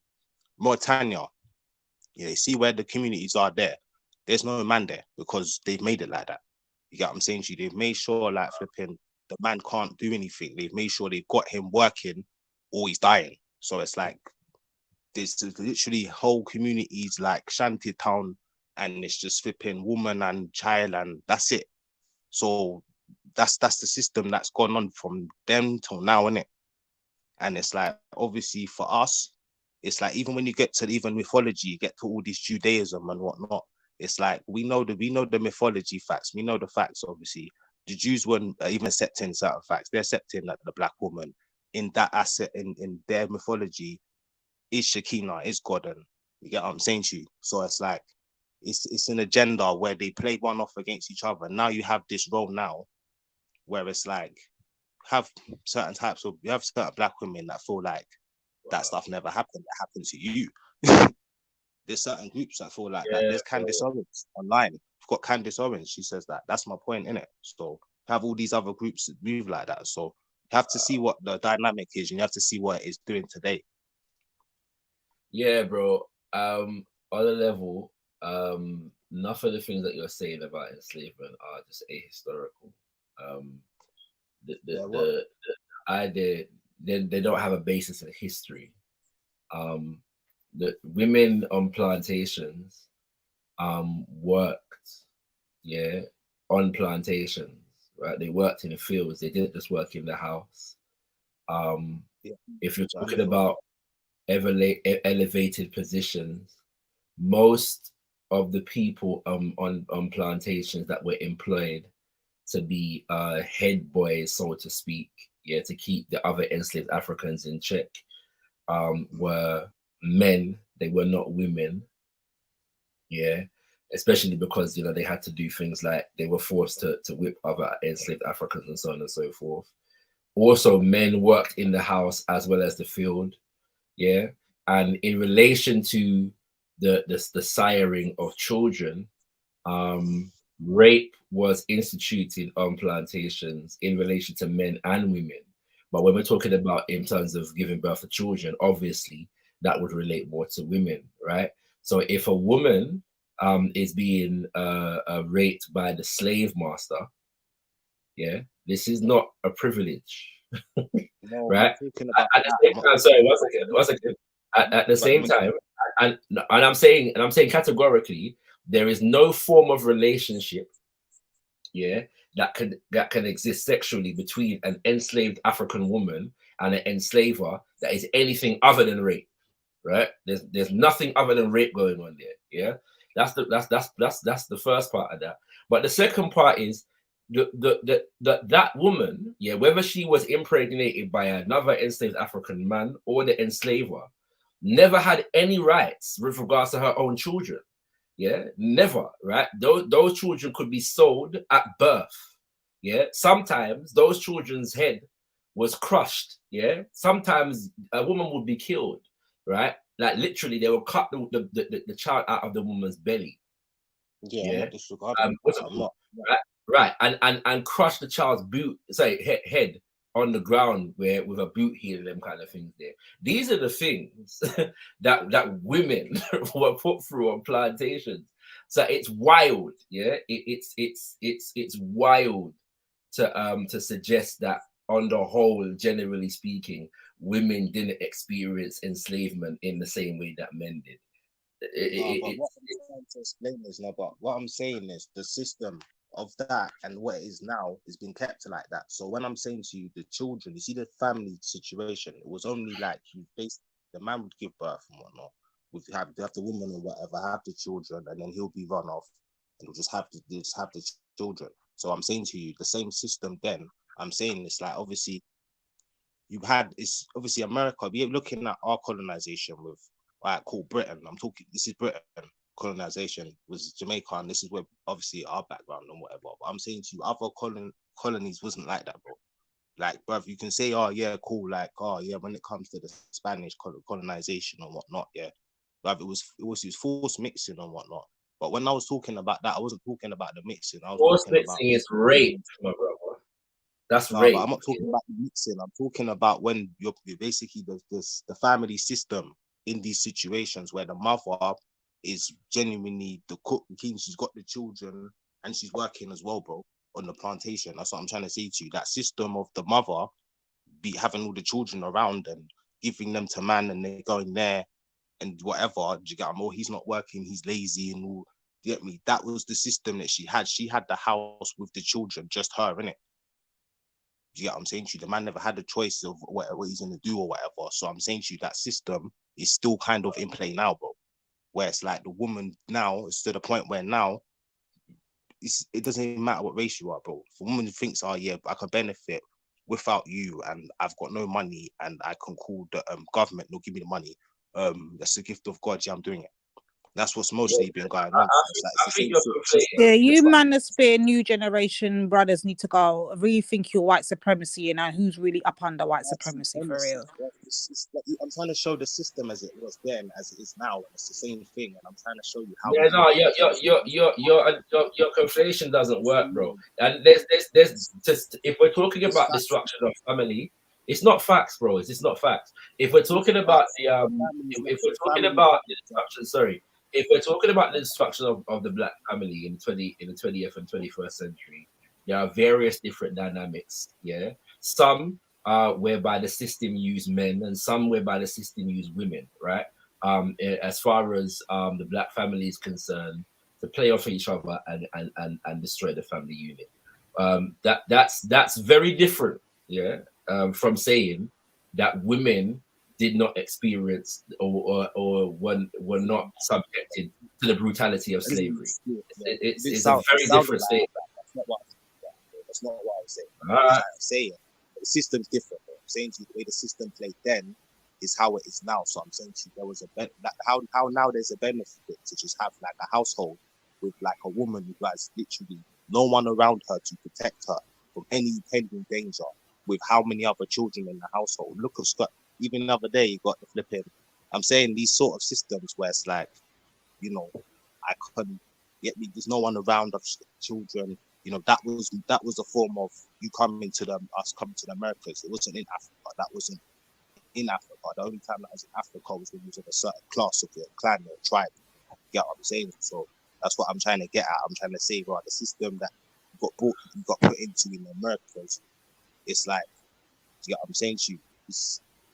It's a similar kind of situation where it's like if you don't kind of see these things and see how well, like, they show that the benefit that you think you're getting automatically destroys the household. Because we can there's a lot of people that, you know, we can sit here and say, yeah, cool, it's cool, it looks good because, you know, it's on TV and that, but this is the product of that.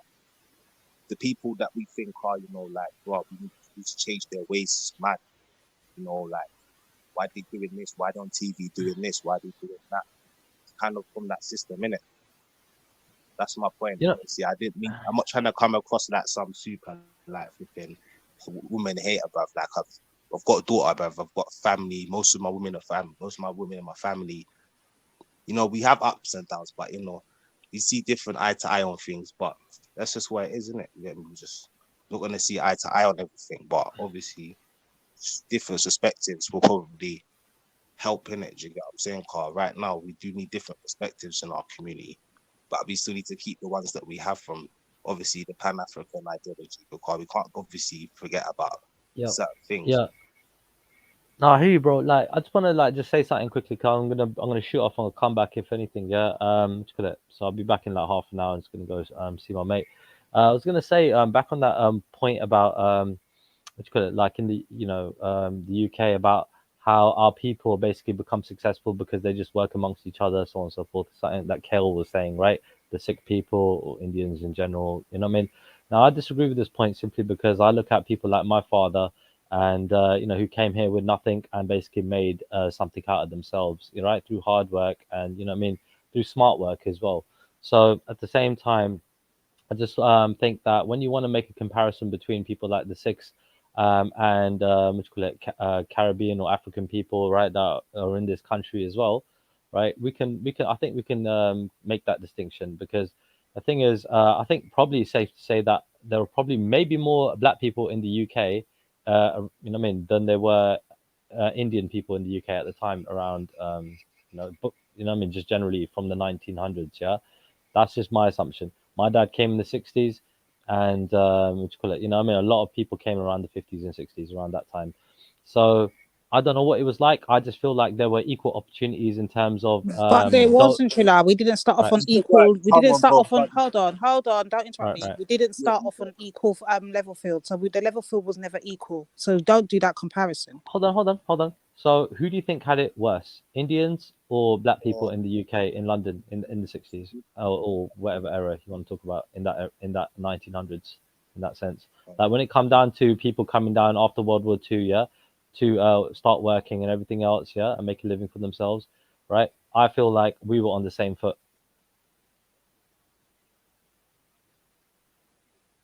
So if people haven't done well for themselves, that's on them. If other people have, that's on them. There are like economical factors and so on and so forth happening, but I could safely say that people like my father and a lot of other people have done it on their own steam, But Trilla, I didn't mention anything to do with non-African people having a problem with their economy. I never said anything like that. If you listen to my question, was when African people want to sort out their economics, their political science, their security, why does non-African people, when they have everything, why do they want to still take from us when we only have less? That was the question. No, that might have been the question previous to that, but you did mention the fact that Asian people are quite successful because they work amongst each other, and it's more of an in-group thing, right? And they don't really look outside of that. That was your point as towards why they were successful, right? No, that wasn't the point. Okay. It wasn't. I know why they're successful. If you listen to me in the beginning of the talk, I made it specifically clear. The Honorable Marcus Garvey, when he organized the black people in his time, which birthed around the world, he made it clear with 3 key points: nationalize your culture, nationalize economics, and nationalize your political agenda. Asian people, they do exactly that.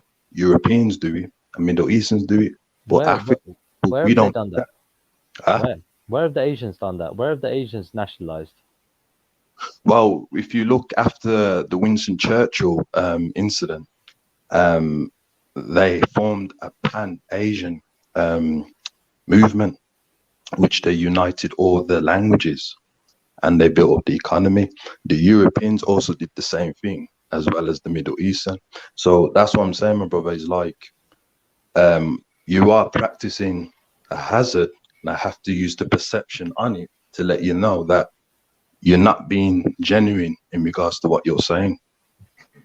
I personally feel like you're not really being totally honest yourself in regards to what the reality actually is, whether it be today or 50, 60 years ago, because the fact of the matter remains, yes, it is important to work together to basically become successful quicker, right? However, there have been it's been proven that people have worked on their own steam, independently, and basically made a success out of themselves also. Regardless of their background, with coming to a country like England, right, brown or black, right, and become successful out of it. There's been many examples of that. Would you agree with me? A disorganized group will always get controlled by an organized group. I can, to a certain point, I can agree with that. Yeah, a disorganized group, if they don't allow themselves to be controlled, then that's another point. But sure, yeah, an organized group are going to basically be more efficient in how they run things.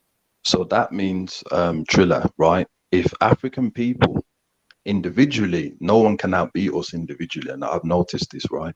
But if we are deficient collectively disorganized, right? Can we really trust and rely on non-African people who are very organized due to circumstances and also have a history of disrupting our agenda? Do you think that this organized group can rely on that? Yeah, I do, because I'll tell you why. Even though we've obviously seen in history, we've seen in history that what you call it, you know what I mean, how certain groups have treated other groups, right? I can blatantly say though, like I said, when like my father, for example, and you know, I mean, other people as well. You know, I mean, there are good people out there that come from, like, say, let's just say the white people out here that already been settled here in England, the white English people, right, that have given opportunities, right, and have been, you know, more fair than none in regards to the treatment of the people. Obviously, there has been mistreatment. I can blatantly say many things about the mistreatment of people in England as well, with people that weren't white. So, and even people that are white as well. So, all I'm saying is, yeah, like, you have to take, you you can't just be completely closed-minded and think that they're all bad. It just doesn't work like that. You gotta be you gotta freaking be open-minded in that regard and think, you know what, there are some bad people, there are good people. That's just the way it is in every damn culture and every people's, you know what I mean? Some people you can trust and work with, some people you can't. And if you take color out of the equation, you know what I mean, we're just gonna have that issue. That's it. People we can and can't work with. You know what I mean? Good and bad people. That's it. Yeah, but Well, the Asians were practicing Pan-Asian due to what the Europeans did. Did they seek the permission of the Europeans in order for them to practice Pan-Asianism? see, I don't know much about this Pan-Asianism, because the thing is, if you're talking about places like China and things like that, that might be different. But places like India, right? I don't really like understand it. You know what I mean? Because India is so diverse. It's the biggest democracy in the world. But carry on. So, as an Indian, does the brother want to say something? No, go on. So, as an Indian descendant, right, I've noticed that they've collected the languages together, like Urdu and the Sanskrit. Am I right by saying that? I'm not sure. There are 500 different dialects in India, 150 different religions in India. So could we say, due to that they formulated a language that they can recognize and unite with to build? Well, they try to basically enforce Hindi being the main sort of language in India, especially in around the 80s, I think, right? 70s, 80s. Really tried hard to push that in every school. And a lot of, you know, like I said, they have been trying recently as well to push this whole nationalist thing as well. Again, totally, I'm not for any of that. They have tried it, yes. However, there's been a lot of pushback, especially from the Sikh community and other communities as well, because, you know, we got our own way of doing things. And I don't have a problem with that way. I have a problem, as I said, Driller, is when non-African people have the need and feel like they want to disrupt when we want to build for ourselves. That's what I was referring to. And I've noticed that, you know, if we are in war as we are and stuff, right, it's got nothing to do with good or bad. It's to do with competing with the economical resources, and someone has to be oppressed. And as a, you know, African, as I know that non-African people will never take the place for black people to be oppressed in order to distribute the wealth correctly. And this has happened in ancient times, and it's going to happen. It happens now, and it certainly, until the end of time, they will never swap that place. Yeah, but this is capitalism, bro. This is what you're talking about, capitalism now. Again, those who are already in power, who already got things, already got the land, who already got the wealth, right? Unless they totally fuck up or get bankrupted somehow, some way, right? Or cheated or whatever, right? You know what I mean? Like, this is going to continue to happen. They are going to continue to build on their wealth. You know what I mean? Like, that's just the way it is. I know people that are, you know what I mean, very successful, and they just keep on building and building and building on top of what they already have. You know what I mean? So how is that a problem with being Indians getting in the way of that? It's a problem of capitalism. It's a problem like with, you know what I mean, the system that's The in reason place. why capitalism sorry. The reason why I thought capitalism doesn't work for us as a people is because when you look at everything on the spectrum of every law, natural law, divine law, all shit like that, yeah, bro, it's like this is why when you get certain diplomats from Nigeria and whatever and places like that, they other groups in when you come here will get treated differently because of their nationality or group or whatever. But this whole thing of like thinking we can get there with a term that like doesn't describe us or nothing, it's kind of hard to get on capitalism. That's why it's very hard, because it's like people could just go there. It's like India. We're not going to act like that we don't know about how Indians treat like people that are dark skinned, bro. We're not going to do that, bro. You get me? We're not going to act like you don't have like Indonesian people in the zoo and that, and be like, oh yeah, look at this man, look, he's very, very dark, look, he's in the zoo and that. Like, we know this. You get what I'm saying to you? But at the end of the day, it's like, it does come to he does have a point though. I mean, like, obviously there is certain factors that I do see like the other groups do like to do that. They do like to, you know, try to throw a spanner in the works, try and like, you know, disrupt the pattern. You know, like, what do you say about people that do that? What, you know what I mean? Because it's like, you do know in your community, you know what happens, you know what like the mindset is, isn't it? Like, anyone that can kind of be taken advantage of. Yeah, I don't see a difference between any other community, dude. I see, like I said, I only see people, and I see good and bad people, right? People you can work with, people that will cheat you. You know what I mean, right? That's what I see in it, right? So I don't see anything else apart from that, right? That's just my eyes. That's just the way I grew up. You know what I mean? How you might see things might be different. Yeah. Is it a possibility that the reason why you don't see anything is because you're not at the position that we're at? So Maybe because you're at a right. position where you're better off and you're not on the equal level playing field, so at the moment the position you're in it suits for you because it doesn't affect you. But the position we're in does not suit for us because it does not fit us, and we should not be at the bottom. No, not at all, not at all. Whatever happens to any person, any community, from any community, right, will affect me, right? In terms of like, if I know about it, yeah, I care about people being treated fairly, people being treated justly. Do you know what I mean, right? So I care about that. So when I say, like I said, when it comes down to across the board, right?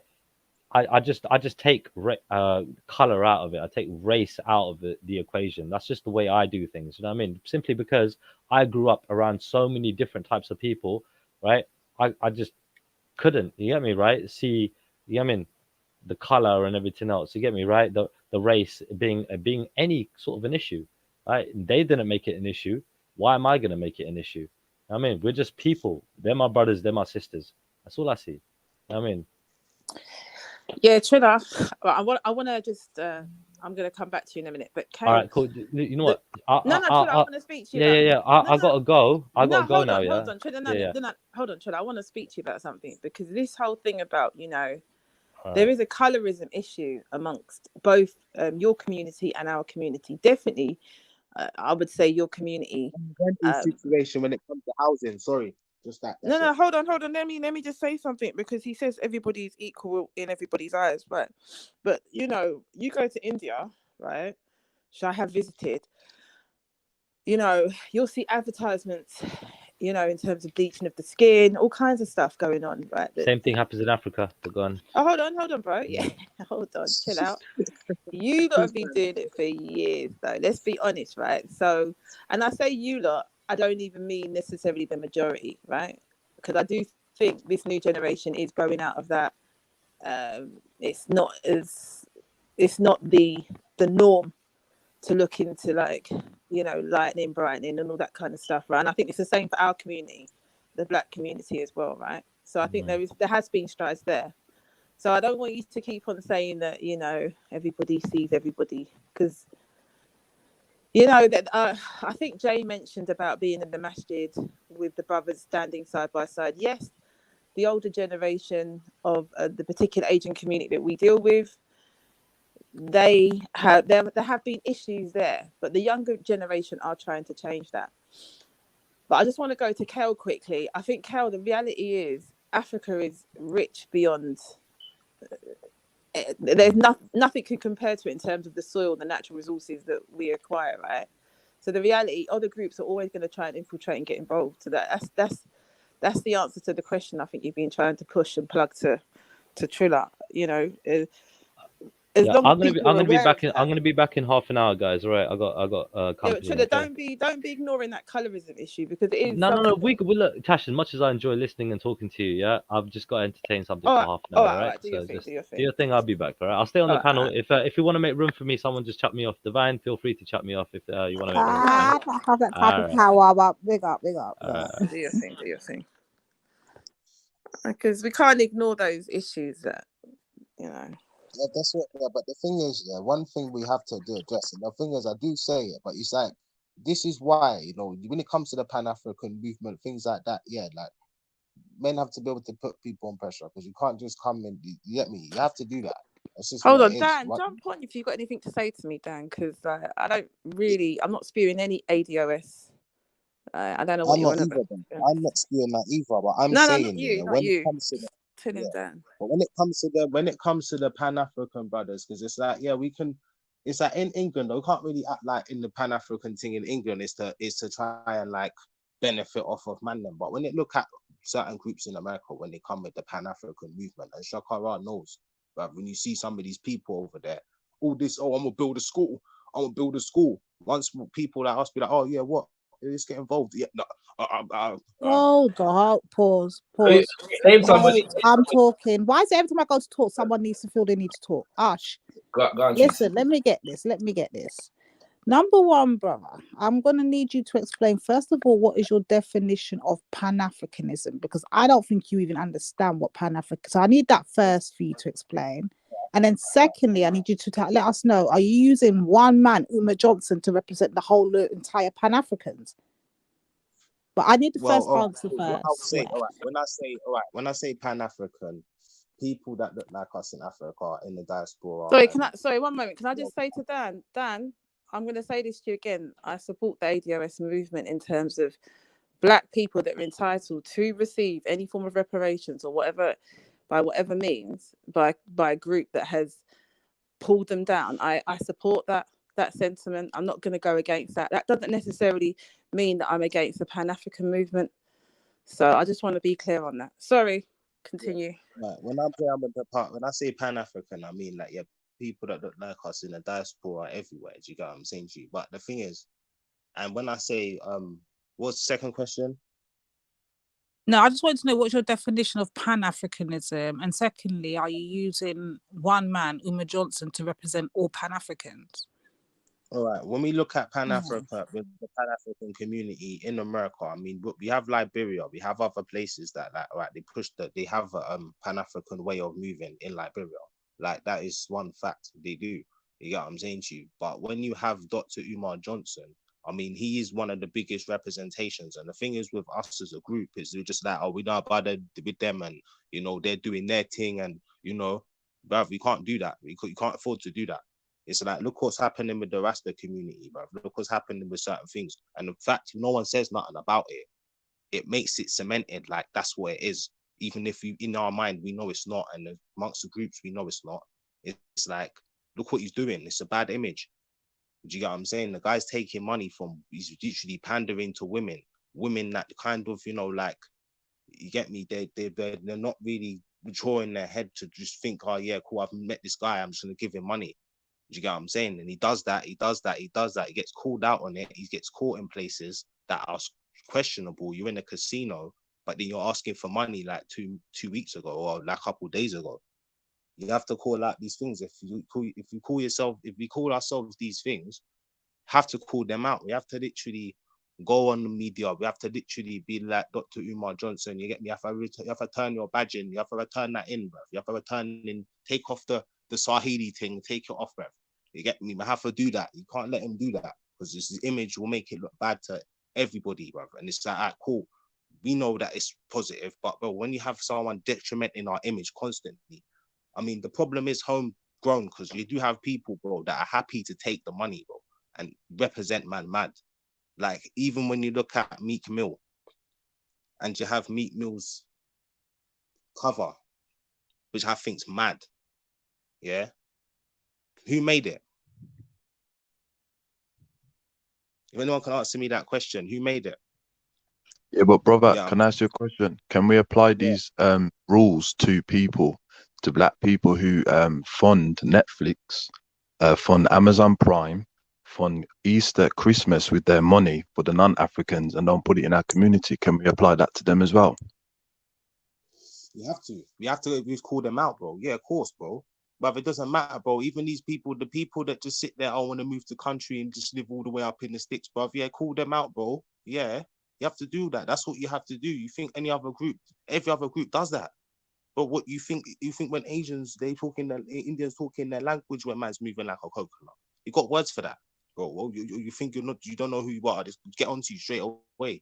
Everyone's got a culture like that, bro. Do you get what I'm saying? But where we do that, it's like we don't call it out and we don't embarrass man like that. We stop the shaming within our community and people just start doing mad shit. Like, you get me? You have all these artists that you have now. We had hip hop and that when it was popping. Now you've got a little Uzi Vert, you've got a little Nas X, and no one is like, oh, we're scared. It's LGBT mafia, bro. It's dangerous, bro. You get me? And we don't say nothing. The fact that us as men don't say anything, yeah, bro. Women in general just think, oh, well, just run with it, bro. You get what I'm Sorry, saying? just to get some It makes money. clarification, brother Facts. Listen, just get because I'm a bit lost, Are you indirectly saying that the problems we're having as black people is directly coming from Americas? Is that what I've been getting all along? All of our issues are coming from America, and it's America we need to look to and blame for everything going wrong with No, us. we're not blaming. We have to look within ourselves wherever we're at, bro. I'm saying the American that's in America can look at, all right, cool, the people that compromise, man. And you have people like that in England, bro. Like, you don't get me wrong, bro. Like, I do my research. You got that Yemi woman who sits there at the parliament and that. But she doesn't benefit socioeconomically. She's with a German guy, talks about colonialism was just something, that needed to get rid of the people and put them somewhere else. That's what she's put on like media. Like, I don't know if you heard it, you get what I'm saying, but this is an MP. We've got homegrown issues. We've got issues at home. It's not just about, obviously, America's the bigger picture, but we have problems here, bro. But then if you ask that, because I notice every time you've gone to point out a problem, an issue, or use an example, you've always straight gone for America. And I know you're not living in America. No, but so I'm saying in England as well. I'm saying right. in England as well. Yeah. Okay. I'm saying anywhere you're right, even in Jamaica, bro. Jamaicans know, bro. There's people that don't feel the same way, bro. There's people that don't want these JLP and these other groups are just, yeah, we're just gonna go and just work with China and just take the vaccine is from God and all that, bro. Do you get what I'm saying? So there's people that think differently, but it's like where the other person has the influence, it's very, very hard to like kind of, it's like somehow, some way, we have to do that. We have to kind of get at some of the people. Even America is a bad, bro. Like, you have to really look at some of the things that's implemented in America, bro. That the rules where it's like, and the thing is, if we was just like other groups where it's just like, we're not involved in that, we're not doing that, bro. Just to get this to compromise our thing. In America, bro, we've got the whole movement where it's compromise, man. You've got a Jewish woman with a black woman in a relationship, bro. That's nothing to do with black people, bro. That's to do with Jewish people, because Jewish people have more money, more influence, bro. So, you know what I'm saying to you? It's like these things, don't call these things out. Obviously, like, we've become masked up and that, and it's like the free thinkers of the community are just basically told, allow it, but you can't think like that, man. You're mad, bro. You get shamed, guilted, and all that to think like, these people we need to call out and shit. People just tell you, allow it. You're just moving mad. But if everyone did it, you get what I'm saying? If people in the UK did that, people in Jamaica called out other Jamaicans. If other people did that shit, bro, called out the fuckers. Every group has that. England had that situation. France has that situation. Every group has that situation. Every nation had that situation of people that don't think like similar, or try to like get in the way, or try to like not benefit or hold someone back within the community. Because most of this stuff, like Idi Amin is just one person, but like most of the people that was living there thought like that. It's not just Idi Amin. It's not just one man. Everyone thought like that, bro. Like, what's going on? We can't go in there, which is they own the shop, they own this, they own that. You get what I'm saying to you? All of a sudden, they never lived near them, we never saw them. You know what I mean? Obviously, my thing is just like, obviously, I've always been raised on this Pan-African thing. I've been raised on understanding the Pan-African thing like that. and trying to go back to Africa. That's the main thing. It's the main mindset. You get what I'm saying to you? But at the same time, we have a lot of the people that we get information from, they're compromised themselves. They're not, their image is bad and they don't really care about the image, but then they have all the stuff to say about us from the Caribbean and from Africa, bro. And in the UK, like, bro, you think we're just dickheads, bro? Could they treat gigs? Not treat gigs himself, but people in general, bro, like just, oh yeah, that the whole situation where you called it out online, bro. You have people that just, you get me, you have America does things where they only see them in it, and they'll just genuinely compromise their image and think it's just their image. You get what I'm saying? That's what they do. And then anytime now you get someone from the UK that decides, oh yeah, you know what, we're gonna do Fred Hampton or do something like that. It was no malicious intent, but they knew why they did that. You know what I'm saying to you? They know why they're doing that, because it's not them. You get what I'm saying? But you know what I mean? When they do that, it's like they feel a type of way. You've got all these rappers like Biggie, flipping, you've got all these flipping people from the Caribbean that are rappers and shit. Bro, they have all this stuff, they have all this smoke for us. They just don't, a lot of people that are this ADOS, they don't like Caribbean people, they don't like us, bro. But it's not about liking or whatever, bro. It's just doing what they feel like is good for them, but it's detrimenting the image. And that's what we need to work on. It's our image as a man and a woman in the community. We have our image just patterned. We have to just kind of just clean up our But bro, image. I don't think us working on our image is going to be beneficial by just looking and slinging, you lot did this, or you lot ain't doing enough of that, or pointing the fingers ain't going to help us. Globally as Africans across the diaspora, or globally as blacks, however you want to phrase it, across the diaspora, the blame game don't work. The fact of the matter is we're all victims out here, innit? Point blank, period. And if we're sick people trying to guide sick people, this is why we're in the problem we're in. We can't blame one group and say, well, this group over there has done this and this group, because literally we are all victims spread across the earth, literally. So when you've got people trying to get themselves together, trying to heal, trying to come together, and then all we're facing with is playing the blame game, and we're taking no responsibility and we're making no direction to correct it, we're going to be stuck in this rut, bro. That's just the case and point of it all. It's like we can't say nothing to America, sort out ourselves here, bro. Like, we just have people here that do But I'm things not like trying that. to say nothing to America. I'm trying to say us as black people, Africans across the, what are we doing? How we know the problem. What's the solution? How do we fix it? Let's get boots on the ground. That's what I'm on. I can't be doing the blame game thing, because we're all victims, period. No one's blaming nobody. It's called like constructive criticism. You have to Can I just say about this ADOS thing, right? Because I'm having this dispute with Dan in the server, right? Look, I know people think that ADOS is like anti-immigration, anti-Caribbean and what have you, but the reality is, right, they went there and sorry, one moment. So yeah, let me just finish, please. If you don't mind, let me just finish, please. They went there and their history is different to Black Nigerian or Black Caribbean that goes over there, right? And there is an entitlement that they're due.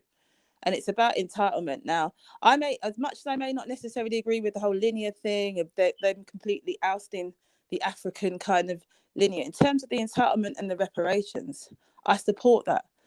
And I support that because the Caribbean is due that as well, right? And certain countries have put their hands up to that, right? So I don't know where Dan's coming off with this whole AD. I hate the fact that people, when black organizations are trying to get things for their people, or the people from different lands come and say, oh, well, no, the person that's heading the organization is this, tear down the organization.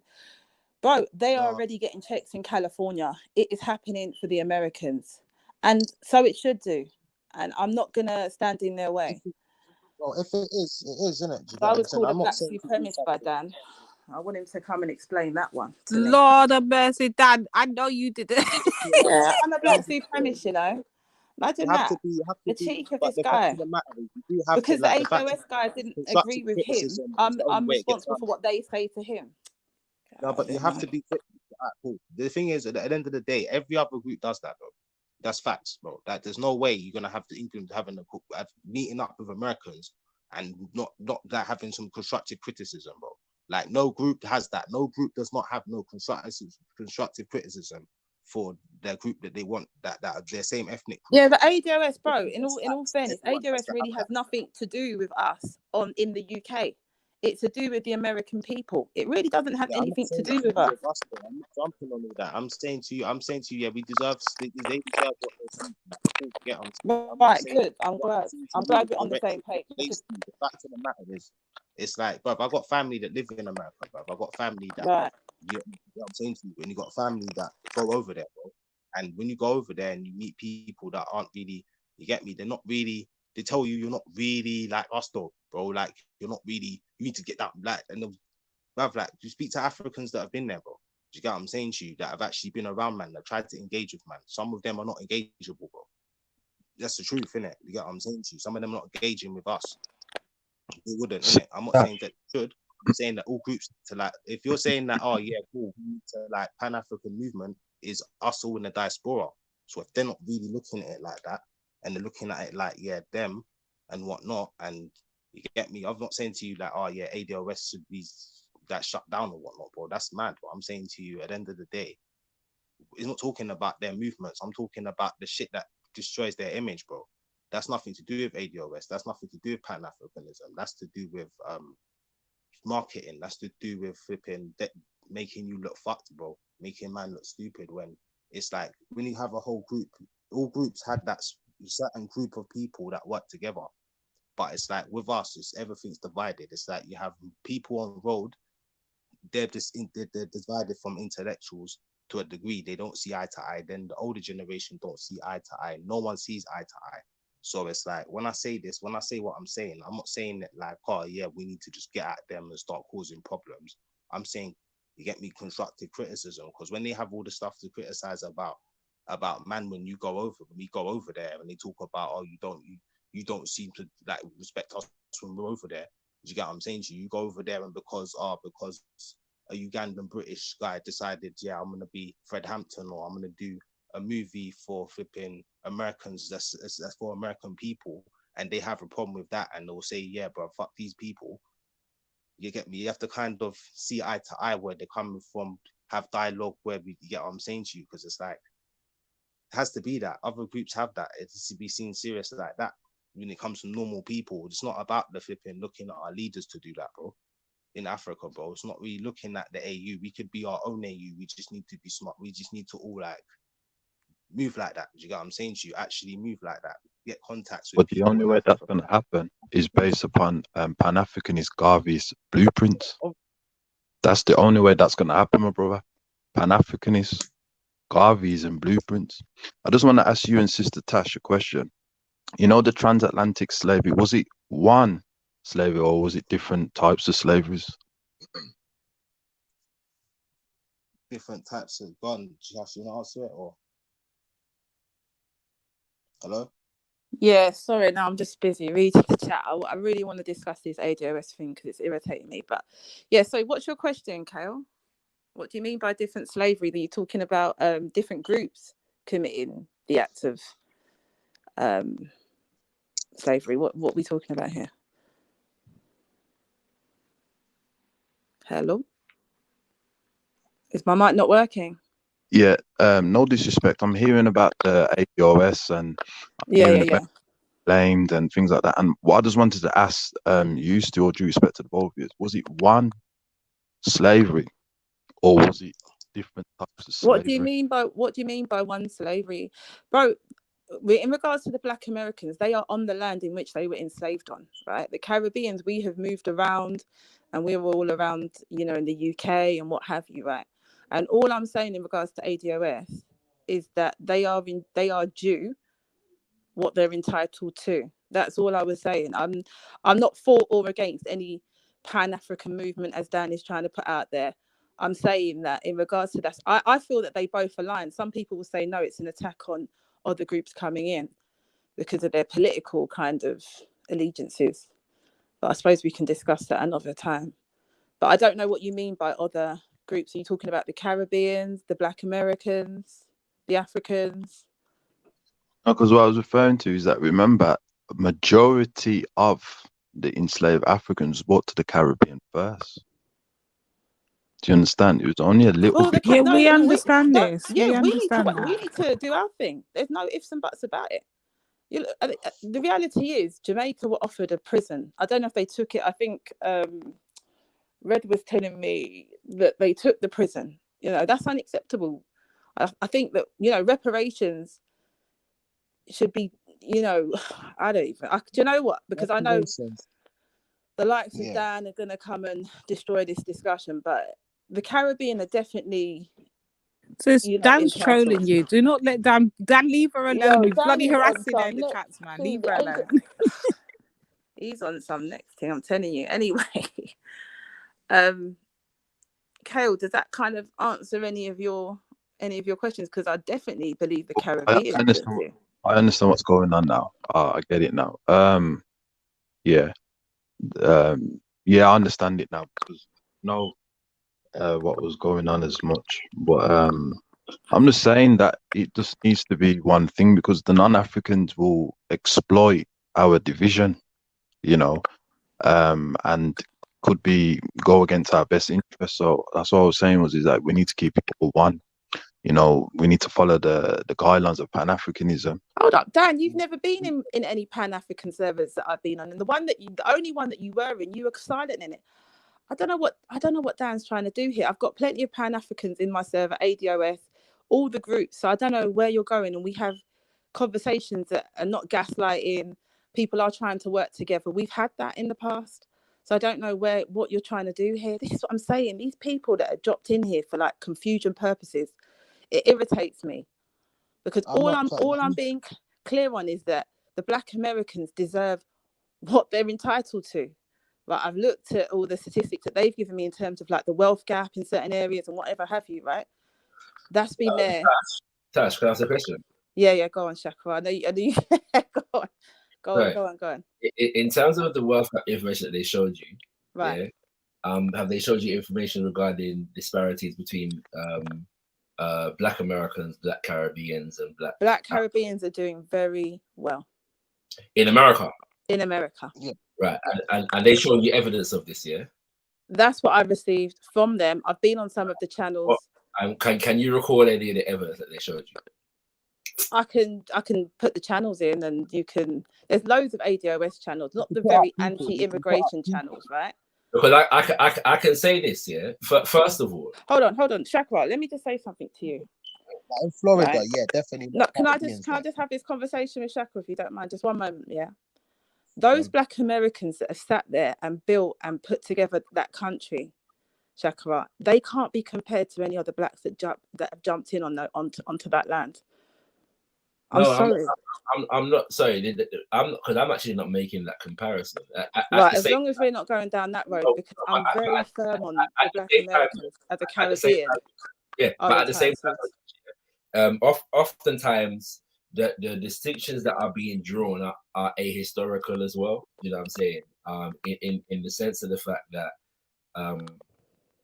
you have to put it this way. A lot of the okay, I'll give you an example of what I mean.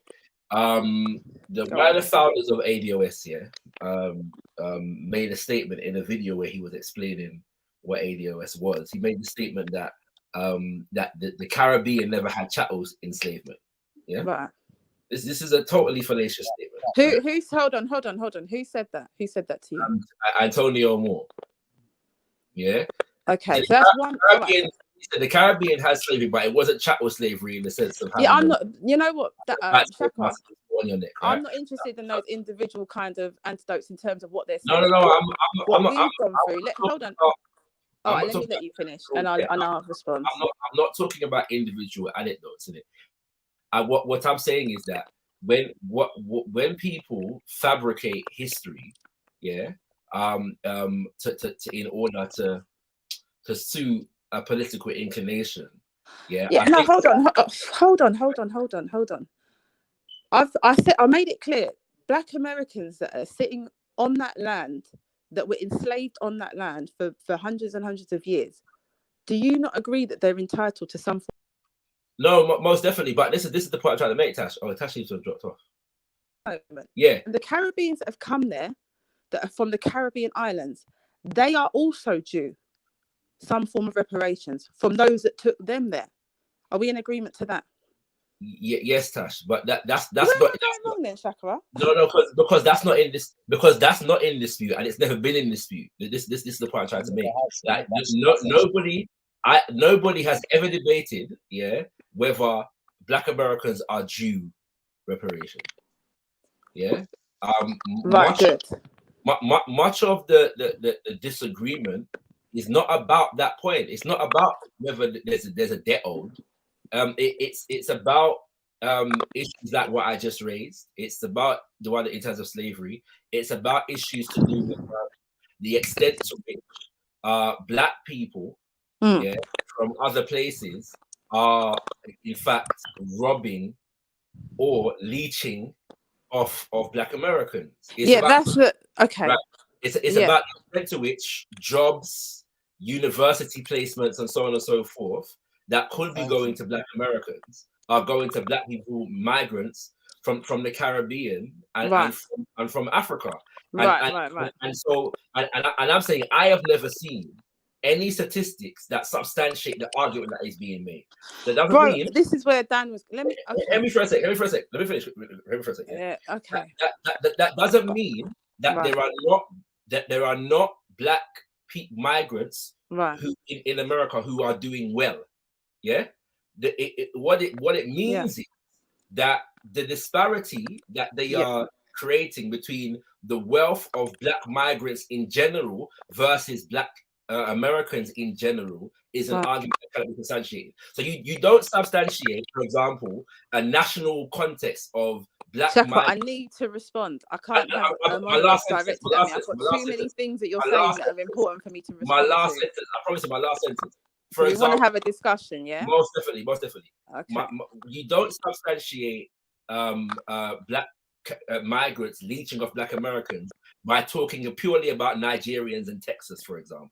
That doesn't substantiate the argument. I know it. Oh, gosh. Okay, bro, I'm more interested in like the legislation, the law for Black Americans, and if it's anti-immigration, this is where I want you to come in and talk to me about that. Yes. Right. I don't want to hear about what you're. Hold on. I need you to give me the opportunity to speak now, because I know I interrupted you a few times, but I did give you quite a bit of space to kind of talk to me about this, right? Mm-hmm. There is an anti-immigration feel from people that are from the ADOS community, so to speak. But I have spoken to a lot of other ADOS members who put money into this organization, right? Mm-hmm. Who have said it's nothing like that. Many of us are married to Caribbeans. Many of us are married to Africans. It is to put a step forward for Black people. Now, I think the problem is people have taken the ADOS title and ran with it and used it to kind of, argue against immigration and what have you, right? My personal opinion on this will be the stepping stone for the Caribbean to start saying, okay, it's our time now, right? Because to be quite honest with you, as much as I do respect the Pan-African movement, I have no issues with it, right? Mm-hmm. I do think we do need to have this kind of move in the West of where we do go down the legislation law route to receive reparations individually, right? Because we do have different stories, so to speak, right? Black American story is slightly different to the Caribbean story, right? Mm-hmm. And I think there is a respect that I have to have as a Caribbean, a humbleness that I have to have as a Caribbean for those Black Americans that have stayed there. And I do have Black American families and I do have Caribbean families over there that are both in agreement on this. No one is actually against this movement. It's just this kind of thing that's been stirred up online. And I suppose the concern is there going to be a subdivision Black community for like the Black Americans being up here and the Caribbeans and Africans that have come to America being down there? And I think that's a discussion that's important to have as well. So I'm assuming you're coming from that place, from what you've said. Not really, sis. Not really. I'm simply saying that a lot of the arguments that have been made over the years, since 2018, 2019, cannot be substantiated in any real sense, right? So for example, and if we're going to talk about, and I think that if you're making arguments based upon what you're saying is data, and then somebody takes your data, it doesn't mean that they're a reparations. It just means that they think your data's wrong, right? Do you understand what I'm saying? So in the sense that and when you say that this thing has been stirred up online, it was stirred up online because of the energy and the spirit and the arguments that were used by others in order to generate the movement behind it, right? So a lot of the arguments was in the early stages was based around creating a separation legislatively between Black Americans and Black migrants because of this perception that Black migrants were having a depreciating effect in general on the economic and social mobility of Black Americans. And they're putting forward data and information. And we're saying, well, actually, that doesn't add up. What you're saying here doesn't add up, right? And using words like leeching, and generating and then generating this argument on the back of the idea that that Africans from the continent sold us into slavery. Right. I know where you are. The argument goes, you sold us into slavery, and then you want to come back again and pay from us again in the 21st century. That's the argument, right? That's the argument. Yeah. And I'm saying, no. Hold on, that's come from. Hold on, Shaka. I think that's coming from a particular segment of ADOS. No, that's the founders, sis. I'm the lady, right? Okay, yeah. Both of them, Antonio Moore and Yvette Cardell. Shaka, I want you to come and have conversations with me with these ADOS guys. No, I don't mind. Well, I've done it before. You know, I've got a whole video where I was talking because they came out the gate very much attacking Pan-Africanism. Yeah, Pan-African. Yes, and I don't know. Yeah. So in March of 2019, I did a video with a number of Pan-Africanists that was responding to a lot of what they were saying, right? Because no Pan-Africanists never knew what an ADOS was before 2018. Yeah. You know what I'm saying? Like, and it was a good 6 to 8 months of constant attack, right? Before there was a substantive response, right? And we were trying to figure out, well, who the hell is this? And what the hell is this? Right? And why are they going at Africans from the continent and the Caribbean? Yeah. And Pan-Africanism, nobody never knew what this thing was, right? Right. And then people began to respond. But finally, I think initially what it was when Trump and Obama had their thing about, where are you from? That was where it started off. The funny thing is, put back into it. I've been on panels where I've argued with ADOS regarding this xenophobic kind of attack, Pan-African attack, right? But you notice, none of what I'm saying challenges the validity of the case for reparations. Do you see what I'm saying? None of that is in question. Right. Good. I'm saying, I'm not questioning it either. The other thing though, is that one of the things that the founders did when they came into the reparations space, because as of a year before, 2017, the founders were not on the reparations thing. They didn't believe in reparations. They were against it. Right, but you talking about Yvette? Were you talking about yes. Yvette? I know Yvette Carnell came a little bit later, but no, but the both of them found it together. So Yvette Carnell and Antonio Moore found it together. And I'm saying that Yvette definitely, and in fact, I think Tone was the one who kind of brought her towards the reparation kind of argument, but she was very much against it before. Do you know what? Sorry. Let me say something. Let me ask you something. You see, when you're saying this. Where did this take place? How do you know? Because I'd like this information, or I'd like a video that you could show me. She has a channel. Yeah, she has a channel. Yeah, I watched her channel. Yeah, called Breaking Ground. Yeah. Yes. And he was a regular contributor to that channel.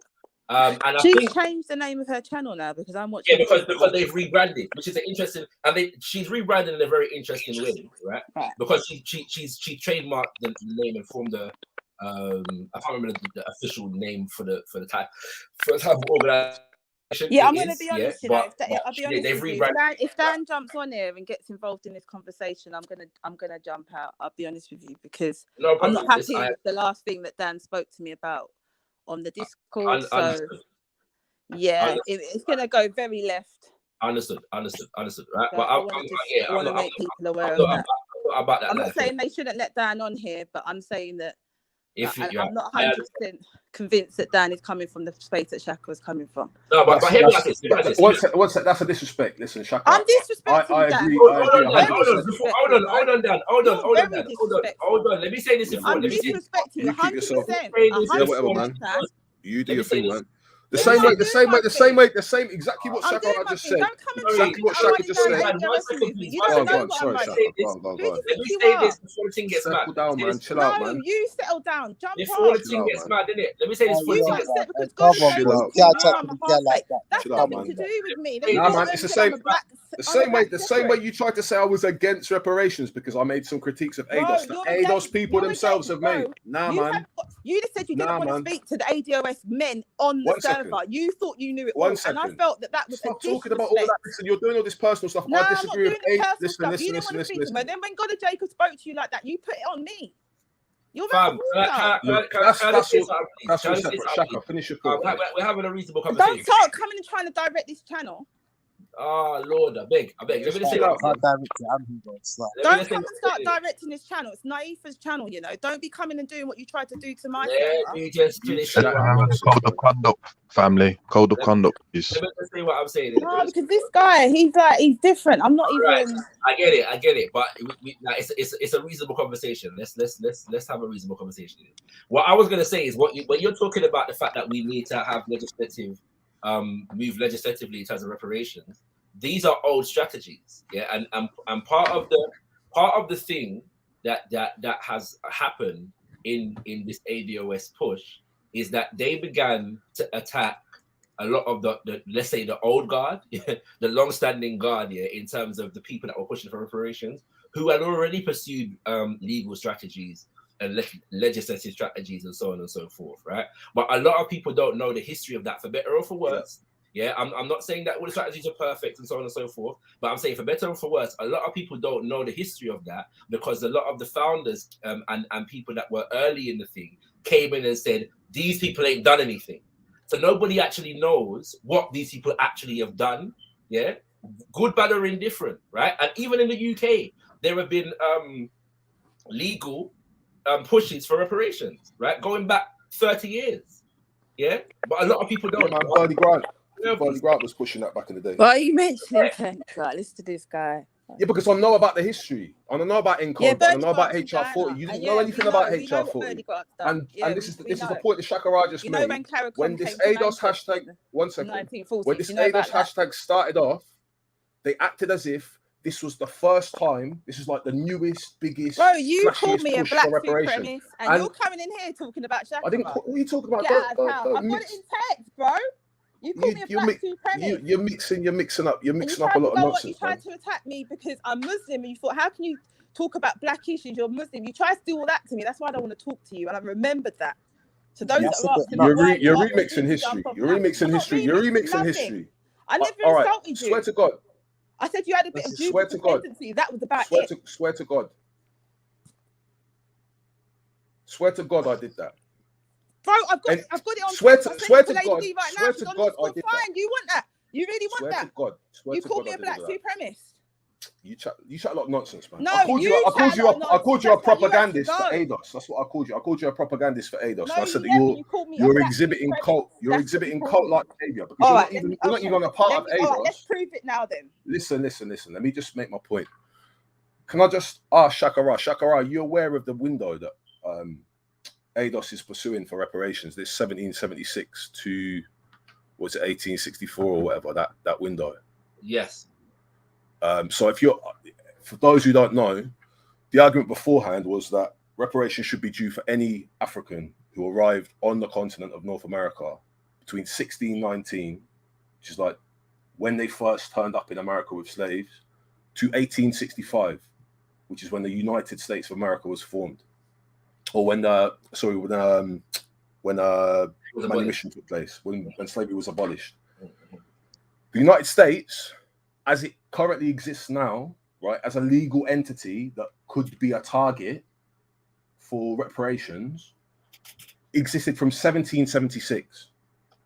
So ADOS is it's a neat little argument, right? And it's based on the William Darity figures, okay, some slightly more conservative like figures for the reparations. A little bit like some could say a little bit more realistic, right? But I've not heard Time talk about this. I've not heard an explanation. And there's now like Darrity's gone one way, and he's like not a part of ADOS anymore. But I think he's still has like, he doesn't want to see them fail or anything, but he's just doing his own thing. There's disagreements. Yeah. But people have to ask the question: was a slave who turned up in America in 1775 any different from a slave who turned up in America in 1776? The slave who was in America in 1775 under the ADOS claim would not be due reparations. Do you think that reparations should be paid over like an 80-year period, or should it be for 400 years? That's just a question to the panel. And as well, the other thing that is absent, one of the critiques that a lot of people have for ADOS is their critique of Black immigration to the United States of America, but the absence of a critique of American foreign policy that precipitates, which drives it exactly, right, to the United States of America. So, for example, there's early days there was a certain statements that are made about people from Haiti, yeah, and Jamaica and Guatemala and them kind of things there, and where was that caravan coming from one time during the Trump presidency? There was this big caravan coming from of millions of people, they said, coming from some Central American country. Colombians. Guatemala. I think it was Guatemala, but it took them weeks to get there, and they were traveling for time, right? And there was a lot of talk, about this in ADOS circles, but nobody's talking about the fact that, for example, America has invaded Haiti, many times, and occupied it for about 20 years, from like 19, I believe it was 14, to 1930 something, right? Mad long, occupation of the country, during which they robbed all of the gold, out of the treasury, destroyed the what's it called, the agricultural industry, so that to make the nation ripe, for foreign exports, They killed off members of the government and rewrote the Constitution in a manner that allows for American corporations, to operate, because prior to the Haiti Constitution that was written in 1804 barred any non-African, from owning land, in the country as a protection against enslavement and white supremacy, right? So they rewrote the Constitution in order to get rid of that and allow for Americans to redline and basically thief the people and resources. And so that has kept that, among other things that predate and follow that particular instance, has kept Haiti down. Right, do you know what I'm saying? Hold on. You know, Shaka, the way that we deal with Haiti, like as the Caribbean, right? Do you think we deal with it? It's terrible. Yeah. It's okay, so on the same way. Okay. No, it's and that's the point. So that the idea is that I have a critique, for example, of when America, for example, in the 90s as well as the early 2000s, invaded Haiti in order to squash the government of Jean-Bertrand Aristide, who is, for like the last 100 years, the only truly democratically elected, quote unquote, head of state, well loved in Haiti, But what the mistake that Jean-Bertrand Aristide made was that he had the gall to seek reparations, ironically enough, from the French, because after the revolution, about 15-20 years after the revolution, because of a blockade, that was installed by America, and a trade embargo that was imposed by France and supported by Britain, they basically were redlining, but they basically stopped Haiti's capacity to trade. And in order to open up the ways again, France demanded 20 million francs from Haiti as reparations, as for loss of property in relation to the revolution that was enacted 15, 20 years earlier, right? What's it called? And so John Bertrand Aristide in the 90s and the early 2000s basically put out the call and said, we're demanding reparations. Yeah, we're demanding reparations for this thing. And the American government, the American military invaded in the 1990s and again in the early 2000s when he was able to regain the government to get rid of this guy. Yeah. And what's it called? Then we have the Clinton Foundation and all kinds of American charities and so on and so forth that exist in the nation of Haiti. So again, there is no argument about the fact, yeah, that the people them, yeah, Black Americans are owed reparations from the American government. This has never been in question. 100%. But if you're going to demonize Haitian immigrants, right, then we need to put the thing into context. That is the point. Yeah, that is being made. And the failure to do that suggests something about the intention. Okay. Shaka, this is where I am at on this, right? As the Caribbean, it's now time for us to get what we are entitled to. As for the Africans, we can all work together, right? But the reality is this is a push now for the Caribbean to say, okay, we need to stand up. The Caribbean, right? Because I don't know about... But against this, I'm because reparations issue, yeah, not to cut you. Yeah, given the example that I've just or the examples that I've just used, do the people of Haiti deserve reparations from America? Are they? Yes, due? but what I'm saying, okay, bro. But what they need to do is set up their own. Yeah, but this is the thing. They need to now set up their thing to say, well, this is what we are entitled to. That's what needs to happen, and we as a Caribbean need to support them. I don't see why it has to be. I feel like if you're doing things in a detailed manner, you need to deal with certain groups. I think everybody that has been oppressed, right, needs to receive some form of reparations. So I hope that everyone understands that. It's not a case of I'm saying, okay, the Caribbeans, we're ousted. We need to make sure our people back home. I don't know about you guys. Guyana is in a whirlwind of problems. We are now going towards Dubai to get support. Trinidad have used China.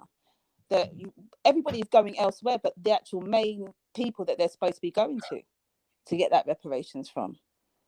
Right. So I think this is also a wake up call. Here's the logic here.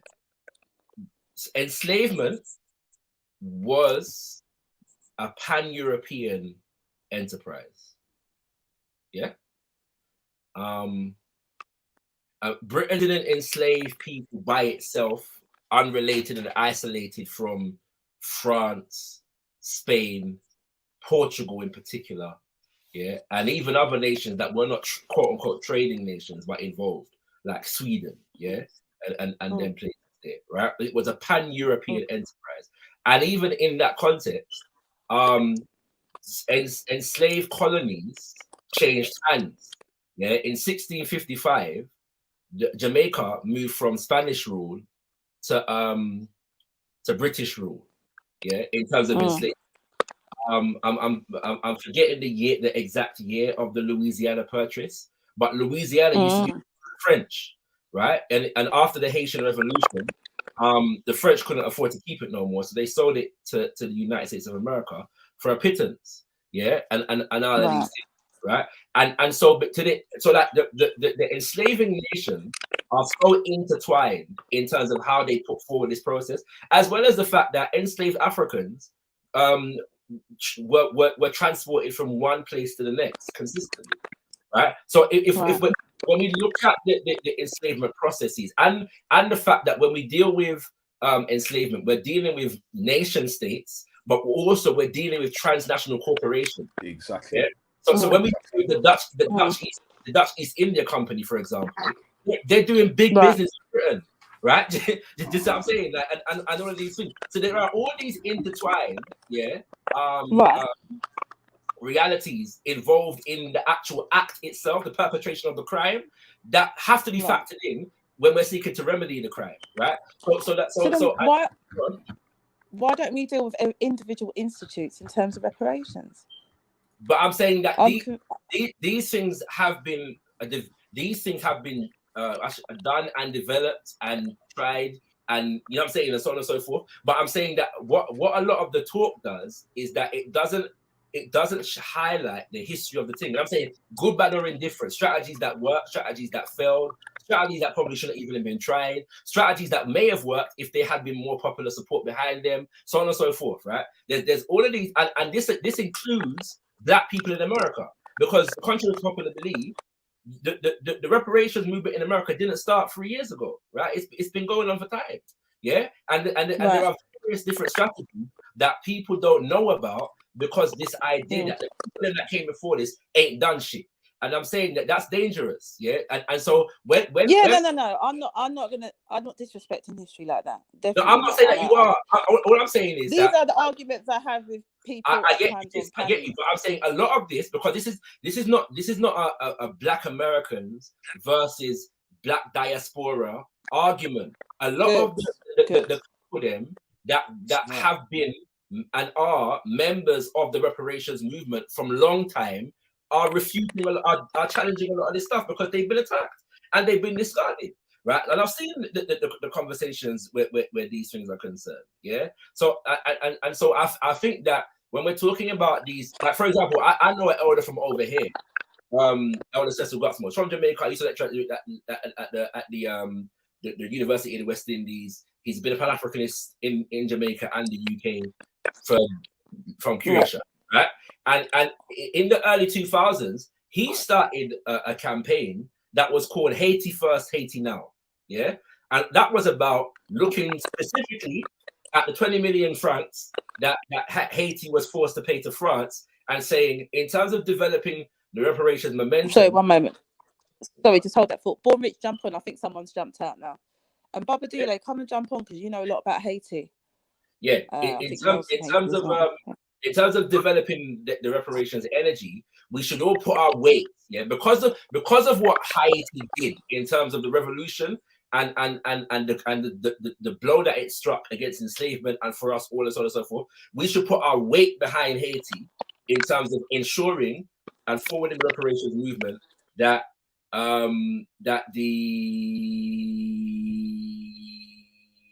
we should get behind Haiti First, Haiti Now. That the French government pay back this reparation, yeah. And again, that's all that simplistic. The previous movements didn't work. That is oversimplification, and it sounds good, but it's not particularly. You know what I'm saying? Like, you can say that, fine, easy when somebody says that, to just dismiss it, but it doesn't educate anybody about why it didn't work. You see what I'm saying? It's easy to do that. So let's say that's correct. The previous movements didn't work. Okay, so how do we know they didn't work if we don't know what they did?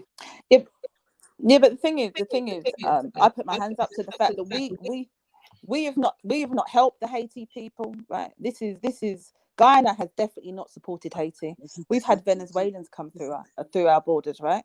We have not supported the people from Haiti. It's a disgrace what the Caribbean have done to that country, and they're a country that stands out. The people of Haiti have been demonized, like, above and beyond all the Caribbean islands and countries, right? So, for me, I know it's a difficult one, because I do feel we tried with what we had, but now I don't know how you feel about the AU and the CARICOM organisations coming together.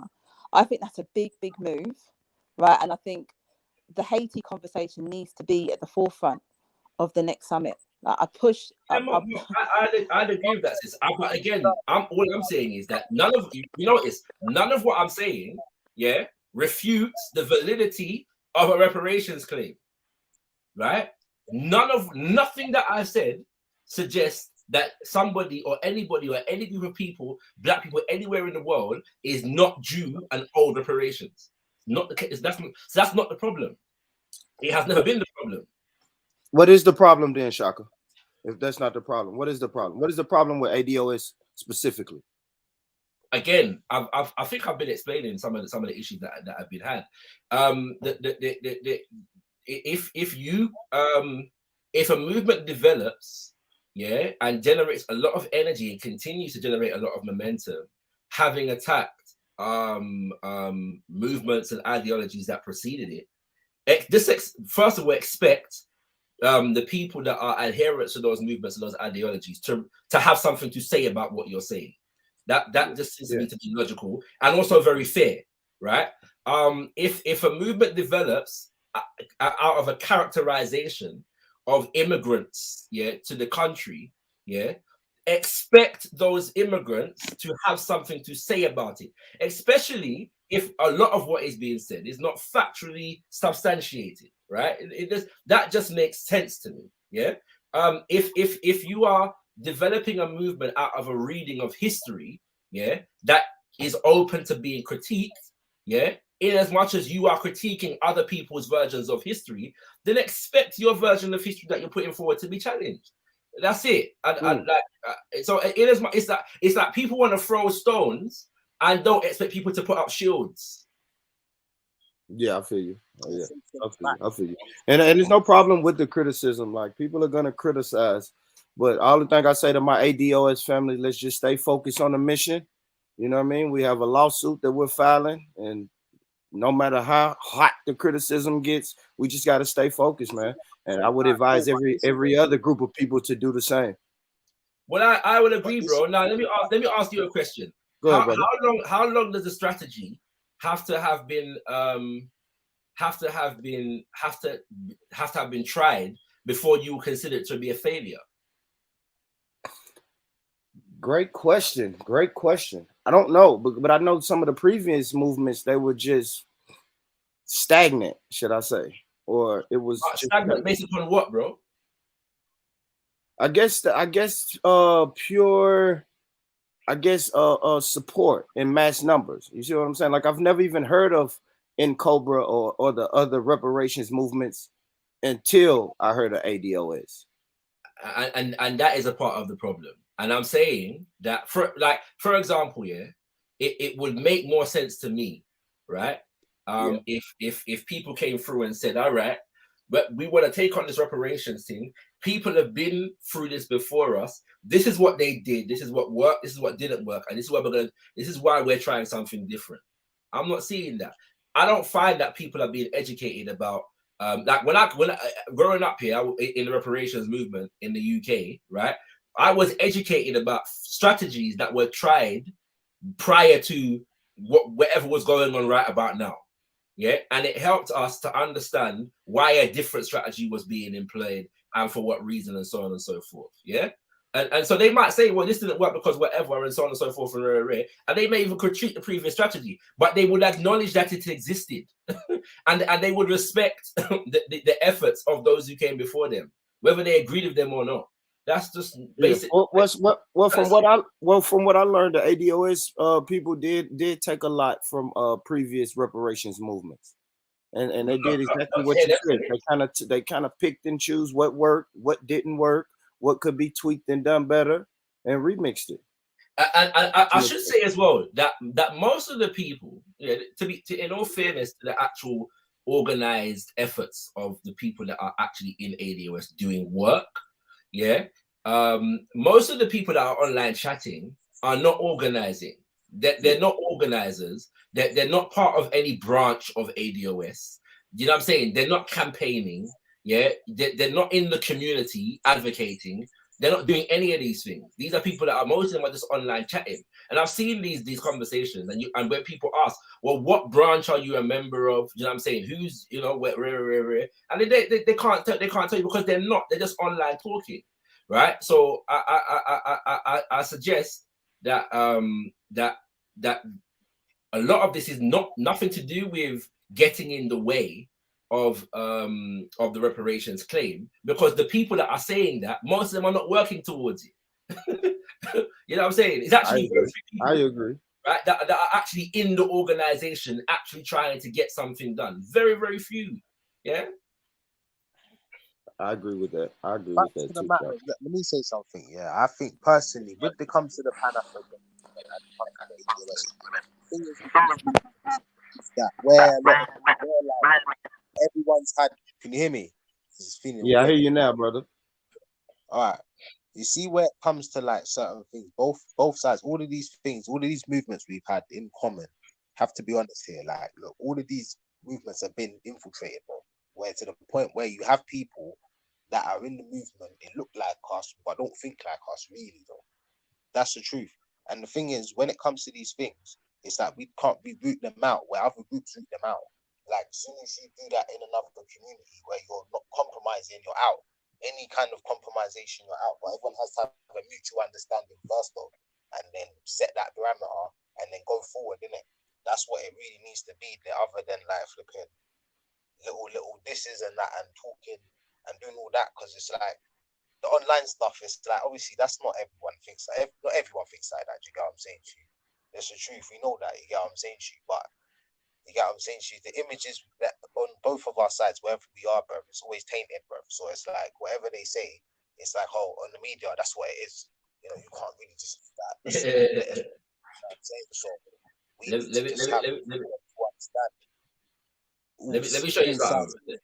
Kind of stretch it out other places, even if you have the same kind of blueprint, but then it's established here, one's established there. You get what I'm saying to you? Everyone has it all organized like that and kind of mind frame, and the weak link gets cut out automatically, and whatever works within like certain. If whoever has to work, that's how we have to see it, but we can't see it like, oh, these people, fuck them, I'm almighty. Man has to be like, look, you need to kind of see what our thing's about a bit. Get me like, all right, cool, this is where we kind of draw a line between certain people, and these people we draw a line from, because you have to have that. Every group has that.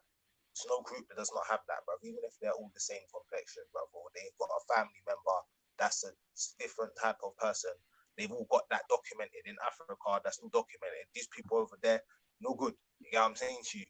They're all right, and it's not, may not be true, but that's just, you get what I'm saying to you? That's just how things are. You kind of need to have that. ADOS, whatever movements in the Caribbean, whatever movements in wherever, all have like a certain commonality, bro. Instead of like being easily influenced by whoever. Do you get what I'm saying? To just divide and shit. It's just not helping. 2022. Let me show you what's gonna happen here.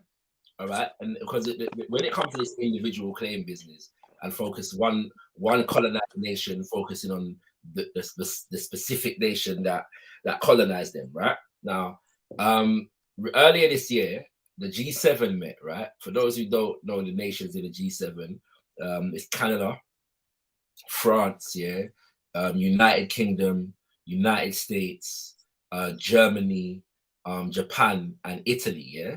Those are the nations that make up the G7. You notice that all of those nations, but one, is a majority white nation. And all of the majority white nations are colonial and settler colonial nations, yeah? Canada, United States of America, kill off the people, them, the indigenous people, them, enslave the Africans there, and set up this majority white nation. France, Italy, Germany, United Kingdom are all colonial nations, right?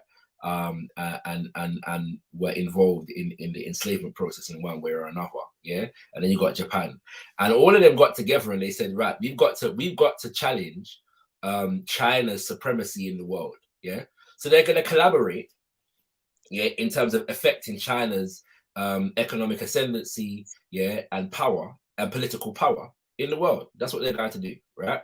And we think that Jamaica is going to sue United Kingdom of Great Britain, which has already been done, by the way. Strategy that's already been tried. Yeah, we think that Jamaica is going to sue the United Kingdom of Great Britain, for reparations, and France ain't gonna have anything to say about it. Spain ain't gonna have anything to say about it. Germany and Canada and the United States ain't gonna have anything to say about it. No, they're all gonna back United Kingdom. Yeah. Right, that's a reality. Sorry, 1 moment, Shaka, hold on. The United Kingdom, though, have been known not to put their hands up to reparations. I think it was Cameron that made that mistake, that he put his hands up, that there's been wrongdoings, right? But I think Holland put their hands up to it, and there is some sort of negotiations being discussed with the countries that they've kind of dealt with poorly. So I know they're not a part of the G7. I think France actually had a moment as well. I'm not 100% sure. So what's happening? But that's what I'm trying to say. It's all part of the same agenda. France has about 90,000, yeah, pieces, for example, that were stolen from Benin, yeah, which is eastern Nigeria, in relation to the bedding bronzes when they colonized and them kind of things. What France did is said that they're going to return some of these things or loan. At one point it was a loan thing. Yeah, Germany said that they're going to return. Germany when they were colonizing Namibia, they had a concentration camp. And there are skulls, yeah, of the remains of people that perished in these concentration camps in museums in Germany today. And they said that they were going to return some of these skulls. But why are they doing this? This is part of the agenda of lessening China's influence in the world, because the Beijing consensus is developing in terms of consideration as being superior to the Washington consensus. Washington is the center of the Western world and global power access at the moment. So one of China's claims to fame in terms of going to Africa and the Caribbean is that it was never a colonizer, yeah, of Africa and the Caribbean, right? So some of these nations have to be seen to be making some amends, yeah, for the shegri, yeah, that they're going with, and, and a lot of that shegri is still going on in terms of look. But look, just the other day, yeah. Okay, that makes sense. There was a thing. Was it June Black History Month? I think it was June Black History Month, right? Whereby there's a BBC news report about the fact that there are bedding bronzes in the British Museum, yeah. And again, that was stolen, yeah, from what is now called Nigeria, right? What's it called Nigeria then, yeah? And the British government made it quite clear. The British culture minister made it quite clear. We have no intention. Yeah, yeah.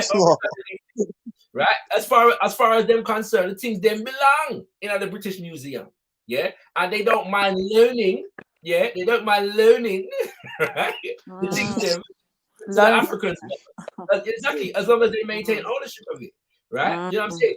That's not like now. If that's an issue for Nigerians, bearing in mind that there was no Nigeria at the time. Yeah. Right? Bearing in mind that there was no Nigeria at the time, and bearing in mind that all the people that are considered Nigerians today were not necessarily directly the lineage of people that created the bedding bronzes. Yeah, all right. So if we have black people in this country, we're going to say, all right, well, the bedding bronzes in return.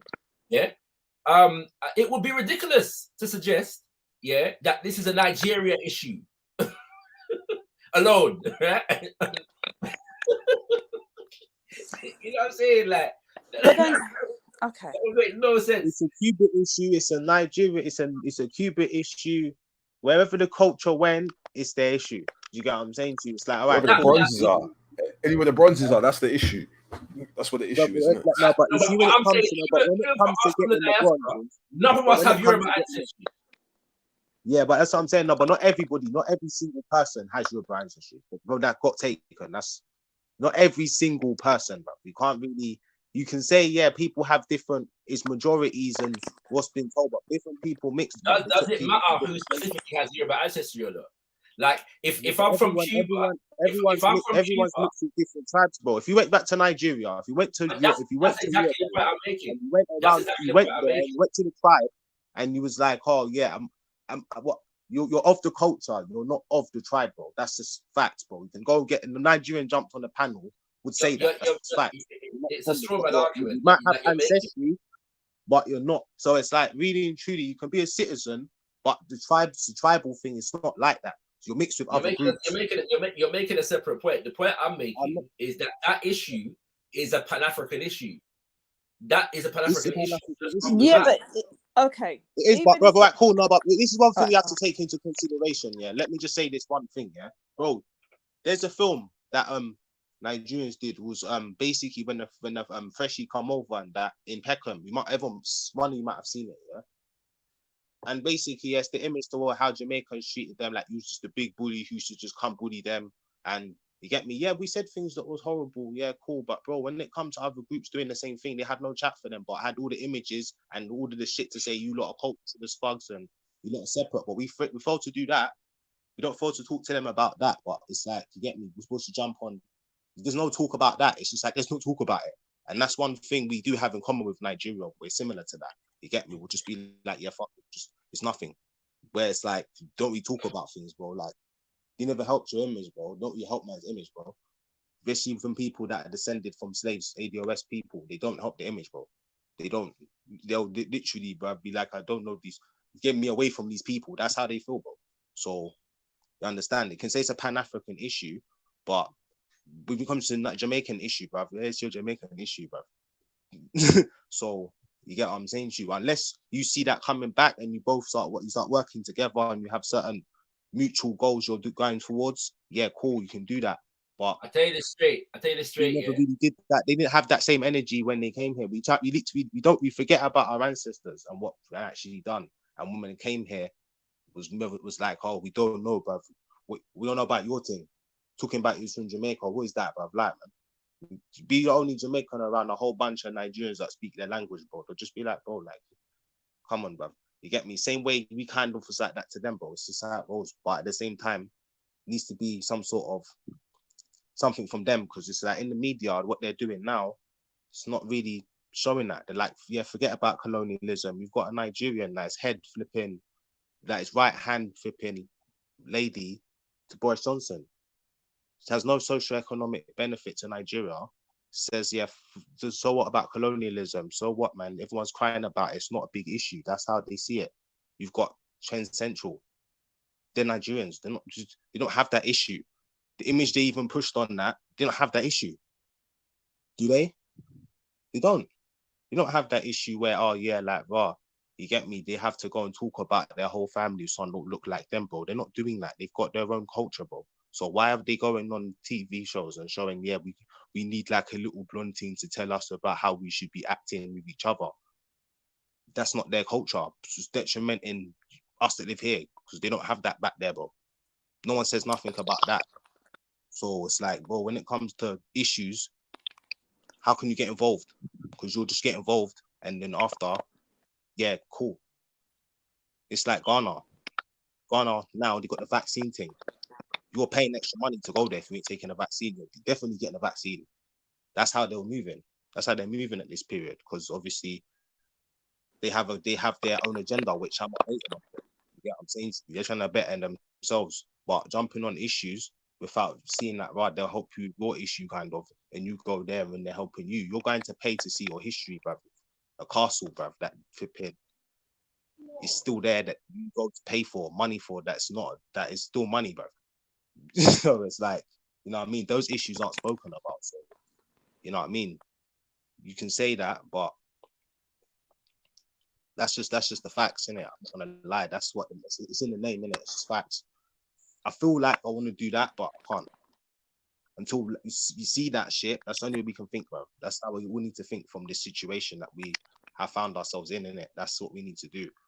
Because I don't know, bro. That's just my opinion, you know. But these are the facts I've presented. I don't know what the panel has to say, but you know. Can I just jump in quickly? Yeah, I think let me put a bit more weight onto this subject, right? Because for me, right, again, I can only talk for Guyana to a certain extent, right? So we've got something called the African Descent, People of African Descent Guyana, which has been supported by the UN. I don't know, Shaka, if you agree with groups like that, but we also connect with the African Cultural Development Association as well, where they do push and do press for like African reparations, right?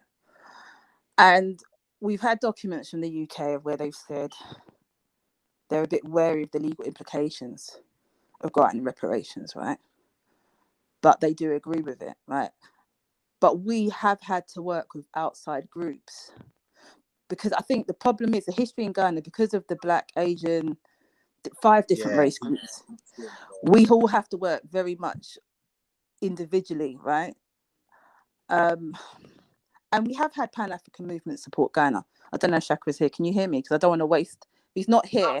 I can hear it. I really want him to hear what I'm saying. I can hear you. So finish.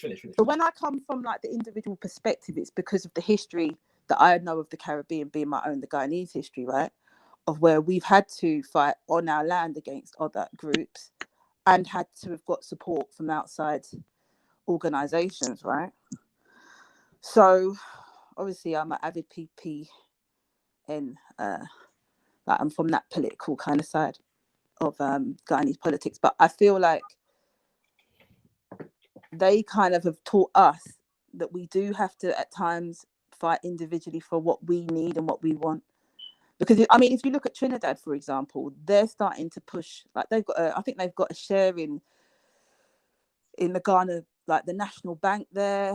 They're making their moves, and they're not I don't know, the Pan-African movement there is there, but it's a support mechanism to what they're doing with other organisation groups put together. Sis, any movement is as strong as the people that engage in it, yeah, and the critical mass that it develops, yeah. Pan-African movements have been attacked for like over a century at this point, right? So we understand that has been the case throughout the diaspora. So whether that's the Caribbean, whether it's the continent, whether it's the United States of America, and we get that, yeah. And there's a political elite in all of those places where that is very much against the development of Pan-African ideas. Yeah? It's the reason why Walter Rodney was assassinated, right? Because bearing in mind, yeah, right, and I'm rereading How Europe Underdeveloped Africa at the moment, yeah. This is a book that Walter Rodney wrote when he was in Tanzania. Yeah. Lecturing at university and so on and so forth, right? Remember, Walter Rodney was lecturing in Jamaica. Right. And was banned from the country, yeah, by a neo-colonial government under era, who not only banned Walter Rodney, but banned all Black Power literature. You could get arrested for being found on the road with reading the autobiography of Malcolm X. Yeah. Man had to walk the road with all Playboy magazine. Big up Walter Rodney. Right? To cover up, read, you know what I'm saying? Like, and so my only point is that, like, progressive forces, and then Walter Rodney goes back to Guyana and he's organizing among people in Guyana. Yeah. The point is that there's never really been a dichotomy between working among your home nation and forming links with brothers and sisters elsewhere. Right? It's always happened. It's never been. This is not a reality that whereby you can only do one or the other. When we're talking about things like reparations, however, no Caribbean nation, yeah, is achieving reparations by itself. None. It's not going to happen. You know what I'm saying? None. No, Guyana ain't going to get no reparations by itself on its own steam, separate from all of the rest of the Caribbean. Haiti, it's not going to happen. Yeah, them think the Naga one. And as far as I'm concerned, beyond even just the reparations issue, economically speaking, one of the things that has resulted from the divided Caribbean that we have. But then hold on, Shaka. If you're saying that, right, there's different countries that are connected to certain islands, right? And if certain countries like the UK are saying categorically no, obviously they're concerned about their pockets and the legal ramifications, right? But other countries have already put their hands up to it. They can go down the legal route of going for those countries, and we shouldn't close our eyes and close our minds to that. Which countries have put their hands up? I've already mentioned Holland have put their hands up to what they've done. This was years and years ago. Every European nation. But as a man, but what does that mean? Like, look, let's think about it realistically. Yeah, then putting their hands up means what? They're not giving money. So their hands up with no money. It's like, look. No, they have money. They have money because the Caribbean are still no money for us. No, but there's no money for us. Look, let's be honest. We still give the British a lot of money. We still pay the Brits. Yeah, with Guyana, I mean, I'm not trying to talk about just Guyana as a whole. I know, but I can't talk about the Caribbean. But whereabouts in Guyana? British Guyana, or Suriname? British Guyana. Yeah, that's what I'm saying. You got to remember, it's divided into. No, we're still entwined in paying things off, and we still got things that people think, oh no, our minds are still entwined. You're independent. Our minds are still entwined by language because of language barriers that you have in countries and separate and other countries. That's why it's even for the Caribbean it's difficult. You know what I mean? Spanish. We've still got like a long way to go. Our education system, everything is all intertwined with colonial kind of cadence. But I think at the same time, I know Shaka was saying if we all don't do it together, but I think there's individual strong cases to start moving, and I think once pushes through, I think the rest can start to charge ahead. But I don't know. I think we need to have. I've got a few bits and pieces that I want to show Shaka, but I'm not going to do that on this channel. I'd rather do that. If he is on Discord, could he join the Discord server? Because some of the bits and pieces, I know people are going to be, oh no, where did you get that from? And I don't think Shaka is necessarily that. One thing we shouldn't do, any kind of history we get about where we're at, and it's our history about us, we should never just like throw it out. That's one thing. Ignorance for us is not something we can afford to have. You get what I'm saying? Obviously, we never forget who we are, but we can never throw out. No, Dule, I'm not blaming black people. It's the audience is bigger than black. So, yeah, let's just say that. It's another thing I wanted to ask Shaka about. The focus of ADOS, this idea that it's pushing for like nationwide or federal reparations at like a federal level. That seems to have been the strategy that Tone Talks was pushing to start off with. But I've seen recently there being these like, and Tash, you were the person who told me about this, and this is something that kind of confused me because ADOS pushing for nationwide reparations, then getting behind a state level bill that passed. There was a reparations bill called AB 3121. I posted it in the back chat a little while ago. In California. In California, yes. Shirley Weber, I think, passed it, and there were some critiques. I sort of read the general critiques first. People were saying that it wasn't as comprehensive as HR 40. It kept the. Well, this is interesting, right? Because HR 40 is now being seen as like insufficient, even though it's been on the books for time. It was last updated in 2019, and it's got past the House of Representatives. Yeah. Now, all right. So I don't know too much about the California thing. I can't speak to it wholly. Yeah. What I have observed though, is that because I was watching it very closely when the ADOS 101 website first went up. Yeah. And I observed when they started to champion HR 40, but what they didn't know is that the organization that they were critiquing heavily, and I'm using the word critique, yes, was right? The one that pushed it. Yeah. Was the one that not only pushed it, that they wrote the bill. So when they figured out, are you guys more concerned about who's behind it or who's actually receiving it? No, not at all. But that's the part I'm about to make. This kind of irritates me a little bit with those. 1 second, yes, 1 second. When they discovered, that it was the extent to which N'Cobra was involved in the writing of the bill, suddenly HR 40 needs to be thrown out. Right? I saw this in real time. How that agenda shifted. So when Tash is asking, are we more concerned with who wrote it, who's behind it? It will appear that they are, right? So and then later on, this thing came up in terms of California. But from what I've seen, a lot of the things is not too dissimilar from HR 40, and some people are championing it more again because they feel like it doesn't carry the taint of Pan-African and Cobra. But when you actually look at it, they wrote that bill apparently significantly based upon the HR 40 bill and adapted it to a state formation. And that's the 1619 to 1865 period.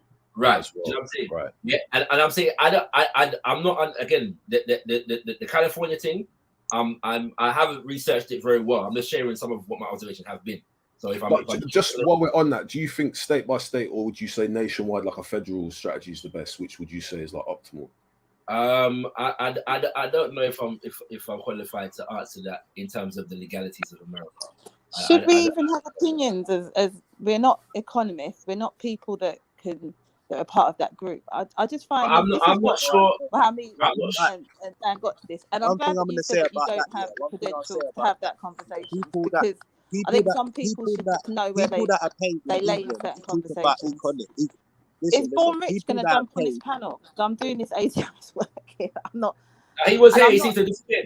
But sis, the reality It's is, about this actually comes back though. This actually comes back here to what people's concept of reparations actually is. This is a fundamental question, right? You know what I'm saying? So in and this is it's fundamental, because effectively what has been done is like a rewriting of a lot of the work that has been done in terms of defining reparations, as a concept. And also the fact that a lot of the work of previous generations of reparation activists has been co-opted by international law. So reparations is actually a thing in international law. It's defined in a particular kind of way, and some of the more recent strategies have been pursuing it on the international level out of a recognition for the fact that no, this is not an issue that can be dealt with on the national level, because you can't go to the government to try the government. Right? Do you know what I'm saying? Yeah. So that's a part of it. But because of the fact that because the issue for this particular group, is getting a piece of the American pie. That's you know what I'm saying? Whereas previous other groups are more concerned with like things like self-determination. Yeah, do you know what I'm saying? And nationhood, right? Okay. Depending on what your motivation is, what your actual goal is, it's going to affect how you see the concept of reparations. Yeah, facts. I'm with that. So what do you think? You haven't looked into the California push out, so I suppose we'll have to have this conversation when you look into it, because I don't want to just say what I know of it.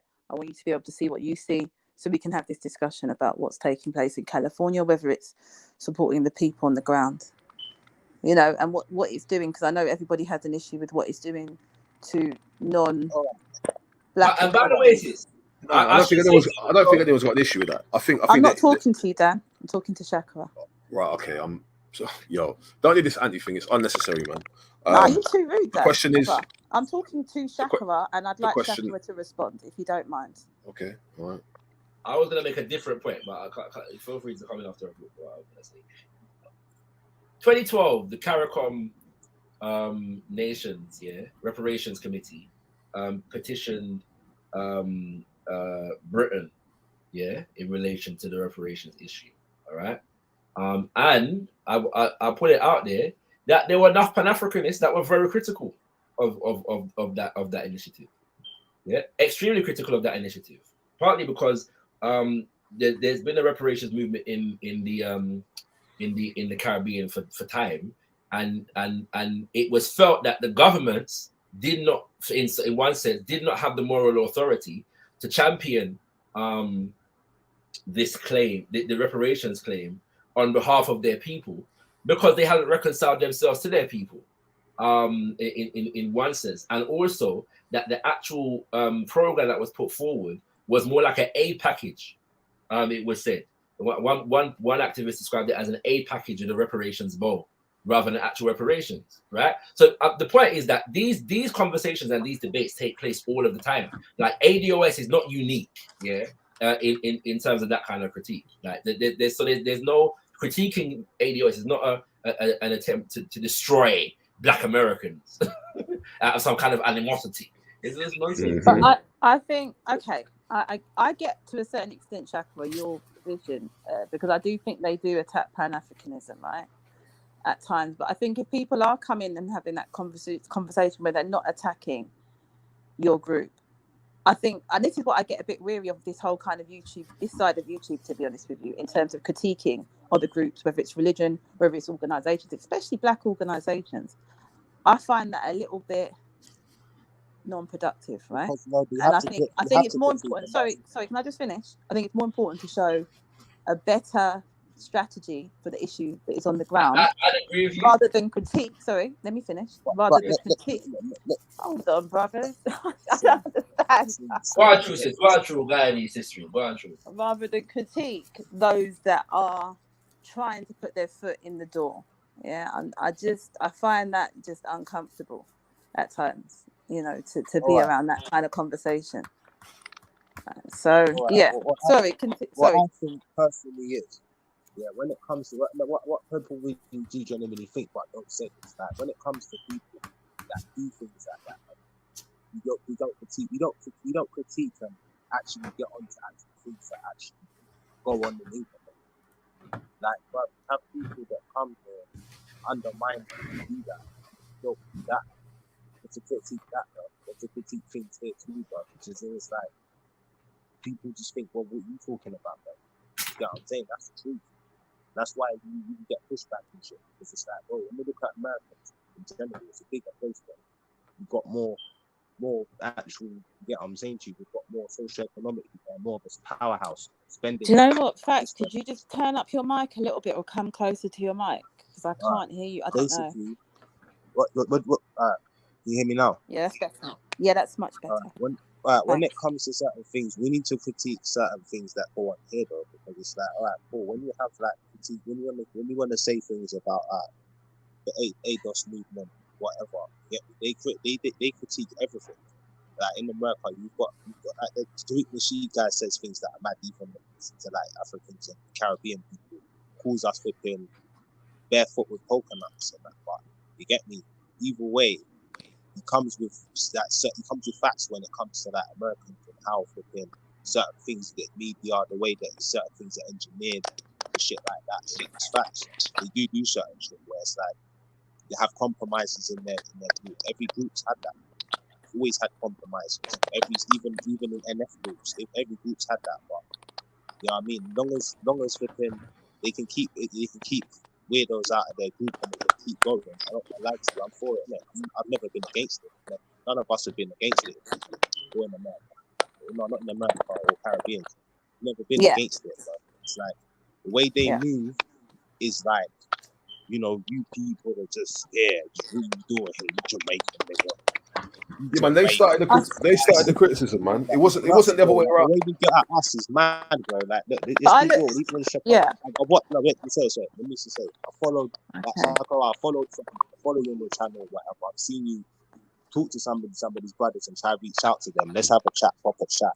You get me about the Tariq Nasheed guy and what he's saying. You get me? He'd just be like, no disrespect, but you will. And do shit like that. That's her attitude. All right, Tariq is not ADOS. Tariq is not ADOS. Yeah, but he's FBA. He's an ADOS pitney, right? What's the called? Faction. Emina, because personally, Tash, I don't mind critiques. Like really and truly, I don't. Shaka, I just what's it? As a Pan-Africanist, as a black nationalist, critique you on Veli's show, I find it very uncomfortable and very non-productive. I don't mind it, sis. Critique is a part. Remember the non-productive part. I find it very non-productive. No, I get the fact that you have the knowledge that you have. I get the fact that you have been non-productive. Yeah, I'm just saying in general, in principle, I don't have anything against critiques. Right? I think it's all part of the process. Yeah, that's just how it goes. Yeah? You're not going to avoid it, right? I get that it can be not productive, and critiquing for critiquing's sake is job business, especially if you're critiquing and no work is getting done. Yeah, like I get all of that. My only thing is critique accurately. Yeah, if you're spreading misinformation and untruths, that's not critique. Do you know what I'm saying? Right? Yeah, but Shaka, you know, for example, when you go on Veli's channel and you come from knowledge, I think you're well read in what you're saying, right? And then you come up against the likes of Hector and Jupiter, right? Hector being an African, quote unquote, and he goes against you. To the audience, right? It's obviously it's not difficult for me to see where both parties are going with it, right? But to many, I don't think it's productive, especially when you're doing it in front of a particular audience. I think that's more. You realize that's a critical assessment. You've made a critical assessment. Okay, It's thank not you, needed. You're Dan. not worth Oh that. my You're more gosh, than Dan! No, I but think that we're is gonna have to critical. have a truce. No, but come on, look, you're blow up. making a critique. Yeah, we're gonna have a truce, Dan. You're making a critique I'm to gonna end try up and make the blowing point up that on you, you to be don't like honest. critiques. It doesn't make sense. No, I don't like This is outsiders. the point. This is one of the points. People. Listen, this is one of the points I made. Yeah, Oh, and I said to you, this guy. Tash, I had to go over you with this number of times. I'm not against reparations. My critiques of ADOS were accurate and But still are accurate. You said I'm some sort of puppet ADOS person. Yeah, I think you are. I think you've been swept up in the Twitter storm. Clear on the areas of ADOS that I support, Dan. I don't know why you don't. Listen, talking about what you support is not the look. It's not the point. You didn't know about Cobra when we spoke. Bro, I didn't like the way that you were speaking. You didn't know who Yvette Carnell was forget it. before I'm we not even spoke. talking. You didn't know who Dan Tone knows Talks everything. was. I know nothing. Dan, but listen. When I was saying to you, I was watching Breaking Brown. It was your Listen, I was watching server. Yvette. Listen. I was watching Yvette Carnell when she was All still right, come on, Boyce guys. Watkins. Yeah, when she was still with Boyce Watkins before she'd broken away and done her own thing. Yeah, when she was. Dan, I'm not saying that you didn't. Listen, I'm saying you so weren't. what I'm saying is my criticisms. You said you don't want to talk to them. One sec. And I'm going to say this again.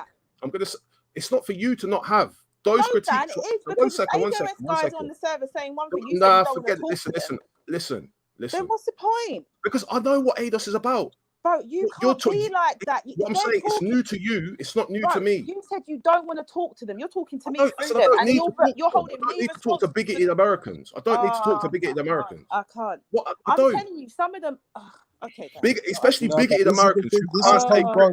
I hear what I hear. No, let me just say something, because I hear what you're saying. But both sides are saying, yeah. Like, but at the end of the day, when it comes to like ADOS, bro, they don't include us, bro. They don't. So I hear what Dan is saying, bro. They don't include us. They don't include Sarah. They don't include like us in England, bro. Like they think we're just part of the problem.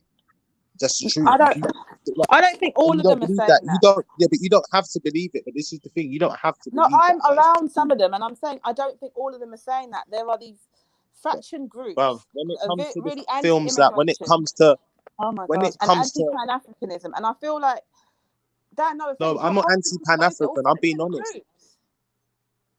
What? Huh? Yes, you. Because I'm telling you, there's ADOS. Hold on, there's ADOS guys that are very much on the kind of Pan-African side of things. But again, they're saying that they're married to Caribbean women. This goes back to what Shaka said. Women that are married to Caribbean men and African men. All right, cool, but that doesn't even make a difference, because it's like, what does that mean? They are owed, and they are going to support the black community as it is in their community. But these are the same terms that people use when you want to bottom man up. Oh yeah, but I'm with you guys though. Like, come on, like, bro, no, I'm not. No. This is why men talk about things like this, because when women get involved, it's like, oh, but you know, they're with them, they're with the women. It's like, listen, it's like the Chinese guy. Listen, it's like the Chinese guy with the black woman in Africa. What difference does that make? None. It don't make a difference, bro. What are you talking about, women? Because what we do is that, and I'm gonna say this is a factual thing, and I don't know if it's gonna be rude, but it's like I'm just trying to be honest, yeah. When it comes to facts, it's about how men feel about something, and it's like, bro, all this feeling, it's like this is where we have to have critiques, where it's like, you get me, actual constructive critique. Yeah, but your critique doesn't really mean anything, because they're going to do what they want to do. Yeah, but I'm saying you know, this is the thing. But this is the thing, that this is the problem as well, because when you get coconuts trying to that critique as well, yeah, bro, and you get other people that don't look like man trying to critique, though, yeah, it's all right for them to do it, and you've got no power over it. But okay, you know, that's what you lot are like, bro. You go university and flop the thing, bro. Okay, it's facts. All right. Let's be honest, bro. Like, let's talk the truth. Let's go. No, because when we're talking about things, yeah, and he's coming with facts, and Sakara's coming with facts. But it is, but it kind of no. But you're dismissing what they do, though. You're dismissing the issue, and you're born here. It don't make sense. It doesn't. It's like this is why we kind of, because you're saying about ADOS and but their movement's not like that because they're with Caribbean women. But it's like, bro, most of these men have a view like, these men come over here, they represent us in movies. We don't like it. That's facts. Like, who doesn't like it? They've been through the struggle. They make problems. They've got an issue with it. You actually do. Hold on. Are you suggesting? You just skip over this shit. Hold on. Are you suggesting? I'm not going to go against any group that's trying to get reparations for themselves. I'm not It's against just the not group going to though. I'm happen. not saying that. Hold I'm keep getting that I'm on. against the group and I'm not, bro. I'm trying to What do you say, mean, what groups? What do you mean, Jay, what one groups, Jay? second. Everyone, 1 second. There's a misunderstanding. There's two parts of what we talk about ADOS. There is ADOS as in and what it stands for is the American descendants of slavery. Now, you have two factors. You have a lineage, as they would say. Yeah. And you have the organization. Yvette Cornell owns the organization, and she owns the name because she's patented it as ADOS. So what's happened is that there is these diaspora wars that have been happening because of her rhetoric. Who's playing that? She's anti-African. I can't hear. Sorry, is that what? Someone's playing music. I couldn't hear what you were saying. So she was anti-African at a period of time, right? So she's against Pan-African organizations whatsoever. But at the now she has now tried to recorrect because they've revamped their website. Right. Because we had a big massive showdown with Yvette Cornell there on Clubhouse. Oh, you're on Clubhouse, Terry. Oh my God. Yeah. I didn't know. I haven't come across it yet. But what you will find is that there's a lot of rhetoric going on in the factor of the ADOS. Yeah. And now there's not new cells that have come out of it. You got the Freeman, you got this one, you got that one. They're all coming out of it. But there is a stigma of the anti-African. They do not like the word. They do not like to associate with the word. But then you have the average person that says he's a lineage of ADOS that may have that influence of being connected to Africa. Yes. Because but the actual bill, as they were talking about, the HR 40, because ADOS do not have no power within the government system because it's NCOBRA that is actually pushing the narrative. Push the legislation, yeah. They've done the groundwork. So what happened? The ADOS guys are going to have to come So the ADOS are the voices on the social media. They're pushing it loud on the social media. Now, in forms of that legislation, the Pan-Africans already got their study thing, because remember this HR 40 is just a study thing. It's not the actual reparations. But one of the reparations, the same format of that reparations, has already passed through in New York. Right, I didn't know that. And that was done by a Pan-African group. Okay, when was this, Terry? This has all been happening all throughout the whole year. This year you're talking about? Yeah. All right, Terry, can you? I can't see anything like that on YouTube, on Google.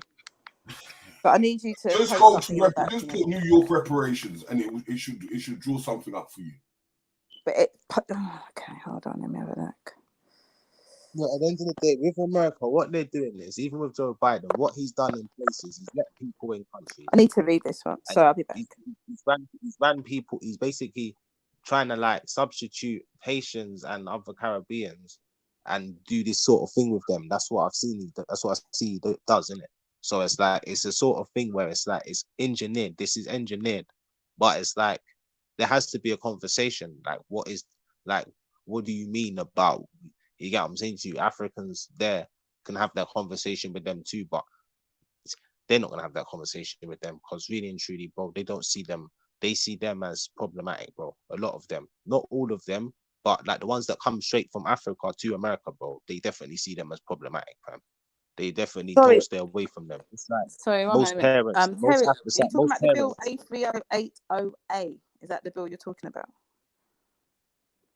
Is Terry there? Makes an appropriate 250,000. Terry, you need to come back. It's being realistic about where we were at, though. That's the truth.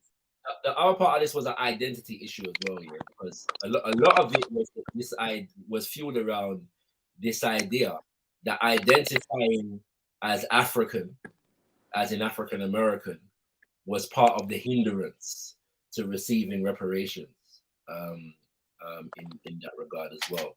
And so, yeah, these people, a lot of these people were very hostile to the concept of being African. And that manifested itself in a lot of different ways. And obviously, that's a separate issue from the reparations. They roped it in order to justify a kind of hostility towards Africanness in general and people from the continent in particular. You know? So Sorry, guys, can I just pause quickly? Terry, can you thank the girls at your place? They done a good job with my princess's hair again. Yeah, and that's how I spend my money wisely. So big up Terry. Yeah, all right. Come on, Shaq. What are we saying, brother? What you say? Kwanzaa time or what? What? I mean. Yeah, how's our Kiswahili coming up? Oh, I won't lie to you. My 14-year-old, she's like the genius in the family. She's coming on nicely. The 4-year-old's got it. My 1-year-old can count to 10 now, but I'm worried because she's already too rude, you know. Already too rude. Are you taking rude? What are you doing with my headphones? Put them down. All right, yeah. But no, Terry, listen, just big up Terry. And I'm saying, people, listen, in 2022, spend your money wisely and specifically in places where it's appreciated. Obviously, you know, there's certain times you can't really circumnavigate the Asda and the Tesco and the Sainsbury's. You can't, but where possible, yeah, just make conscious decisions. Yes, conscious decisions. All right. Anyway, listen, Shaka, what's on the menu for tomorrow? Why? I don't even know you know. You're not talking to my brother about that. I'm not trying to hear that. Like, dinner's supposed to have been seasoned up or cooked already. But I'm not cooking, bro. I'm going to my mum's house. My brother does all them things. Oh, Wicked. I bless up mama every time, man. Come on. Yeah. Come on. So, All right, Shaka, all right. does your belief system align with these kind of festivals? No offense, Ultra. I don't deal with the Christmas business still, you know? I don't deal with Christmas business. But hold on, Shaka, you want to see Chris's business? Shaka, hold on, you want to see Chris's business? Let me show you Chris's business. Hold on. No, but I do. Good, by the way. Okay, but I do love my family though. Hold on. Yeah, I hear you on that, Shaka. You know what I mean? Yeah, I hear Come you. on, man. Definitely. Yeah, you know. Come on. Presents everywhere. And look, there's my wife's £300 coffee machine. You see it? Oh, you better be careful. She doesn't listen in, you know. No, she's up the road. She's wrapping my presents. She thinks I don't know what I have, but I know what I have. Okay. That look good. It looks like it's coming on nicely. Oh, the lamb's cooked. I sliced it all off the bone, and it's now in Tupperware, soaking in its own juices and gravy. Nice. Yeah. Well done. I seasoned up the salmon as well. Yeah, no, listen, tomorrow's just going to be relaxing, food, and I'm off work for like 3 days, so yes. I'm so excited. This is my favorite time of the year, you know. How's your son's football career coming along? I won't lie to you, it's stalled because he got COVID. Oh, yeah. No. Yeah, but four of his other teammates got it as well. I can't say. Are they forced to take the vaccine? No, no. There's no forcing to. However, they sent a memo out saying going forward, it's possible in order to stay employed. But yeah, but Shaka, I'm already double jabbed and boosted. So yeah, well done, you, my G. I'm not honest. Yeah, no, I hear you. And this is the thing. It's such a debate, especially in the black community. This vaccine thing. I'm not cussing anybody for their decisions, still, you know. I'm just saying. I'm not, you get me, you know? No, I hear that. I hear that. But to be fair, if it was a cussing thing, I've got big, broad shoulders. I can hold it. You know what I'm saying? Now, listen. Let me go on mute real quick. Let's up. Yeah, EIE, you don't have to blame God of Jacob. He bears no responsibility on my outlook. But yeah, I just wanted to ask Terry, because I was interested when you said New York, because I always thought like it's the South states that really need, you know, this initiative. Or, but they're saying here that as well. No, I meant the South. Well, how come every time I talk, you talk? Oh my God. It's all right. No, don't worry. It's all good. I don't mind. What was I going to say? Yeah. So listen. I mean, no, sorry, Tash. That was deliberate. No, Sorry. go on. Oh, you're about to lose that. Go on. Say what you're saying. Oh, you're such a clown. I don't even know where I was. I was Terry around. Look, are you people coming to my Discord or what? Come on. Facts. Are you coming to the Discord? What's the Let me add you Discord? to the Discord. Are you related to Schiffer by any chance? Huh? Are you related to Schiffer? Don't have it, bro. Don't have it. I quite like Schiffer. No, you don't sound alike. It's the first time on them that I don't know no one now. I don't know that the name you've got is a Schiffer name. It's kind of like definitely what I'd expect Schiffer to sign in under. You know what it is? I'll be honest. See what it is. My opinion is it's not. It like obviously when I come with I come with mostly facts. I come with an opinion, but it's like I don't come with a feeling that needs to be like everyone needs to agree and try to stop anything that needs someone else is trying to do. You get what I'm saying? Like at the end of the day, as long as it works, it works. As long as it can bring us, as long as something comes out of it, it works. But at the same time, I do agree with a lot of things that everyone's been saying. Like, well, you can't just have like flipping where my man come in and whatnot, and then flipping Kali's asking them questions and that. It's like you have to kind of ask questions like that. You kind of do. Right, talking about asking questions, facts. How come I jumped on the panel? You didn't say nothing to me. What? Huh? What? You good? I jumped. Yeah, no, come on, brother. Obviously, bro. I was just trying to come in. I just see you come in and that. I should have said hello. Yeah, you should have held me up. Like you should have. You know why? Yeah, because it's the season of perpetual hope. You know what I'm saying? Like everyone's a little easier, everyone's a little happier. Like in like, you know what I mean? Yeah. Anyway, listen, let me go back on mute real quick. But yeah, man, I just obviously my opinion might not be agreed with all the time, but you know, you have to. Some things you have to. There's a point where we do have to think about where we are here, bro, because it's like, we can just get given things. We can wait for them to actually like. We can ask for representation. We can ask for things like that. But like, Dan, can Dan hear me? Not, huh? Dan, can you hear me? Oh, Dan doesn't want to talk to me. Yeah. But when it comes to certain things, that we have to then really look at it like that. We have to kind of. Dan, if you can hear me, let's have a truce before the end of the year. Now, I don't necessarily want to go into. Yeah, Dan, I want a truce as well. Then it's by the end of the year. I don't. Dan, hey. I want a truce. Hey, Tasha, I'm a black supremacist, man. You give me joke, mate. You give me the most joke. Tasha's been on smoke the whole time, you know. I don't know. It's that ultra energy. Ultra came in just like I just. Tash was on smoke from morning. Oh, that's funny. That is funny.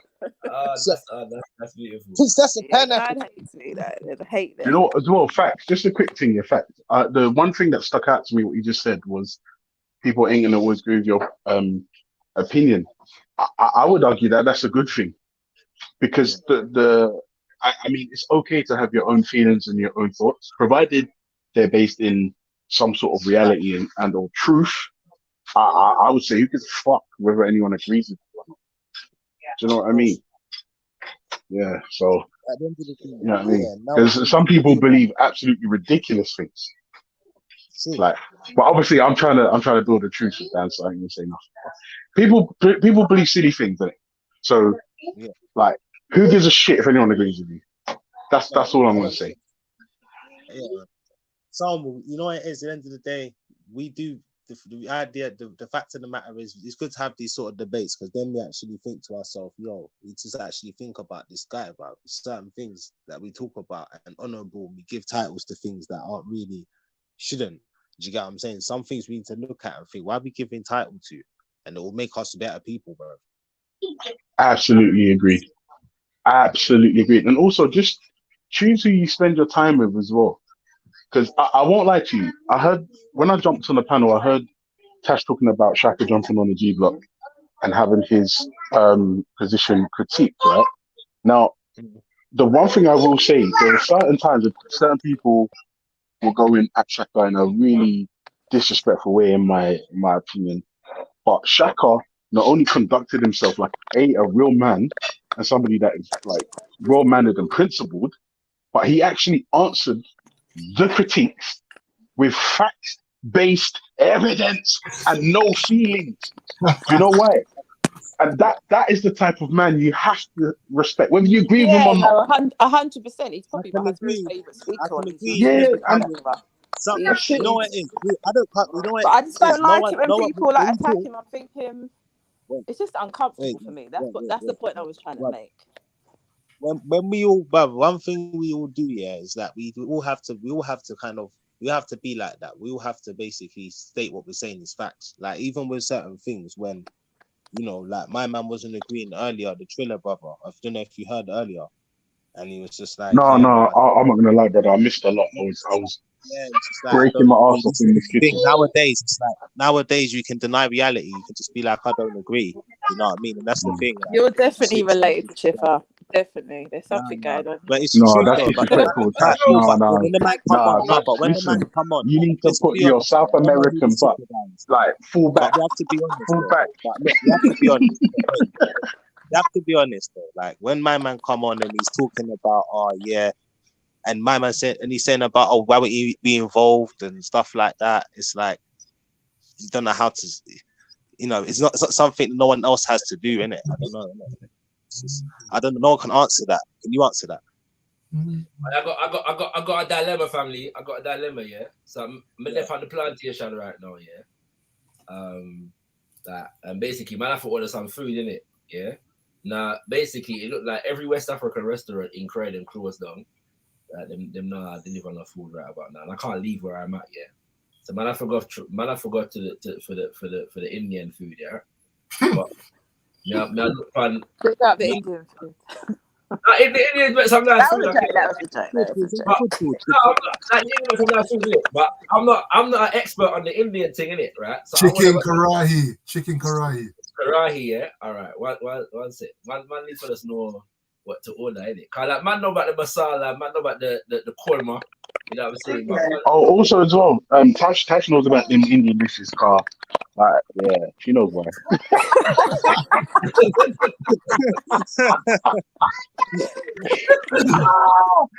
Yo, hey, Ultra, is that Idos, yeah? No, bro, listen, Guyana's done that here, bro. Guyana is done that here. Let me tell you why. Guyana's done. First of all, it's mainland South America, not the Caribbean. Just putting that out there. Second of all, the standard of beauty.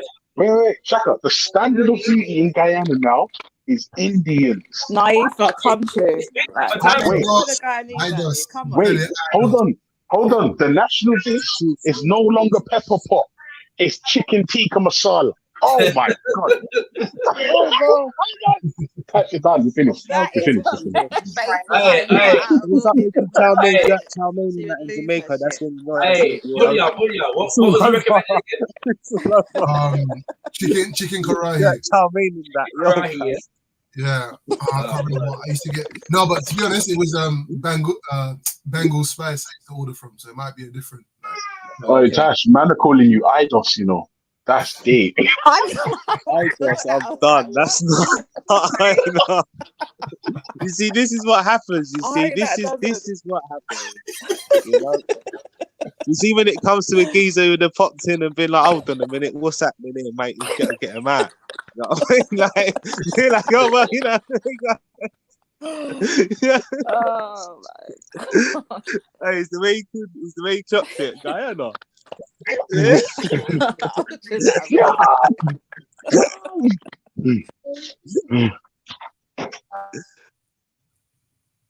Sorry. Imagine that, Tash. Idos, that's gonna stick now. Yeah. Oh, just people, listen, especially my Black Caribbean people. Guyana is closer to Venezuela than it is to Jamaica. Just think about that. Leave us guys Geographically. alone. But the thing is, we downplayed that, but we're even people from Jamaica, and Haiti and places like that's not that far from. It's literally coastal. It's literally right there. You can sail there on a boat, bro. Come on, man. Panama's right opposite Jamaica. We're doing this whole like different. It's not really that different. It's not. It's not, man. You know, we need to stop. That's one thing. Thank you. When it comes to this, thank you. You tell him. You tell him. Us guy needs. You're not out the room yet, you know. The amount of times we've saved them in the cricket games. Oh my god. Let's not go into that right now. You're gonna cause no, Tash gets away with it. Tash gets away with it. Triller just come outside like, yo, like. Triller said, I don't know Tash. Where's Triller gone? That's how they are. Like that's how they are, bro. That's the light hat. He's left us. Oh boy, Triller. Oh, keep digiting. Big up everyone anyway, still. Yeah, big up. Big up everyone, man. Oh man. Give me a few minutes. Shashlik. I want to name so. Who? I don't say no. Shashlik. Tash, your camera's on. Yeah. Thank you. What was that, Shaka? It's a Shashlik, innit? I want to name so. Oh my god. Dad, what you seasoning your chicken with? Shaka has a real feel, man. Still, I feel, man. Still, I don't mind, man. Try something new in it. Like, man, want go Sri Lanka while them day, still, you know. Check out the Dalit people there, man. That we say, you know what I mean? The Bengal. I used to go Bengal Spice, and they used to have some nice dishes. The karahi was one, but I don't know if that's. No, they don't have it here. Still, they don't have it here, man. What was the one? What was the other one called? They don't even have a kulma. Is it like an Indian restaurant? Yeah. It says Indian curry halal. Yeah, so it's an Indian thing. And boy, in Croydon, your belly gonna run you tonight, boy. Trust me. Look, yeah. Guaranteed. I'm telling you. I'll be alright. Croydon's backwards in life. I'm telling you, I couldn't live there now. Not now. I'm living life there because when it come New Year, I'm on some different dietary movements still. So it's like, and the thing is, one thing you have to think about as well, is that one thing we prioritize as well is the house here when it's like, you know what I mean. The house back home is more. Oh, they do have a coma. Yeah. They do have a coma still. Oh, there we go, karahi. Yeah, mate. Yeah. All right. This is a fairly thick tomato-based sauce cooked with slices of onion and capsicum. I don't even know what that is. Flavored with garlic, ginger, and a selection of spices. Yeah, that one there is like, I think you'll like the flavor. But it don't say that about chicken though. It says karahi. No, you can select. I think you can select chicken. Oh yeah, you're right. Still, fish, prawn, lamb, chicken. All right, interesting boogies.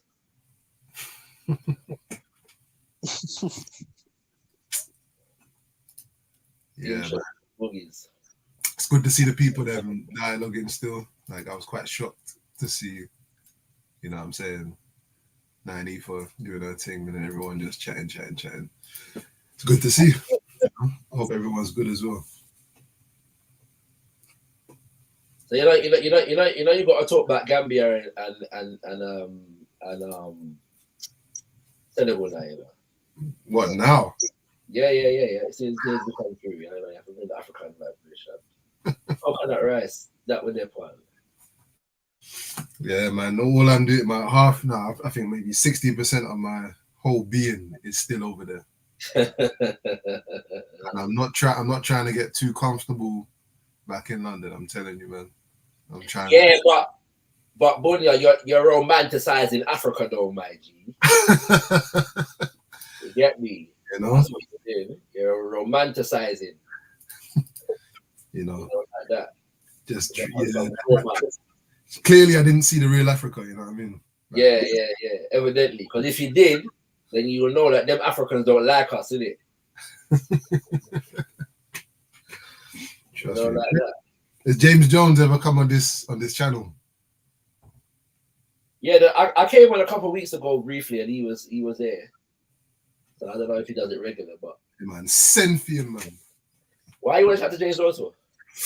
Nah, to relay all the experiences, innit? Because actually, the last time I spoke to him, I was still over there, innit? Okay. And, remember I said about the electricity and the internet connection, and the man tried to spit it on me, innit? So. Okay. Yeah. But now it'd be good to relay some of my experiences as well. Should I add a mango chutney? Yeah. Yeah, definitely. Hold on, wait. You get only if you're gonna get a naan bread, isn't it? A naan bread. Because the chutney is like, yeah. But mind you, know the Indian food good, isn't it? That's what I want.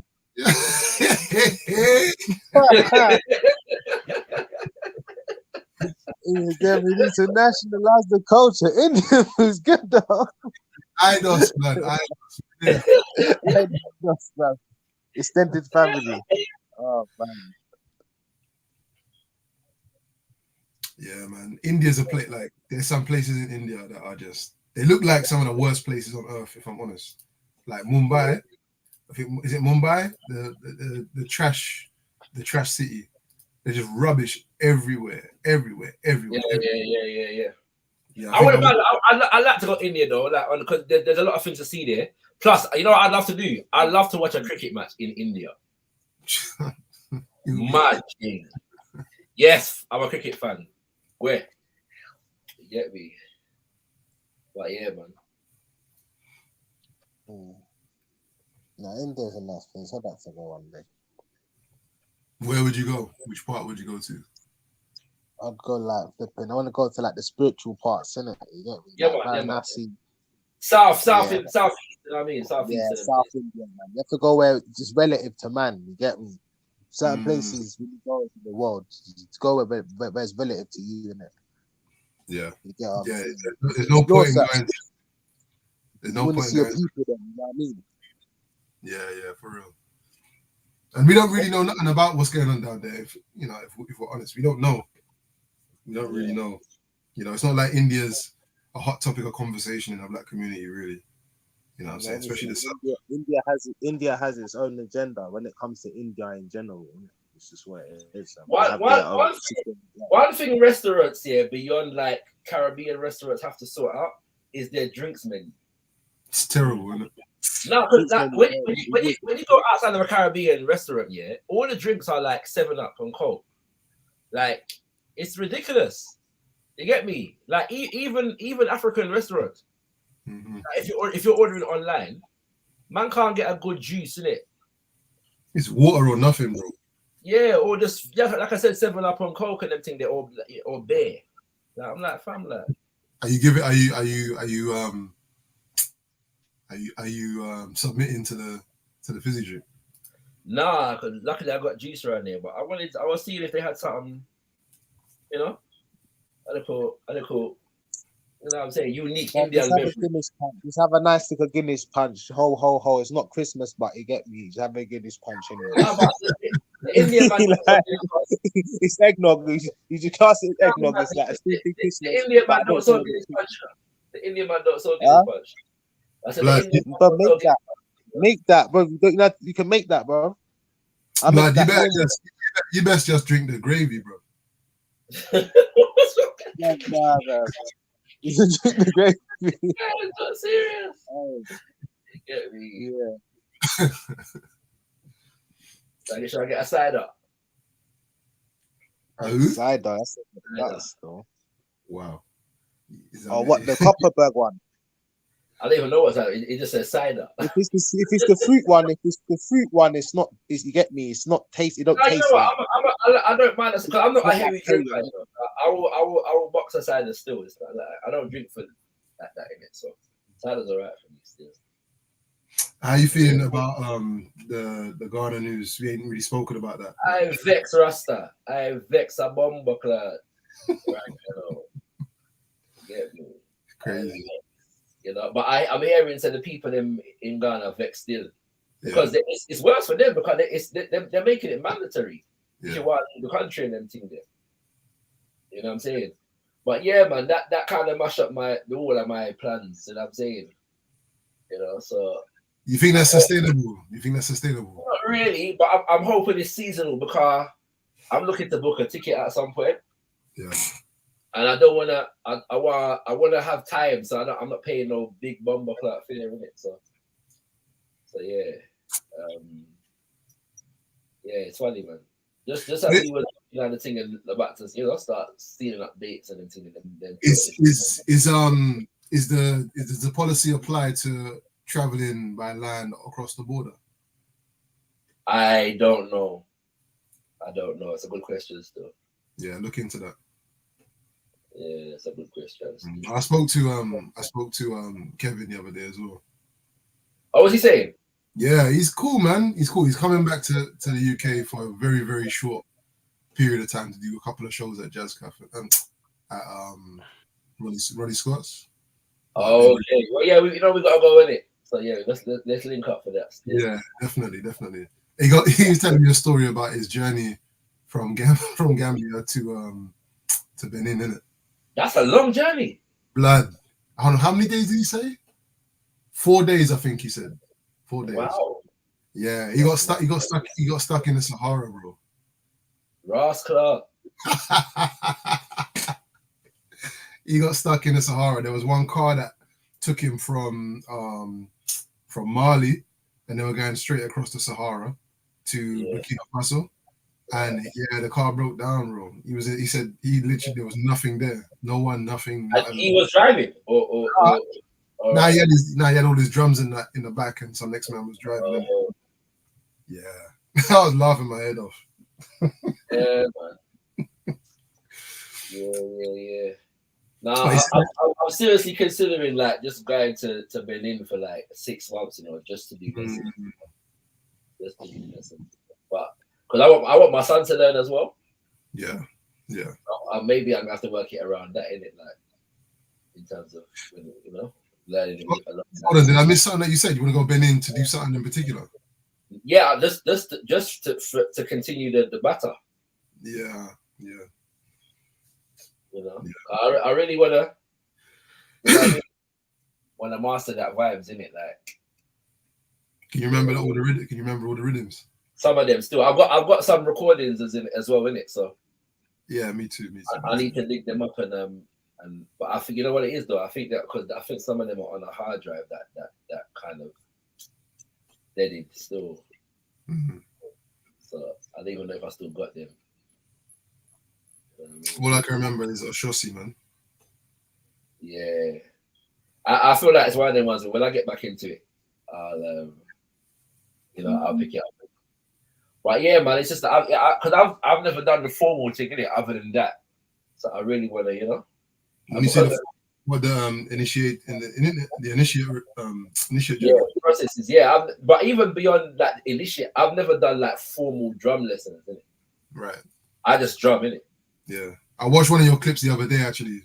It's you, I think your brother is there, I think one of your virgins is there. I think there's 4 of you, and you're going in. And I'm thinking, and I know that you said you're self-taught in it, but yeah, I was looking crazy, man. Yeah, that's what I'm saying, But there's a language in it, do you know what I'm saying? And even on that side of things, like with the djembe and the talking and them kind of things like that, I never learned in it. Yeah. So I'm on that kind of vibes right now. Yeah. And I feel like the bata is like the ultimate, Yeah, I agree. Yeah, you know what I'm saying? In that kind of way. It's the most technical, but also the significance of it because it's a spiritual thing. Mm-hmm. Man wants to get back on that. So I might have to go Benin for, and let's deal with that for a while. Boy, if you do decide to go, obviously align with Kevin, innit? And he's asking me to come as well, but boy. What's a Benin? Yeah. Because obviously the plan, he's doing a permaculture thing, innit? So the plan I is know, I know. No, to be honest, I want to go out there because they do the Vudan festival every year, innit? So I want to go out there anyway. Yeah, it's just a matter of aligning with everything else. He said he's got an acre, just over an acre, sorry. Okay. Just over an acre. And then he's living about 20 minutes from the acre. Okay. But yeah, no, he sounds like he said he almost had a couple of fights still. He almost came to blows with his drums, innit, when he's traveling and that. Oh no. Yeah, but he said he's happy, man. Good. He's happy. Does he speak the languages? Any of the languages out there? He speaks Yoruba, innit? Fluently. Well, he sings in Yoruba, so I imagine that he's fairly, Yeah. Well, they do speak Yoruba in Benin, I suppose. In that part, in the western part. Are they? Hold on, wait. Are they French speaking? Yeah. Okay. Maybe around the border areas, like the Yoruba areas of Benin. Yeah. They speak Benin. I think the major language is Fon, the major African language. Right. You know.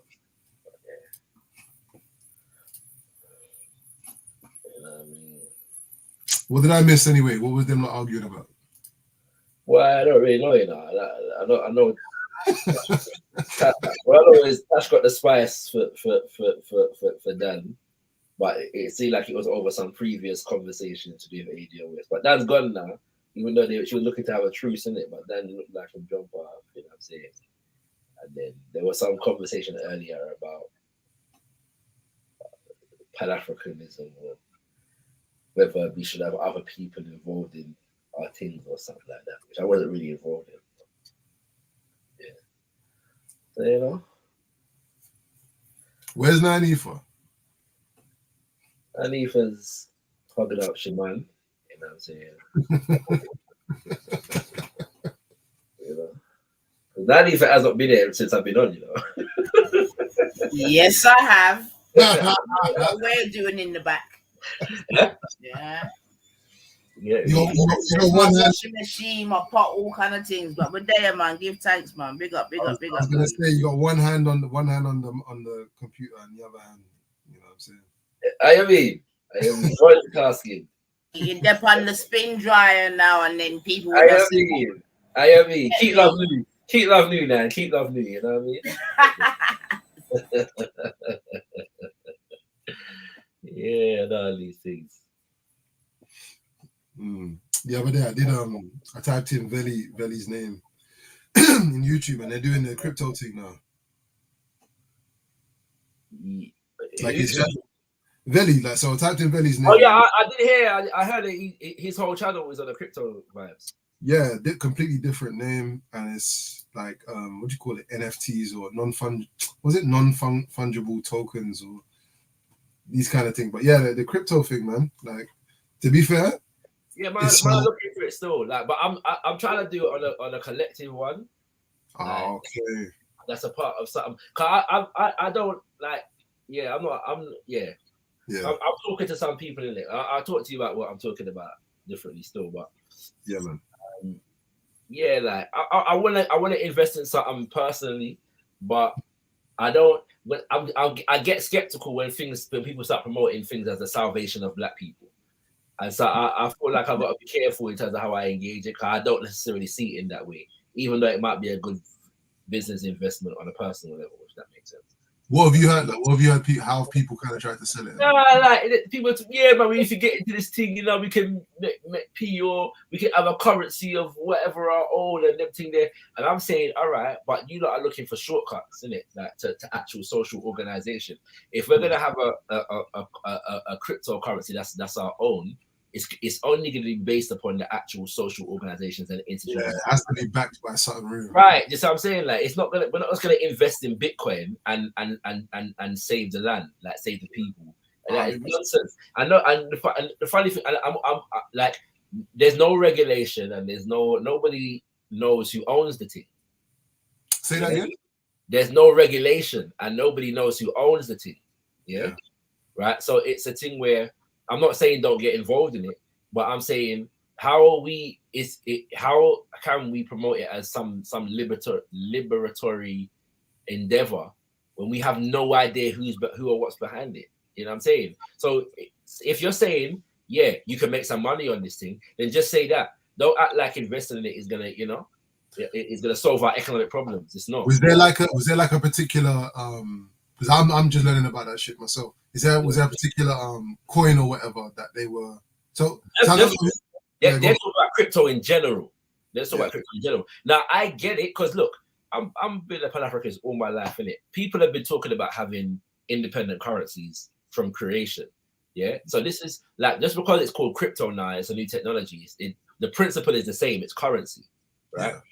Yeah. The principle is basically the same. The technology's evolved, right? So I don't have nothing against the principle of having our own currency. Like that's the standard. Yeah, that makes complete sense. I'm just saying that it's not if you're gonna have your own currency properly, you have to have social organization and institutions that make that viable. And it sounds like I don't know. It sounds like a substitute for that. Sorry to interrupt. Just to say I'm off, but I'm listening in. Check in the back, please. Terry, if he's still here, is he? Oh no, he's gone. Oh, is anyone connected to Terry outside of here? Could they share my Discord to Terry? Yeah. I can share the Discord. All right, cheers. All right, I'm listening, but yeah, I'm gonna jump off. Nice speaking to you, Shaka, and peace. To everyone. Always, Tash. All right. No, bless up, Tash. Big up yourself, man. Yeah, big up, Nine. Big up. Bless up. Big up. Take care.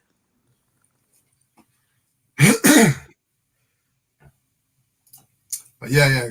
Finish what you're saying. I can't remember what I was saying. Like, still. Back in the coin. Our own currency being a thing that's been desirable for a long time. It being backed by nothing. Yeah. I'm just saying that there's no shortcuts to institution building and social organization. Like, and it's like people feel like if they get involved in this thing, they ain't like I don't even understand, like, because I don't know who you're talking about, and I don't know, like, do you know what I'm saying, what conversations have been had in that. But like, to my knowledge, like, the idea of a cryptocurrency in of itself, like, isn't worth any, it's not valuable at all. In fact, it's only what you then allocate that currency to. Yeah, so in of itself, it's not worth anything. If you're not looking to tie it to something real, then it's never going to be worth anything.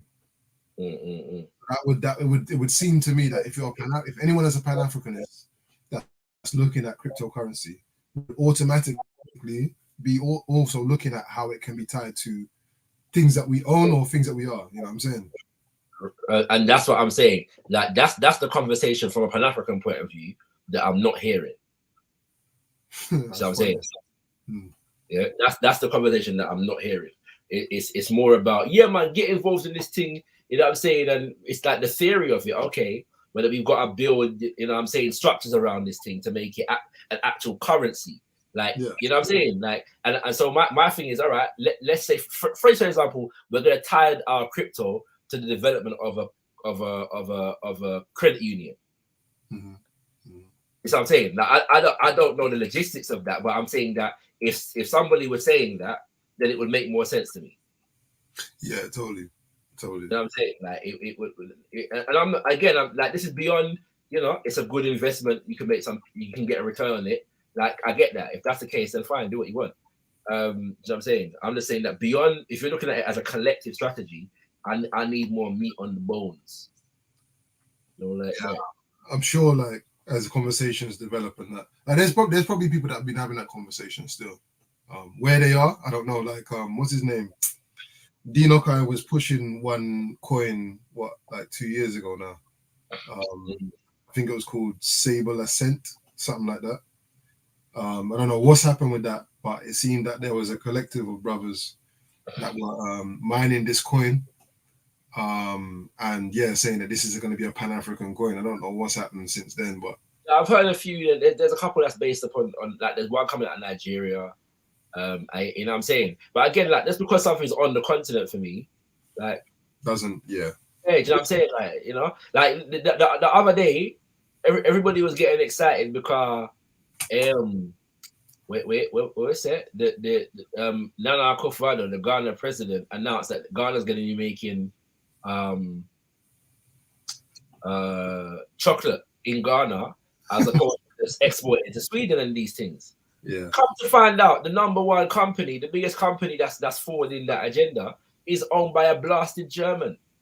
Yeah, right. So, like, you know what I'm saying? It's like, you know, read the fine print, my G. Trust me. The devil is in the detail, literally and figuratively.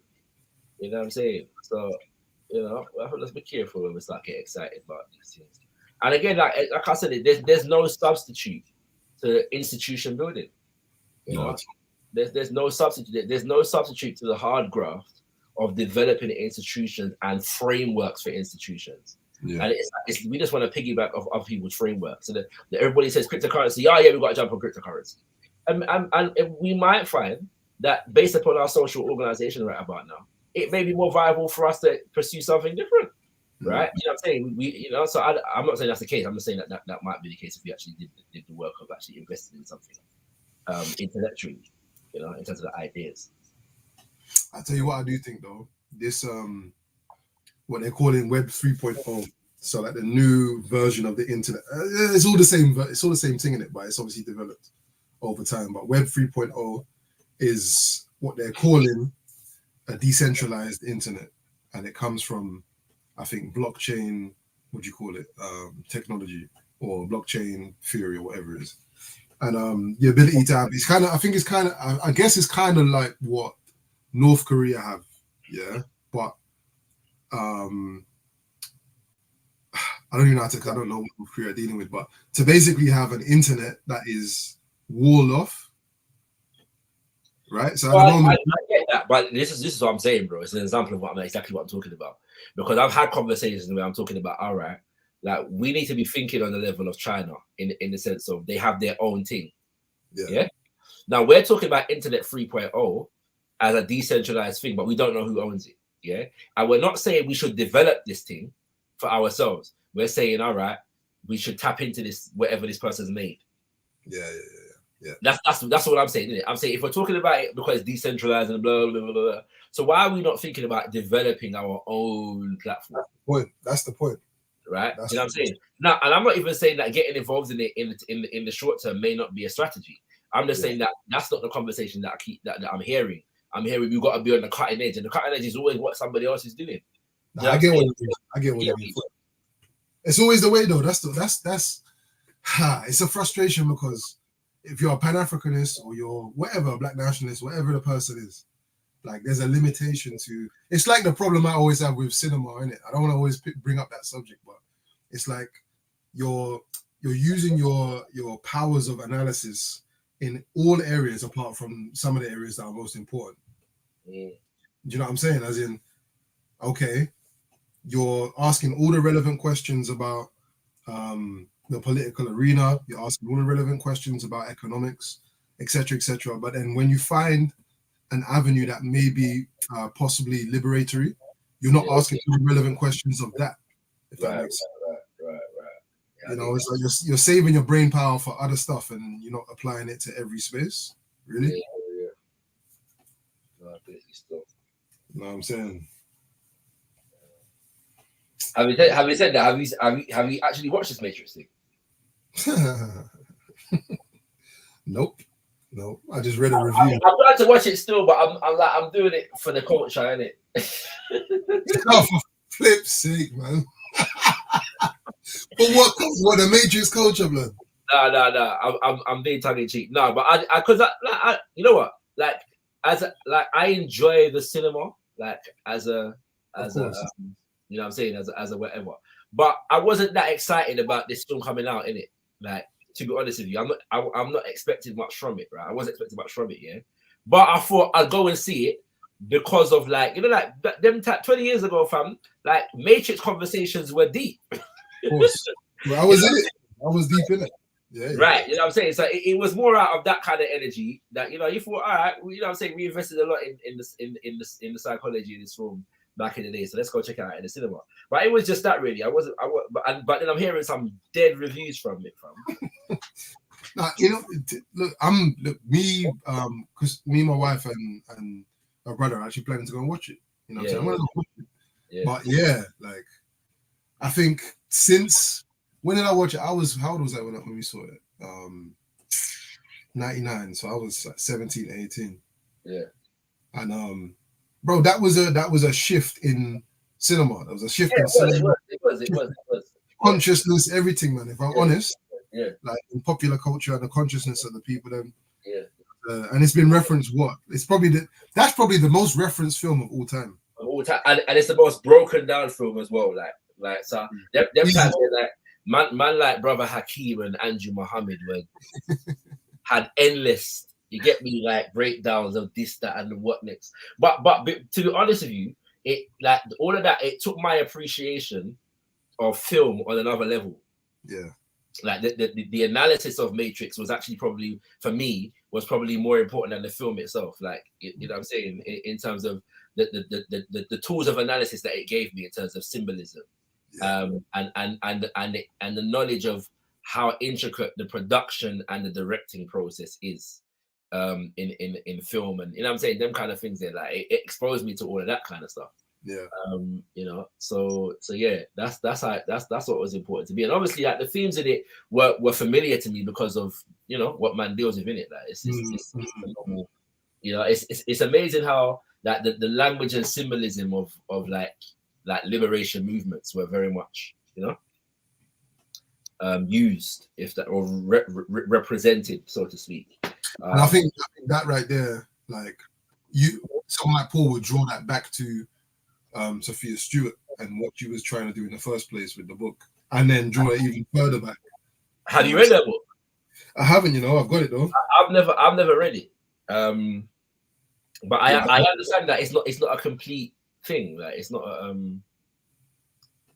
beginning, middle, and end type of story. No, I haven't even opened it, if I'm honest. I haven't even opened it.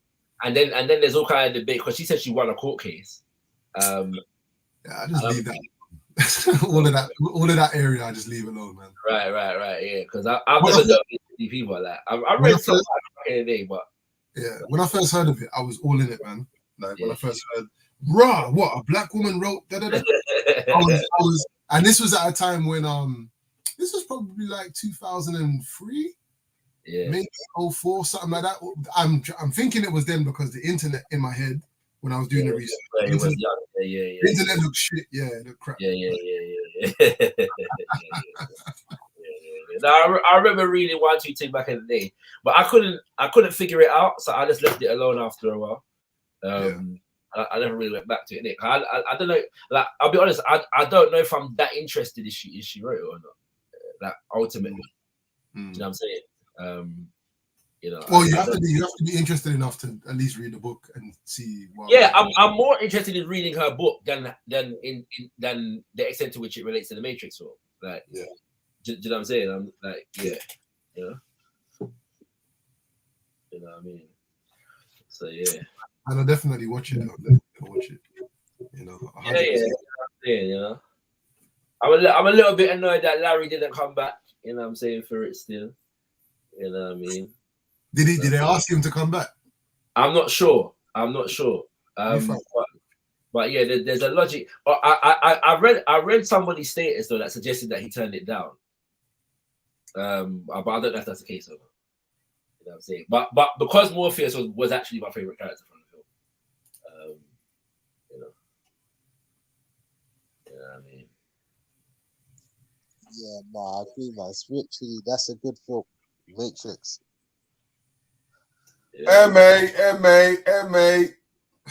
Terry. Well, go on, bro. Yeah. Where's that Tash? She's gone, man. No, she left a message for you in the back as well. Let me repaste it. Because you can't see it from here. Yeah, see the message in the back. Yeah, Terry, man, how are you, bro?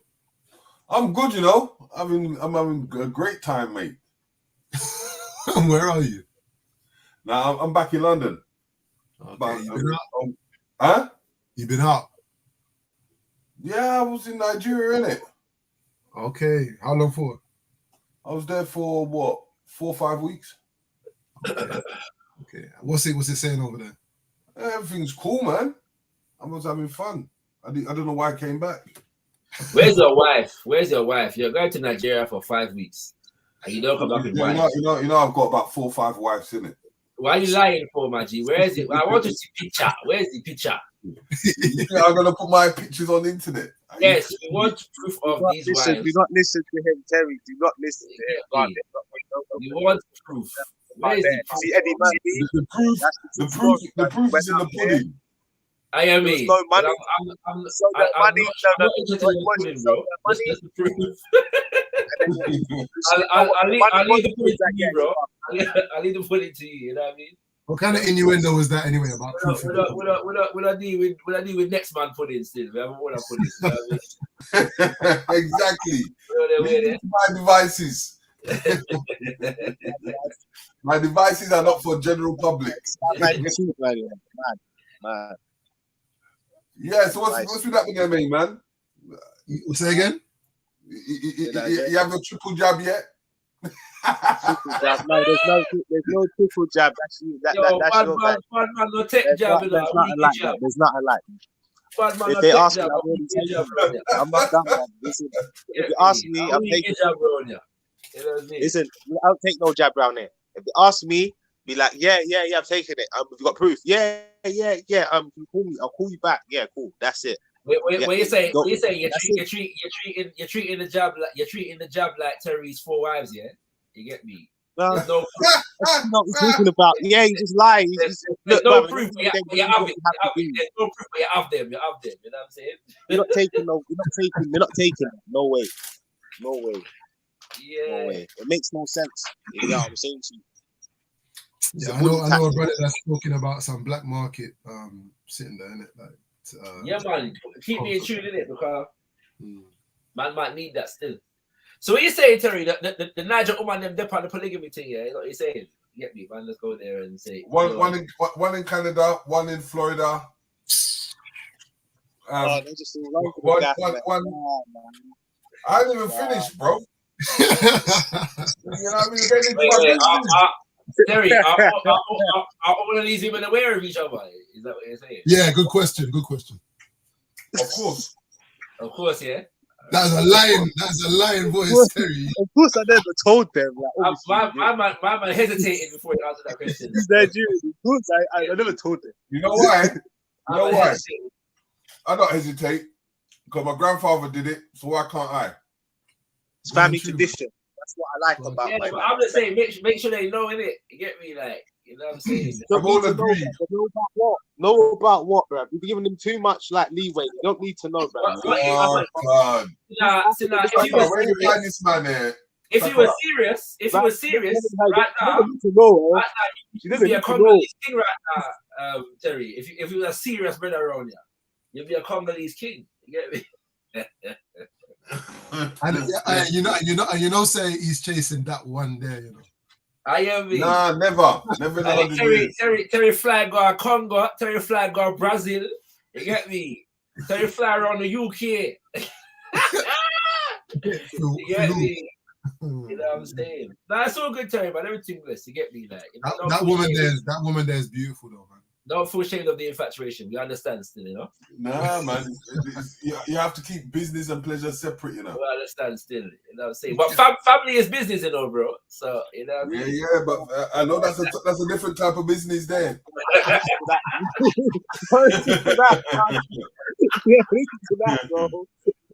Yeah, that's social economics.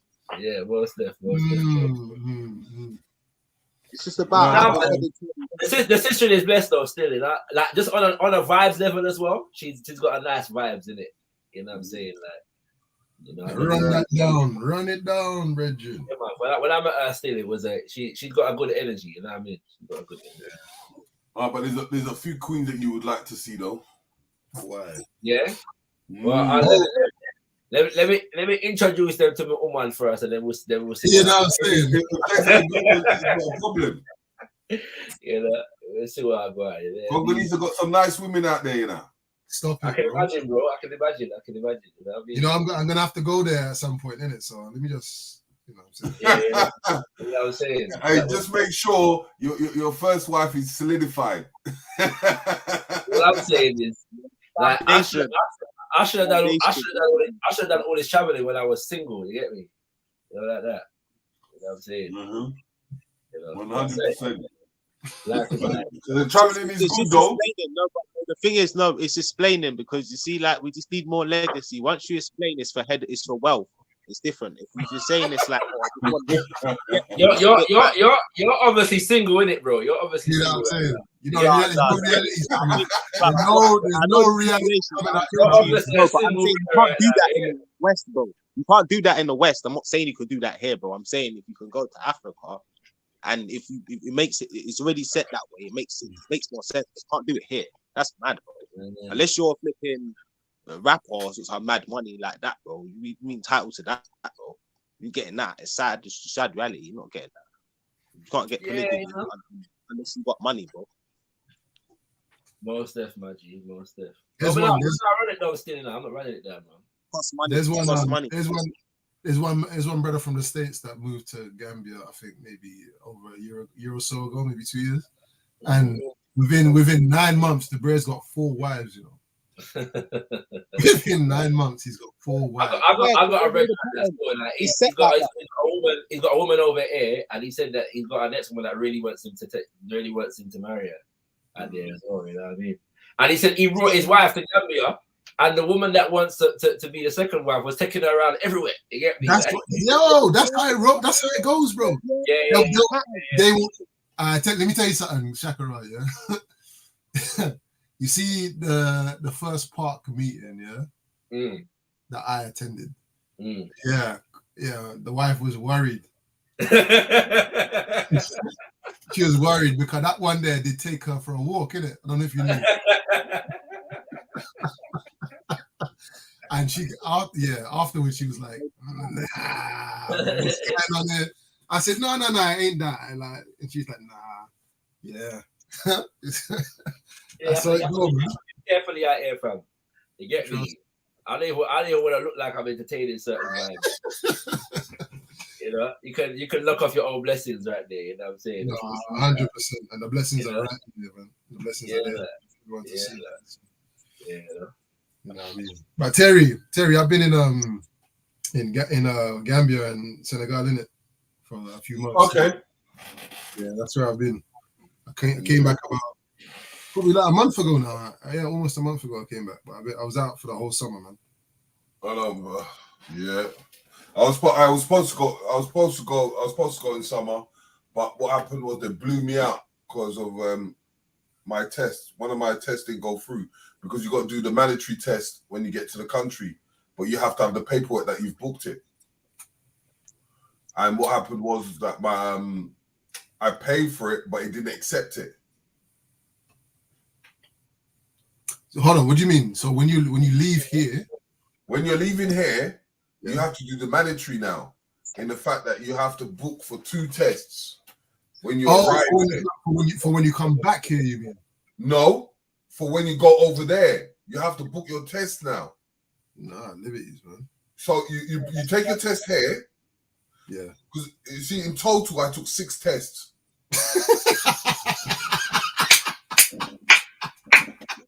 What do you mean, bro? How did The first one is the one that you leave. Yeah. Then before you leave, you go online, you book with the Nigerian government for the 2 tests. Then that would allow you in. Then you go for your 2 tests. Oh, yeah.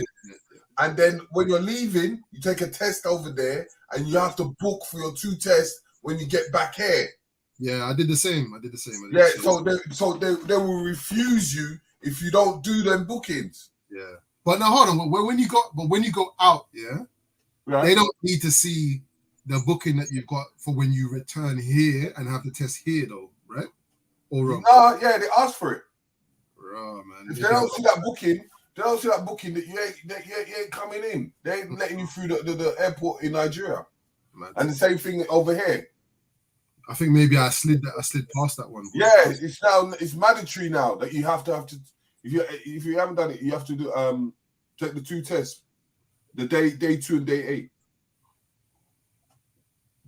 Yeah, that's so mad, man.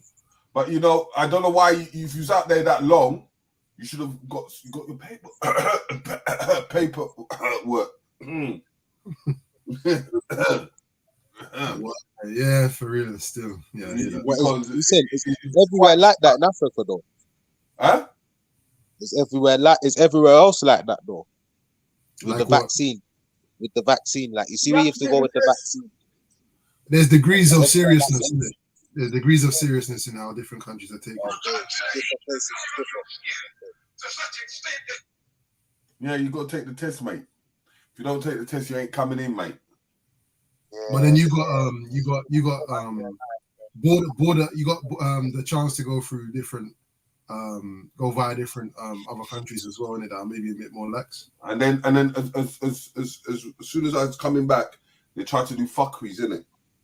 What? Try red list Nigeria, innit? Say again? They put it on the red list. Oh yeah. But there's all off. Haven't they taken them all off? I think they're taking them off. I think so. Yeah, I think they took them because off. you know why? It will fuck them up over here because you've got more of the variant than any other country. So every other country will just block you. Yeah, completely. And then that will fuck them up because they'll have nothing coming in. Can't you see some of the shelves are struggling? And I'm just dreading what this Boris is going to say on Monday. Because he's going to come with his foolishness. Because I even that test kit where you have to take a test to just go into a venue. So in Nigeria, yeah. So hold on, where were you first of all? Whereabouts in Nigeria? All over. How seriously were Nigerians them taking COVID? Like the actual people, them, not the authorities, the people. Once you're in, what do you mean by COVID? Like were people like? No, do you get what I just said? Go on. What is COVID? Yeah. It's the same. It was the same where I was, man. People are worried about that shit. They're still doing their marketing. You know what it is? Police have not got time to go to people's houses to check they're doing the test because they're not going to get paid extra money for it. So why the hell am I going to even do that shit?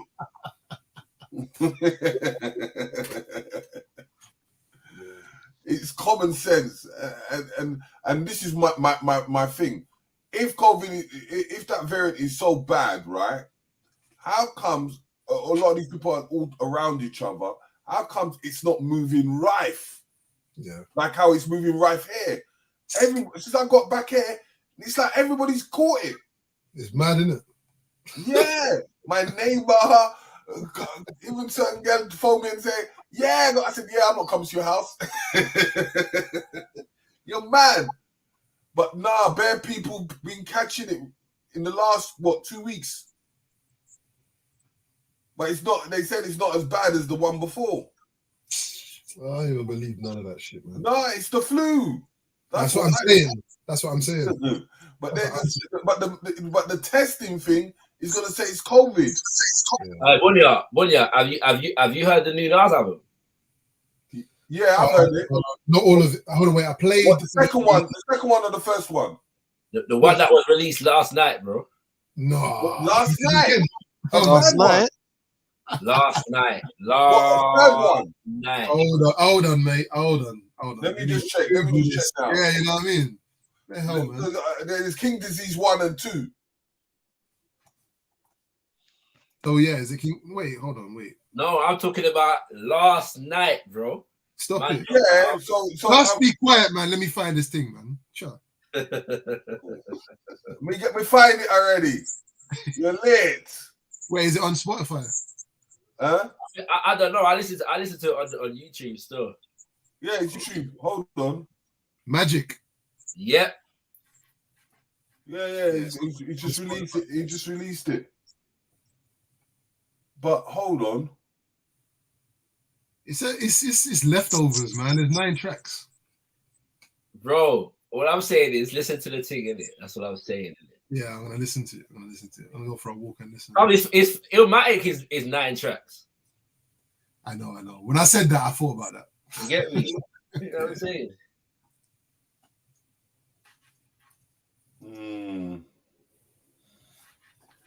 Easy. There's a track called "Woo for the Children." Yep. How the hell did you even know that dropped? When did you? Who told you? I can't hear. All I know is I woke up at 8 something this morning. Yeah, it was released 15 hours ago. And saw something about a new Nas album. I can't even remember where I saw it, but I just went straight and clicked play. Because I'm like, what's this guy's on madness? Like, he released an album last year and this year, and he's released another one this year. Yeah, that's what I'm trying to say. This is the next one now. I'm like, blood, this guy's on a madness. So this is the third one. But I get it. You know what? You know what I know what he's doing? He's playing with the NFTs as well. How is he rapping that? How is he rapping the music in that? Huh? How is he rapping the music in that? So you like the NFTs? NFTs, once you log it onto the tokens, because remember, even each cover, the cover generates money. Different. Is it a different cover? Yeah, it's a different cover. Okay. So once you do the NFTs as well, that's how what's his name? Tory Lanez made $1 million, innit? Yeah, NFTs are big now. Hard line, man. Of anything as well, it's mad. As long as it's trading smart. When you listen to it, yeah, when you listen to it, come back to me about this thing about leftovers and see what you think in it. Oh yeah, because he was talking about he was celebrating with that DJ. What's his name? The DJ that did the last album. He produced this one as well. Hit Boy. He produced this one Yeah, as well. Hit Boy. It's the same producer. Yeah. He was talking about it 2 days ago. What's the feeling of the album? Is it like a modern thing? Nah, it's old school. He's got DJ Premier on there as well. Huh? Yeah, I'm saying listen to it. I'm asking you, you know. I'm saying listen to it. Y'all feel listen. And you know what? Yeah, we've right, the only thing I'm gonna say to you is, for a certain kind of Nas fan, yeah, this may be their favorite Nas album since Stillmatic or Godson. For a certain kind of Nas fan, this may be their favorite album since Stillmatic or Godson. That's all I'm gonna say. Very cryptic. And what did you think of the King Disease part 2? I was just It's a good album. I was gonna say that I listened to like maybe half of that album, then I stopped. I can't remember why I stopped, but there was a reason why I stopped. Yeah, I tried. The more I listened to it, the more I liked it. Do you know what I'm saying? Yeah. I think it's more. Nas's album is more of a listening album. That second one. Yeah, you know. It's not no party or nothing like that. The first one's No. The first one was the party kind of thing. I think he's trying to target every market at the same time. Yeah. But that's what I could hear in King's Disease. Was that he was trying to mix and blend and pull in some new influences and all that kind of stuff, and I was like, because a lot of artists, their albums have been flopping. They compromise as they get better. That's what happens, man. It's fucked though. But that's the best rappers, though. For me, Rick Ross was whack. You know, I watched the other day, Shaka. He was never someone we should have respected, bro. Like, look, even if we were to talk in actual proper conversation about hip hop and that, bro, like, you know what I mean? You can't really talk about Rick Ross like that, man. Like, he's a prison officer, bro. Like, come on, bro. Like, who's interested in him? Huh? No, I'm saying who's interested in him, not me, fam. No, that's what I'm saying. I have respect. That's what I'm saying. Obviously, real people recognize that, innit? But yeah, man, the young generation. Kanye's album was whack. Who? Kanye's was whack. Ain't got time for none of this. All right, Shaka Ra's favorite. That's Shaka Ra's favorite. Have you heard that? Have you heard that? Guy, that's his guy. Have you heard that remix with Fella and Common and Roots? Oh no! Do you know what? Yeah. I need to jump. I need to. Fella, you mean Shale? You mean where we? Yeah, Shane Kuti. And Black Thought. Yeah. Yeah, but it's using Fella's song though. That's a good album, there. You know, that Beautiful Revolution too. Whose is that? It's Common's album. Yeah, it's a Common's album. Musically, I love what he's done. Like, it's a very good. It's like, for me, as somebody who's followed Common from time, to me, it's up there. Some of his best. Some of it is up there. Some of his best work. Like musically, you know what I'm saying, and vibe-wise, like. Imagine we're still there waiting for the Black Star drop, man. Fam, and even you know, Kanye said it's the best album since A Beautiful Dark Fantasy. That's how good. I've heard one track off of the album. I know now. Every now and then you hear updates saying, "Yeah, it's soon come. I'm not sad. Wait. You've heard one track from the Black Star album? Yeah. With what track is that? I can't remember what it's called, but when they started the way you call it now, the podcast thing with Dave Chappelle. Yeah. They preview one of the tune them in the podcast. Have you got a subscription to that thing? I literally subscribed to it just so I can hear the tune. So you unsubscribed? No, you know what? I didn't unsubscribe because the actual podcast isn't too bad. You know what I'm saying? It's actually an interesting podcast. But I haven't logged in for a long time, so they probably locked off my subscription right now. But yeah, I will go back and listen to the rest of the episode. Still, it was actually pretty interesting. Yeah, I've been thinking about subscribing, so I don't know. I might do it. You listen to Tali Kweli's podcast? Yeah. That one is cool. It's cool. I mean, you know what makes me laugh about that podcast is Tali Kweli likes to talk, innit? And when he's got someone that talks more than him, he's uncomfortable, bro. What? What did he say? Oh, sorry. I just saw a. Sorry. I just saw a fake versus flyer. For who? And it said Rockefeller versus Young Money. I was like, oh, they're trying to get Jay-Z and Lil Wayne, innit? Oh, come on. Yeah. No, but this one is Kanye and Jay-Z versus Lil Wayne and Drake. Oh, they're always trying to. It's silly. It's people just trying to put it. It would be, fam. It would be interesting. But what's the Jay-Z already come out though? As a showcase, that would be very interesting. Jay-Z said there's nobody that will last with him for 2. Yeah, that's nonsense. That's nonsense. No. Wait. Why is it nonsense? Fam, Lil Wayne and Drake together, but it's a bit mad still.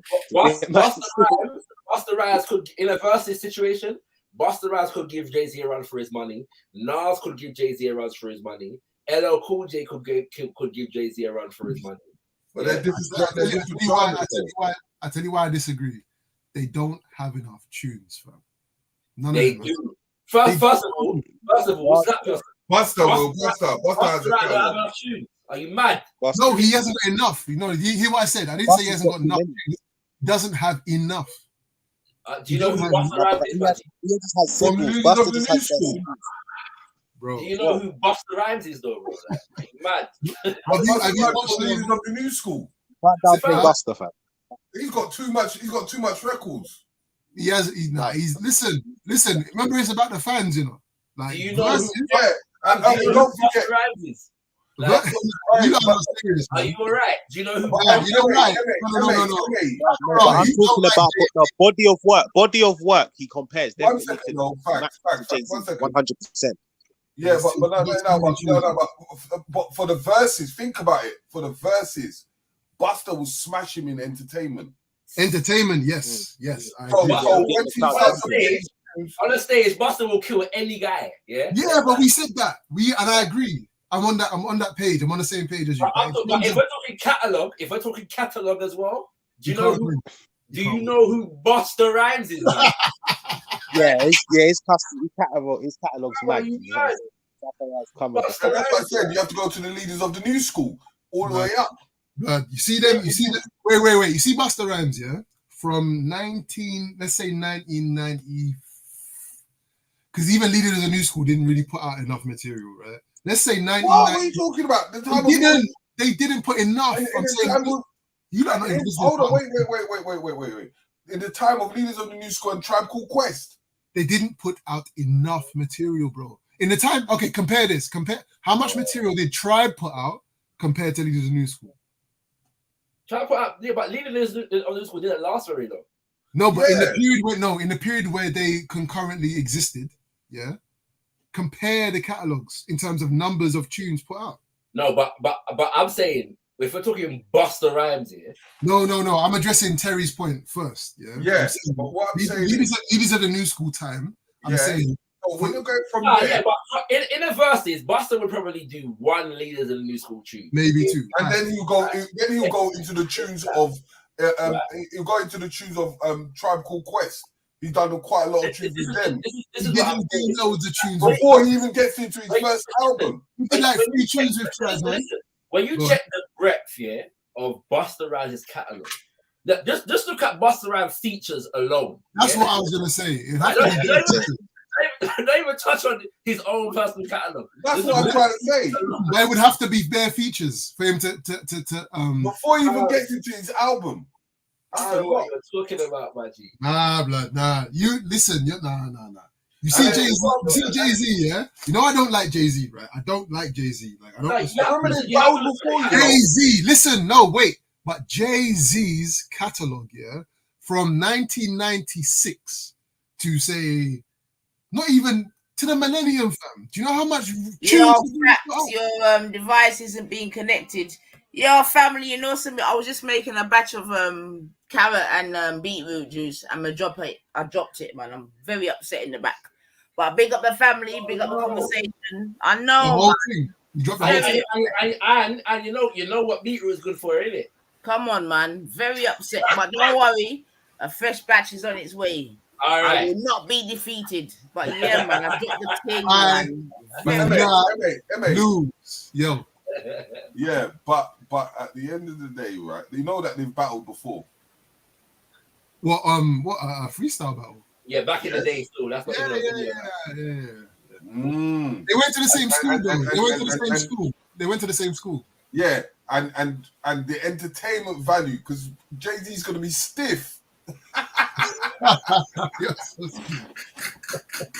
No, listen, I'm saying tune for tune. Big up yourself, EIE. You don't know we do the thing, man. Little carrot juice for the, you know, man, them, you know. Listen, family. Happy Pagan's Eve. You know what I mean? You know, so right now it's about family and friends, good vibrations, good food. If you drink, have a drink. If you know, just level up, man, car. It's been a stressful year, one way or another, man. So big up yourself. My year's been blessed, fam. Yeah, well, I know some of you went to the heavens still. Big up yourself, Dunya. Big up yourself, Shaka. I know you lot was in the heavens still. And I'll be back. Don't worry. I weren't even jealous. You know them ones. I was praising you and giving thanks still. But yeah, I'll be back, man. Don't watch that. You get me? Did you look on the floor somewhere and see the number 9? Jeez. You see Jay-Z, yeah? Have you not watched? You know what you should watch? Watch B-Sides, the title show that he did. Yeah. Yeah. Watch Are B-Sides. we rating Jay-Z? See. No, stop, 94. Don't do that. Yeah, but this is what I'm saying. I'll get back to the kitchen. You see, when it comes to B-Sides, he can't step to Nas. Jay-Z cannot step to Nas on B-Sides. Yeah, but you already remember what I said to you. What was it? But hold on, wait. But Nas done Jay-Z's dance. Yeah, but that's a different argument, though. That's a rapper argument. We're talking about catalog now. Oh, sorry. Yeah, well, best rapper of all time. I'll go back to the kitchen. Best rapper of all time, obviously, gonna be Tupac. So anybody else below Tupac is what it is. This guy's always injecting himself. True say Tupac is with the ancestors. It's not quite relevant in the conversation. I know, but I'm just saying, just making it clear because you're talking about rap. I just kind of joined in now. No problem. No problem. You see, you jumped in without All no right. Yo, so what up, man? Blood clean. I had to bring in the king of rap. You get me? That's what it is. Yes, Sosa. Right, sorry, gentlemen. Sorry. Nah, man. You lot forgetting the format of. No. We're dealing with the diaspora roots, man. All I'm saying, yeah. You lot forgetting the format.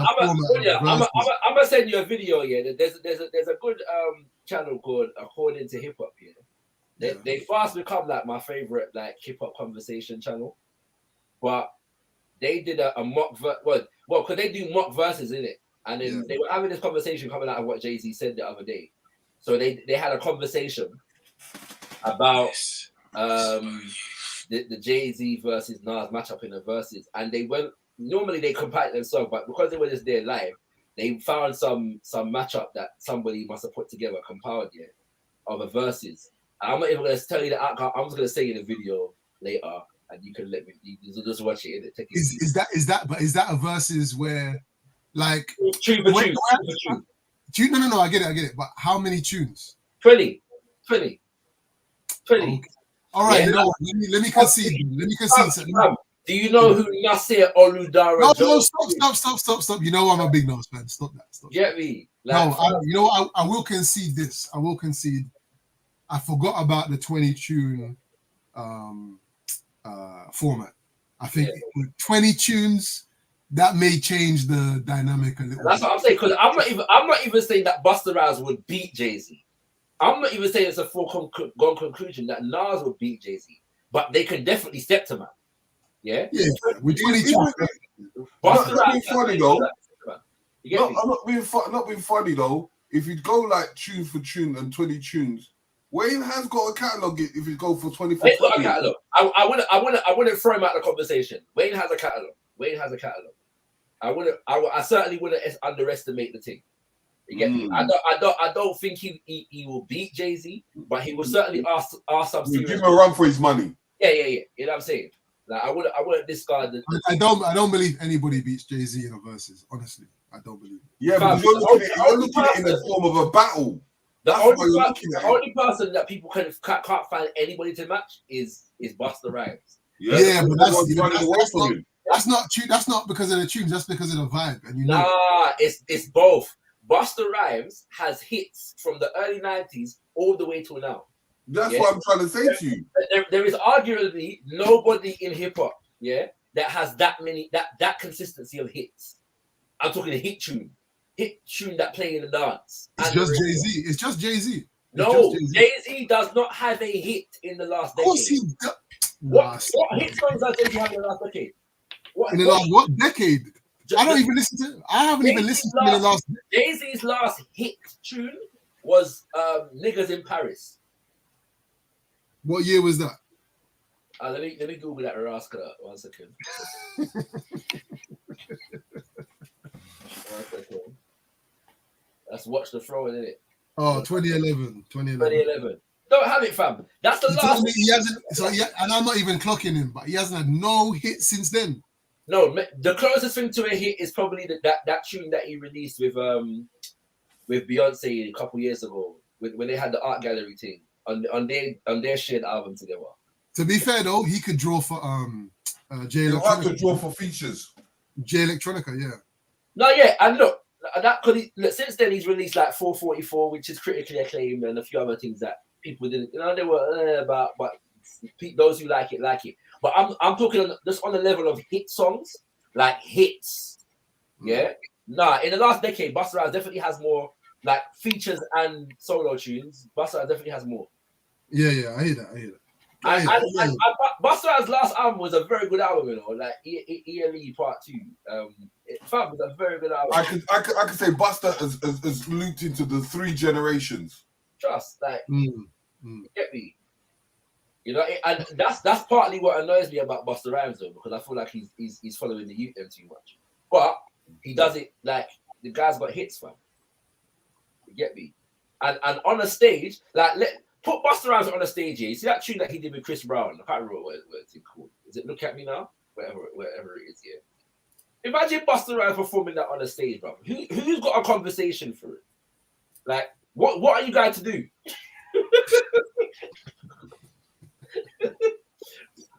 And this comes back to my previous verses, yeah. That everyone dissed me for.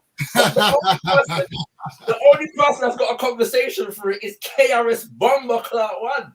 You get me? Nah, you know what? You know the problem with that. The main problem I see with that, which is what I said at the time, is the era issue, because you can't have you're gonna have a whole group of fans here that have come to watch this thing. Yeah, half of the fans would need to be like 50 plus years old, right? And the other half could be whatever, innit?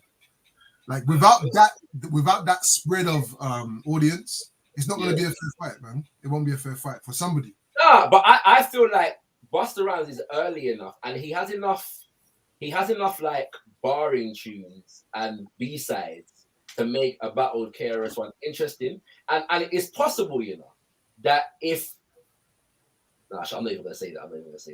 No, what was you gonna say? You know what KRS One will do? KRS One will have to go freestyle.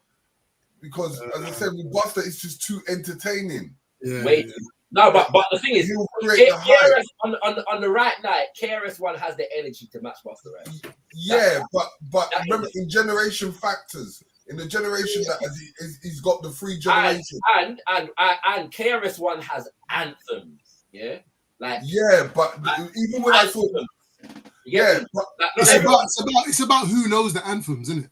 Yeah, but that's why. But if you're a hip hop head, you know KRS One anthems. But that's what I'm trying to say to you. Like you see, like Nas, yeah. Nas has classics, but Nas doesn't really have anthems like KRS. Look at Big Daddy Kane and KRS One. So again, enough of them you say were lost. Against KRS One. Yeah, Big Daddy Kane. Big Daddy Kane and KRS One. No, to be honest, I find it difficult to. I think KRS One literally just edged it. But that was very close, and it was close, and it was closer than I thought it was going to be. Yeah, it was close. Yeah, but that's what I'm trying to say. But most of the young ones were still lost. They didn't realize what was going on. Oh, Shaka, would you do Rakim versus Nas? No, Rakim doesn't have enough. Yeah, it will have. I say that he doesn't. But Nas's catalog is far more extensive. It will have to. You see them. You see like KRS One and Rakim. It will have to be a freestyle thing. And as well, battle rap. Nas wouldn't go at Rakim either. Like but that's what I said. It's not going to be a catalog thing. Yeah, it can't be. Nas would respect the thing, innit? This is Rakim. Of course. Is that what Jay-Z said? Jay-Z said that you know what? I will not go on that stage. You know? Mm-hmm. Kanye said that about Jay-Z, that he would never go up against him. But Kanye could step to Jay-Z. Yeah, he could, but he still lose. No, actually, would he lose? Yeah, in fact, there's a conversation about that as well. What you have to factor in to that verses is the extent to which Kanye has contributed to Jay-Z's success. My God. Yeah, that's tough. It's an uneven matchup. He would have to Jay-Z would have to use only tunes that Kanye hasn't produced. And that's the point. Look, when you that's half the Black Album out of commission. Yeah, that's half. Blueprint. Most of Blueprint. Sorry, not the Black. Was it the Black Album? Sorry, Blueprint. That's what I meant to say. Not the Black Album. Blueprint. Out of the commission. It's gone. Yeah. You like Jay-Z's first album? Around Biggie's time. Do you think it sustained itself? I think it got better with time, because at the time, that year, was it 96? 96. Yeah, that year. Like Biggie, Ready to Die came out in 95, innit? And like people was just still on that. Like Reasonable Doubt didn't really. It aged well. It aged very, very, very well. Very well. Because I wasn't even on it them time there. I bought most of Jay-Z's music. Like at one time I went to the record shop and just thought, you know what? Like, because I wasn't them time there. It was segregation, didn't it? You either Jay-Z or Nas. Yeah. But I knew how relevant Jay-Z was to the thing, and I thought, you know what, just for the culture, man, that's about his material, innit? So I went and bought his first 3 albums one time and done. You get me? I was in a Nas camp as well, and my best friend at the time, he was solely Jay-Z, and we used to listen to both in it, but like I was just like Nas. As time went on, I just thought Reasonable Doubt did it. Reasonable Doubt did it for me. I'm like, this is actually a brilliant album. It's a good album, but do you know what? One of my favorite Jay-Z albums I think is underrated. American Gangster. Yeah, I like that album because I like. Wait, is that the album with flipping Idris Elba on it? Yeah. That does the introduction. Yeah. Yeah, I like that album. I can't lie, I like that album. Yeah. One of my favorites still. But I think that's partly because I like the story behind the thing. So like when I before I heard the whole album, I saw him perform it. And that he was talking about, you know, what went into some of the tracks, like the kind of ideas and the story that line in it. You know what I'm saying? And so I understood it like differently when I listened to the album. Who would you put against Black Thought? Yeah, that's a difficult one. That question is for a young man by the name of Shaka to answer. Yeah, that's a difficult one. I don't know, to be honest. There's a few. Like I reckon there's a few people that I think would be interesting. You know who I would say, innit? You know who let me guess. Lupe? No. Who is he gonna say? Most, man. Ooh. Yeah, but most don't have enough. Nah, I think he does. I think he did. I think he's the same like Jay-Z in the sense of those first 8-9 years, like he put in work, man. He's got enough, trust me. Yeah. I hear you. It makes sense, isn't it? I'm just saying in terms of albums, the Roots catalog, and even because at this point, Black the Thought features are too much. 3 solo releases, like it's madness. Like the features of Roots is too much. Every Roots song is basically a Black Thought tune, isn't it? That's right. Yeah. So then you're going to be talking about all the neo soul artists. It's gonna be madness. And you told to Erica Badu to Common. but 20 versus 20, innit? I think it's doable. I think I'm not saying most couldn't find nothing, but the Roots catalog is major business. I think Black Thought and Common. Nah, Common definitely doesn't have enough. No, Common has more than most. What are you talking about? Yeah, no, he doesn't. He does. No, he doesn't. Common came out before most Def. Common came out before most Def, and he has more recent music as well. Definitely. Wait. When did Resurrection come out? 95? Yeah, and that's his second album. That's not his first album. What's his first album? His first album is Can I Borrow a Dollar? Oh yeah. But that what has he got hits in that one? I don't know about hits, but there's tunes in it. Yeah, they ain't really got hits in that album. He ain't really got hits. I would say, but most of he's got Urban Thermodynamics. He's got the stuff that he did with what's the label now? The one that MF Doom was on, and what's the label called? Raucous Records. He's got bare tunes from then. Yeah, that's where the Black Star album came out on. But I'm saying that before that, 96. I'm talking about 96. Bro, he's got tunes from 96. No, yeah, he's got tunes with like De La Soul from before that. I get it. I get what you're saying. But I'm saying in terms of catalog, Common has the most substantive catalog to go against a Black Thought. Definitely, there's no doubt about it. Think about it. Like Water for Chocolate.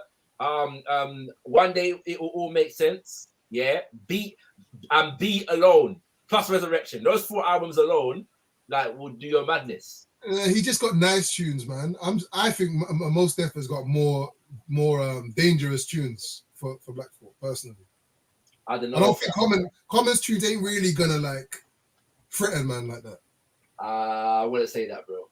I wouldn't say that. Common is a beast. Common is a beast. When it comes to output and quality output as well, there's only one album from Common that I actually don't like. Get me? Like, see, man, like you know what you do. You think that I'm saying I don't like Common, you know? No, I'm not saying that you don't like it. I'm just saying that his catalog is strong. Common makes consistently good music.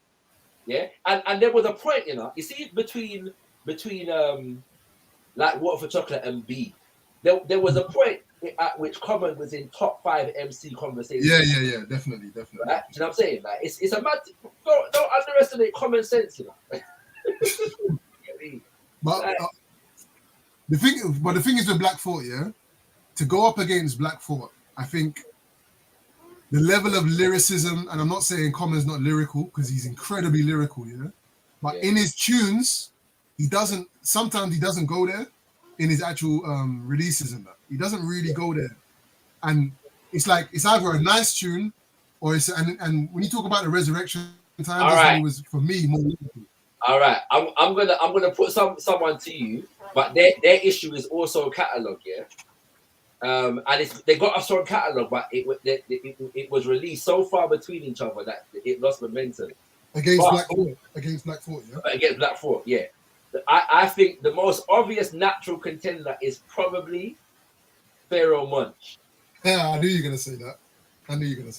Pharaoh Munch, man. That's my guy, man. That's my guy. Get me? Like, that is he's got an excellent catalog as well. But a lot of his catalog was released so far apart from each other that it doesn't have the classic feel that a lot of the root stuff has. You know what I'm saying? Pharaoh, the thing is with Pharaoh, you'd have to, again, it's a crowd thing. It's a crowd thing. It's like bringing what's his name, Tech 9 up and trying to put him against anybody. If you've got a crowd that really know Tech 9, Tech 9's probably gonna win. I hear you. Tech 9 is one of them guys who changed the game really, because he's like a working class MC. He's got his own audience, and I haven't even got into Tech 9 like that. You know what I'm saying? Like, even me, like, I ain't got into Tech 9 like that. But you know what he's made of. You know what the man's made of. Them thing days. You know what I'm saying? You know. But you see, like him now, I would have liked to have seen him against Doom. Doom against Tech 9. Yeah, in the verses. But you know why? It's like the battle of cult of personality. Yeah. You see what I'm saying? Like, it's that kind of vibe. But if you had a UK artist to do verses, who would you choose? You know, I was just thinking that the one I would like to see is either Kano versus Dizzy Rascal or Kano versus Get.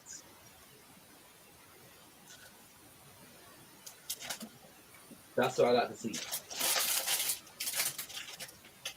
Let me think about that one. That's what I'd like to see. Yeah, I'd like to see that. I'd like to see.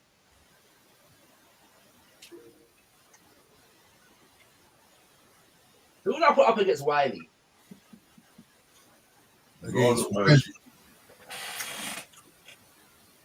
Skepta. There we go. Yeah, we'd have to do it. I'd like to see that. Wiley versus Skepta. That would be a good one, actually. That would be a good one.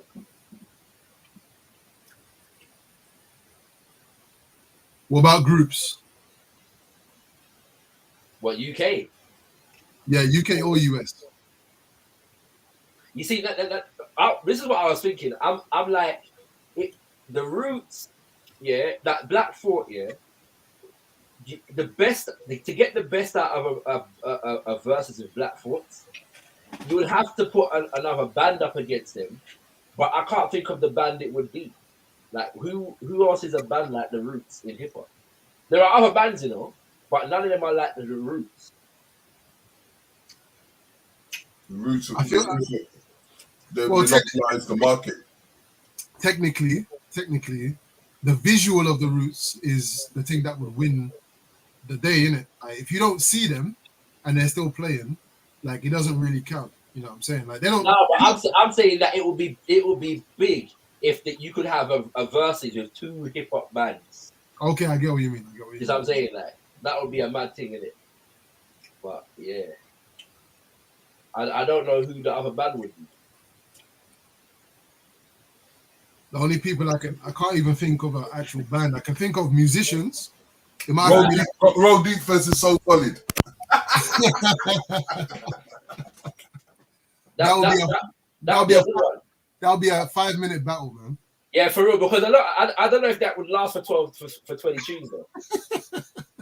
Like, I'm not sure if Soul Solid have 20 tunes. You know what I'm saying? They might do. I don't know about that. They don't have 20 hits, but I mean, yeah, they all have a catalogue. Yeah, they got 20 songs. But I'm saying that to win a, you know, because Soul Solid's reign was shorter than you might think. Yeah, it's like It was short. 2-3 years, man. Yeah, they came out at the right time. You know what I mean? But then in saying that, we can say it's short, but then it may not be short because they were already hyped in the scene for a long period of time before they started actually putting videos out. Do you know what would be an interesting versus though? Dizzy Rascal versus Stormzy. That would be an interesting one. Battle of the Generations, and both of them have stadium music, like stadium music. You get me? That would be a very interesting one. I got one, but it's a Pan-African versus, yeah. Drop it. Arrested Development versus Soul to Soul. Wow. Arrested Development. That's left field. I can't. You know what? No. If it was 10 tune each, that would be interesting. But yeah, but Soul to Soul indirectly have a massive catalog. No, but they don't have a massive catalog that's known to enough people though. But you see, this is what I'm trying to say. Because they produced a lot behind the scenes. Because when you're talking about certain artists that have gone through Soul to Soul, yeah, most there's a lot. There's a whole sound in the UK that Jazzy B is responsible. Yeah, he had his own studio in Camden and all that. Yeah, it's a whole thing that the man they created. Because you had Donny, you even had Omar passing through. Yeah, and then Karen Wheeler. We say Omar now. Omar Duppy's every guy. I don't care who you are. Yeah, every guy. I don't care what your name is. See Omar like Fook, yeah. Jeez, you get me. And then don't forget his brother was a bad boy DJ table with them turntables. Yeah, I know Scratch too. I've worked with him before. You know. You see the verses him and D'Angelo. Give me someone else but D'Angelo. Who else? The first Omar. Yeah. I can't think of nobody. Especially not UK. No, like, anyone. It would have to be someone like Music Soul Child, Erykah Badu. Why are there no verses being proposed between men and women? I always wondered that. Yeah, it has happened. Alicia Keys was against what's his name? Was it John Legend? Well, that wasn't really a versus though, was it? Was it really a versus? Like yeah, it was a versus. It was more like a songwriting type. Yeah, but it was still a versus. All right, I hear you. I don't think people were looking at it as a competition still. I thought that was yeah, but that's what I said. The verses can either be a competition or just working together. That happens still. But there's certain artists that they just play tune for tune. Yeah, I feel like Omar versus Erykah Badu would be interesting. Omar versus Joe Scott might be interesting. But I think D'Angelo's the most natural fit. And I think D'Angelo has the notoriety, but Omar has the catalogue. Get me? Like, you see what comes to the catalogue? Yeah? You see, hey fam, Bomba Clark Omar, you know. Listen. Omar's produced a lot of Americans, you know. You know what I'm saying? You see Omar, yeah. And Omar has a song with Stevie Wonder as well. That's the next thing. Oh, is it? Yeah. Yeah, he's got a massive catalogue. On the album, it's just like people are not probably fully aware. In fact, Omar's releasing another album in March. You know, releasing it at the Jazz Cafe. We should go still. Yeah, I'm down. I think he released some tunes recently. He's been giving me life for the whole of COVID, fam. He's got a song with gigs. And don't forget, he's got he released a song a couple months back with Terry Walker. Yeah. What? Terry Walker? Yeah. Terry Walker's about, you know. I had a bit of advice for Terry Walker back in the day still. Yeah, I bet you did. I know. But you see who is the spice of all ages right about now? You know who the number one? Do you know who the number one spice in the UK is right now? You're gonna say Jamelia, isn't it? Oh my gosh! Oh my god! See Jamelia, yeah. Jesus. But when did she sing last? Listen, I don't care. You get me? Like right now, Jamelia is spicing up the universe. Yeah, she got her chocolate man helping her out, innit? Most definitely. Hey, and I've met the brethren. Yeah, the brethren is a good brethren, and he's a very lucky brethren. Yeah, mate. So respect to that brethren there. Called Blood Club. Hold on. Yesterday I was listening to one album. I can't remember who it was, but English or American? Well, the artist I'm gonna say is English, but DWE in it. But he was on someone else's thing. I can't remember what I was listening to though. Yeah, it was very, very unexpected. Nah, when it comes to features, DW blows it up, man. What was I listening to yesterday, man? Well, who was it? But it was you with another artist. Yeah, I feel like it was a It wasn't Kano. It was it a new one or old rap artist? Because he's been releasing quite a few. No, it wasn't a rap artist. I feel like the artist was a producer, and he was on this producer's. Oh, this is gonna bug me now. I listened to it yesterday. Because he's been releasing slide tunes. Yeah, DW's got a song about riding a bike. It's literally about riding a bike. It's mad. Wait, I need to find this tune, car. This is gonna bug. Oh, yeah, I love seeing the verses in Dirty Goods, but most people don't know his catalog enough to make the verses viable. When it comes to Goods versus who? DW.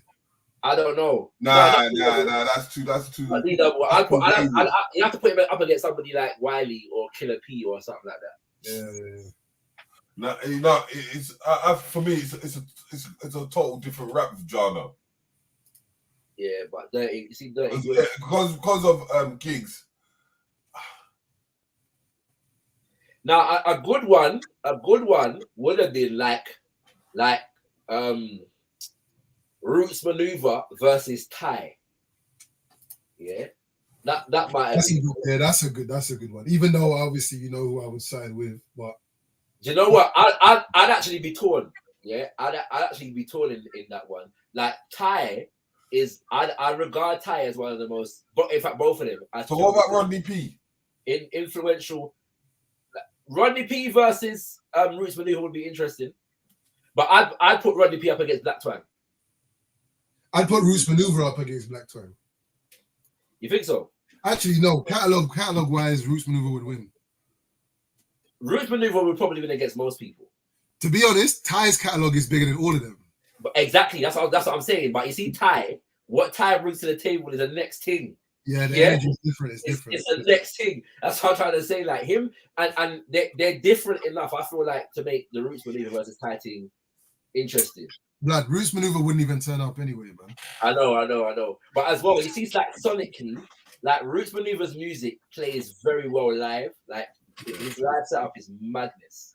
But there's been a lot of in that genre. There's a lot of rap artists that are on the quiet. Yeah, man. Because there was a few. Oh, that's it. Yo, Shaka Ra. It's Sons of Kemet with DWE. Yeah, I've seen it still. But that's old. I'm sure that's old. Yeah, no, I didn't even know. Yeah. I haven't listened to the album until now. It came out on the latest album. They got a tune with Koji Radical as well on that album. Yeah, I've seen it still. I've seen it. That came out months ago. Yeah, May. It said May. Man didn't even know that it came out. I was gonna write a post about it, but I thought, let me leave it. Yeah. No, it was a good. I like what Shabaka's doing, innit? I like what Shabaka's doing still. That's why I didn't post it, because I know a lot of people will be angry at me for saying anything. Well, we have. You didn't like it? No, I didn't. It's not that I didn't like it. I was basically commenting on the difference between Sons of Kemet, The Comet is Coming, which is another group that he's in, and Shabaka and the Ancestors. What do you think of Rich 32 and Swizz? Nah, Swizz don't have enough catalog. He's a bad MC, but you'd have to put Rich 32 up against someone like Lil Sims or Kano or even Gets. Like you need some. What about Chip? Maybe. Yeah, maybe. You need someone with more a catalog that has more notoriety. Like Love Swiss, but he doesn't have the high profile releases. Tesla Rex 32. Because he came late into So Solid. I wouldn't say that, no, because they're contemporaries. But Rex 32 just has albums that are like they have mass appeal. Like Swiss's releases are few and far between. He didn't actually push himself. Yeah, like the only song that he has that's on that level is Cry. Like on that level, yeah. And then there's like Nigga, and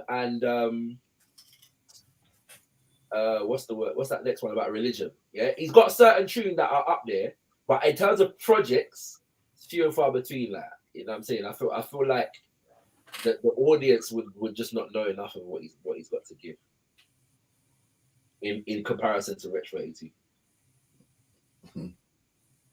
Flowetry versus who? Oh gosh, Flowetry as a group, it's a one-off on its own, man. Yeah, I'm not sure, you know, because you got a singer and a rapper, female rapper and singer. It's in its own space. Yeah, that's tough. Because you have to get something equivalent to it.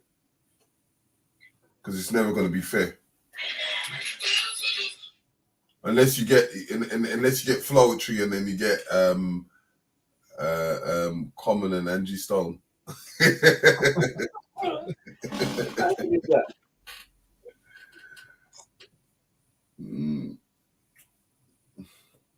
What about female rappers?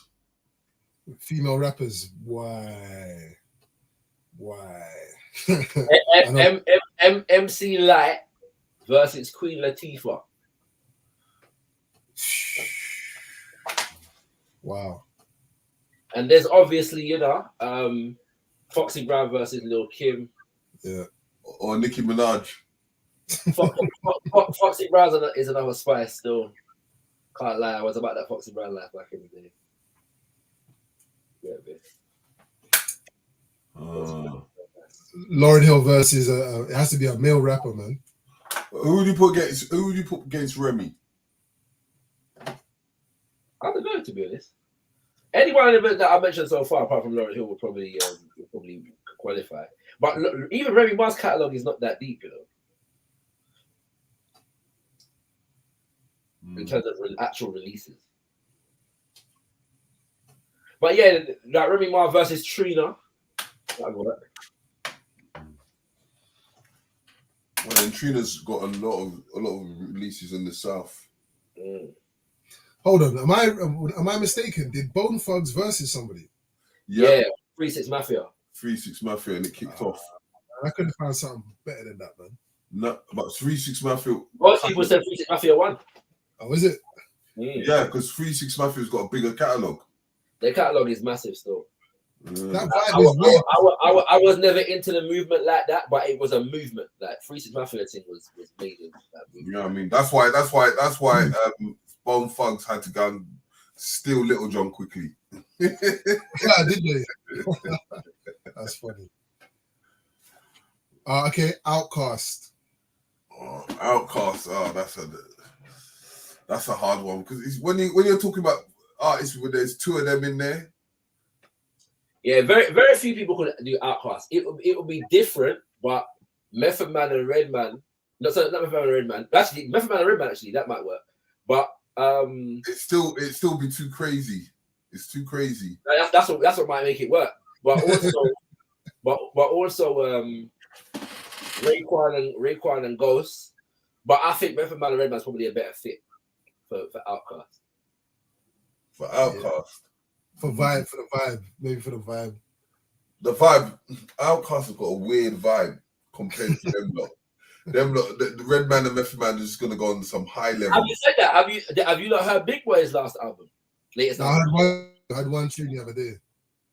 It's like a reggae thing that he was doing. Yeah, that's the first one. It's not a bad album still. I can't lie. It's not a bad album. And don't forget they've got what do they call it? Behind Outkast you've got the whole dungeon clique. Yeah. So you're gonna have all that what's little man's name again? Draw for CeeLo and them, man. And what's his name? The little ball-in man. What's his name again? Yeah, is it Steve? No, is it CeeLo? No, the little CeeLo Green. Yeah. He's not little though. What, the little short one? Which little short guy are you talking about? The ball-head one. Yeah, that's CeeLo, but he's short, but he's not little. You get me? Like, yeah, I know. He's a fat little short little guy. He's short though, man. I remember when I saw him, he's proper short.